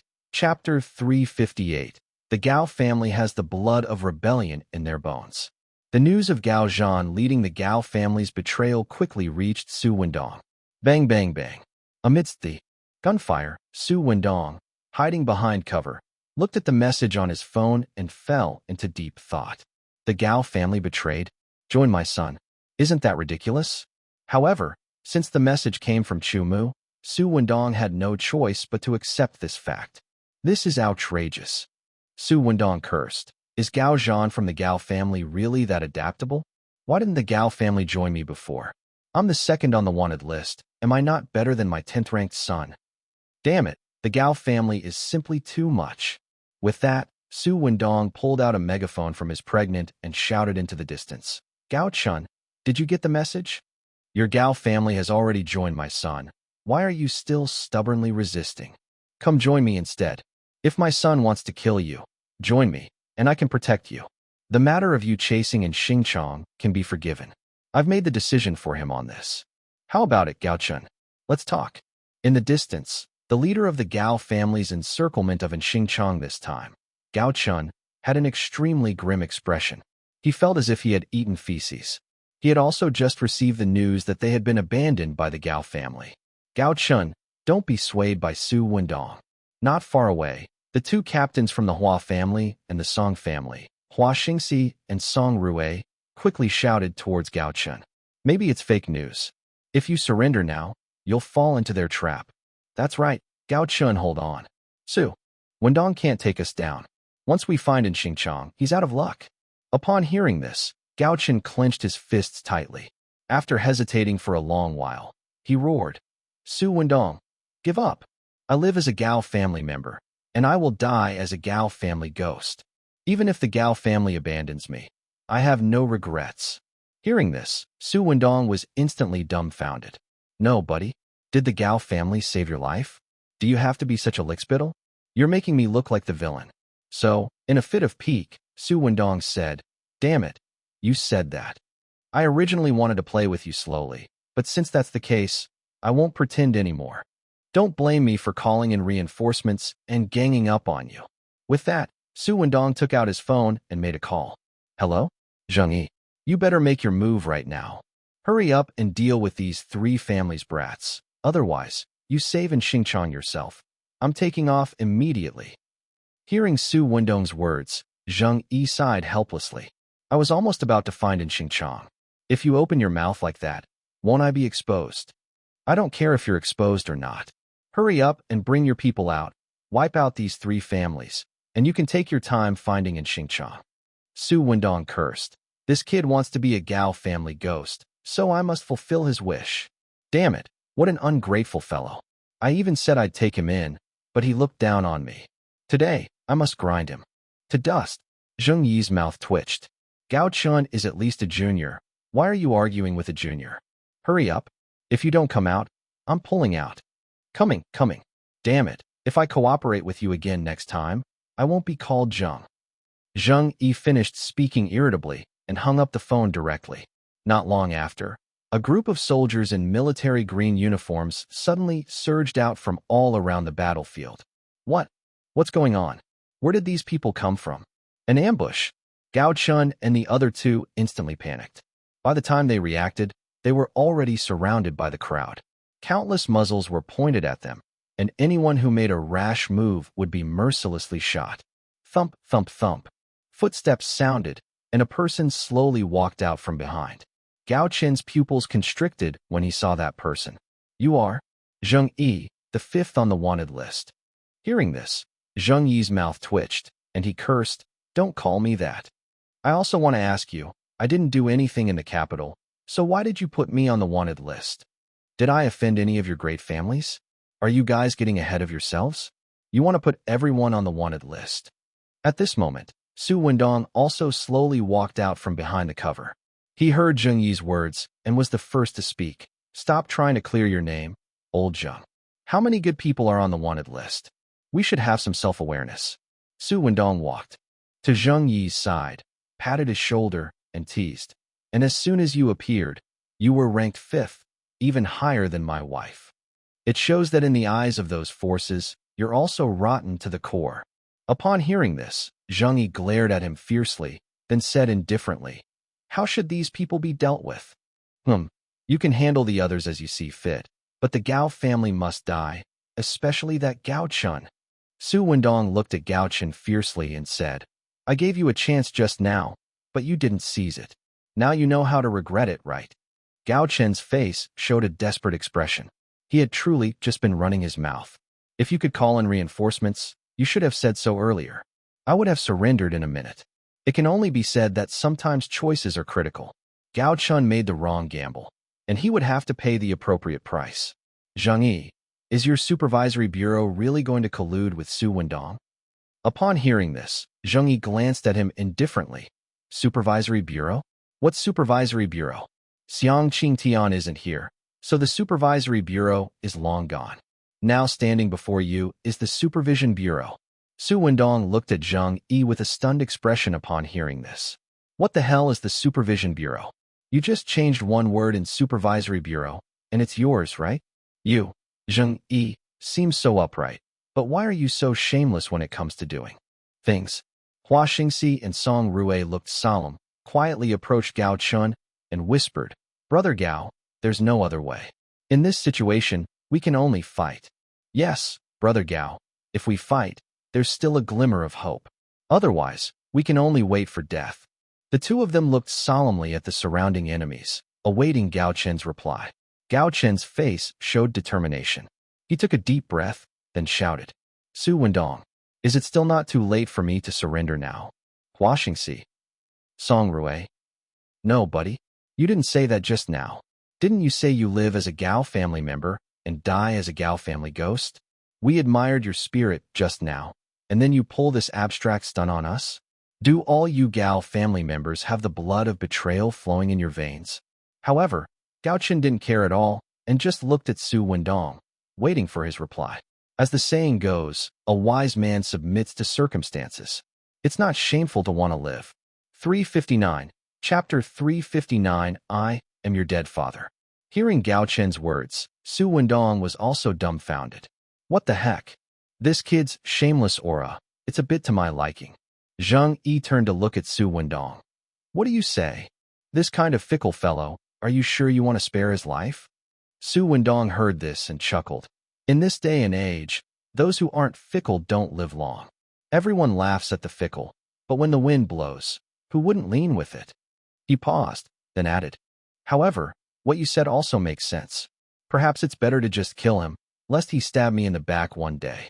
Not far away, Gao Chun heard these words, and a sharp glint flashed in his eyes. He retreated 2 steps with lightning speed, pulled out his handgun, and aimed it at Hua Xingxi and An Rou. Bang! Bang! 2 gunshots rang out, and the bullets quickly and accurately struck both their heads. Hua Xingxi and An Rou were killed by Gao Chun right before everyone's eyes. Don't move. The people surrounding them quickly aimed their guns at Gao Chun, ready to fire at any moment. Click! Gao Chun quickly dropped his gun, raised his hands, and looked at Su Wendong. Is this good enough? I killed both of them. The Hua family and Song family will definitely not let me go. Kyoto no longer has a place for me. Besides you, there's nowhere that can shelter me. Gao Chun looked at Su Wendong with burning eyes and said, once I lose your protection, I'm as good as dead. This way, you won't have to worry about me betraying you, right? Hiss. Su Wendong gasped. This kid had something special about him. Old Jiang, I've changed my mind. This kid is a talent. I like him. Su Wendong pointed at Gao Chun and said, this kid might be able to help me achieve great things in the future. I want him. Jiang glanced at him indifferently. Aren't you afraid of getting yourself killed? Haha, what do you know? My personal charm can conquer him. Su Wendong said with a smile. Besides, anyone who dares to betray me hasn't been born yet. What about the rest of the Gao family? Su Wendong hesitated for a long time upon hearing this, then looked at Gao Chun. Can you control them? Gao Chun nodded without hesitation. Yes. He also needed some of his own people. Otherwise, following Su Wendong alone, he would feel insecure. All right, then let's keep them all. Su Wendong nodded, then said nonchalantly, the leaders of the Hua family and Song family are dead. What's the point of keeping the remaining people? Deal with them all. As soon as his voice fell, gunshots rang out. Gao Chun's expression changed. Why did they start shooting? He was still inside the encirclement. Weren't they afraid of accidental casualties by shooting like this?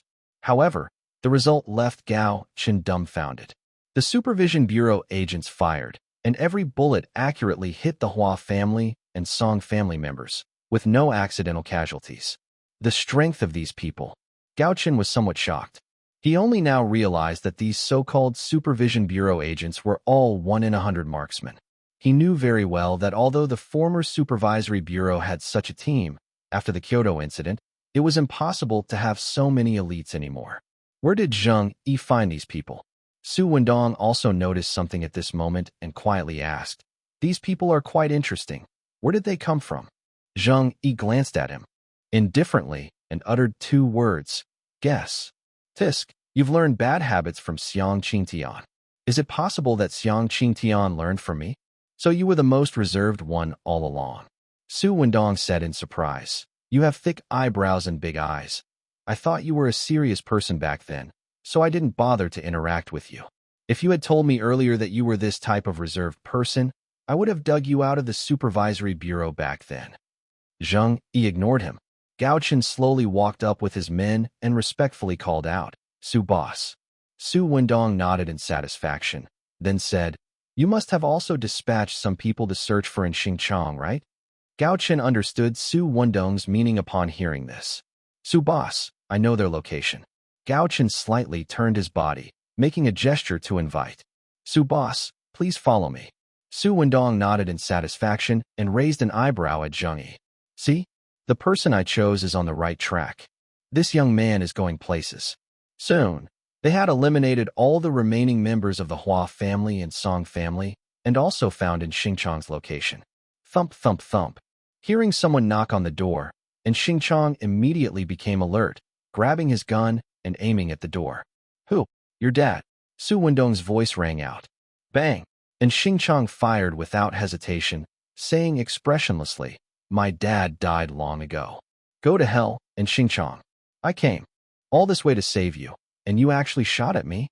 Outside the door, Su Wendong said exasperatedly, that shot just now almost took half my life. Is this how you treat your savior? Hearing this, and Xinjiang looked disdainful. He still had the ability to discern location by sound. That shot just now wasn't aimed at Su Wendong at all. It was miles off. Who told you to run your mouth? I'll ask you again, who are you? I'm your dead dad. Bang! And Xinjiang fired again. This time, he didn't deliberately miss, but rather brought the distance a bit closer. Tisk, boring. Su Wendong's voice rang out, saying, I'm coming in.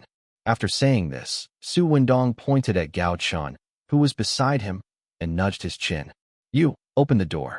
Gao Chun, didn't you just say you were opening the door? Why did it become me? Jiang Yi stood silently beside them. Only those familiar with them knew that since An Xingqiang could hide here, the surroundings must be full of traps. Whoever went to open the door would be unlucky. Gao Chun bit the bullet and walked to the door, reaching his hand to the doorknob, and stammered, and family head, I'm Gao Chun. I've already sworn allegiance to Su Boss. We're on the same side now. Please don't shoot. Regarding the pursuit before, that was our fault. Whatever punishment you decide later, I'll accept. Gao Chun kept piling on excuses, afraid that he would be shot by An Xingqiang the moment he opened the door.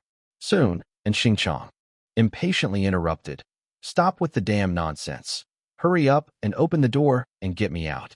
Hearing this, Gao Chun immediately took a deep breath, mustered his courage, and pushed the door open.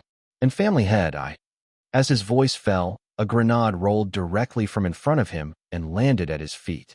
Gao Chun froze, staring blankly at the grenade at his feet. 360, play a wave. Gao Chun stared blankly at the grenade by his feet, then looked up into the room, which was already empty, and Xingqiang was nowhere to be seen. The window was open, indicating that An Xingqiang had just climbed out of it. Looking back, Su Wendong, Jiang Yi, and the others had already hidden far away, lying prostrate on the ground. What the hell? Gao Chun couldn't help but curse, turning and fleeing at top speed before dropping to the ground. The moment he hit the ground, the grenade exploded with a roar. Boom! With a loud bang, shrapnel grazed Gao Chun's hair, bringing a scorching sensation. Gao Chun was almost scared stiff. Is this how you play? No wonder Su Wendong didn't open the door himself. Can't people be more sincere? If he had been even a little slower just now, he would have been severely injured if not killed. TSK, that brat reacts quite fast. And Xingqiang's voice sounded as he emerged from a nearby corner, looking at Gao Chun and sighing. Since you didn't die, I won't hold what happened before against you. Clearly, that was his small revenge for Gao Chen's previous pursuit. If he had died, it would have been Gao Chen's bad luck, and Su Wendong wouldn't have said much. At this moment, An Xingqiang also saw Jiang Yi and said with some surprise, Oh, you actually came to save me too? That's truly unexpected. Jiang Yi heard this and said indifferently, If you relied solely on Su Wendong to save you, you might as well have committed suicide earlier. The result would be the same anyway. Su Wendong was displeased upon hearing this. Hey, Jiang, I don't like hearing that. I could have saved Olden just fine without you, alright? Worst case, I'd just call my wife over. Jiang Yi scoffed. Oh, please. If it weren't for Hong Jiayu, the forces from various powers would have surrounded us long ago. Do you still expect her to find time to support you? Call her now. If you don't get yelled at, I'll bring the Supervision Bureau people and follow you. Upon hearing this, Su Wendong gave Jiang Yi the middle finger, then pulled out his phone and sent a message to Su Jiang. Since Olden has been rescued, let my son withdraw. After sending the message, Su Wendong looked at An Xingqiang's severed left hand and teased, What's with you? Cosplaying Yanghua? Your wife isn't little dragon girl either. And Xingqiang cursed. Get lost. You can't say anything decent all day long. Let's retreat quickly. It'll be troublesome once people from the major powers arrive. Thus, the three immediately led their people to retreat, looking for a safe place to continue their conversation. The capital, Chengjia village. Gao Zhan and Gao Chun have both defected? Cheng Junren looked at the incoming message, somewhat speechless, unsure what to say. Even the news of Su Jiang beating the experimental subject hadn't shocked him this much. This Gao family, truly a bunch of talents. Cheng Junren sighed. One followed Su Jiang, and the other followed Su Wendong. That Su fellow truly haunts us. Across from him, Xiang Qingtian drank his tea, unsurprised. I've met Gao Zhan. He's a smart man. His choice isn't surprising. Cheng Junren said. And Xingqiang has been rescued, so this farce should end. It just depends on how Su Jiang decides to stop. Stop. Xiang Qingtian chuckled at the word. That guy has never known what it means to stop. What do you mean? Is he still planning to cause trouble? Xiang Qingtian smiled meaningfully. and Xingqiang's rescue has actually unbound Su Jiang. Everything Su Jiang did before was just to escalate things and attract attention. Because he wasn't sure if An Xingqiang was safe, he wouldn't go too far or kill indiscriminately to avoid the other party burning the bridge behind them.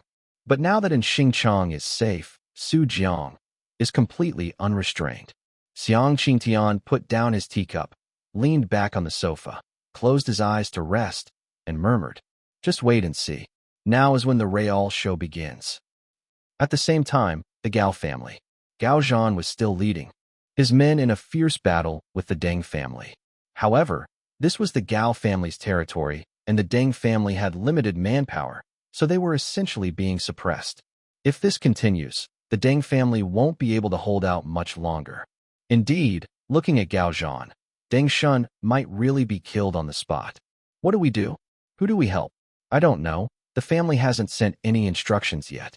Let's just wait and see. Around them, people from various powers whispered, each with their own thoughts. Some looked at Su Jiang not far away, their mouths twitching, their expressions strange. Too ruthless. Too shameless. Su Jiang was seen sitting cross-legged on the experimental subject, yawning idly, holding his phone, with the camera pointed at the battlefield not far away. He was recording the entire battle. Although it was a bit unnecessary, he was bored anyway. When he becomes famous later, he can release this footage and have a story. He had even thought of the title. Shocking. Gao Zhan of the Gao family, to save his life, did this to Deng Shun. It would definitely go viral. Su Jiang was even thinking if he could switch careers and become a blogger in the future, specializing in broadcasting the hidden affairs of various powers. As he was recording the video, he suddenly saw a message pop up at the top of the screen. "An Xingqiang has been rescued. You can withdraw." He saw that the sender was his own father. Su Jiang blinked. Only seeing the first half of the message, he completely ignored the second half. What? Can withdraw? Don't be silly. He was having too much fun here. Su Jiang suddenly stood up and said, "Gao Zhan, you have 3 minutes. If you can't kill Deng Shun by then, you know the consequences." In the distance, Gao Zhan heard this and immediately became anxious.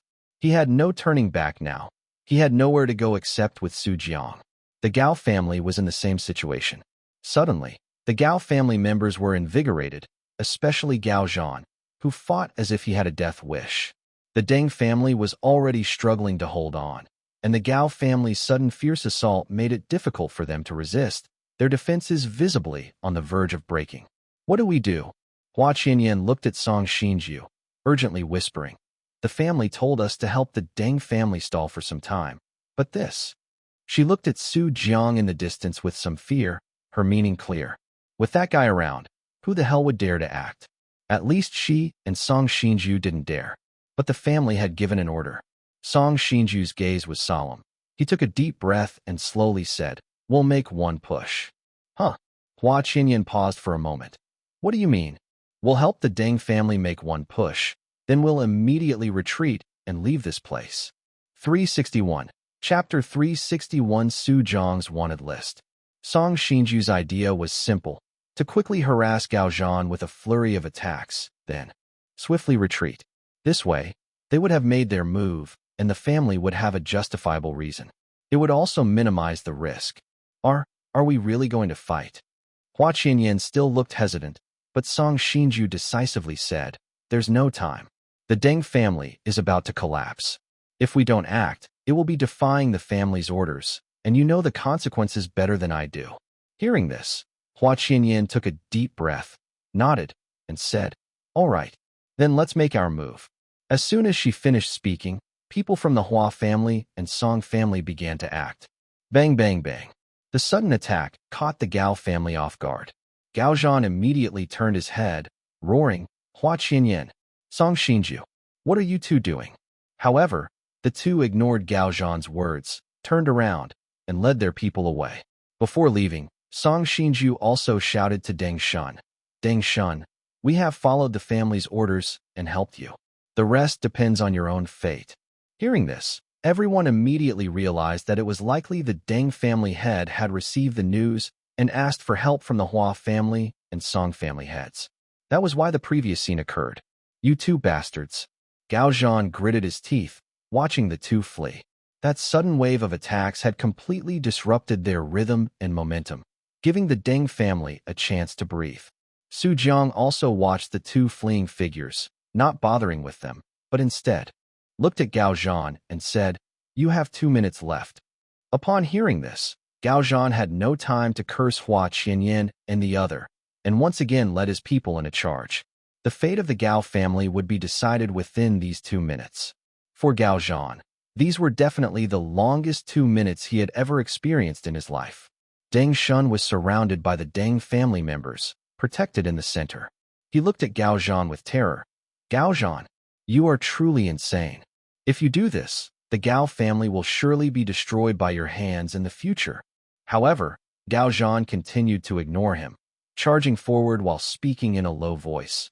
"The future of the Gao family has nothing to do with you, because you won't be able to see it."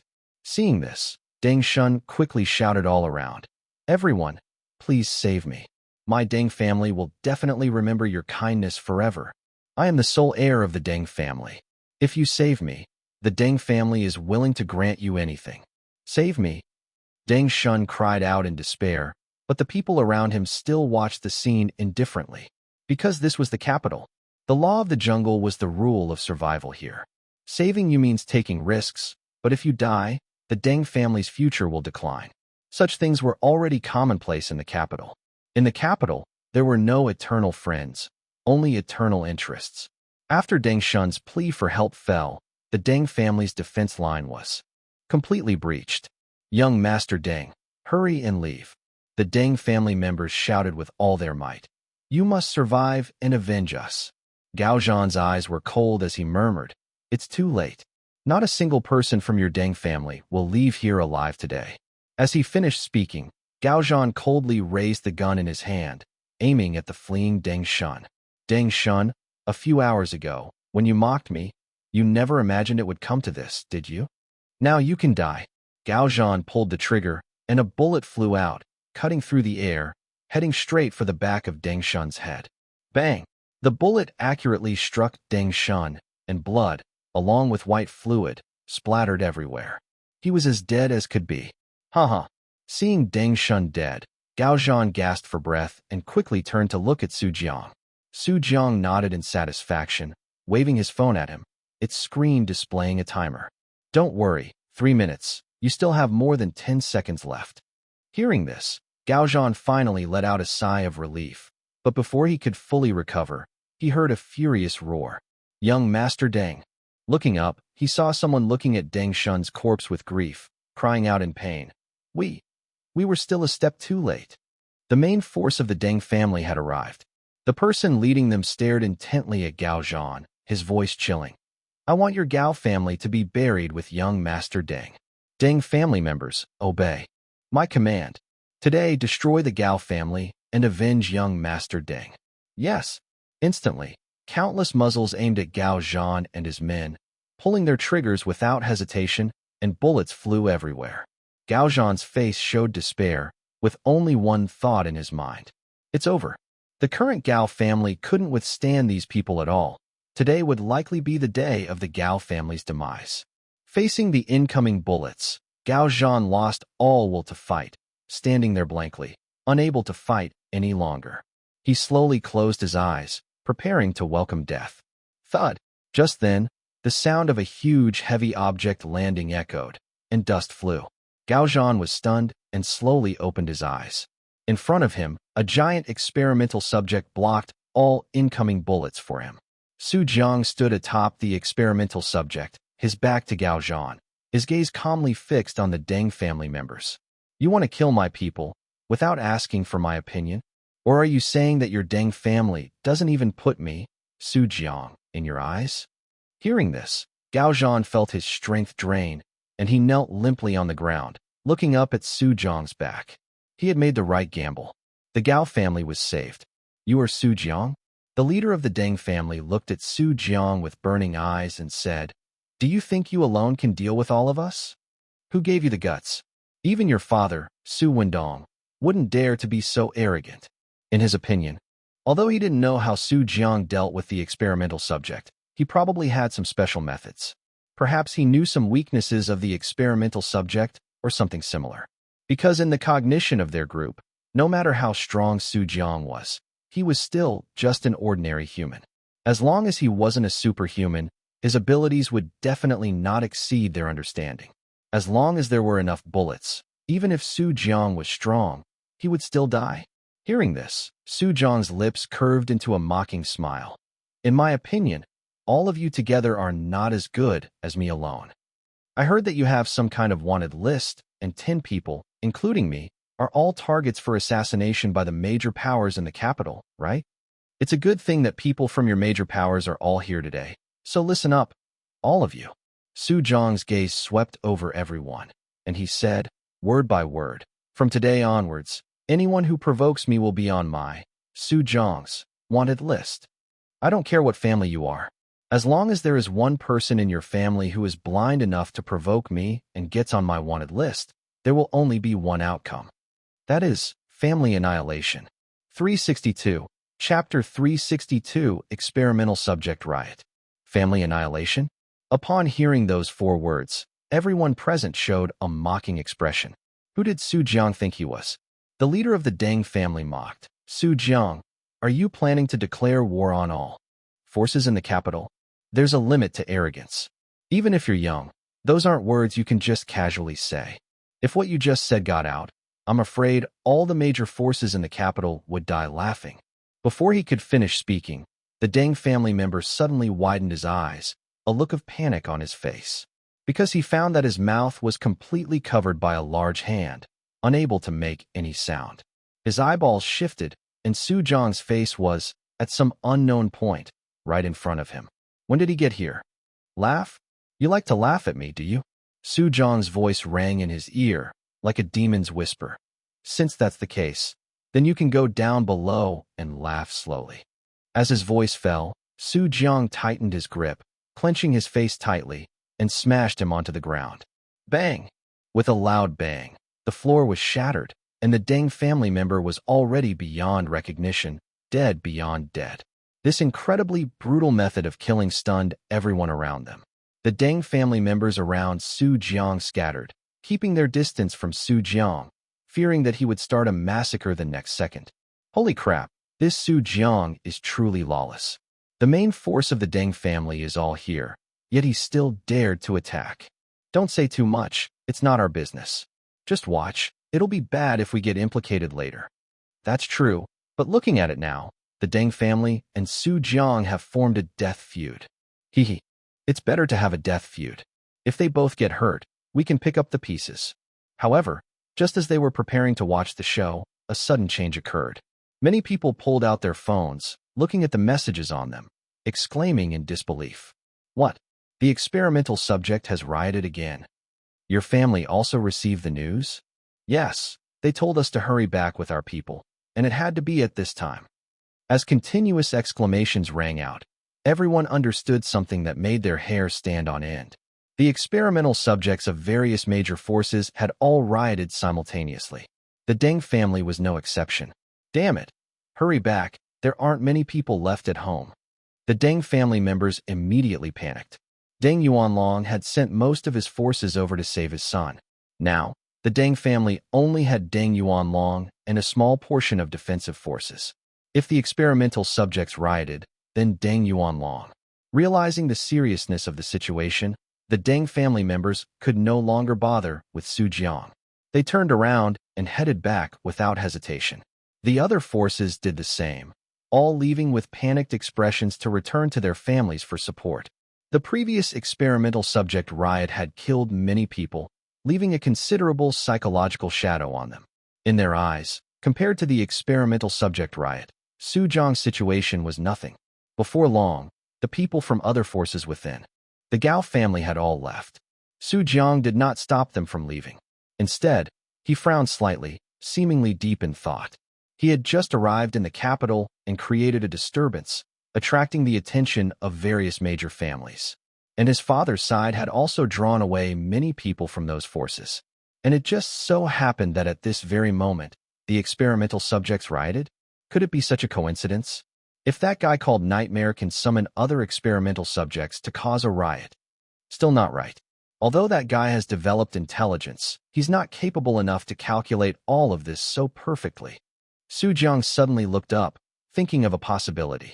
Nightmare was responsible for triggering the experimental subject riot, but the one controlling the timing was someone else. Within the capital, perhaps there were forces secretly in contact with Nightmare, or had even reached some kind of cooperation. As soon as he thought of this, Su Jiang quickly turned around. Gao Zhan, did all the forces in the capital come to your house today? Gao Zhan was stunned by the question. Although he didn't know why Su Jiang asked, he quickly replied, basically everyone who came to offer birthday wishes is here. Regardless of those offering birthday wishes, I mean, after I arrived at the Gao family, which forces were not attracted by me? Su Jiang paused, then added, the kind that didn't even send a single person. Gao Zhan was taken aback. How? Could he remember that? Young Master Su, for that, we might need to check the surveillance. Then go check quickly, Su Jiang said in a low voice. Check carefully and identify every single person who was present just now. Family forces cooperating with experimental subjects. This was no small matter. No wonder everyone in the capital was looking for Nightmare, yet they hadn't found a single clue.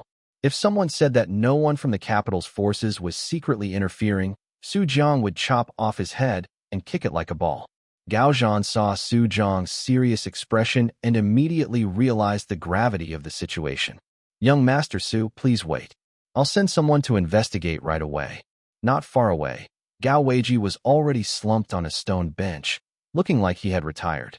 He knew that from now on, the Gao family belonged to Gao Zhan.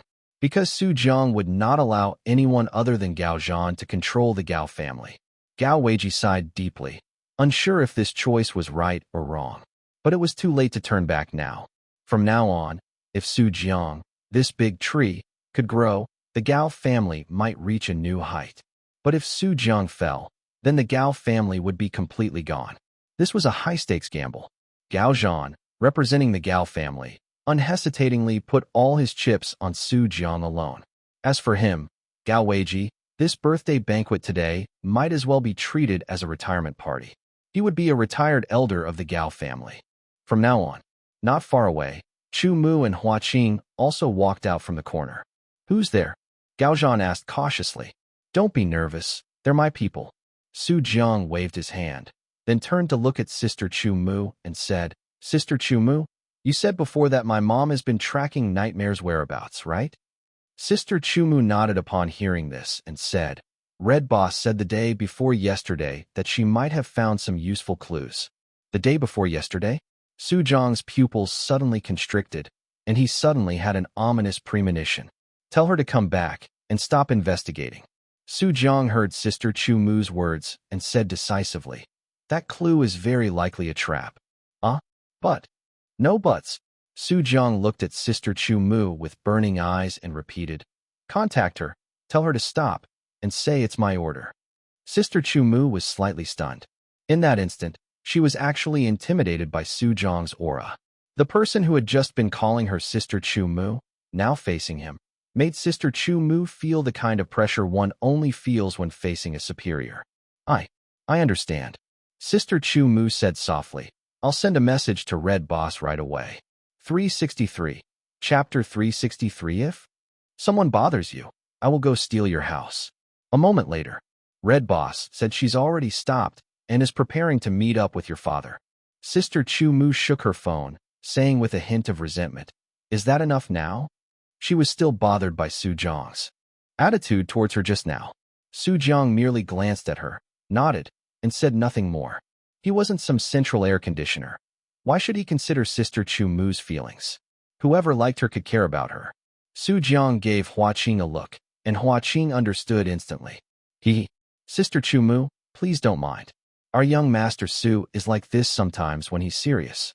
Actually, he's very easy to get along with. After Su Jiang walked away, Hua Qing quickly said with a smile, Sister Chu Mu, how old are you this year? What's your zodiac sign? I'm a Capricorn. My mom told me that Scorpio women are the most compatible with me. But I never believe in those things. I think as long as we get along. Listening to Hua Qing's incessant chatter, Chu Mu said impatiently, so noisy. I'm not interested in a little kid like you. Little kid? The smile on Hua Qing's face froze, and he stood stunned in place. Looking at Chu Mu's retreating back, Hua Qing felt a bit lost. I'm 26. How can I be considered a little kid? He mumbled to himself, then quickly regained his confidence and ran forward, exclaiming excitedly, Sister Chu Mu, sometimes I can be very steady too. I hate steady people. I'm actually very restless. I also hate restless people.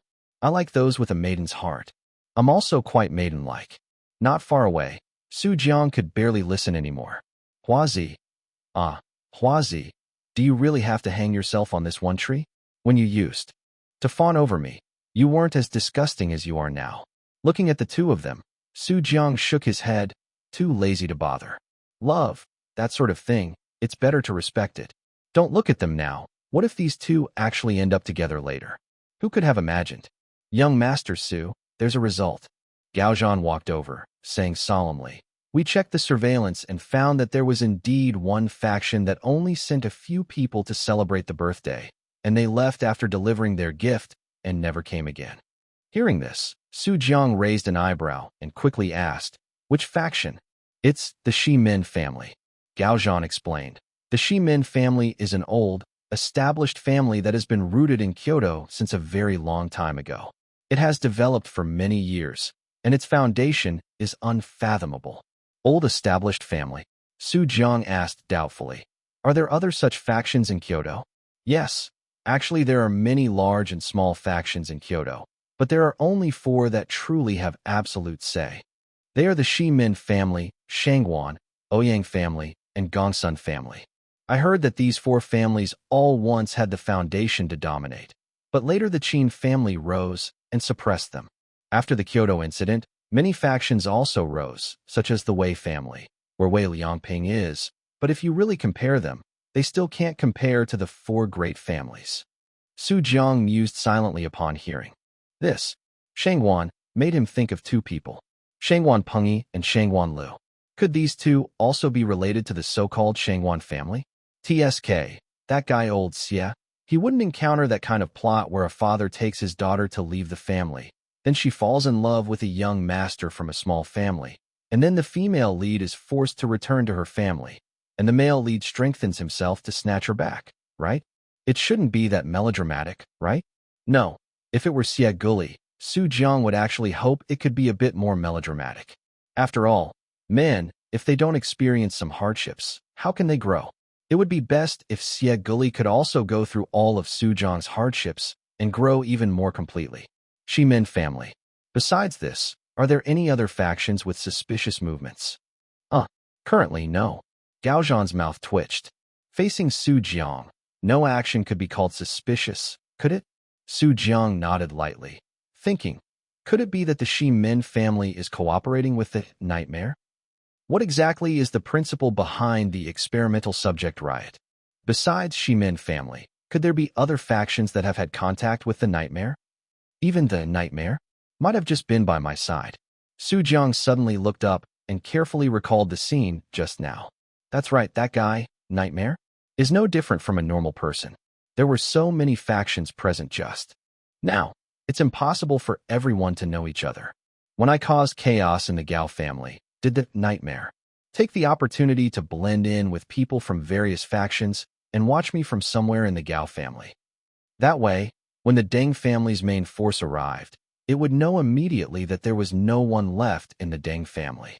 Seizing that moment, it used some method to summon other experimental subjects, causing the riot. The more Su Jiang thought about it, the more he felt this was possible. If that were truly the case, then the Deng family's side might be. Gaozhan, can you find out the situation on the Deng family's side? I'll ask. Gaozhan took out his phone. Generally, heirs of such families would have a group chat, which was their small circle. They usually inquired about rumors through the group chat. However, just as Gaozhan was about to ask about the experimental subject riot in the group, his face suddenly darkened. He had been kicked out of the group, and a bunch of people sent him private messages, saying a lot of nasty things like traitor and disgrace. In short, Gaozhan's reputation in Kyoto was completely ruined, and he was kicked out of the circle. Sorry, young Master Su. Gaozhan awkwardly showed Su Jiang his phone. Now, given the Gao family's predicament, Getting information might be much more troublesome than before. It's fine, just get used to it. Su Jiang saw Gao Zhan's embarrassment and comforted him. This is only temporary. Follow me, and they will apologize to you one by one later. Gao Zhan naturally swallowed the big pie Su Jiang drew for him with tears. There was no other way. Now, besides Su Jiang, he had no other choice. I have something to go out for. If anything happens, I'll find you. Su Jiang stood up, looked at Gao Zhan, and said indifferently, if any other factions come looking for trouble with the Gao family, just tell me. If they're close, I'll just directly wipe out their lair. Gao Zhan's mouth twitched slightly. Not to save me first, but to steal their home. One could only say, that's very Su Jiang. Subsequently, Su Jiang took Hua Qing and Chu Mu and left the Gao family, heading to the address Su Wendong had given him, preparing to meet up with his own father. Hua Qing drove while incessantly chatting with Chu Mu, as if he couldn't see the impatient expression on Chu Mu's face. Su Jiang sat in the back, looking at Hua Qing with disdain, thinking he couldn't even chase a girl properly. Then he took out his phone and sent a message to An Rou, asking her, when I used to pursue you, did I talk a lot? Soon after, An Rou replied to him, yes, very much, so much that my ears almost calloused over. Especially when we were in the car. 364, Chapter 364, not a driver, but a family member. Seeing the message from An Rou, Su Jiang's mouth twitched. Was he talkative? That shouldn't be the case. He remembered he used to be a shy and introverted boy. An Rou had a misunderstanding about him. You've arrived in the capital? How are things? An Rou sent another message, asking. Su Jiang sat in the back row, typing unhurriedly as he chatted with An Rou. Uncle is fine now. I'm on my way to meet him. That fast? You just arrived in the capital not long ago, right? An Rou, you don't know. As soon as I got off the car, I rushed to save father-in-law without a moment's delay. All right, I know you've worked the hardest. An Rou sent a voice message. So, when are you coming back? I'll reward you well. Hearing An Rou's voice, Su Jiang blinked. Speaking of which, he came to the capital mainly to save in Xinjiang. Since in Xinjiang was fine, then could he leave? He had been having too much fun before, his mind entirely focused on how to take down the major forces in the capital. Now that he thought about it carefully, what did the forces in the capital have to do with him? Su Jiang suddenly realized, when he met in Xinjiang later, he could just book a flight and take him back to Jiangdu. Wouldn't that be it? As for the Gao family, he would call Gao Zhan later and ask if he was willing to go to Jiangdu. Thinking of this, Su Jiang quickly sent a message to An Rou. Very soon. I'll be back very soon. Really? Aren't you going to play around in the capital more? No more playing. The capital is boring. I'll bring Uncle An back with me. Okay, then I'll wait for you at home. When you're not home, Fuguwei has gotten so much fatter. So, I was mistreating it when I was home, right? It seems to think so. Fuguwei seemed especially happy the day you left. That silly white cat. Su Jiang decided that the first thing he would do when he returned was to properly educate that ignorant white cat. Otherwise, it would develop a rebellious streak sooner or later. How did that saying go? The probability of a cat killing you is very small, but definitely not zero. Especially a white cat like Fuguwei. With such a rebellious nature, one had to be even more careful. If Fuguwei knew Su Jiang's thoughts at this moment, it would probably be cursing Su Jiang with the dirtiest words in the cat world, several times over and with twists. It was just that Fuguwei had good cat character. If it were any other stray cat, it would have run away long ago. Following Su Jiang, the cat food was inconsistent. Which cat could endure that? All right, I'm almost there. I'll stop talking now. I'll take Fuguwei to Sister Chiona's place for a bath. The two ended their chat like that, and after Su Jiang put away his phone, he looked out the window. At this moment, Su Jiang realized they had already left the city and arrived on a rugged country road. Where is this? Su Jiang asked, puzzled. Chu Mu heard him, looked at the rearview mirror, and said softly, this is Red Boss's temporary residence. After turning right and crossing the bridge ahead, we can park. All right. Hua Qing grinned, then executed a handsome acceleration, corner, drift, and smoothly parked the car within the lines. How was that, Sister Chu Mu? My drift was pretty good, right? Hua Qing looked at Chu Mu with expectant eyes, hoping to get even a tiny reaction. However, Chumu merely glanced at him indifferently and said, "Childish." She opened the car door and got out. Su Jiang looked at Hua Qing with some pity. "Huazi, why don't you just give up? She's not interested in you at all." "No, young Master Su, you don't understand her at all." Su Jiang. "No, buddy. How could the mouth you use for eating say something so disgusting?" "Young Master Su, do you believe in love at first sight?" "Yes, like me and An Rou. I believe too," Hua Qing said with extremely firm eyes. "I can feel it. Sister Chumu is the one I've been waiting for." Seeing this, Su Jiang sighed, wanting to speak but then closing his mouth after thinking about it. "Young Master Su, you don't know. I'm 26 this year, and I've been single for 26 years. Hua Qing said with a desolate gaze. "I really don't want to be single anymore. Even if I were a pile of shit, I should have met a dog to eat me by now, right? I think if you have the conditions, you should still find someone." Su Jiang's mouth twitched. He hadn't expected Hua Qing to be serious. "What are you two whispering about in the car?" Chumu opened the car door, displeased. "I've been waiting for you two for ages. Get out and follow." "Ahem.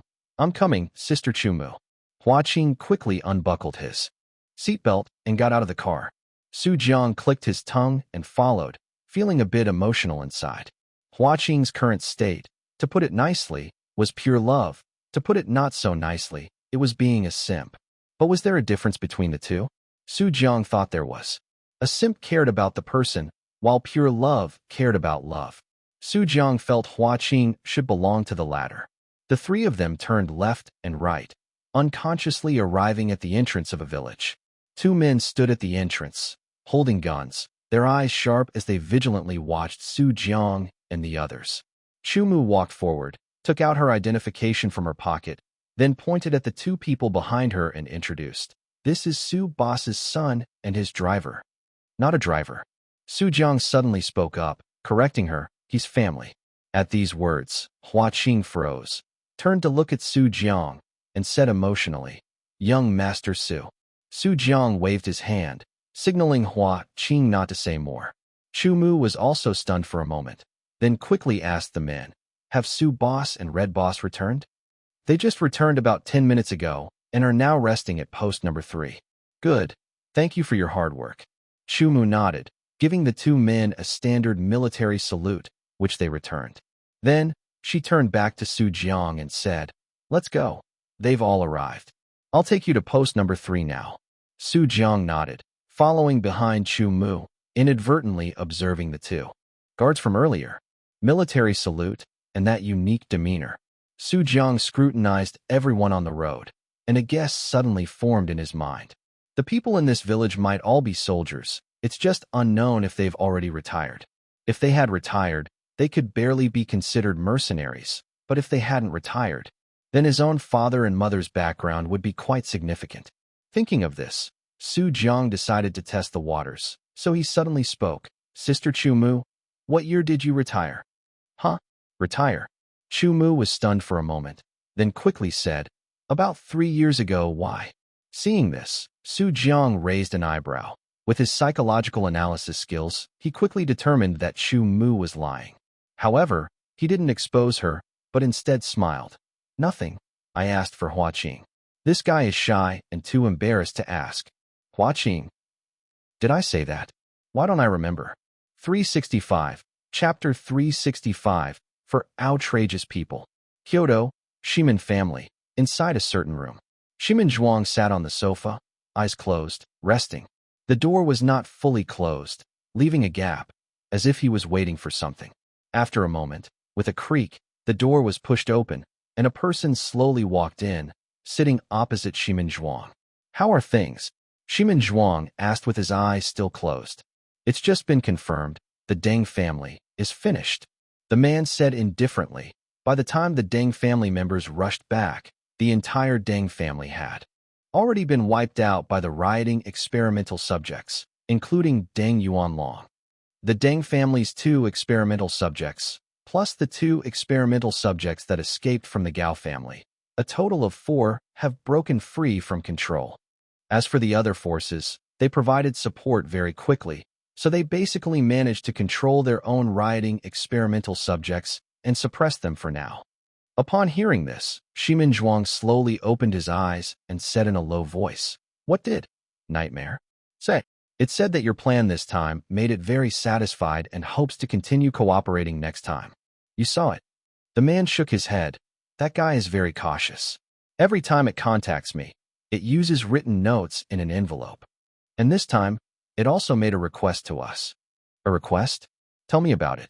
The man took a deep breath and whispered, "It said that if we can capture Su Jiang for it, it will agree to help us control Kyoto." Hearing this, Shimin Zhuang remained silent for a long time, then waved his hand, signaling him to retreat. After the man left, the door to the right of Shimin Zhuang opened, and a figure slowly walked out. "You heard everything?" Shimin Zhuang looked at the man with a hint of playfulness and called out his name. "Wei Liangping, what do you think of its proposal?" Wei Liangping closed the door, sat opposite him, and slowly said, "Su Jiang is not easy to deal with, let alone capturing him alive.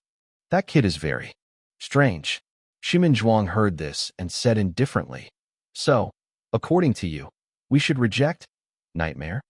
"My meaning is, dealing with Su Jiang requires a long-term plan," Wei Liangping said in a low voice. "I've confronted that kid a few times in Yan'an, and almost every time I've been frustrated. And you also know that kid has methods to deal with experimental subjects, and his own strength is extraordinary. In my opinion, since Nightmare is interested in Su Jiang, why not let them fight it out and suffer mutual losses, and then we can respond according to the situation. And the most important point, we still don't know the true identity of Nightmare. To this day, this is very fatal for us." Wei Liangping said in a low voice, "What I'm worried about is that we are not the only ones cooperating with Nightmare." Shimin Zhuang heard this, drank his tea without speaking, remaining silent, his gaze fixed on the tabletop, as if he was contemplating something. After a long while, he pinched his eyebrows and frowned. "Including us, there will definitely not be more than 3 families cooperating with Nightmare. And they certainly don't know the true face of Nightmare either, otherwise, Nightmare would have already cut off contact with us. As for Su Jiang, let's put him aside for now. We'll discuss how to deal with him when the major forces in Kyoto meet in a couple of days." Upon hearing this, the light in Wei Liangping's eyes immediately dimmed. The major forces in Kyoto hold a meeting once a month to discuss important matters together. In the past, he always represented the Wei family at these meetings. But now, with the Wei family destroyed, he had fled back from Yan'an in a sorry state, relying on others, and had brought his remaining subordinates to join the Shimin family. Indeed, things are unpredictable. Wei Liangping smiled self-deprecatingly inside. Who would have thought that the Wei family, which rose after the Kyoto incident, would end up like this? "All right, you should leave too. Let me think alone." Shimin Zhuang issued an order for him to leave. Wei Liangping slowly stood up and walked out of the room, gently pulling the door shut. Shimin Zhuang, that old geezer, is really cautious enough. Wei Liangping's eyes were gloomy as he murmured in a low voice, "What if they are old families? The times have already changed. You old geezers who are so timid should have been eliminated long ago." Wei Liangping walked to an empty corner and dialed a number. "Hello, this is Wei Liangping. Kyoto, inside a village in the wilderness."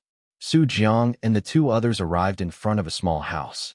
This house, at first glance, was clearly built by a rural farmer. On the large red iron gate, a large number 3 was written with black spray paint. "This is base number 3. Su Boss and Red Boss are inside now." Chu Mu stepped aside, then looked at Su Jiang and said, "You go in by yourself." Su Boss said, "Only you can go in." Su Jiang nodded upon hearing this. "Huazi, wait for me here." Immediately, he stepped forward and pushed open the large gate. What greeted his eyes was a spacious courtyard with rockeries, a pond, and some green plants. Passing through the courtyard, Su Jiang walked to the front door and gently knocked. Thump, thump, thump. "Who is it?" "Me, Su Jiang."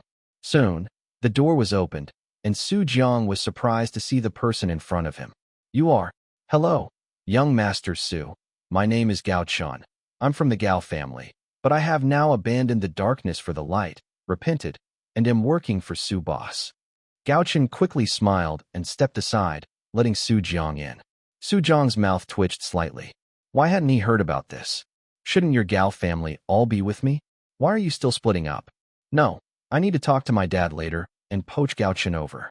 Otherwise, there's always a strange feeling, like working hard to grab an acre of cabbage, only to find that half of that acre has been taken away. Su Jiang walked into the living room, and the scene before him immediately made his face darken. Not far away, Zheng Yi, Su Wendong, Hong Jiayu, and An Xinchang were gathered around a square table, engaging in some kind of intense card game. Olden, can you play faster? 3 people have been waiting for you for half a day. Why are you rushing? I'm disabled now. Can't you show some care? 2 of bamboo. Calm. Who cares if you're disabled or not? If you dare to win with my tiles, you won't want your other hand either. 9 of characters. Sorry, wife. I won with 9 of characters, all one suit. Su Wendong, are you trying to die? No, wife, this is the last tile. If I don't win now, I won't get to. Su Jiang's eye twitched, and he looked at the scene before him with a forced smile, asking Gao Chen beside him, when did they start playing? Gao Chen heard this and cautiously said, they've been playing for almost half an hour. He also thought it was absurd at first, but that's how absurd the truth was. 366. Chapter 366. Am I the son of an official? Heaven knows what Gao Chen felt when he saw the 4 people immediately start playing mahjong as soon as they came in. Perhaps something inside him collapsed. Su Jiang looked at Gao Chen with some sympathy and saw Gao Chen say with a complicated expression, Su boss, young master Su has arrived.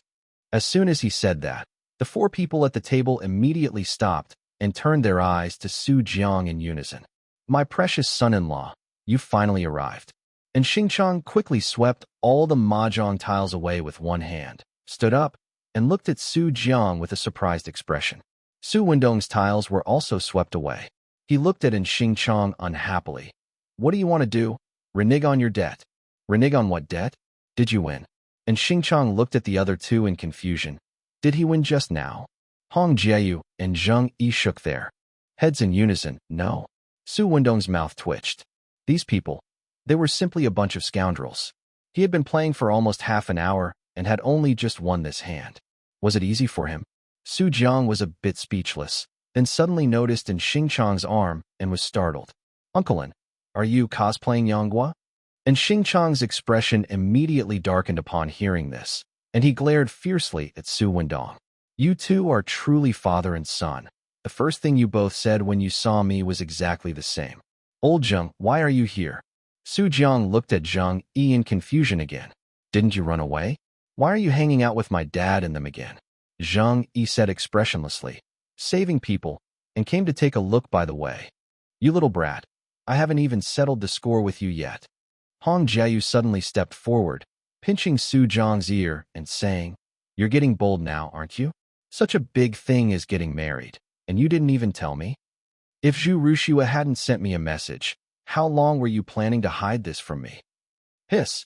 Su Jiang gasped and quickly said, Mom, let go first. I can explain this. Auntie Zhu told me to do this. She told me not to tell you yet, and that once we got the certificate, she could show off to you. After Hong Jiayu let go, Su Jiang unhesitatingly threw the blame on Zhu Rushua. Cough, cough. Seeing that Hong Jiayu still wanted to say something, Zheng Yi coughed and said in a low voice, Let's talk about serious business first. I'm not as idle as you guys. The Supervision Bureau still has a bunch of things waiting for me to handle. Supervision Bureau? Su Jiang was puzzled upon hearing this and quickly asked what the Supervision Bureau was. After Su Wendong explained it to him, Su Jiang pointed at Zheng Yi with a shocked expression and said, No, old Zheng, you with your thick eyebrows and big eyes. Talk to me properly. Zheng Yi's face darkened. Su Jiang was truly getting bold now, daring to say such things in front of him. Seeing this, Su Jiang swallowed the words he was about to say. Gao Chen, go guard the door. Yes, Su boss. After Su Wendong sent Gao Chen away, the 5 of them sat on the sofa, staring at each other. Zheng Yi was the first to look at Su Jiang and ask, Do you have a way to deal with the experimental subjects? Su Jiang nodded frankly, Yes. What is it? You can't use it. Su Jiang looked at the 4 people, spreading his hands. Really? Only I can do it. You can't. Unless you also have a system, there's really no way. You brat. Did you secretly drink the gene liquid? Su Wendong asked suspiciously. Your skill has completely surpassed ordinary people.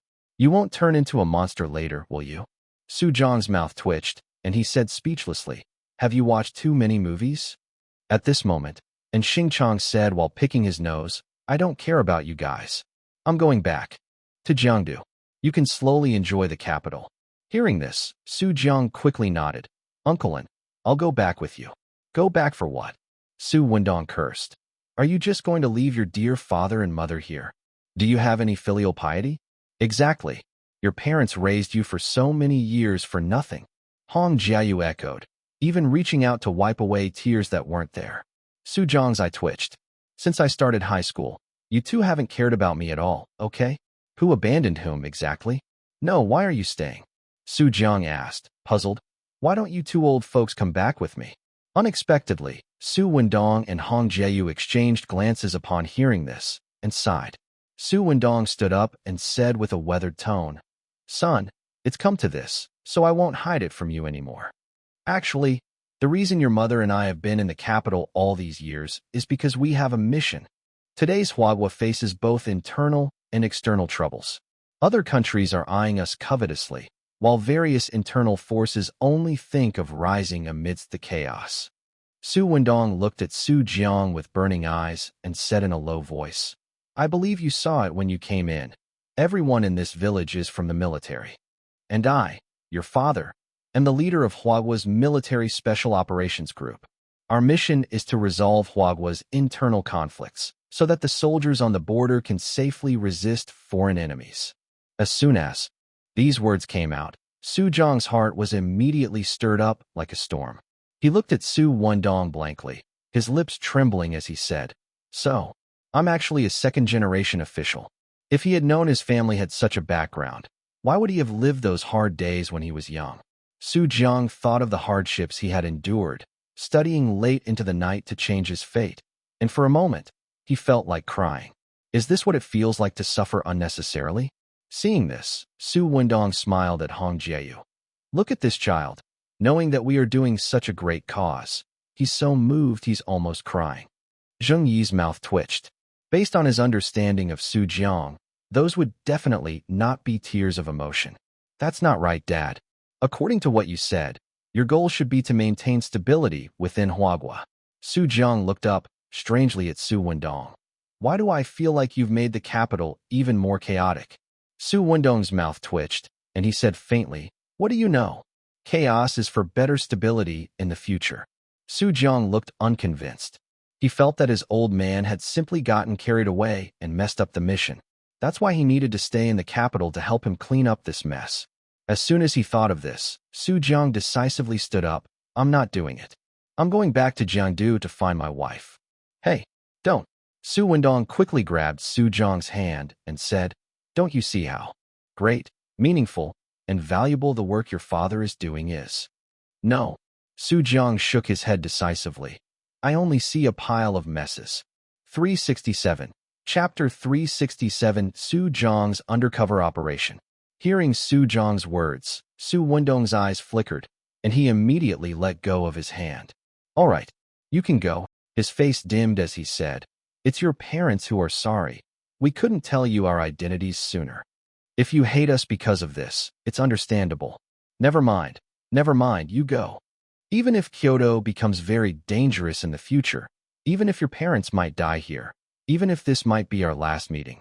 Son, are you really leaving?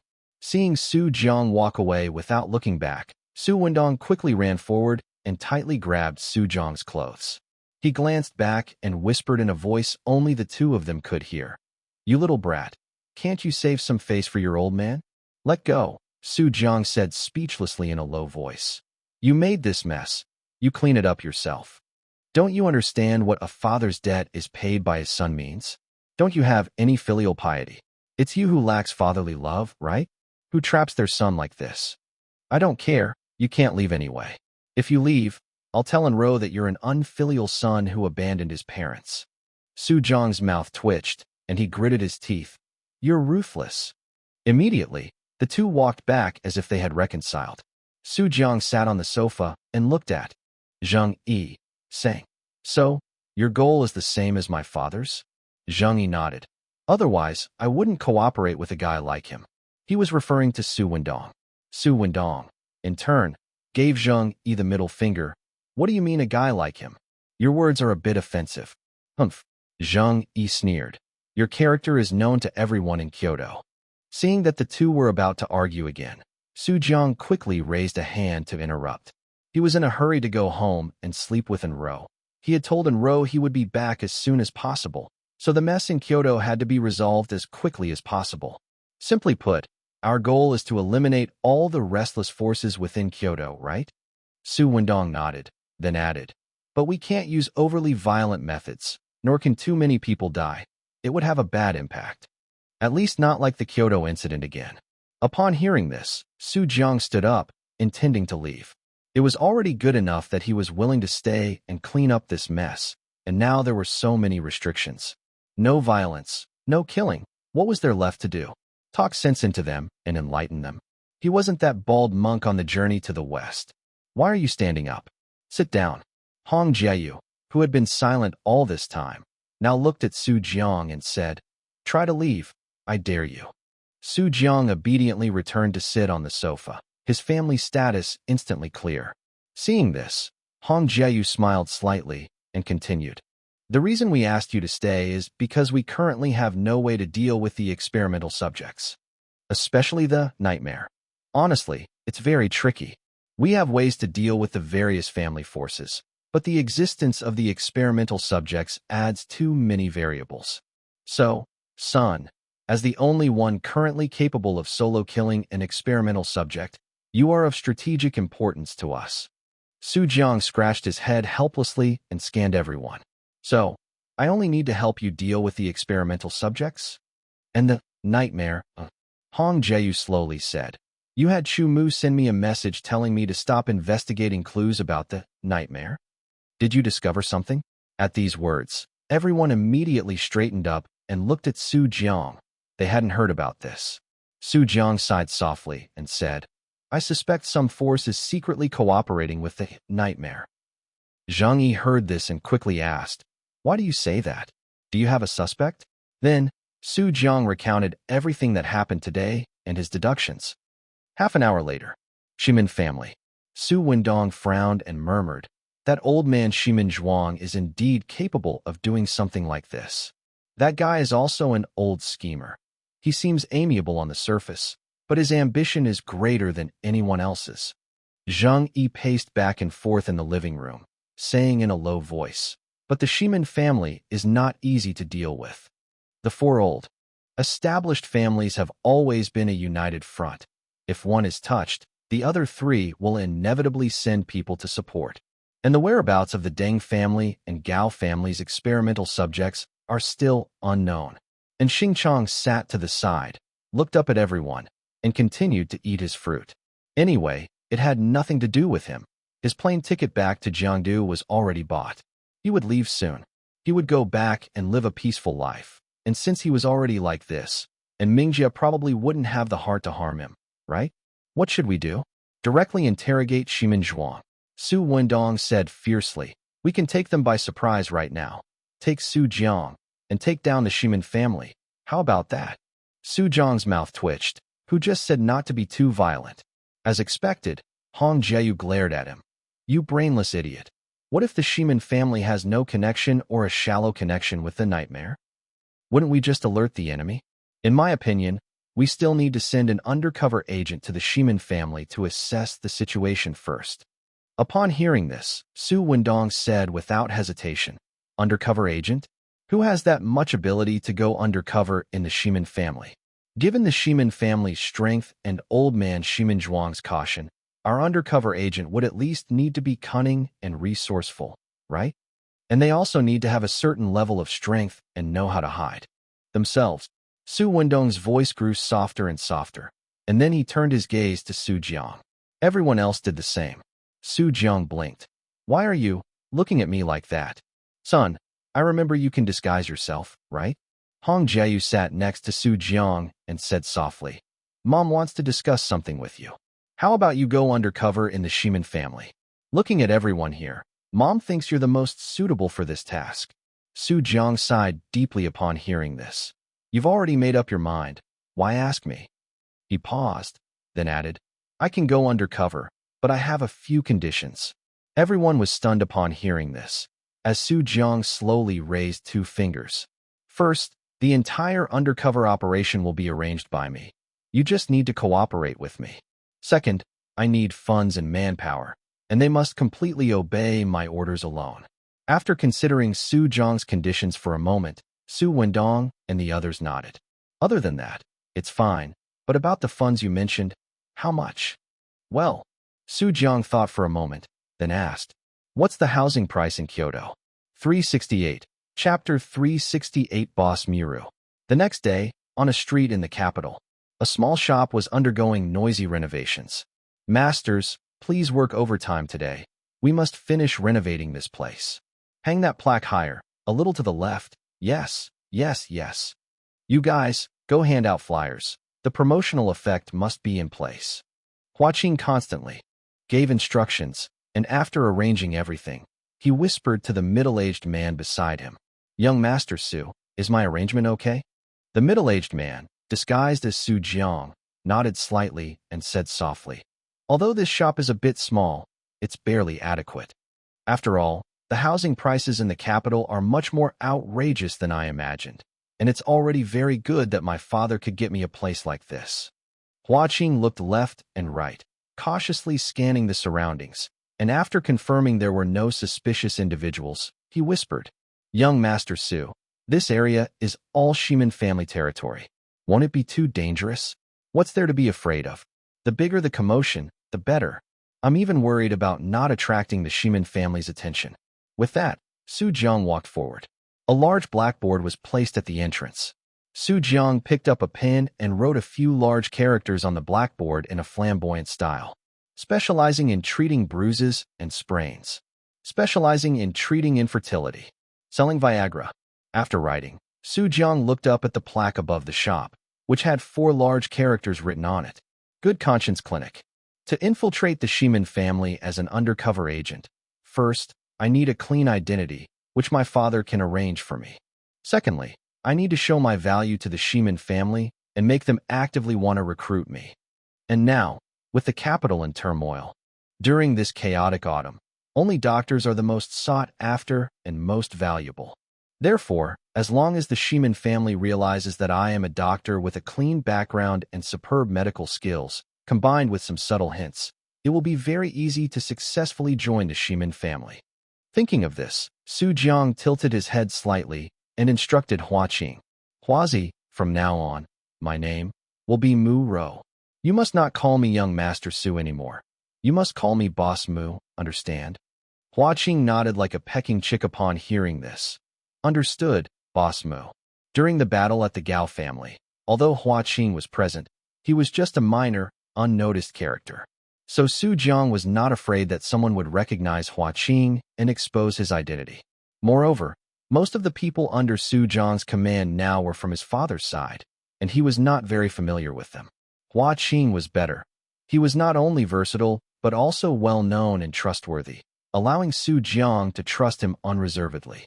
Brother Su, can the shop be ready tonight? Su Jiang turned to look at the man not far away.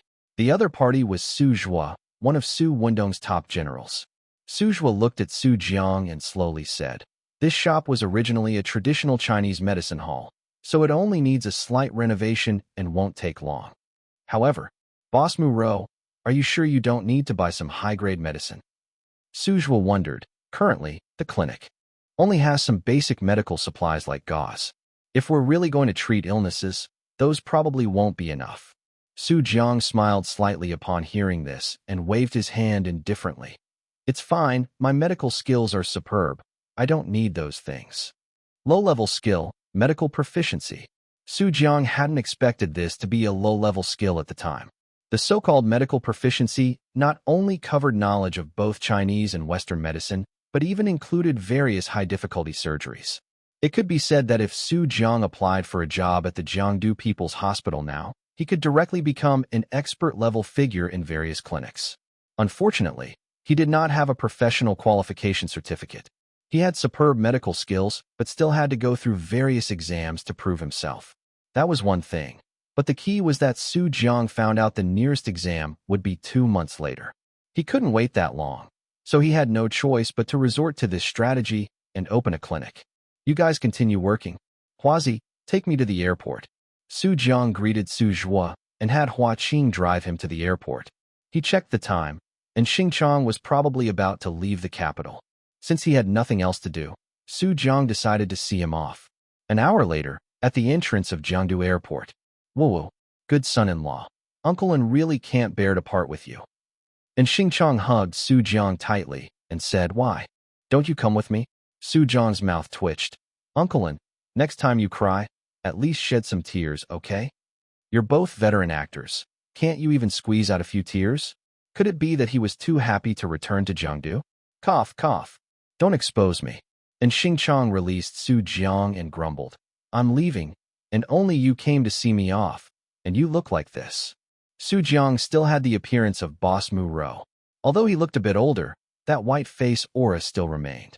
He gave people a feeling of overpowering Yang. There's no way. Uncle An, my father and I are both wanted now. Su Jiang said helplessly. You wouldn't want to cause a commotion at the airport, would you? If something happens, you might not be able to go back. Bah, bah, bah. Don't say such inauspicious things. And Xingchang quickly interrupted. I finally get to retire from the martial arts world. Don't jinx me. After I return to Jiangdu, the first thing I'll do is get a disability certificate. I can't lose this hand for nothing. I can't miss out on any of the benefits I'm entitled to. Su Jiang was speechless, looking at Xingchang's empty sleeve, and couldn't help but ask, Is there no way to get this hand back? And Xingchang looked down at it and said indifferently, There are ways, like getting a prosthetic limb or spending more money. There should be a way. But son-in-law, don't you think I look even cooler now? And Xingchang's eyes sparkled with excitement as he said, When I go back, I'll put on a profound and sorrowful look and tell them about the tragic battle I experienced, how I was ultimately injured and could no longer fight. My dream will forever remain in the capital, my career. All right. Uncle An, you need to go through security. Su Jiang said with a dark face, interrupting him. What kind of act is this? Dreams and careers? Did you ever have those? Have you watched too many mindless TV dramas? Su Jiang could guarantee that if Xingchang dared to act like that, he would definitely get beaten. Zhu Ruxue and An Rou were both not easy to deal with. 369, Chapter 369, Airport and Miss Shangwan. Son-in-law, I'll be waiting for you to return in Jiangdu. You must protect yourself well in the capital. And Xingchang waved goodbye to Su Jiang with tears in his eyes through the security checkpoint gate. Su Jiang waved back. Once Xingchang's figure disappeared from sight, he let out a breath of relief. Phew, finally sent him off. None of these old guys are easy to deal with. Su Jiang tilted his head slightly and sighed. Not calm at all, unlike me, composed and steady, never causing a mess. Hua Qing heard this, looked up at Su Jiang, blinked, but didn't say anything. Huazi, don't you think so? Yes. Young Master Su is the most composed and steady person I've ever met. Su Jiang nodded in satisfaction. Just as they were preparing to head back, a commotion occurred not far away. Look, those are people from the Shangwan family. Why are there so many of them? Did something big happen? You don't know? I heard that the Shangwan family's long-lost eldest miss has returned to the family today. Huh? The Shangwan family has an eldest miss? When did that happen? I heard it was a long time ago. The old head of the Shangwan family had an illegitimate child. Later, for some reason, that illegitimate child took his young daughter and left the Shangwan family. Until now, that once young daughter has suddenly announced her return to the family. There's actually such a thing? The Shangwan family would actually acknowledge the daughter of an illegitimate child? Who's to say? Hey, look, the person is coming out. With Su Jiang's hearing, he naturally overheard this conversation, and a bad premonition suddenly rose in his heart. It couldn't be. Could it really be this Klitsch? However, when Su Jiang cast his gaze outward and saw that familiar figure, he gasped. That so-called eldest miss of the Shangwan family was none other than Shangwan Liu. Young Master Su, isn't that Lu Jia? Hua Qing said, shocked. No duh? My eyes aren't blind. Su Jiang's mouth twitched. What kind of development was this? He was just talking nonsense back then. Does old Xie know about this? Wait, something is wrong. Su Jiang frowned slightly, scrutinizing the expression on Shangwan Lu's face.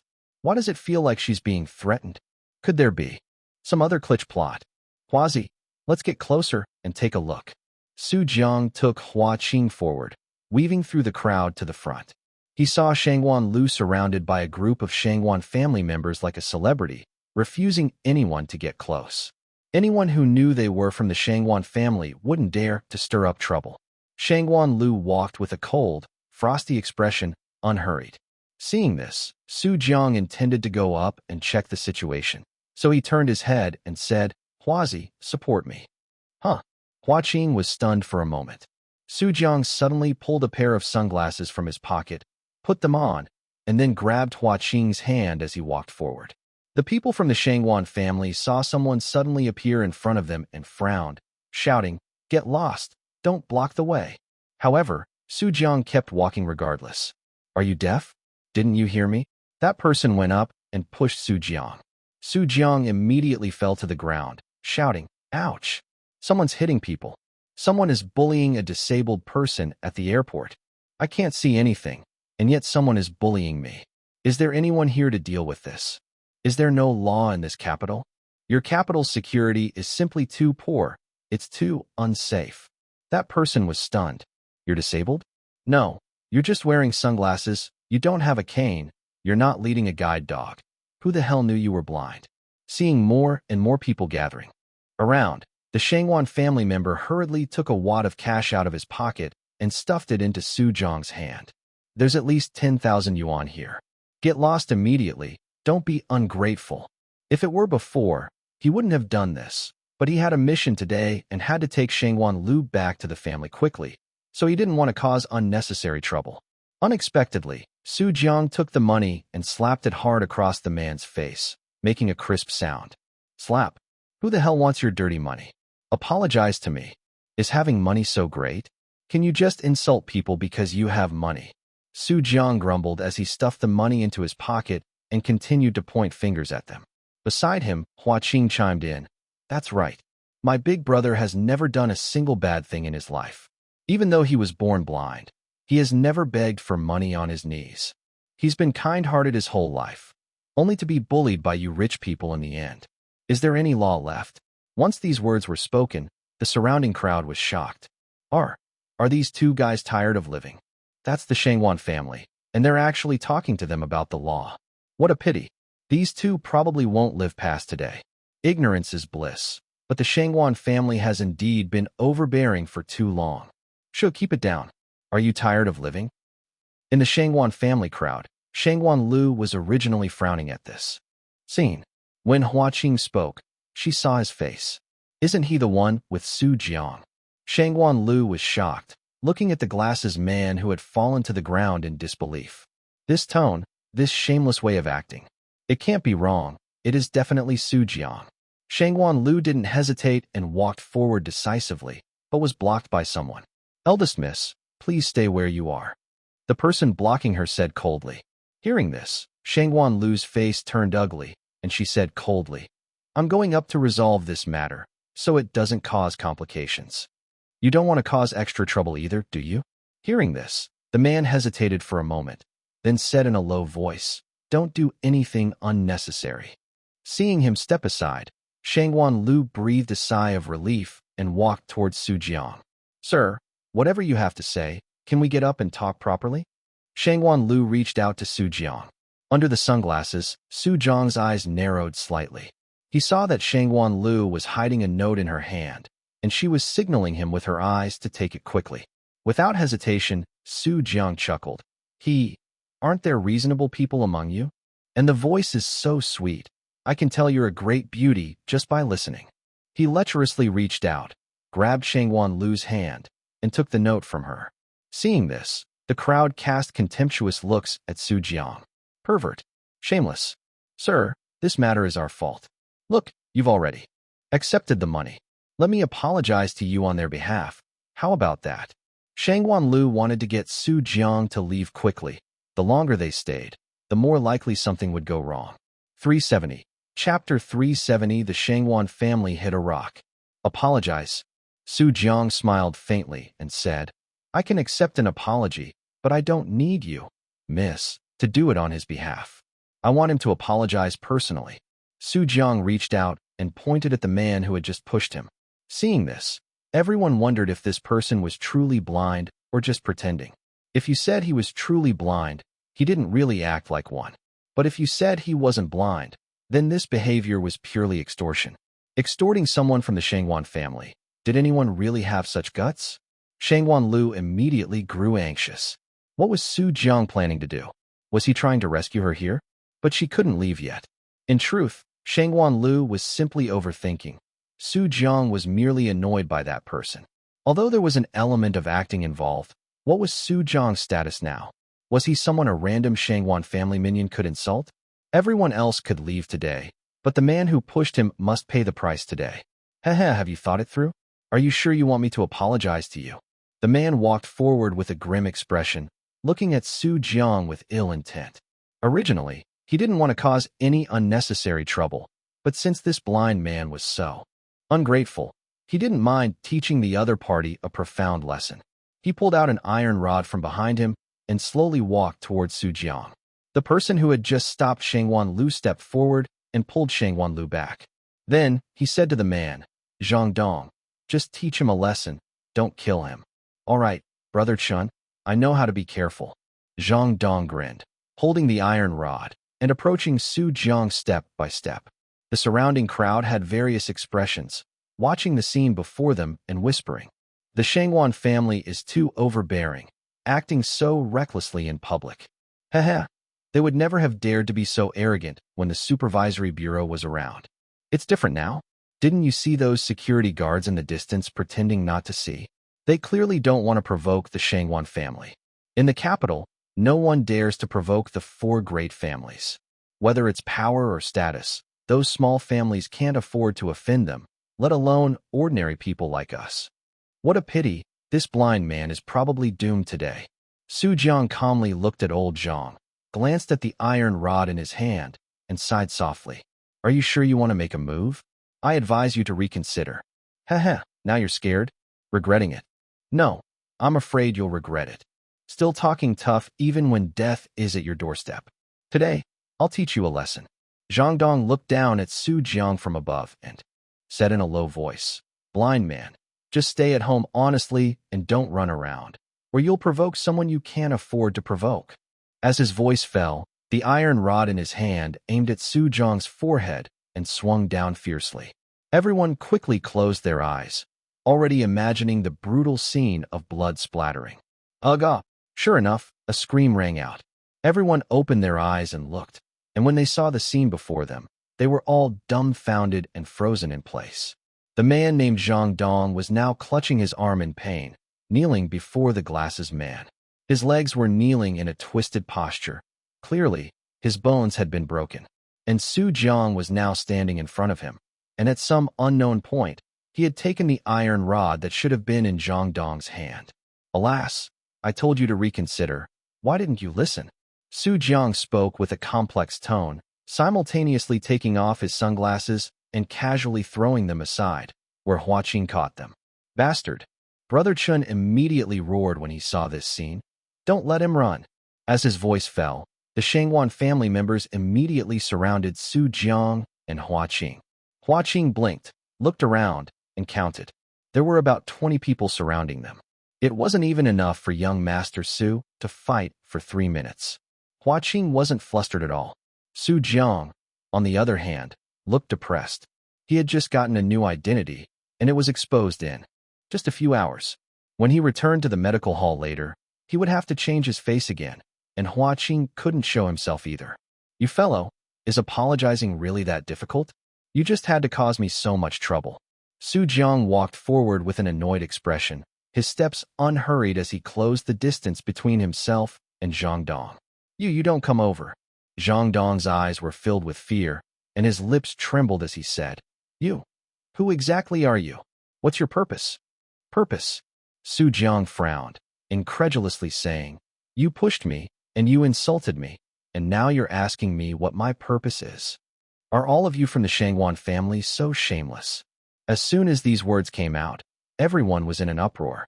Who exactly was this person to dare to say such words openly? This was tantamount to humiliating the entire Shangwan family. Move! Don't waste words with him. Brother Chen's face was grim, and he gritted his teeth, saying, "Leave him with one breath, and take him back for a good interrogation." With that, the 20 or so people surrounding Su Jiang all attacked at once, swarming him.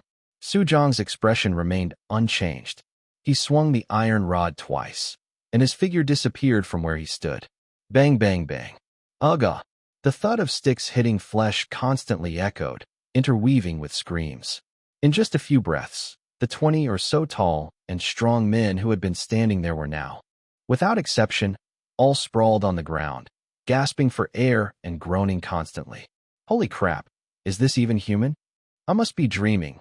One person instantly took down 20 or so people, and they were all elite thugs from the Shangwan family. Who exactly is this person? I've never heard of such a person in the capital. The Shangwan family wouldn't have kicked an iron plate, would they? Not necessarily. These 20 people are just a drop in the ocean for the Shangwan family. Such a behemoth is not something one person can contend with. Brother Chen's face was extremely ugly at this moment. He stared intently at Su Jiang's face, but he couldn't figure out when such a person had appeared in the capital. You, who exactly are you? I am your father. Aren't you afraid of my Shangwan family's retaliation? Come retaliate against your father, come on. Bastard. Yes, just like that. Curse your father, keep cursing. It must be said that Su Jiang's taunting skills were truly something else. Within 3 sentences, no matter how good-tempered you were, you'd get furious. Su Jiang couldn't be bothered with Brother Chun, and instead, he said teasingly to Zhang Dong, who was beside him, "Didn't you want to teach me a lesson?" Zhang Dong looked at Su Jiang in fear, shaking his head like a rattle drum. Are you kidding? Taking down over 20 people in an instant? Who's teaching whom a lesson? Zhang Dong also realized that he had provoked someone formidable, and surrendering now was the best option. After all, a wise man knows when to submit. 371. Chapter 371. This is a threat, not a notice. Seeing Zhang Dong concede, Su Jiang couldn't be bothered with him. He looked up at Shangwan Lu. Are you leaving? Brother Chen heard this and turned around angrily. You two know each other? Shangwan Lu was speechless. She hadn't intended to cause such a commotion. The note was something she had written in advance because she had heard that Su Jiang was in the capital and planned to find an opportunity to pass him the note. But at this point, there was nothing left to hide. She looked at Su Jiang and explained, I can't leave. My father is still with the Shangwan family. Su Jiang frowned upon hearing this. They're threatening you with your father? What's their purpose? Brother Chen quickly interjected. Shangwan Lu, think carefully before you speak. If you dare betray the family, your father will. Bang! Su Jiang slammed the stick onto Brother Chen's leg. He screamed, deeply understanding the pain of those 24 people. You talk a lot, don't you? Who are you threatening in front of me? Su Jiang rested the stick on his shoulder, a ruffian expression on his face. Is your Shangwan family the only one that's amazing? Brother Chen bit his lip tightly, cold sweat continuously streaming down his forehead. Looking at the surrounding crowd, his anger was at its peak. To be beaten to his knees in broad daylight was an extreme humiliation. If he didn't avenge this, he, Chen Ming, swore he wouldn't be human. Shangwan Lu glanced at Chen Ming, then quickly said to Su Jiang, their goal is Yin Hua. Ding Qiming is already dead. Currently, the only person involved in the gene liquid research is Yin Hua. The Shangwan family's objective is self-evident. Yin Hua was previously under my father's protection. Some time ago, the Shangwan family suddenly went to West Continent and arrested my father, but they didn't find Yin Hua. At that time, I happened to be traveling with Xie Guli, so I escaped a disaster. Now they want to use me to threaten my father into revealing Yin Hua's whereabouts. So that's how it is. Where is old Xie? Su Jiang asked. Shangwan Lu shook her head, glanced at Chen Ming, and said nothing. Su Jiang immediately understood that she was afraid of exposing Xie Guli's whereabouts. It seemed these two must have some plan, otherwise Shangwan Lu wouldn't have followed them back to the family so obediently. In that case, should I go with you to the Shangwan family now and rescue your father? Shangwan Lu heard this and decisively shook her head. The four great families of the capital are all connected. Your strength alone isn't enough. Xie Guli and I have a plan. We'll contact you when we need you. Shangwan Lu wasn't afraid to expose this in front of Chen Ming because it was something that could be guessed anyway. Hearing this, Su Jiang hesitated for a moment and nodded slightly. What Shangwan Lu said was indeed true. With Su Jiang's current strength, trying to face the four great families alone would be very difficult. Mainly, there were too many people in the four great families, and he couldn't last long. With all his skills activated, Su Jiang could currently fight for at most 5 minutes. It could be said that within these 5 minutes, he was invincible.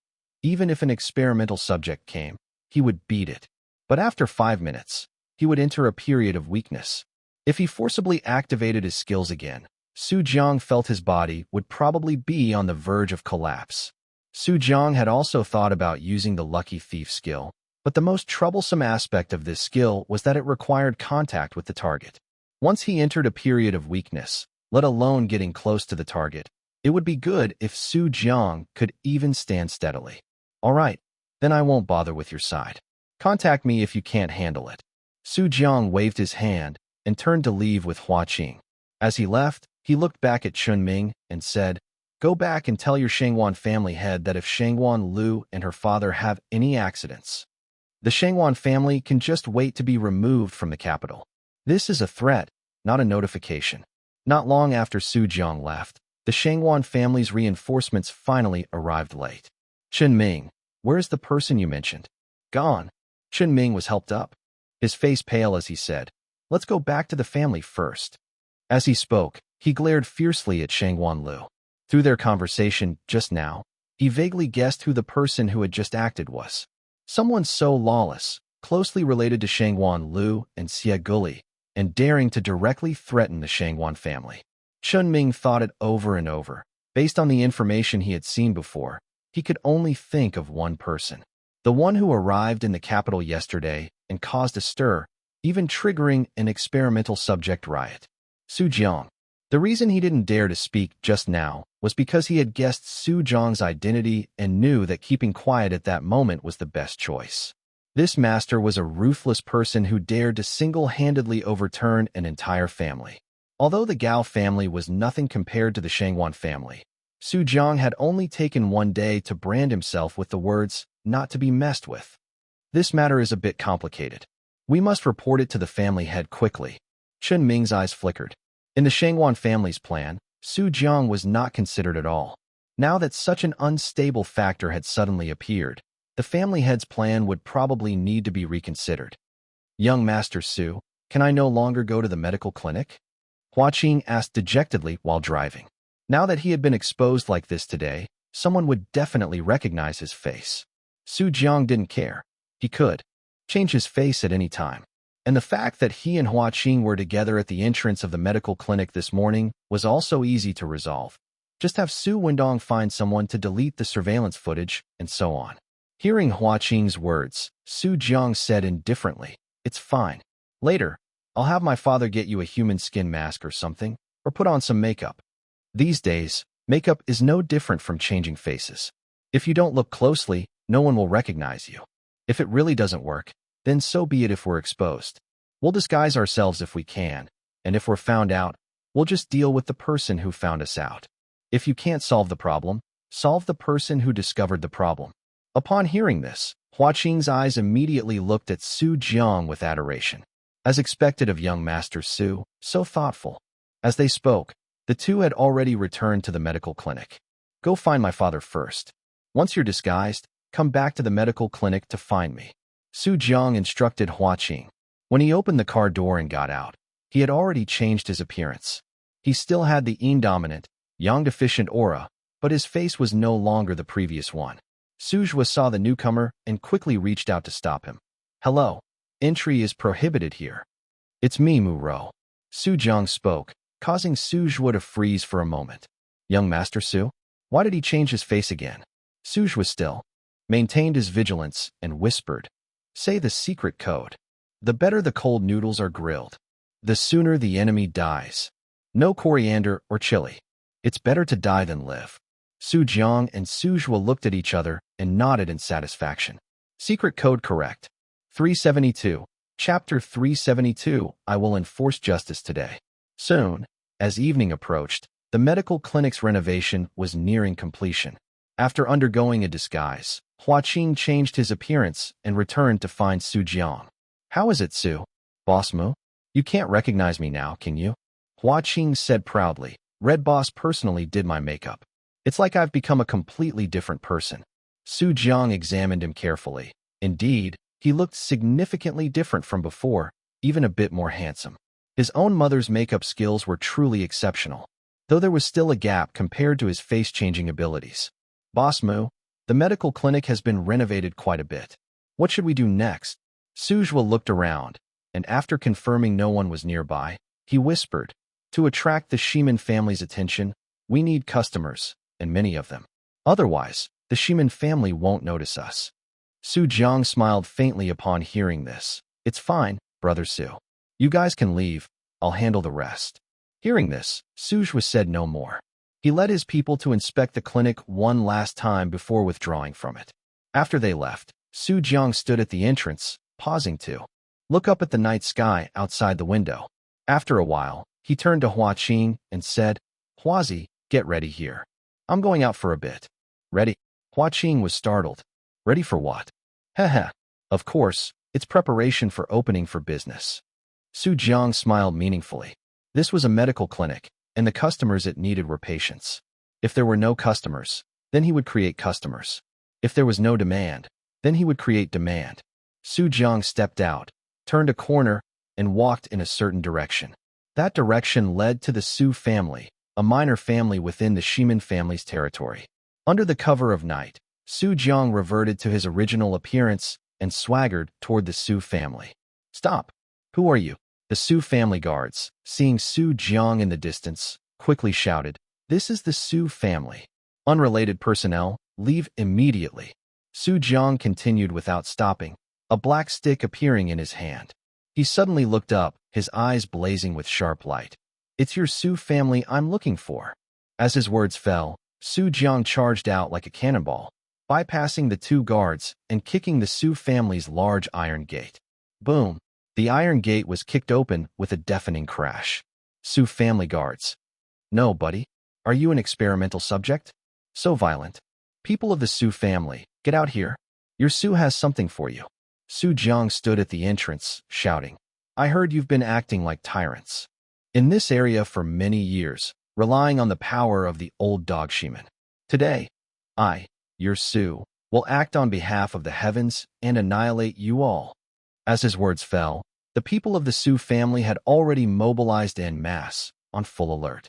The Su family had walked out from the crowd, recognized Su Jiang, and his mouth twitched instantly. Why is it this jinx? Why did he come to my house? When did my Su family provoke him? Su Jiang, my Su family didn't provoke you, did we? The Su family head said grimly. What is the meaning of this? The rest of the Su family members looked at their family head strangely upon hearing this. Why did it feel like the family head was somewhat afraid of this Su Jiang? The other party was clearly just one person. Couldn't they just take him down? The Su family head glared at the crowd. You know nothing. Yesterday, this guy, also alone, turned the Gao family upside down and even solo killed an experimental subject.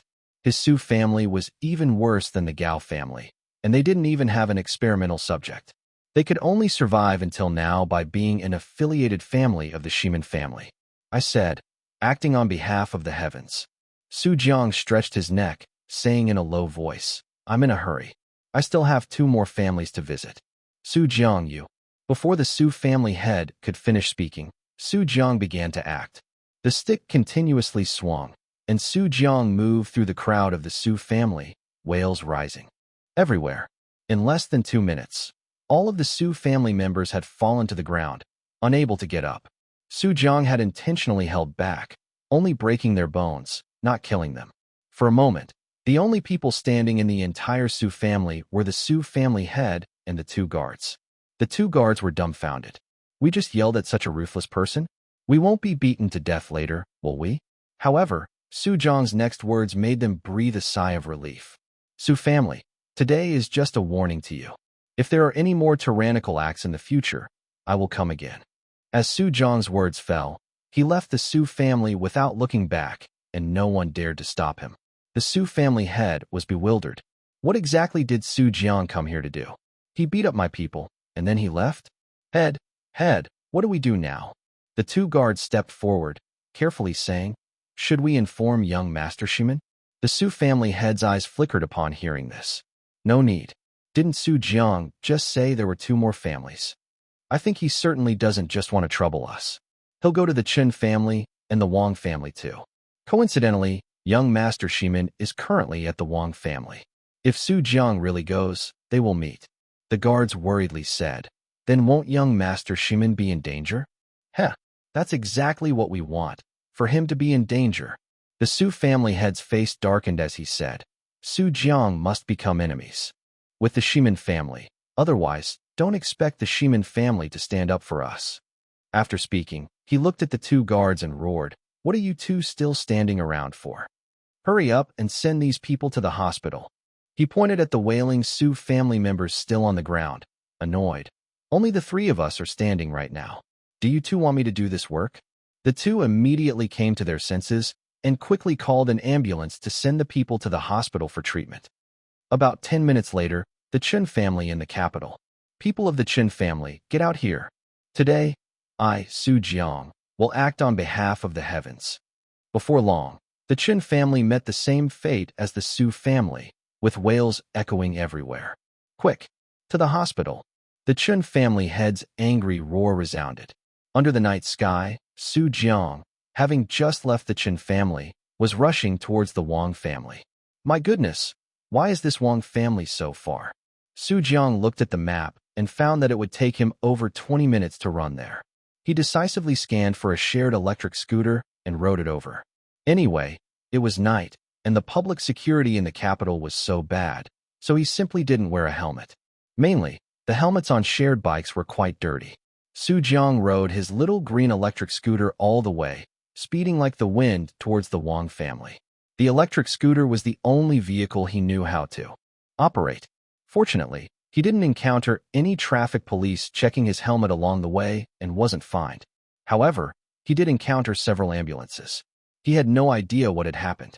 373, Chapter 373, Arrogant Shimin Shang. In the capital, the Wang family. Young Master Shimin, please have a taste. This is fine wine I've kept sealed for over 10 years. Wang family head Wang Valley stood beside the table, solicitously pouring wine for the man next to him. Shimin Shang smiled as he picked up his wine glass, a bit tipsy, and said, Wang family head, I understand what you mean. You just want a bit more resources next year, right? As long as you perform well, I'll go speak to my father when I get back and have him allocate more resources from the Su and Qin families to you. After all, you've been loyal to me for so many years, and I, this young master, have seen it all. Upon hearing this, Wang Valley immediately beamed with joy, secretly thrilled. However, he still said on the surface, Young Master Shimin, what are you saying? If it weren't for the Shimin family's support back then, how could my Wang family be where it is today? The Shimin family being able to protect our Wang family is already something we are grateful for. How would we dare to ask for anything else? Shimin Shang heard this and knew the old fellow was being falsely polite. So he intentionally said, Really don't want it? If you don't, then forget it. Oh, since young Master Shimin just said so, if I don't accept, wouldn't I be disrespecting you? Wang Valley said with a fawning smile. Shimin Shang smiled and pointed to his empty wine glass. Wang Valley immediately understood and refilled it for him. Young Master Shimin, let's drink slowly. After dinner, I'll send 2 people to your room. They have admired you for a long time. Why don't you take this opportunity to spend some quality time with them? Shimin Shang instantly understood Wang Valley's meaning and, pointing at Wang Valley, laughed. Wang family head, you truly have a complete grasp of my preferences. Young Master Shimin, what are you saying? We've known each other for so long. If I still didn't know what you like, could I, Wang Valley, be where I am today? After speaking, Wang Valley and Shimin Shang exchanged glances and burst into laughter simultaneously. Tisk, what's going on with this Wang family? Don't they have a parking spot near their entrance? Su Jiang, who had just parked his small electric scooter, complained as he walked. He had already arrived at the Wang family, but after searching for a long time, he found no parking spot nearby for his small electric scooter. Helpless, Jiang had to walk further, finally finding a parking spot with great difficulty, parking, and then rushing over without delay. Oh, so lively. From a distance, Jiang heard the sounds of laughter from inside the Wang family, clearly indicating that it was quite lively at the moment. He couldn't help but smile. Slightly, lively was good. He walked forward, and the guard, seeing him, shouted angrily, "You, white face, over there, hurry up and scram. You're not allowed near here." Jiang was taken aback upon hearing this. He had been stopped by guards many times today, but he didn't mind, as it was their job. So he basically hadn't laid a hand on the guards of the Chun family and Su family. But the Wang family's guard had such a rude tone, which annoyed Jiang a bit.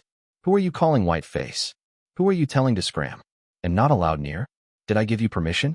Without hesitation, he went straight for the one-stop, bone-breaking service. Ugh! The guard fell to the ground, screaming in agony, as Jiang directly kicked the door open. Boom! Listen up, people of the Wang family. This old man is going to act on behalf of heaven today. Jiang still used the same speech, with hardly any changes to the words, at most just changing a title. However, after finishing his speech, Jiang blinked, a little puzzled. Why did it feel like there were quite a lot of people from the Wang family? What he didn't know was that many people from the Shimin family were also at the Wang family today, all personal guards brought by Shimin Shang. Wang Valley and Shimin Shang had heard the commotion earlier and walked out. Wang Valley's pupils constricted sharply upon seeing the newcomer. "You are? Jiang. Jiang." Shimin Shang heard the name and immediately turned his gaze to Jiang, scrutinizing him carefully. "You are Jiang, the 10th on the wanted list?" Shimin Shang said with interest. "You're so young. How interesting. Would you like to be this young master's guard?" This young master is Shimin Shang, the future heir of the Shimin family. If you agree to be this young master's guard, this young master can let bygones be bygones and mercifully forgive you for today's incident. As soon as these words were spoken, Wang Valley's tense heart slightly relaxed. He had forgotten that Shimin Shang was still here. The Shimin family was not comparable to the Gao family. With Shimin Shang here, Jiang, no matter what, wouldn't dare to act rashly. Once he acted, it would mean forming an irreconcilable feud with the Shimin family. Jiang was a little bewildered by Shimin Shang's words. What the hell? Let bygones be bygones. You mercifully forgive me? Are you Shimin family people always so arrogant when you go out? Even more arrogant than me? You're the heir of the Shimin family?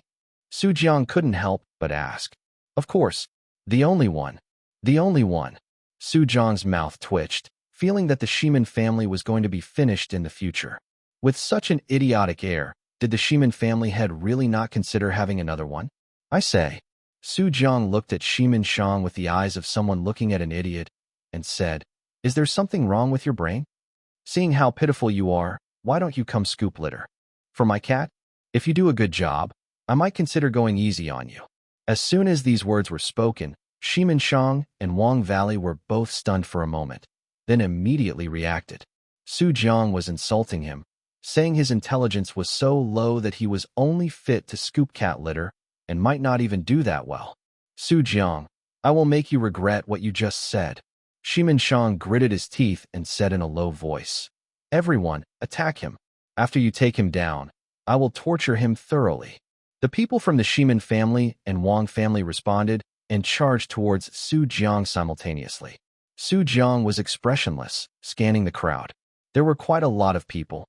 It seemed it would take more time. He was still in a hurry to return to the medical clinic. Pulling out his black rod, Jiang went all out to avoid wasting time. Ugh! My leg! Where is he? We can't keep up with his speed at all. Protect the young master. Hurry, ugh! Wang Valley watched the scene before him, cold sweat dripping from his forehead. These people, it seemed they couldn't stop Jiang. No, they couldn't even be called stopping. This was a one-sided massacre. At this moment, Wang Valley finally remembered the rumors about Jiang circulating outside. He had originally thought they were exaggerated, but now it seemed it wasn't exaggerated at all. This guy could really take down an entire family by himself. He was a truly ruthless person. "Young master, Shimin, should we retreat quickly? Wang Valley anxiously said to Shimin Shang. Su Jiang's strength is too unexpected. Let's escape first and plan for the long term. Shimin Shang nodded repeatedly. The moment Su Jiang made his move, he already wanted to leave. He really hadn't expected this guy to be so ruthless. 374. Chapter 374, Where is the doctor? In the capital, the Wang family. At this moment, Su Jiang was diligently serving his clients, dishing out his fracture special like it was free. Suddenly, he heard a commotion and looked up. He saw Wang Valley and Shimin Shang turning to sneak away, and his eyes narrowed slightly.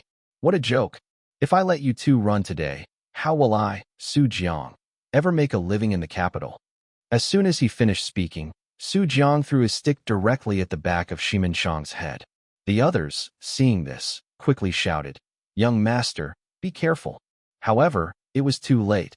Before Shimin Shang could turn around, the stick accurately hit the back of his head. With a soft thud, Shimin Shang's vision went black, and he fell straight forward.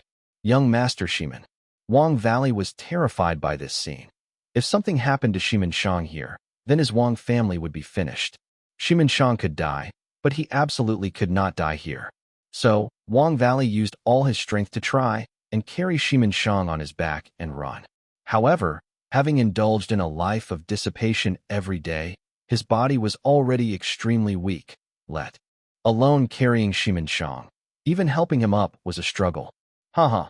After finally managing to help Shimin Shang up, Wang Valley was sweating profusely and panting. Just as he was about to continue fleeing with Shimin Shang, he suddenly felt something was off. Huh, why did his back feel so cold? Is he that heavy? Do you want me to help you carry him? Su Jiang's voice rang out behind Wang Valley. I'm quite a warm-hearted person. Seeing you so tired, why don't I help you? He was, after all, a famous warm-hearted citizen of Jiangdu. Wang Valley shivered when he heard Su Jiang's voice and mechanically turned his head. He met Su Jiang's smiling eyes. Most people would immediately think these eyes were beautiful. An Rou had said more than once that Su Jiang's eyes were the most captivating part of his face.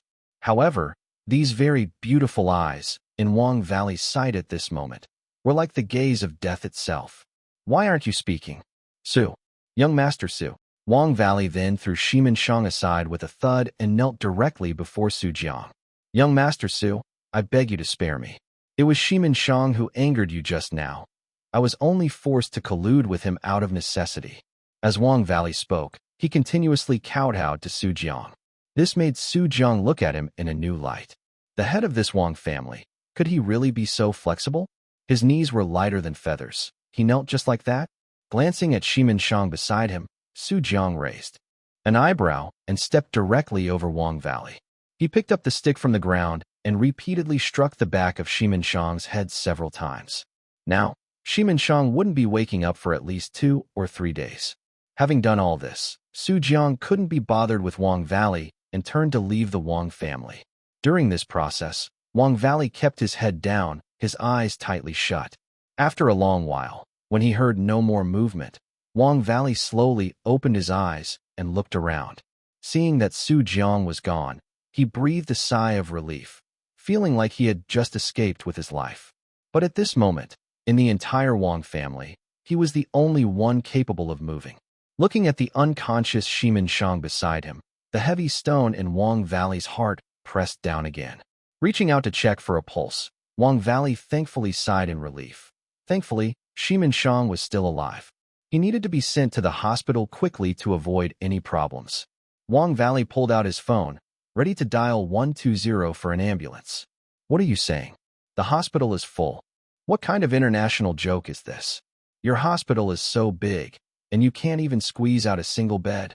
It's been full for half an hour? The Su family and Chen family people are all there. Wang Valley was instantly bewildered. What the hell was going on? Why at this particular time? Having no choice, Wang Valley steeled himself and called the Shimin family, asking them to send someone to take Shimin Shang to a more distant hospital for treatment. In the capital, Good Conscience Clinic, Hua Qing was sitting at the counter, staring unblinkingly outside. An ambulance passed by the entrance, and Hua Qing muttered, counting, "That's the 11th ambulance. What on earth was happening outside? Why were there so many ambulances today?" As he was thinking, another ambulance suddenly drove over, but this time it didn't continue forward. Instead, it stopped at the clinic's entrance. Two people got out of the car, looked up at the clinic, and then quickly entered. "Where's the doctor? Where's the doctor?" Hua Qing quickly got up and cautiously said, "Hello. May I ask who you are?" "We're from the Chen family. Your sign outside says you can treat bruises and sprains, right?" Then, the man waved his hand behind him, and a group of people immediately got out of the car, all of whom had received Su Jiang's one-stop service from the Chen family. Hua Qing, seeing this, swallowed with difficulty. This was indeed a clinic, but he couldn't treat illnesses. Young Master Su had gone out and still hadn't returned. "What's wrong? Can't you treat it?" The Chen family man, seeing Hua Qing stammering, his face immediately darkened.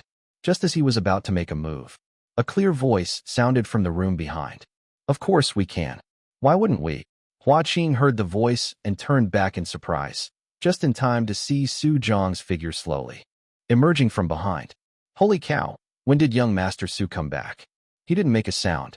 However, since young Master Su was back, Hua Qing's confidence returned as well. He straightened his back and said, "This is our boss An Rou, and also our only physician here." "The only physician?" The Chen family man frowned upon hearing this. "You only have one doctor?"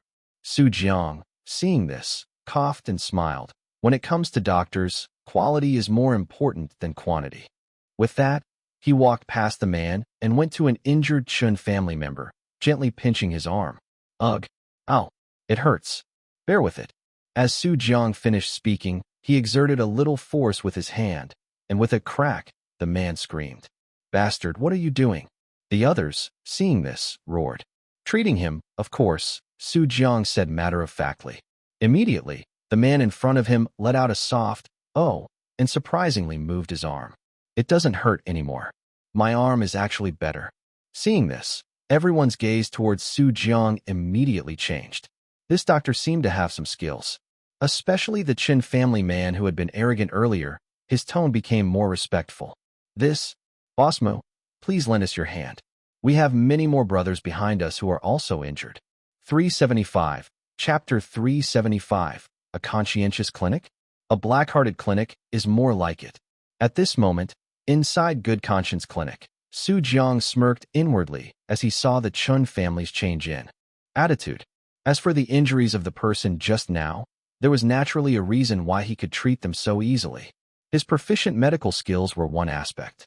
Another aspect, since he was the one who inflicted the injuries, it was naturally easy and incredibly smooth for him to treat them himself. It could be said that Su Jiang didn't even need to ask where each of them felt pain. He knew himself, because he had inflicted all the injuries. Hearing the Chen family member's words, Su Jiang pondered slightly. "Treat. I can treat them. However, I have some conditions." "Conditions?"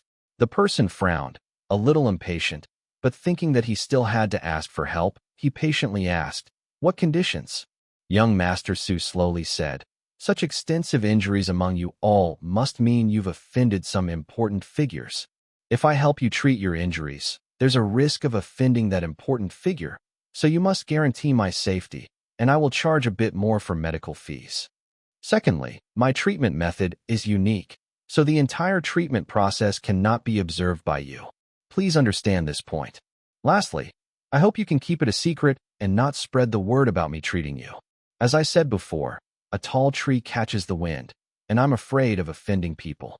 If you can agree to these conditions, I will treat you now." The Chun family member heard this, thought for a moment, and then decisively nodded. The most urgent matter was saving lives. As for the conditions, they could agree first and discuss later. Anyway, with the power of their Chin family, facing this small clinic, even if they went back on their word later, the other party wouldn't dare say anything. "Good. I agree. Please treat them quickly." Seeing this, Su Jiang nodded with satisfaction and instructed Hua Qing, "Xiao Qing, arrange for them to come in one by one. One person, 10,000. Let them in after they pay the fee." Hua Qing nodded like a pecking chick. "Understood, Boss Mo." "Wait." The Chun family member heard this and quickly shouted, "Did I hear that right? 10,000 per person. Isn't this the Good Conscience Clinic? Does it turn into a black-hearted clinic when it gets dark?" "Yes, didn't I just tell you?"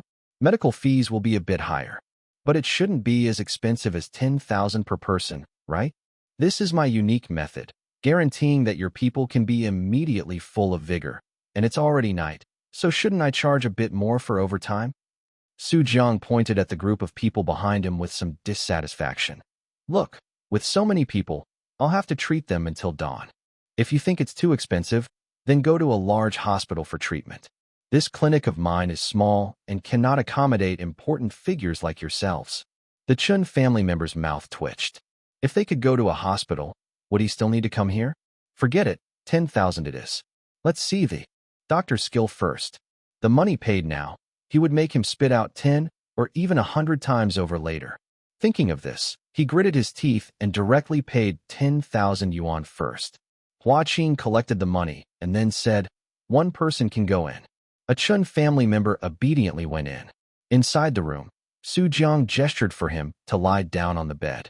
The treatment process might be a bit painful, bear with it. Okay, Art. Before the person could finish speaking, he let out a miserable scream, because Jiang had already begun to act. Jiang treated him, a cruel smile on his face. It was simple for him to treat them, but he wouldn't let them recover so easily. Soon, the person on the bed fainted from the pain. Jiang's hands didn't stop, and he murmured softly, "Still a damn family. Can't even pay 10,000 per person. If I don't make you guys walk through the gates of hell, then I've opened this clinic for nothing. Fainting won't do. I didn't even prepare anesthetics when I opened, just so you wouldn't miss out on the pain. Wake up for me." Jiang directly pressed a certain acupoint on the person, making him regain consciousness. Immediately after, there was a pig-like scream. Ah! In the hall, all the Qin family members tensed up when they heard this scream. What is he doing in there? Is this treating illness, or is he killing people? Damn, is it still too late for me to switch hospitals now? In front of the counter, the Qin family member who paid the money stared at the door with a gloomy expression. If the injured person didn't come out full of vigor later, then this clinic would have to close down today. However, just as this thought popped into his head, the door opened.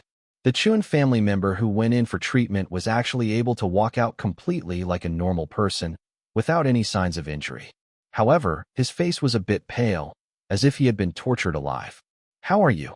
Are you all right?" Everyone hurriedly asked. The person swallowed with difficulty and slowly said, "It's treated, my whole body doesn't hurt anymore, and normal activities are fine. But what? The treatment process was very painful, so painful that I felt it would be better to just die." Hearing the person describe it like that, everyone's mouths twitched. Was it that painful?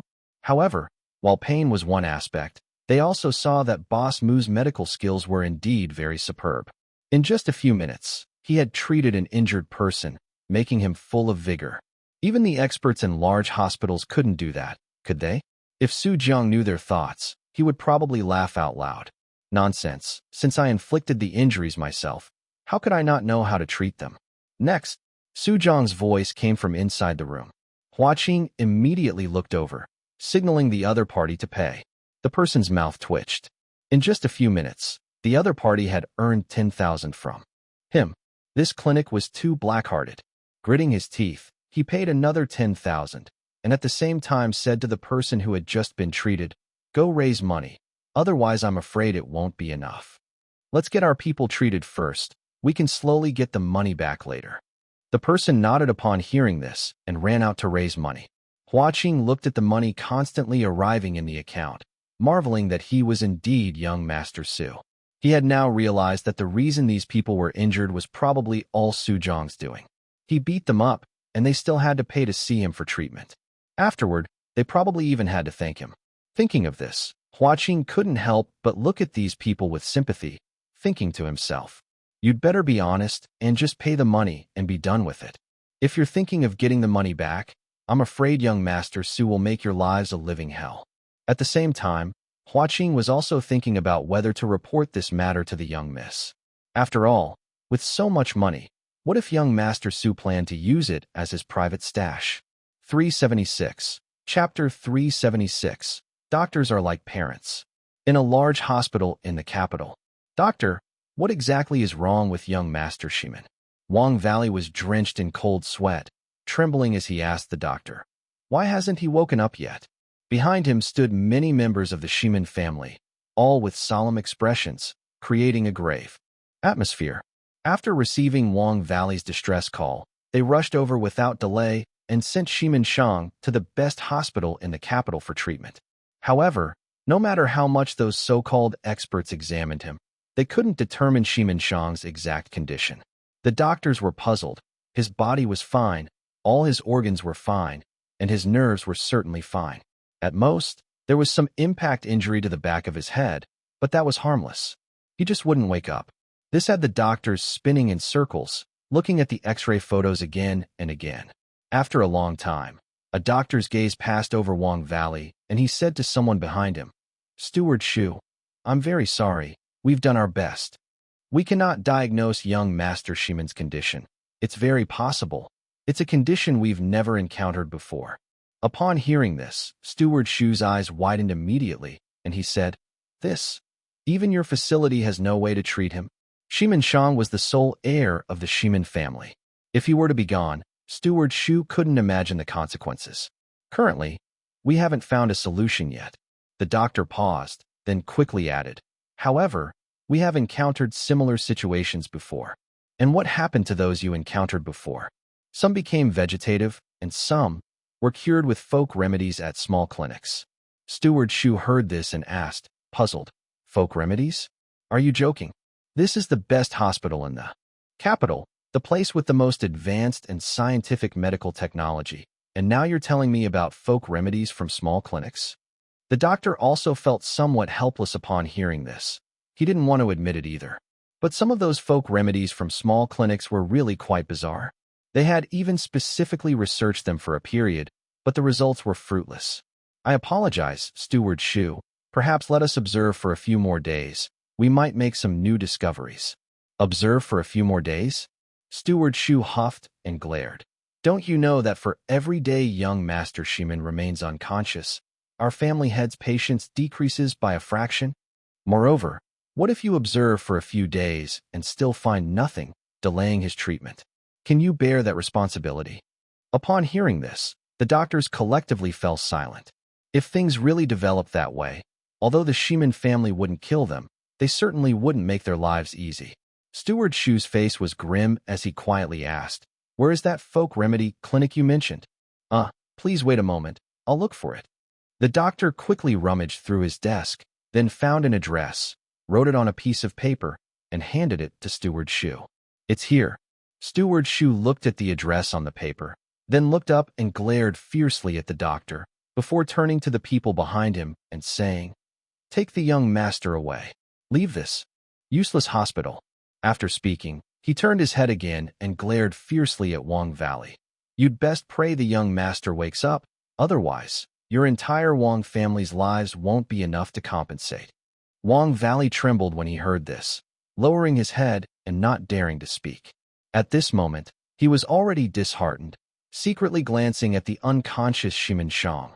Wang Valley truly regretted it now. He should have taken Shimin Shang out to eat at a restaurant.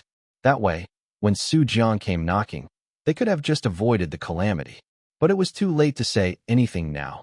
His only hope was for Shimin Shang to wake up, so he could save his own life and the lives of his entire Wang family.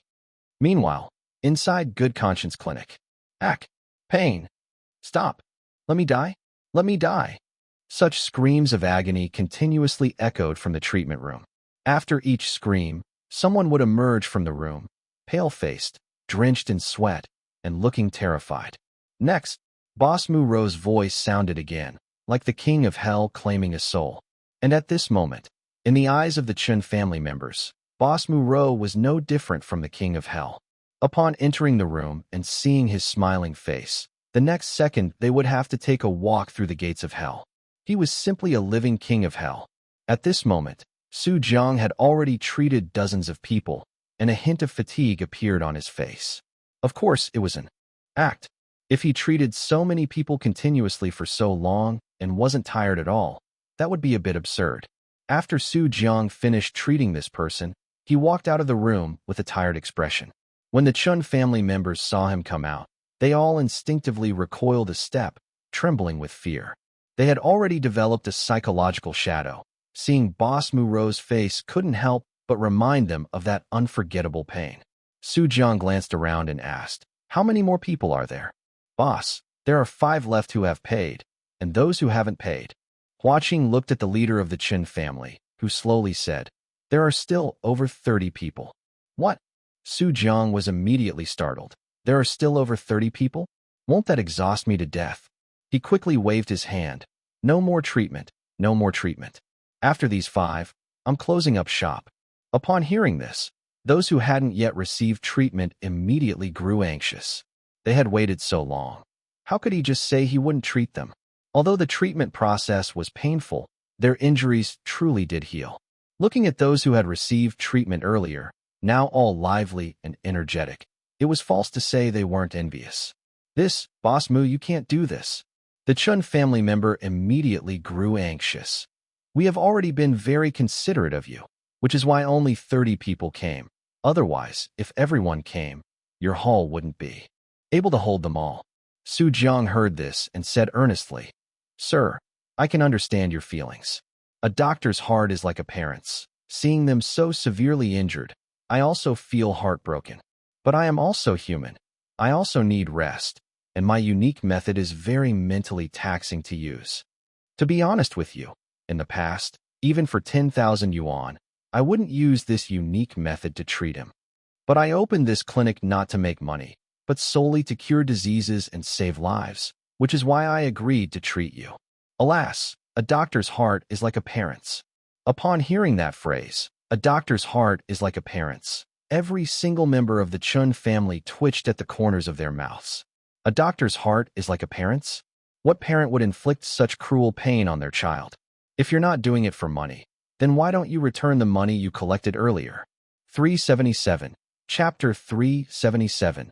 The Sucker Wong Family. "Boss Mu, are you implying that there isn't enough money?" "I didn't mean that at all. I'm genuinely tired and can't treat anyone else. I'll add 2,000 for each person. You've misunderstood me. I truly need to rest for a while. Add 5,000. I truly can't treat many more. 20,000 per person. Isn't that a good price?" "Sir, you..." "Sigh. Never mind, never mind." Su Jiang sighed deeply, waved his hand, and said, "A doctor's heart is like a parent's. I'll do my best." The person from the Chun family immediately frowned, clenching his fists. Hua Qing's shoulders were shaking, clearly trying to hold back his laughter. Young Master Su was too formidable. In just a few words, he had doubled the medical fees, and the other party had even offered the price themselves. This tactic was simply designed to defraud people without consequence. However, just as Su Jiang was about to return to the house to continue treating, a rough voice rang out. "Where's the doctor? Come out here." Everyone looked in the direction of the voice. The person from the Chun family saw the newcomers and immediately frowned. "People from the Wang family? Why are they here too?" The person from the Wang family was clearly stunned when he saw the person from the Qin family, but he quickly realized that the other party was also here for treatment. "Where's the doctor? Treat us first, quickly." "Nonsense. Don't you understand first come, first served? You people from the Wang family, go queue up at the back. Get lost. When did you Chun family people dare to stand in front of our Wang family? Try saying that again." "I just said it, so what?" The atmosphere instantly solidified, and the two factions were at daggers drawn, as if a fight was about to break out any second.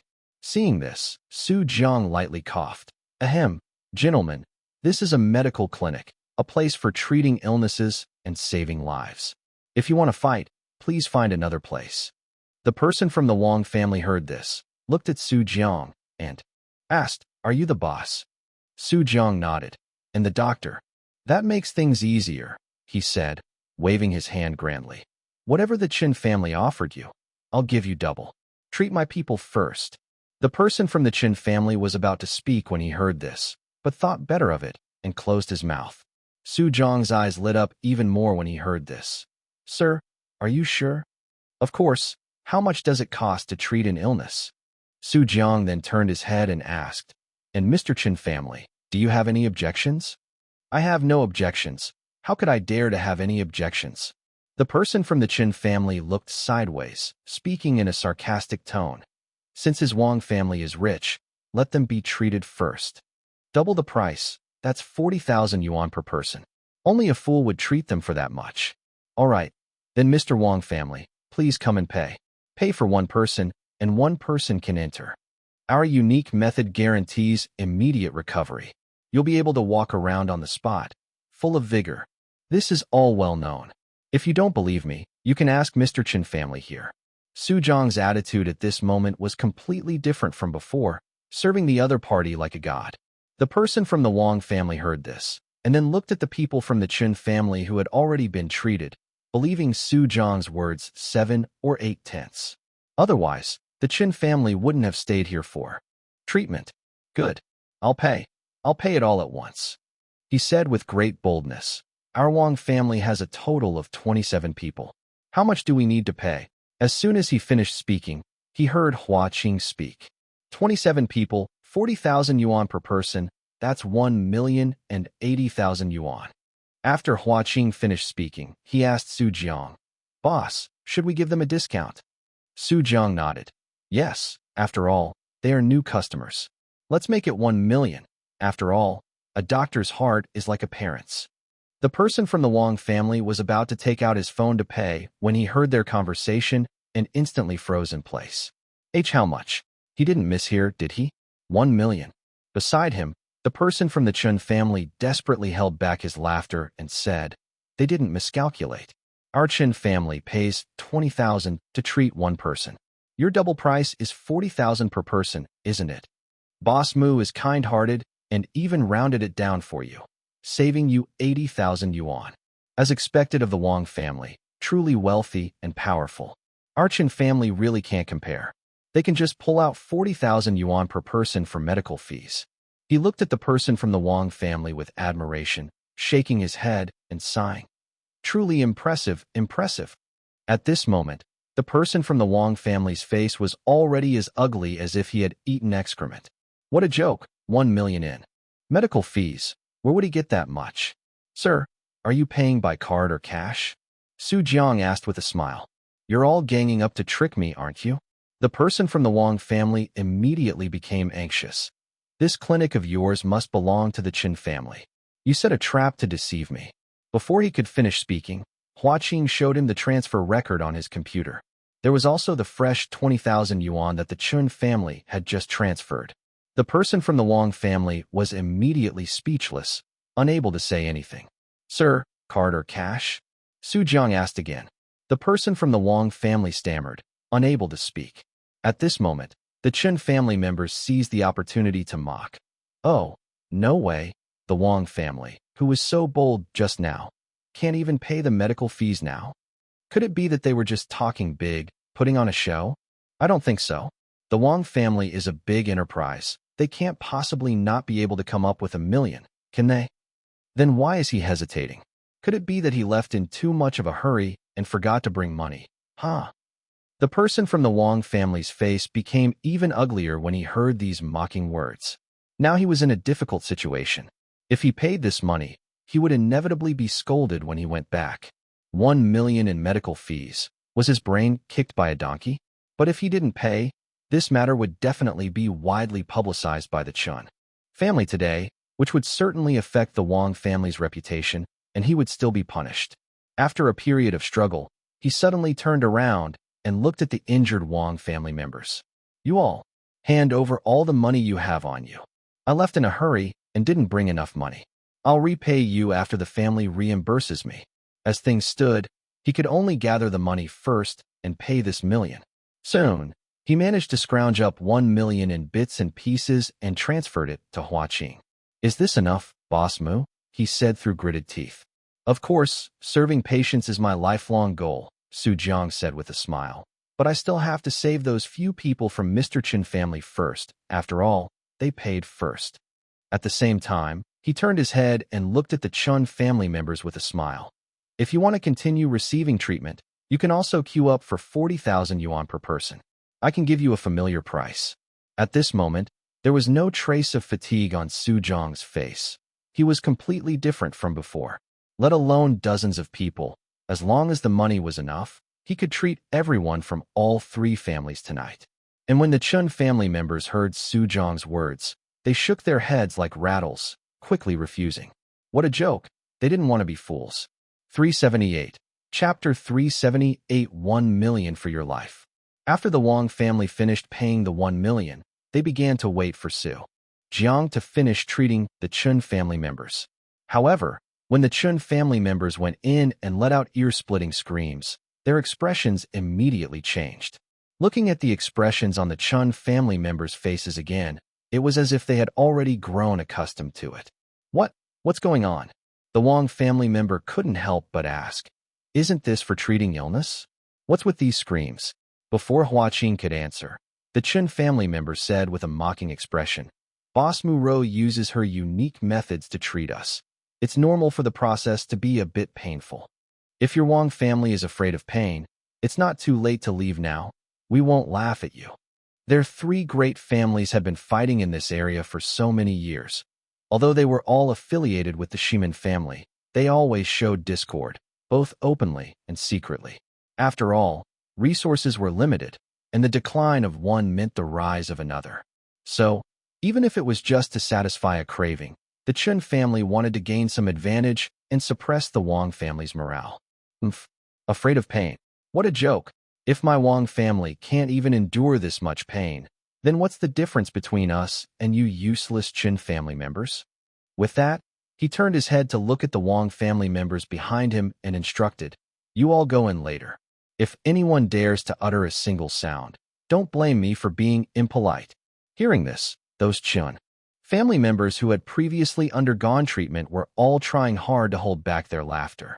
As people who had experienced it, they naturally knew what kind of pain it was. Not a single sound.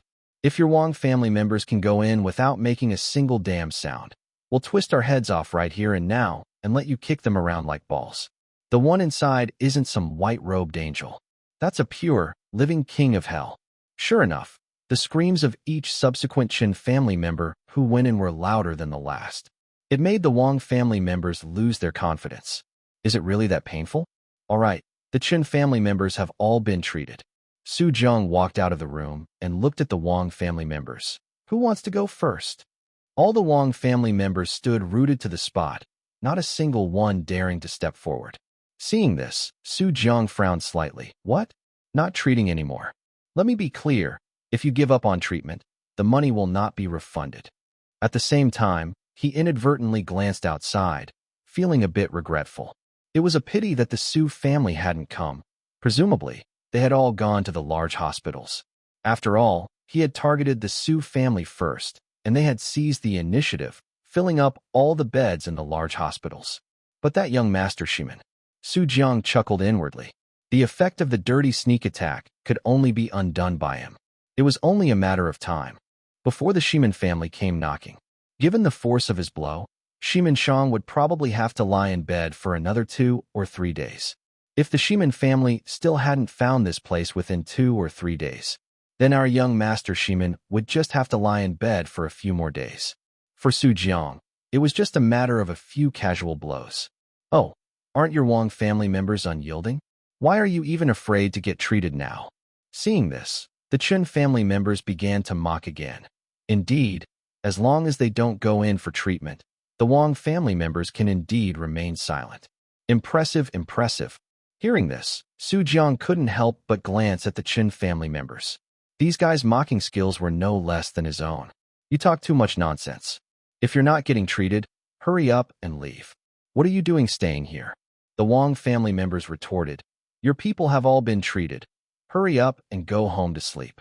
Upon hearing this, the Chun family members immediately became indignant. Do you care whether we go home or not? We just like staying here. Exactly. Boss Mu hasn't even spoken yet. Who are you? Wang family, to dictate. The Wang family has really risen. Now they're so arrogant. Seeing that both sides were about to continue arguing, Su Jiang couldn't help but raise a hand to interrupt. Are you going to get treated or not? If not, I'll close the door. If you want to argue or fight, feel free to do it somewhere else. Hearing this, the Wang family members had no choice but to push one person forward, who then bit the bullet and followed Su Jiang into the room. A moment later, the screams from inside the room predictably rang out. The Wang family members' faces immediately darkened. The Chen family members burst into laughter. And so, the screams from within the medical hall only ceased in the morning. The screams from that entire night would probably make even ghosts steer clear of the medical hall. It was too chilling. After the last Wang family member was treated, Jiang walked out with 2 dark circles under his eyes, looking utterly exhausted. The Chun family members had already left. At this moment, inside the medical hall, besides Jiang and Hua Qing, there were only the Wang family members. Mr. Wang family, these 27 people have all been treated. Are you satisfied with the results? Seeing this, the Wang family member turned to look at the 27 individuals. Although their faces were pale, they were all able to move freely. This Boss Mu Rose certainly had some tricks up her sleeve. Boss Mu, you've truly worked hard. The Wang family member smiled slightly. Then his expression suddenly changed. He pulled out a pistol, slowly raised it, and aimed it at Jiang. The Wang family members behind him also tacitly closed the main door. Seeing this, Jiang's eyes narrowed slightly. Mr. Wang family, what is the meaning of this? Boss Mu, I'll be frank. The Wang family member said in a low voice. You can't keep the 1 million medical fee. Hearing this, Jiang immediately understood. This was an attempt to get free medical treatment. Hua Qing blinked, looking at the Wang family member with some sympathy. No, buddy. Do you really have a death wish? You even dare to point a gun at young Master Su. I can't even imagine how miserable your end will be. So, you want to take that 1 million back? The Wang family member's face showed a cruel smile upon hearing this. Exactly, or to put it another way. Click. He disengaged the safety of the pistol, stared gloomily at Jiang, and slowly uttered a sentence. 1 million for your life. Hearing this, Jiang suddenly smiled and shook his head. He hadn't expected his life to be worth only 1 million. He remembered that the bounty for him, being 10th on the wanted list, seemed to be 50 million, right? Xiang Qingtian's was either 200 million or 300 million, was it? Anyway, it should be quite a lot. Jiang had even considered killing Xiang Qingtian for the bounty. In this day and age, to offer so much money for a person's bounty was considered truly wealthy. And now, this person in front of him actually wanted him to buy his life for 1 million. This was truly. What are you laughing at? The Wang family member frowned and shouted. Nothing, I just thought of something funny. Jiang smiled and shook his head, then turned to Hua Qing and said, Xiao Qing, give them back that 1 million. Hua Qing was stunned upon hearing this. Huh? 379. Chapter 379. Fugui said he missed you. Hua Qing thought he had misheard and quickly asked, Boss, are we really giving it back to them? Of course, didn't you hear me? Jiang said helplessly. If I don't give it back, I'll die. After all, the original intention of us opening a medical clinic is to treat illnesses and save lives. There's no need to be too fixated on money and other external possessions. Xiao Qing, you must remember, a doctor's heart is like a parent's. Originally, Hua Qing thought Jiang would quickly deal with these people. But now, hearing this, Hua Qing's first reaction wasn't that Jiang had turned over a new leaf. Instead, it was that Jiang must be planning to retaliate against these people in an even more torturous way. Upon thinking of this, Hua Qing obediently returned the 1 million to the Wang family. The person from the Wang family, seeing that the money had been transferred, gave Jiang a cold look. You'd better seal your lips about what happened today, otherwise, watch your life. Let's go. As soon as he finished speaking, the medical clinic's door opened, and the Wang family members left one after another, driving away. After they left, Hua Qing walked over to Jiang and couldn't help but say, Boss, these Wang family people are really courting death, aren't they? Jiang heard this, smiled meaningfully, and said, Don't worry, it won't be long before he comes begging me. There was a reason why he tortured everyone he treated. In a place like a medical clinic, once a person is cured, they won't come back for a while. Why would they come back if they're cured? And our boss Mu Rou fully considered this issue, so she embarked on a path of sustainable development. That is, during the treatment process, she left some small tricks inside those people's bodies. Every 24 hours, it would erupt once, making the patient experience that unforgettable pain again. This was a side effect of Boss Mu Rou's unique method. From then on, once it erupted, they could only come to him for relief. It was a 3-day course of treatment, and it would take half a month to eradicate it. It was fine not to come, as long as you could endure the pain. But if you wanted to come, you'd have to prepare the medical fees. They thought Su Jiang last night was a living king of hell, but they hadn't yet experienced the true methods of the king of hell. If Hua Qing knew that Su Jiang had held back this move, he would probably immediately give up the idea of reporting to the young miss. Damn, even the king of hell would drop to second place after waking up from a nap. It's simply like catching a sheep and shearing it hard. Su Jiang stood at the doorway, stretched, and then said to Hua Qing, "Go inside and sleep for a bit. You haven't slept all night, your body can't take it." "But, boss, you haven't slept all night either." "I'm not like you."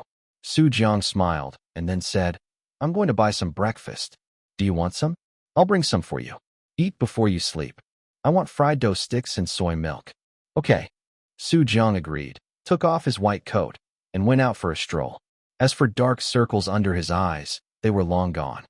Su Jiang walked down the street, found a random steam bun shop, and went in to order 5 trays of soup dumplings. The boss was stunned. "Buddy, you're alone. Can you eat 5 trays?" "Don't worry, boss, if I can't finish, I'll just pack them, okay?" Su Jiang smiled helplessly. With his appetite, he was asked this every time he went out to eat. An Rou was already used to it. Every time she went out to eat with Su Jiang, she would explain to the boss that Su Jiang was a pig in his previous life, which was why he could eat so much. Thinking of this, Su Jiang took out his phone and took a photo of the 5 trays of soup dumplings in front of him. Then he sent it to An Rou with 3 words: "Eating breakfast." Soon, An Rou replied to his message, "You're actually eating breakfast? You must have stayed up all night, right?" Seeing this message, Su Jiang smiled. As expected of his wife, she knew there was only one possibility for him to be eating breakfast. That was, he hadn't slept all night. I was busy saving people last night." "I'll believe you when pigs fly. You're more likely to be scamming people." "TSK, my wife understands me best." "Has Uncle An gone back?" He came back last night. His arm was broken, but he was still acting cool with us, so my mom beat him up." Seeing this, Su Jiang couldn't help but smile. It was indeed as he had guessed. But soon, he couldn't smile anymore. "And you? Didn't you say you'd come back with my dad? You lied to me again, didn't you?" "What do you mean again? I haven't lied to you before, have I?" "Haha. Who was it that took Brother Li Kai to blow up a factory in the middle of the night, telling me they were drinking?" "All right, I was wrong." Su Jiang, with a bun in his mouth, was a bit helpless. How could this girl remember things from so long ago? Eating the bun in one bite, Su Jiang typed, "I'll go back once I clean up the mess with my parents here." After a while, An Rou sent a message. "Okay, I'll wait for you at home.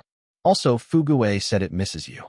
Seeing this sentence, a gentle smile appeared on Su Jiang's face. That silly cat would miss him, my foot. They were already married, and she was still so tsundere. Was it so hard to say she missed him? "Okay, tell Fugue that I miss her too." Su Jiang deliberately changed it to she.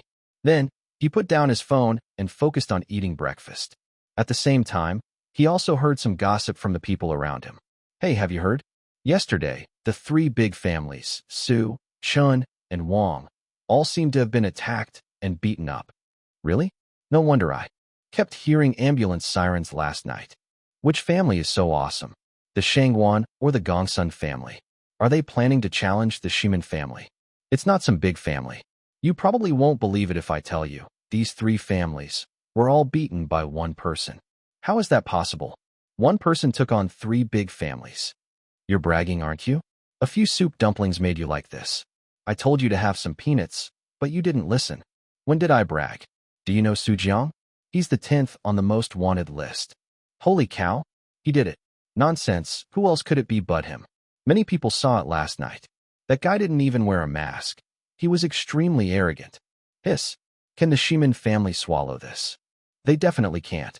And what you don't know is, the young master of the Shimin family was also at the Wang family's place last night." Su Jiang ate his buns while listening to the whispered conversations of the people around him. What surprised him was how quickly news spread in Beijing. He could find so much news just by going to a random bun shop, even news about Shimin Shang. It seemed he could come to places like this more often in the future. He might hear unexpected news. As this thought just arose, Su Jiang's ears keenly caught an important piece of information. The Shimin family has already spoken. They will pursue Su Jiang with all their might. To the death. 380. Chapter 380. If you have money, you can get treatment. If you don't have money, don't bother me. The Shimin family has independently offered 50 million as a bounty for Su Jiang, dead or alive.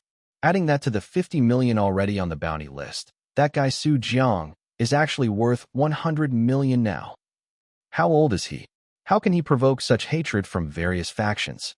His mother, Hong Jiayu, also seems to be worth 100 million on the wanted list, right? And his father, Su Wendong, is second on the wanted list, worth 300 million. So combined, this family is worth 500 million. Terrifying, too terrifying. Beside them, Su Jiang, who was eating soup dumplings, heard the discussion and suddenly found his dumplings unappetizing. Why was his father worth 300 million, while he was only worth 100 million? And half of that 100 million was even offered by the Shimin family alone. Who are they looking down on? If Xiang Qingtian next door saw this, he would think I, Su Jiang, was no good. Bounty me another 100 million. 100 million per family member. Pull Xiang Qingtian off the top spot. If the major powers in the capital knew Su Jiang's current thoughts, they would probably remove him from the wanted list. Is he playing a game? That's a wanted list, and he wants to climb the ranks, is that it? Does he not understand what wanted means?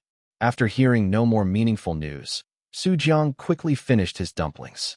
Boss, a packed soy milk and fried dough stick. Coming right up. Su Jiang paid the money, carried the soy milk and fried dough sticks he bought for Hua Qing, and returned the way he came.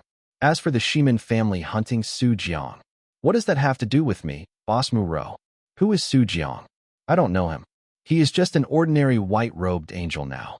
Boss, you're back. As soon as Hua Qing saw Su Jiang return, he quickly stood up from the counter and reached out to take the soy milk and fried dough sticks. Has anyone come looking for me while I was gone? No, no one has come. Hua Qing ate a fried dough stick and whispered, but boss, after tonight, those three great families should know about the existence of our medical clinic. Although Su Jiang told them last night to keep the medical clinic a secret and not attract trouble, but it would be a miracle if they actually did that. It's likely that the patriarchs of the three great families already know about the medical clinic's existence and what happened last night. Just then, a man suddenly walked in and looked at Su Jiang and Hua Qing. Who is in charge here? I am the boss, and you are. I am the landlord, here to collect rent. The landlord looked at Su Jiang and said, your lease here expires in 2 days. Do you still need it? If not, hurry up and move out. Su Jiang was stunned when he heard this. His father didn't mention anything about rent when he gave him this place. He thought his father had already bought it. Please wait a moment.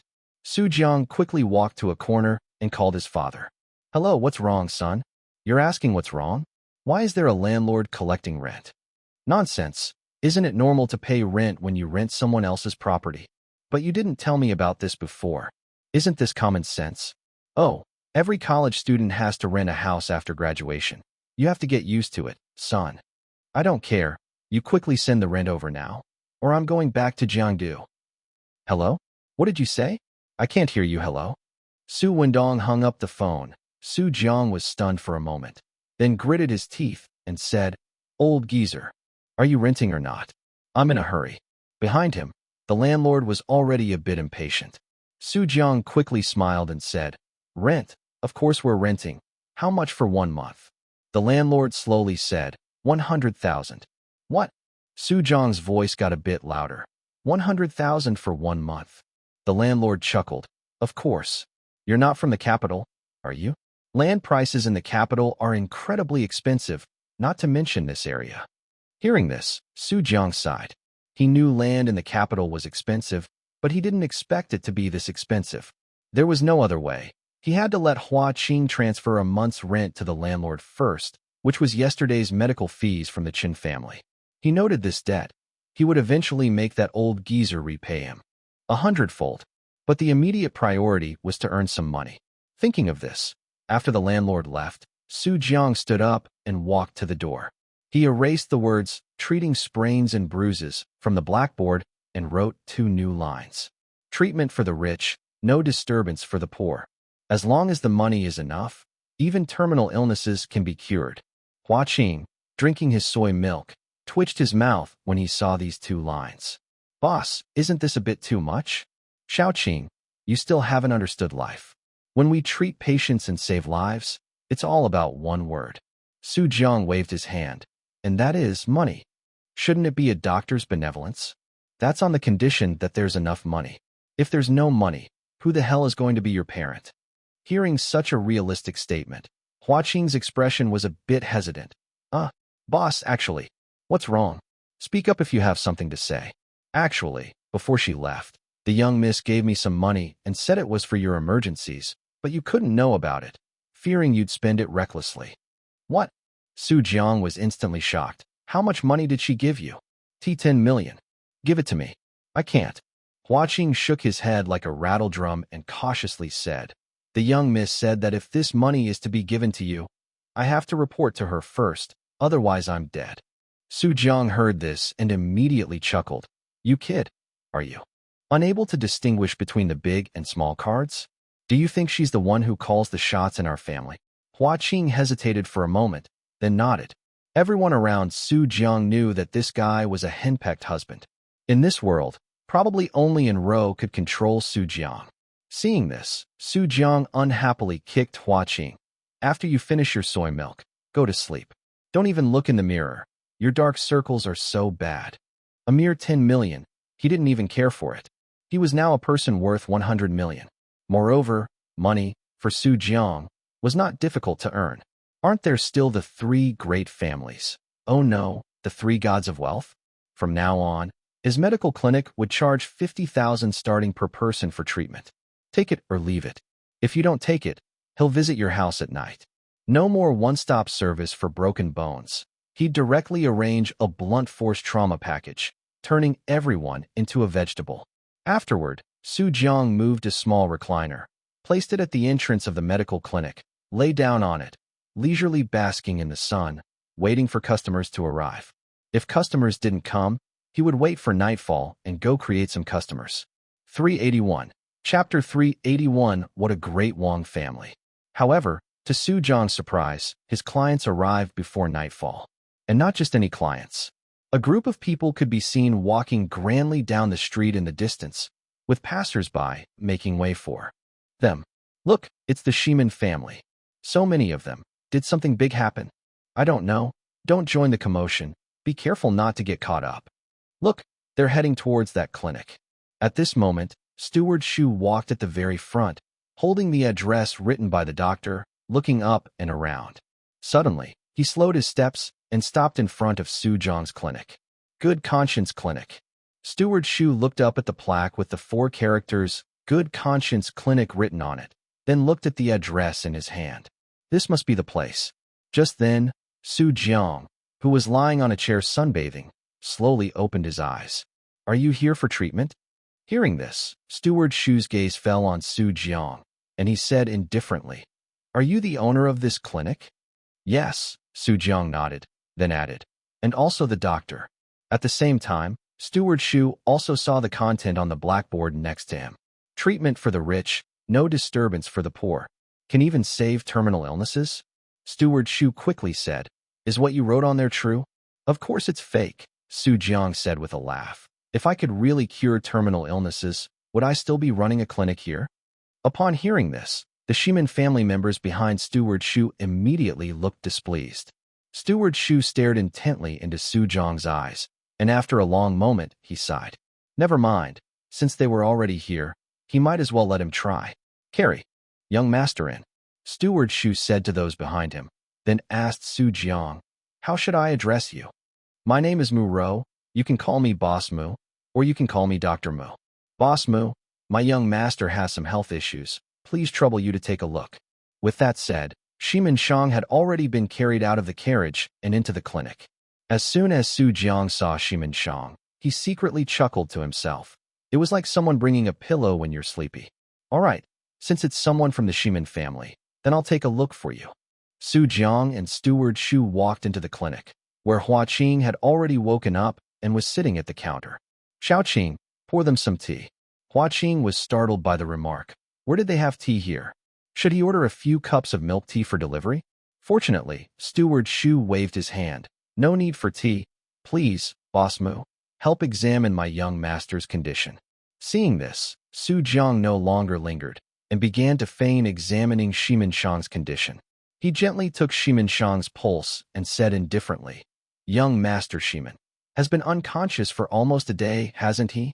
To be precise, this pulse indicates he's been unconscious for 17 hours. Upon hearing this, Steward Shu's pupils constricted, and he looked at Su Jiang in shock. This Boss Mu seems to have some skill. Just by taking a pulse, he could accurately determine the duration of Shimin Shang's unconsciousness. Immediately, Steward Shu's tone became a bit more polite. That is indeed correct. I never expected Boss Mu's medical skills to be so superb. Su Jiang chuckled inwardly upon hearing this. How could I not know when I beat this kid? Immediately after, Su Jiang observed from head to toe, then sighed with a solemn expression. What's wrong? Steward Shu's heart tightened when he heard that sigh. What exactly is our young master's condition? Su Jiang was silent for a moment, then slowly spoke. Your young master's illness is very difficult to cure. As soon as these words came out, Steward Shu was momentarily stunned, then stood up excitedly. Very difficult to cure, which means it can be cured. As long as it can be cured, there is hope. Please, Mr. Mu, help save our young master. He bowed deeply to Su Jiang. Hey, what are you doing? Su Jiang quickly helped Steward Shu up, then said earnestly, A doctor's heart is like a parent's. Seeing young Master Shimin like this, my heart also aches. Don't worry, I will do my utmost, even risking my old life, to save young Master Shimin. Hearing this, Steward Shu couldn't help but feel a surge of emotion, but then he heard the other party say, However, Steward Shu, I have some concerns, and I hope you can help me resolve them. What concerns? Boss Mu, please speak freely. To be honest, I also heard some news today. Young Master Shimin is in this state because of that Su Jiang, isn't he? Mu Rou whispered. My small clinic is also afraid of retaliation from Su Jiang, so I hope that during young Master Shimin's treatment, the Shimin family can send people to protect us here. Steward Shu heard this, and, without the slightest hesitation, nodded decisively. That is as it should be. Please rest assured, from now on, there will be Shimin family members protecting this clinic area 24 hours a day. As long as that Su Jiang dares to come, we will definitely kill him in one fell swoop. Hearing this, Mu Rou's face showed considerable relief, and then she said, There is one more concern, which is that to cure young Master Shimin's condition, it will require at least a month-long course of treatment to be completely eradicated. And the Chinese herbal medicines consumed during the treatment process are all extremely expensive. Money is not a problem. Steward Shu interrupted directly. Just use the best medicine. As long as young master can be saved, any amount of money is fine. Hearing such a lavish statement, Su Jiang's eyes brightened considerably. What good people, truly worthy of being one of the four great families, the Shimin family. Listen to their words. Then look at the Wang family, who even had the nerve to snatch back $1 million. They deserve to be an affiliated family for life. Thinking of this, Su Jiang quickly added, There's one last thing, about the Wang family. The Wang family? How did the Wang family get involved? It's like this, last night. Su Jiang recounted what happened last night, though he slightly altered some parts. In the end, those Wang family members not only threatened me with a gun and stole the medical fees, but they also destroyed all the medical supplies in my clinic. Now only some bandages and other worthless things are left. Not only that, but before he left, he also said that his Wang family was backed by the Shimin family, so if I made any small moves, he would come to take my life. Su Jiang's voice choked as he spoke. I helped them treat and save people, and they still threaten me like this. If I hadn't given them the money yesterday, Steward Shu, you probably wouldn't have seen me, let alone have me treat young master. Beside him, Steward Shu clenched his fists in anger as he listened to these words. He gritted his teeth and spoke. The Wang family. What a Wang family. 382. Chapter 382 Who Let You In? In Su Jiang's words, The Wang family had become the image of villains who flaunted the Shimin family's name everywhere and committed evil deeds. In reality, it was indeed like that, just not as overtly as Su Jiang made it sound. Don't worry, Boss Mu. As long as you can save young master, I will definitely make the decision for you on this matter. Steward Shu patted his chest and guaranteed. His words made Su Jiang's eyes narrow slightly, gaining a new understanding of the Shimin family. If he could save Shimin Shang, he would make the decision for him. But what if he couldn't save Shimin Shang? Would the matter just be dropped? Heh. As expected, a crooked beam makes a crooked house. The Wang family's conduct is exactly the Shimin family's conduct, Su Jiang mused inwardly. But this meant he had no more reservations about his actions.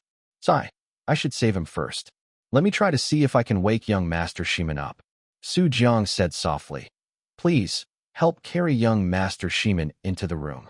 Upon hearing that treatment was about to begin, Steward Shu immediately acted according to Su Jiang's words. However, just as he was about to follow them into the room, Su Jiang stopped him. I apologize, Steward Shu, but my medical skills are unique, and I must be in an absolutely quiet environment to concentrate on treating young Master Shimin. The implication was that their presence would disturb him, and if an accident occurred during treatment because of it, he would not be responsible. Hearing this, Steward Shu hesitated, looked at Shimin Shang lying inside, and slowly nodded. Then, I'll leave it to Boss Mu. Don't worry, I will do my best. With that, Su Jiang closed the door, blocking Steward Shu and the others outside. Inside the room, only Su Jiang and Shimin Shang remained. Su Jiang looked at Shimin Shang on the bed, thinking about how to proceed. It was simple to wake him up. He just needed to remove the effect of the dirty blow. He only needed to tap his forehead a few times with a stick, and Shimin Shang would quickly wake up. However, after he woke up, given the Shimin family's conduct, they would probably turn hostile and disown him once they saw their young master was fine. I still need to leave some tricks up my sleeve, Su Jiang muttered, then took out a set of silver needles from a nearby drawer and began to needle Shimin Shang's acupoints. Since I said the treatment would take a month, then you'll have to be sickly for that entire month. Oh, and you'll have to have occasional relapses, just like those people I treated before, taking a stroll through the gates of hell. With his body being so weak, I should probably lessen the degree of pain. Otherwise, I'm really afraid this guy might not hold up and just kick the bucket. TSK, I really am an angel in white. Where else can you find a doctor who cares so much for his patients? Su Jiang muttered as his hands worked nonstop. If Shimin Shang wasn't unconscious right now, he would probably be screaming in agony. For Su Jiang, achieving all this was not simple. He also had to ensure that it wouldn't be detected by the machines in major hospitals. It took a full half an hour before Su Jiang completed his task. Letting out a long breath, Su Jiang pulled out all the silver needles, then took out the familiar black stick from his waist.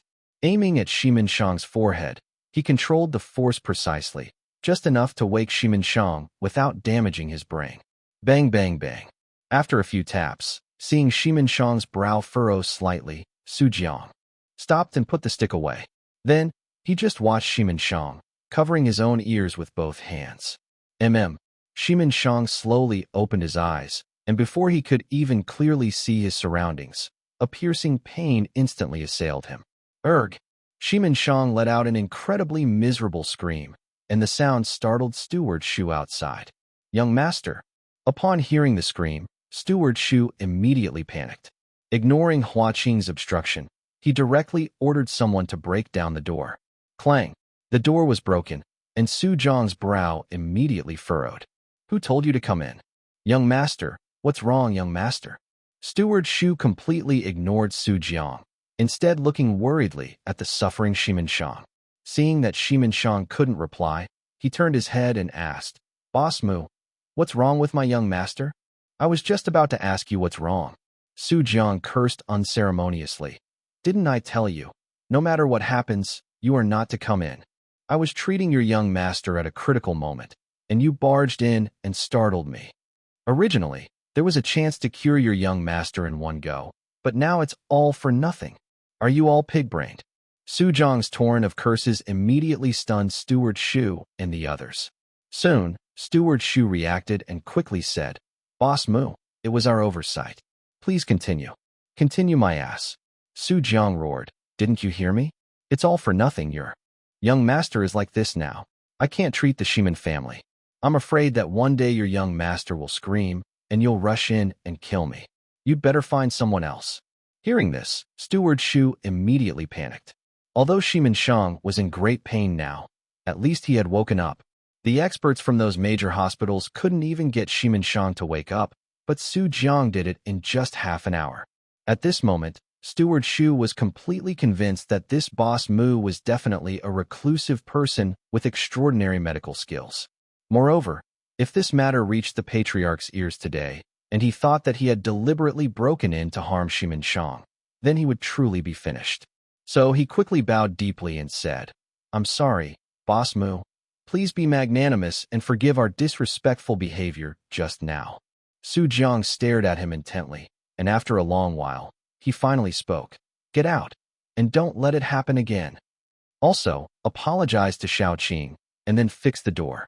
Steward Shu quickly looked up, nodding like a pecking chicken. Okay. We'll go out now. Please continue the treatment. With that, he quickly led his men out of the room, and immediately walked up to Hua Qing, chuckling. Little brother, I'm sorry about earlier. I apologize to you. Just now, Hua Qing had tried to stop them from entering the room, but they had pushed him aside. Hua Qing looked at Steward Shu, waving his hand. It's fine, I forgive you. But young Master Su definitely wouldn't forgive them, Hua Qing thought. If Su Jiang didn't torment this Steward Shu to death over this matter, Hua Qing wouldn't believe it. So, why get angry with a dead man? Forgive him while he's still alive. Consider it a good deed, accumulating some virtue. 383. Chapter 383 that Su Jiang is too vicious. After Steward Shu and the others left the room, Su Jiang felt it was about time, so he casually tapped a few acupoints on Shiman Shang's body. Shiman Shang's screams grew fainter and fainter, gradually subsiding, until only heavy gasps remained. Shiman Shang was drenched in sweat, staring blankly at the ceiling. Where is this? The medical clinic. Su Jiang replied with two simple words, then left the room directly. Seeing Su Jiang emerge, Steward Shu hurried forward and asked, Boss Mu, young master he. Su Jiang raised a hand to cut him off, saying indifferently, You all go in and check first. We'll talk about the rest later. Hearing this, Steward Shu didn't hesitate and immediately led his people in to check on Shiman Shang's condition. Su Jiang walked outside, sat on a lounge chair, and quietly basked in the sun. After a short while, Steward Shu helped Shiman Shang, who was trembling, walk out and approach Su Jiang. Thank you, Boss Mu. Steward Shu and Shiman Shang bowed slightly to Su Jiang. Su Jiang opened his eyes, looked at Shiman Shang, and said faintly, Don't rush to thank me. I merely woke you up. Given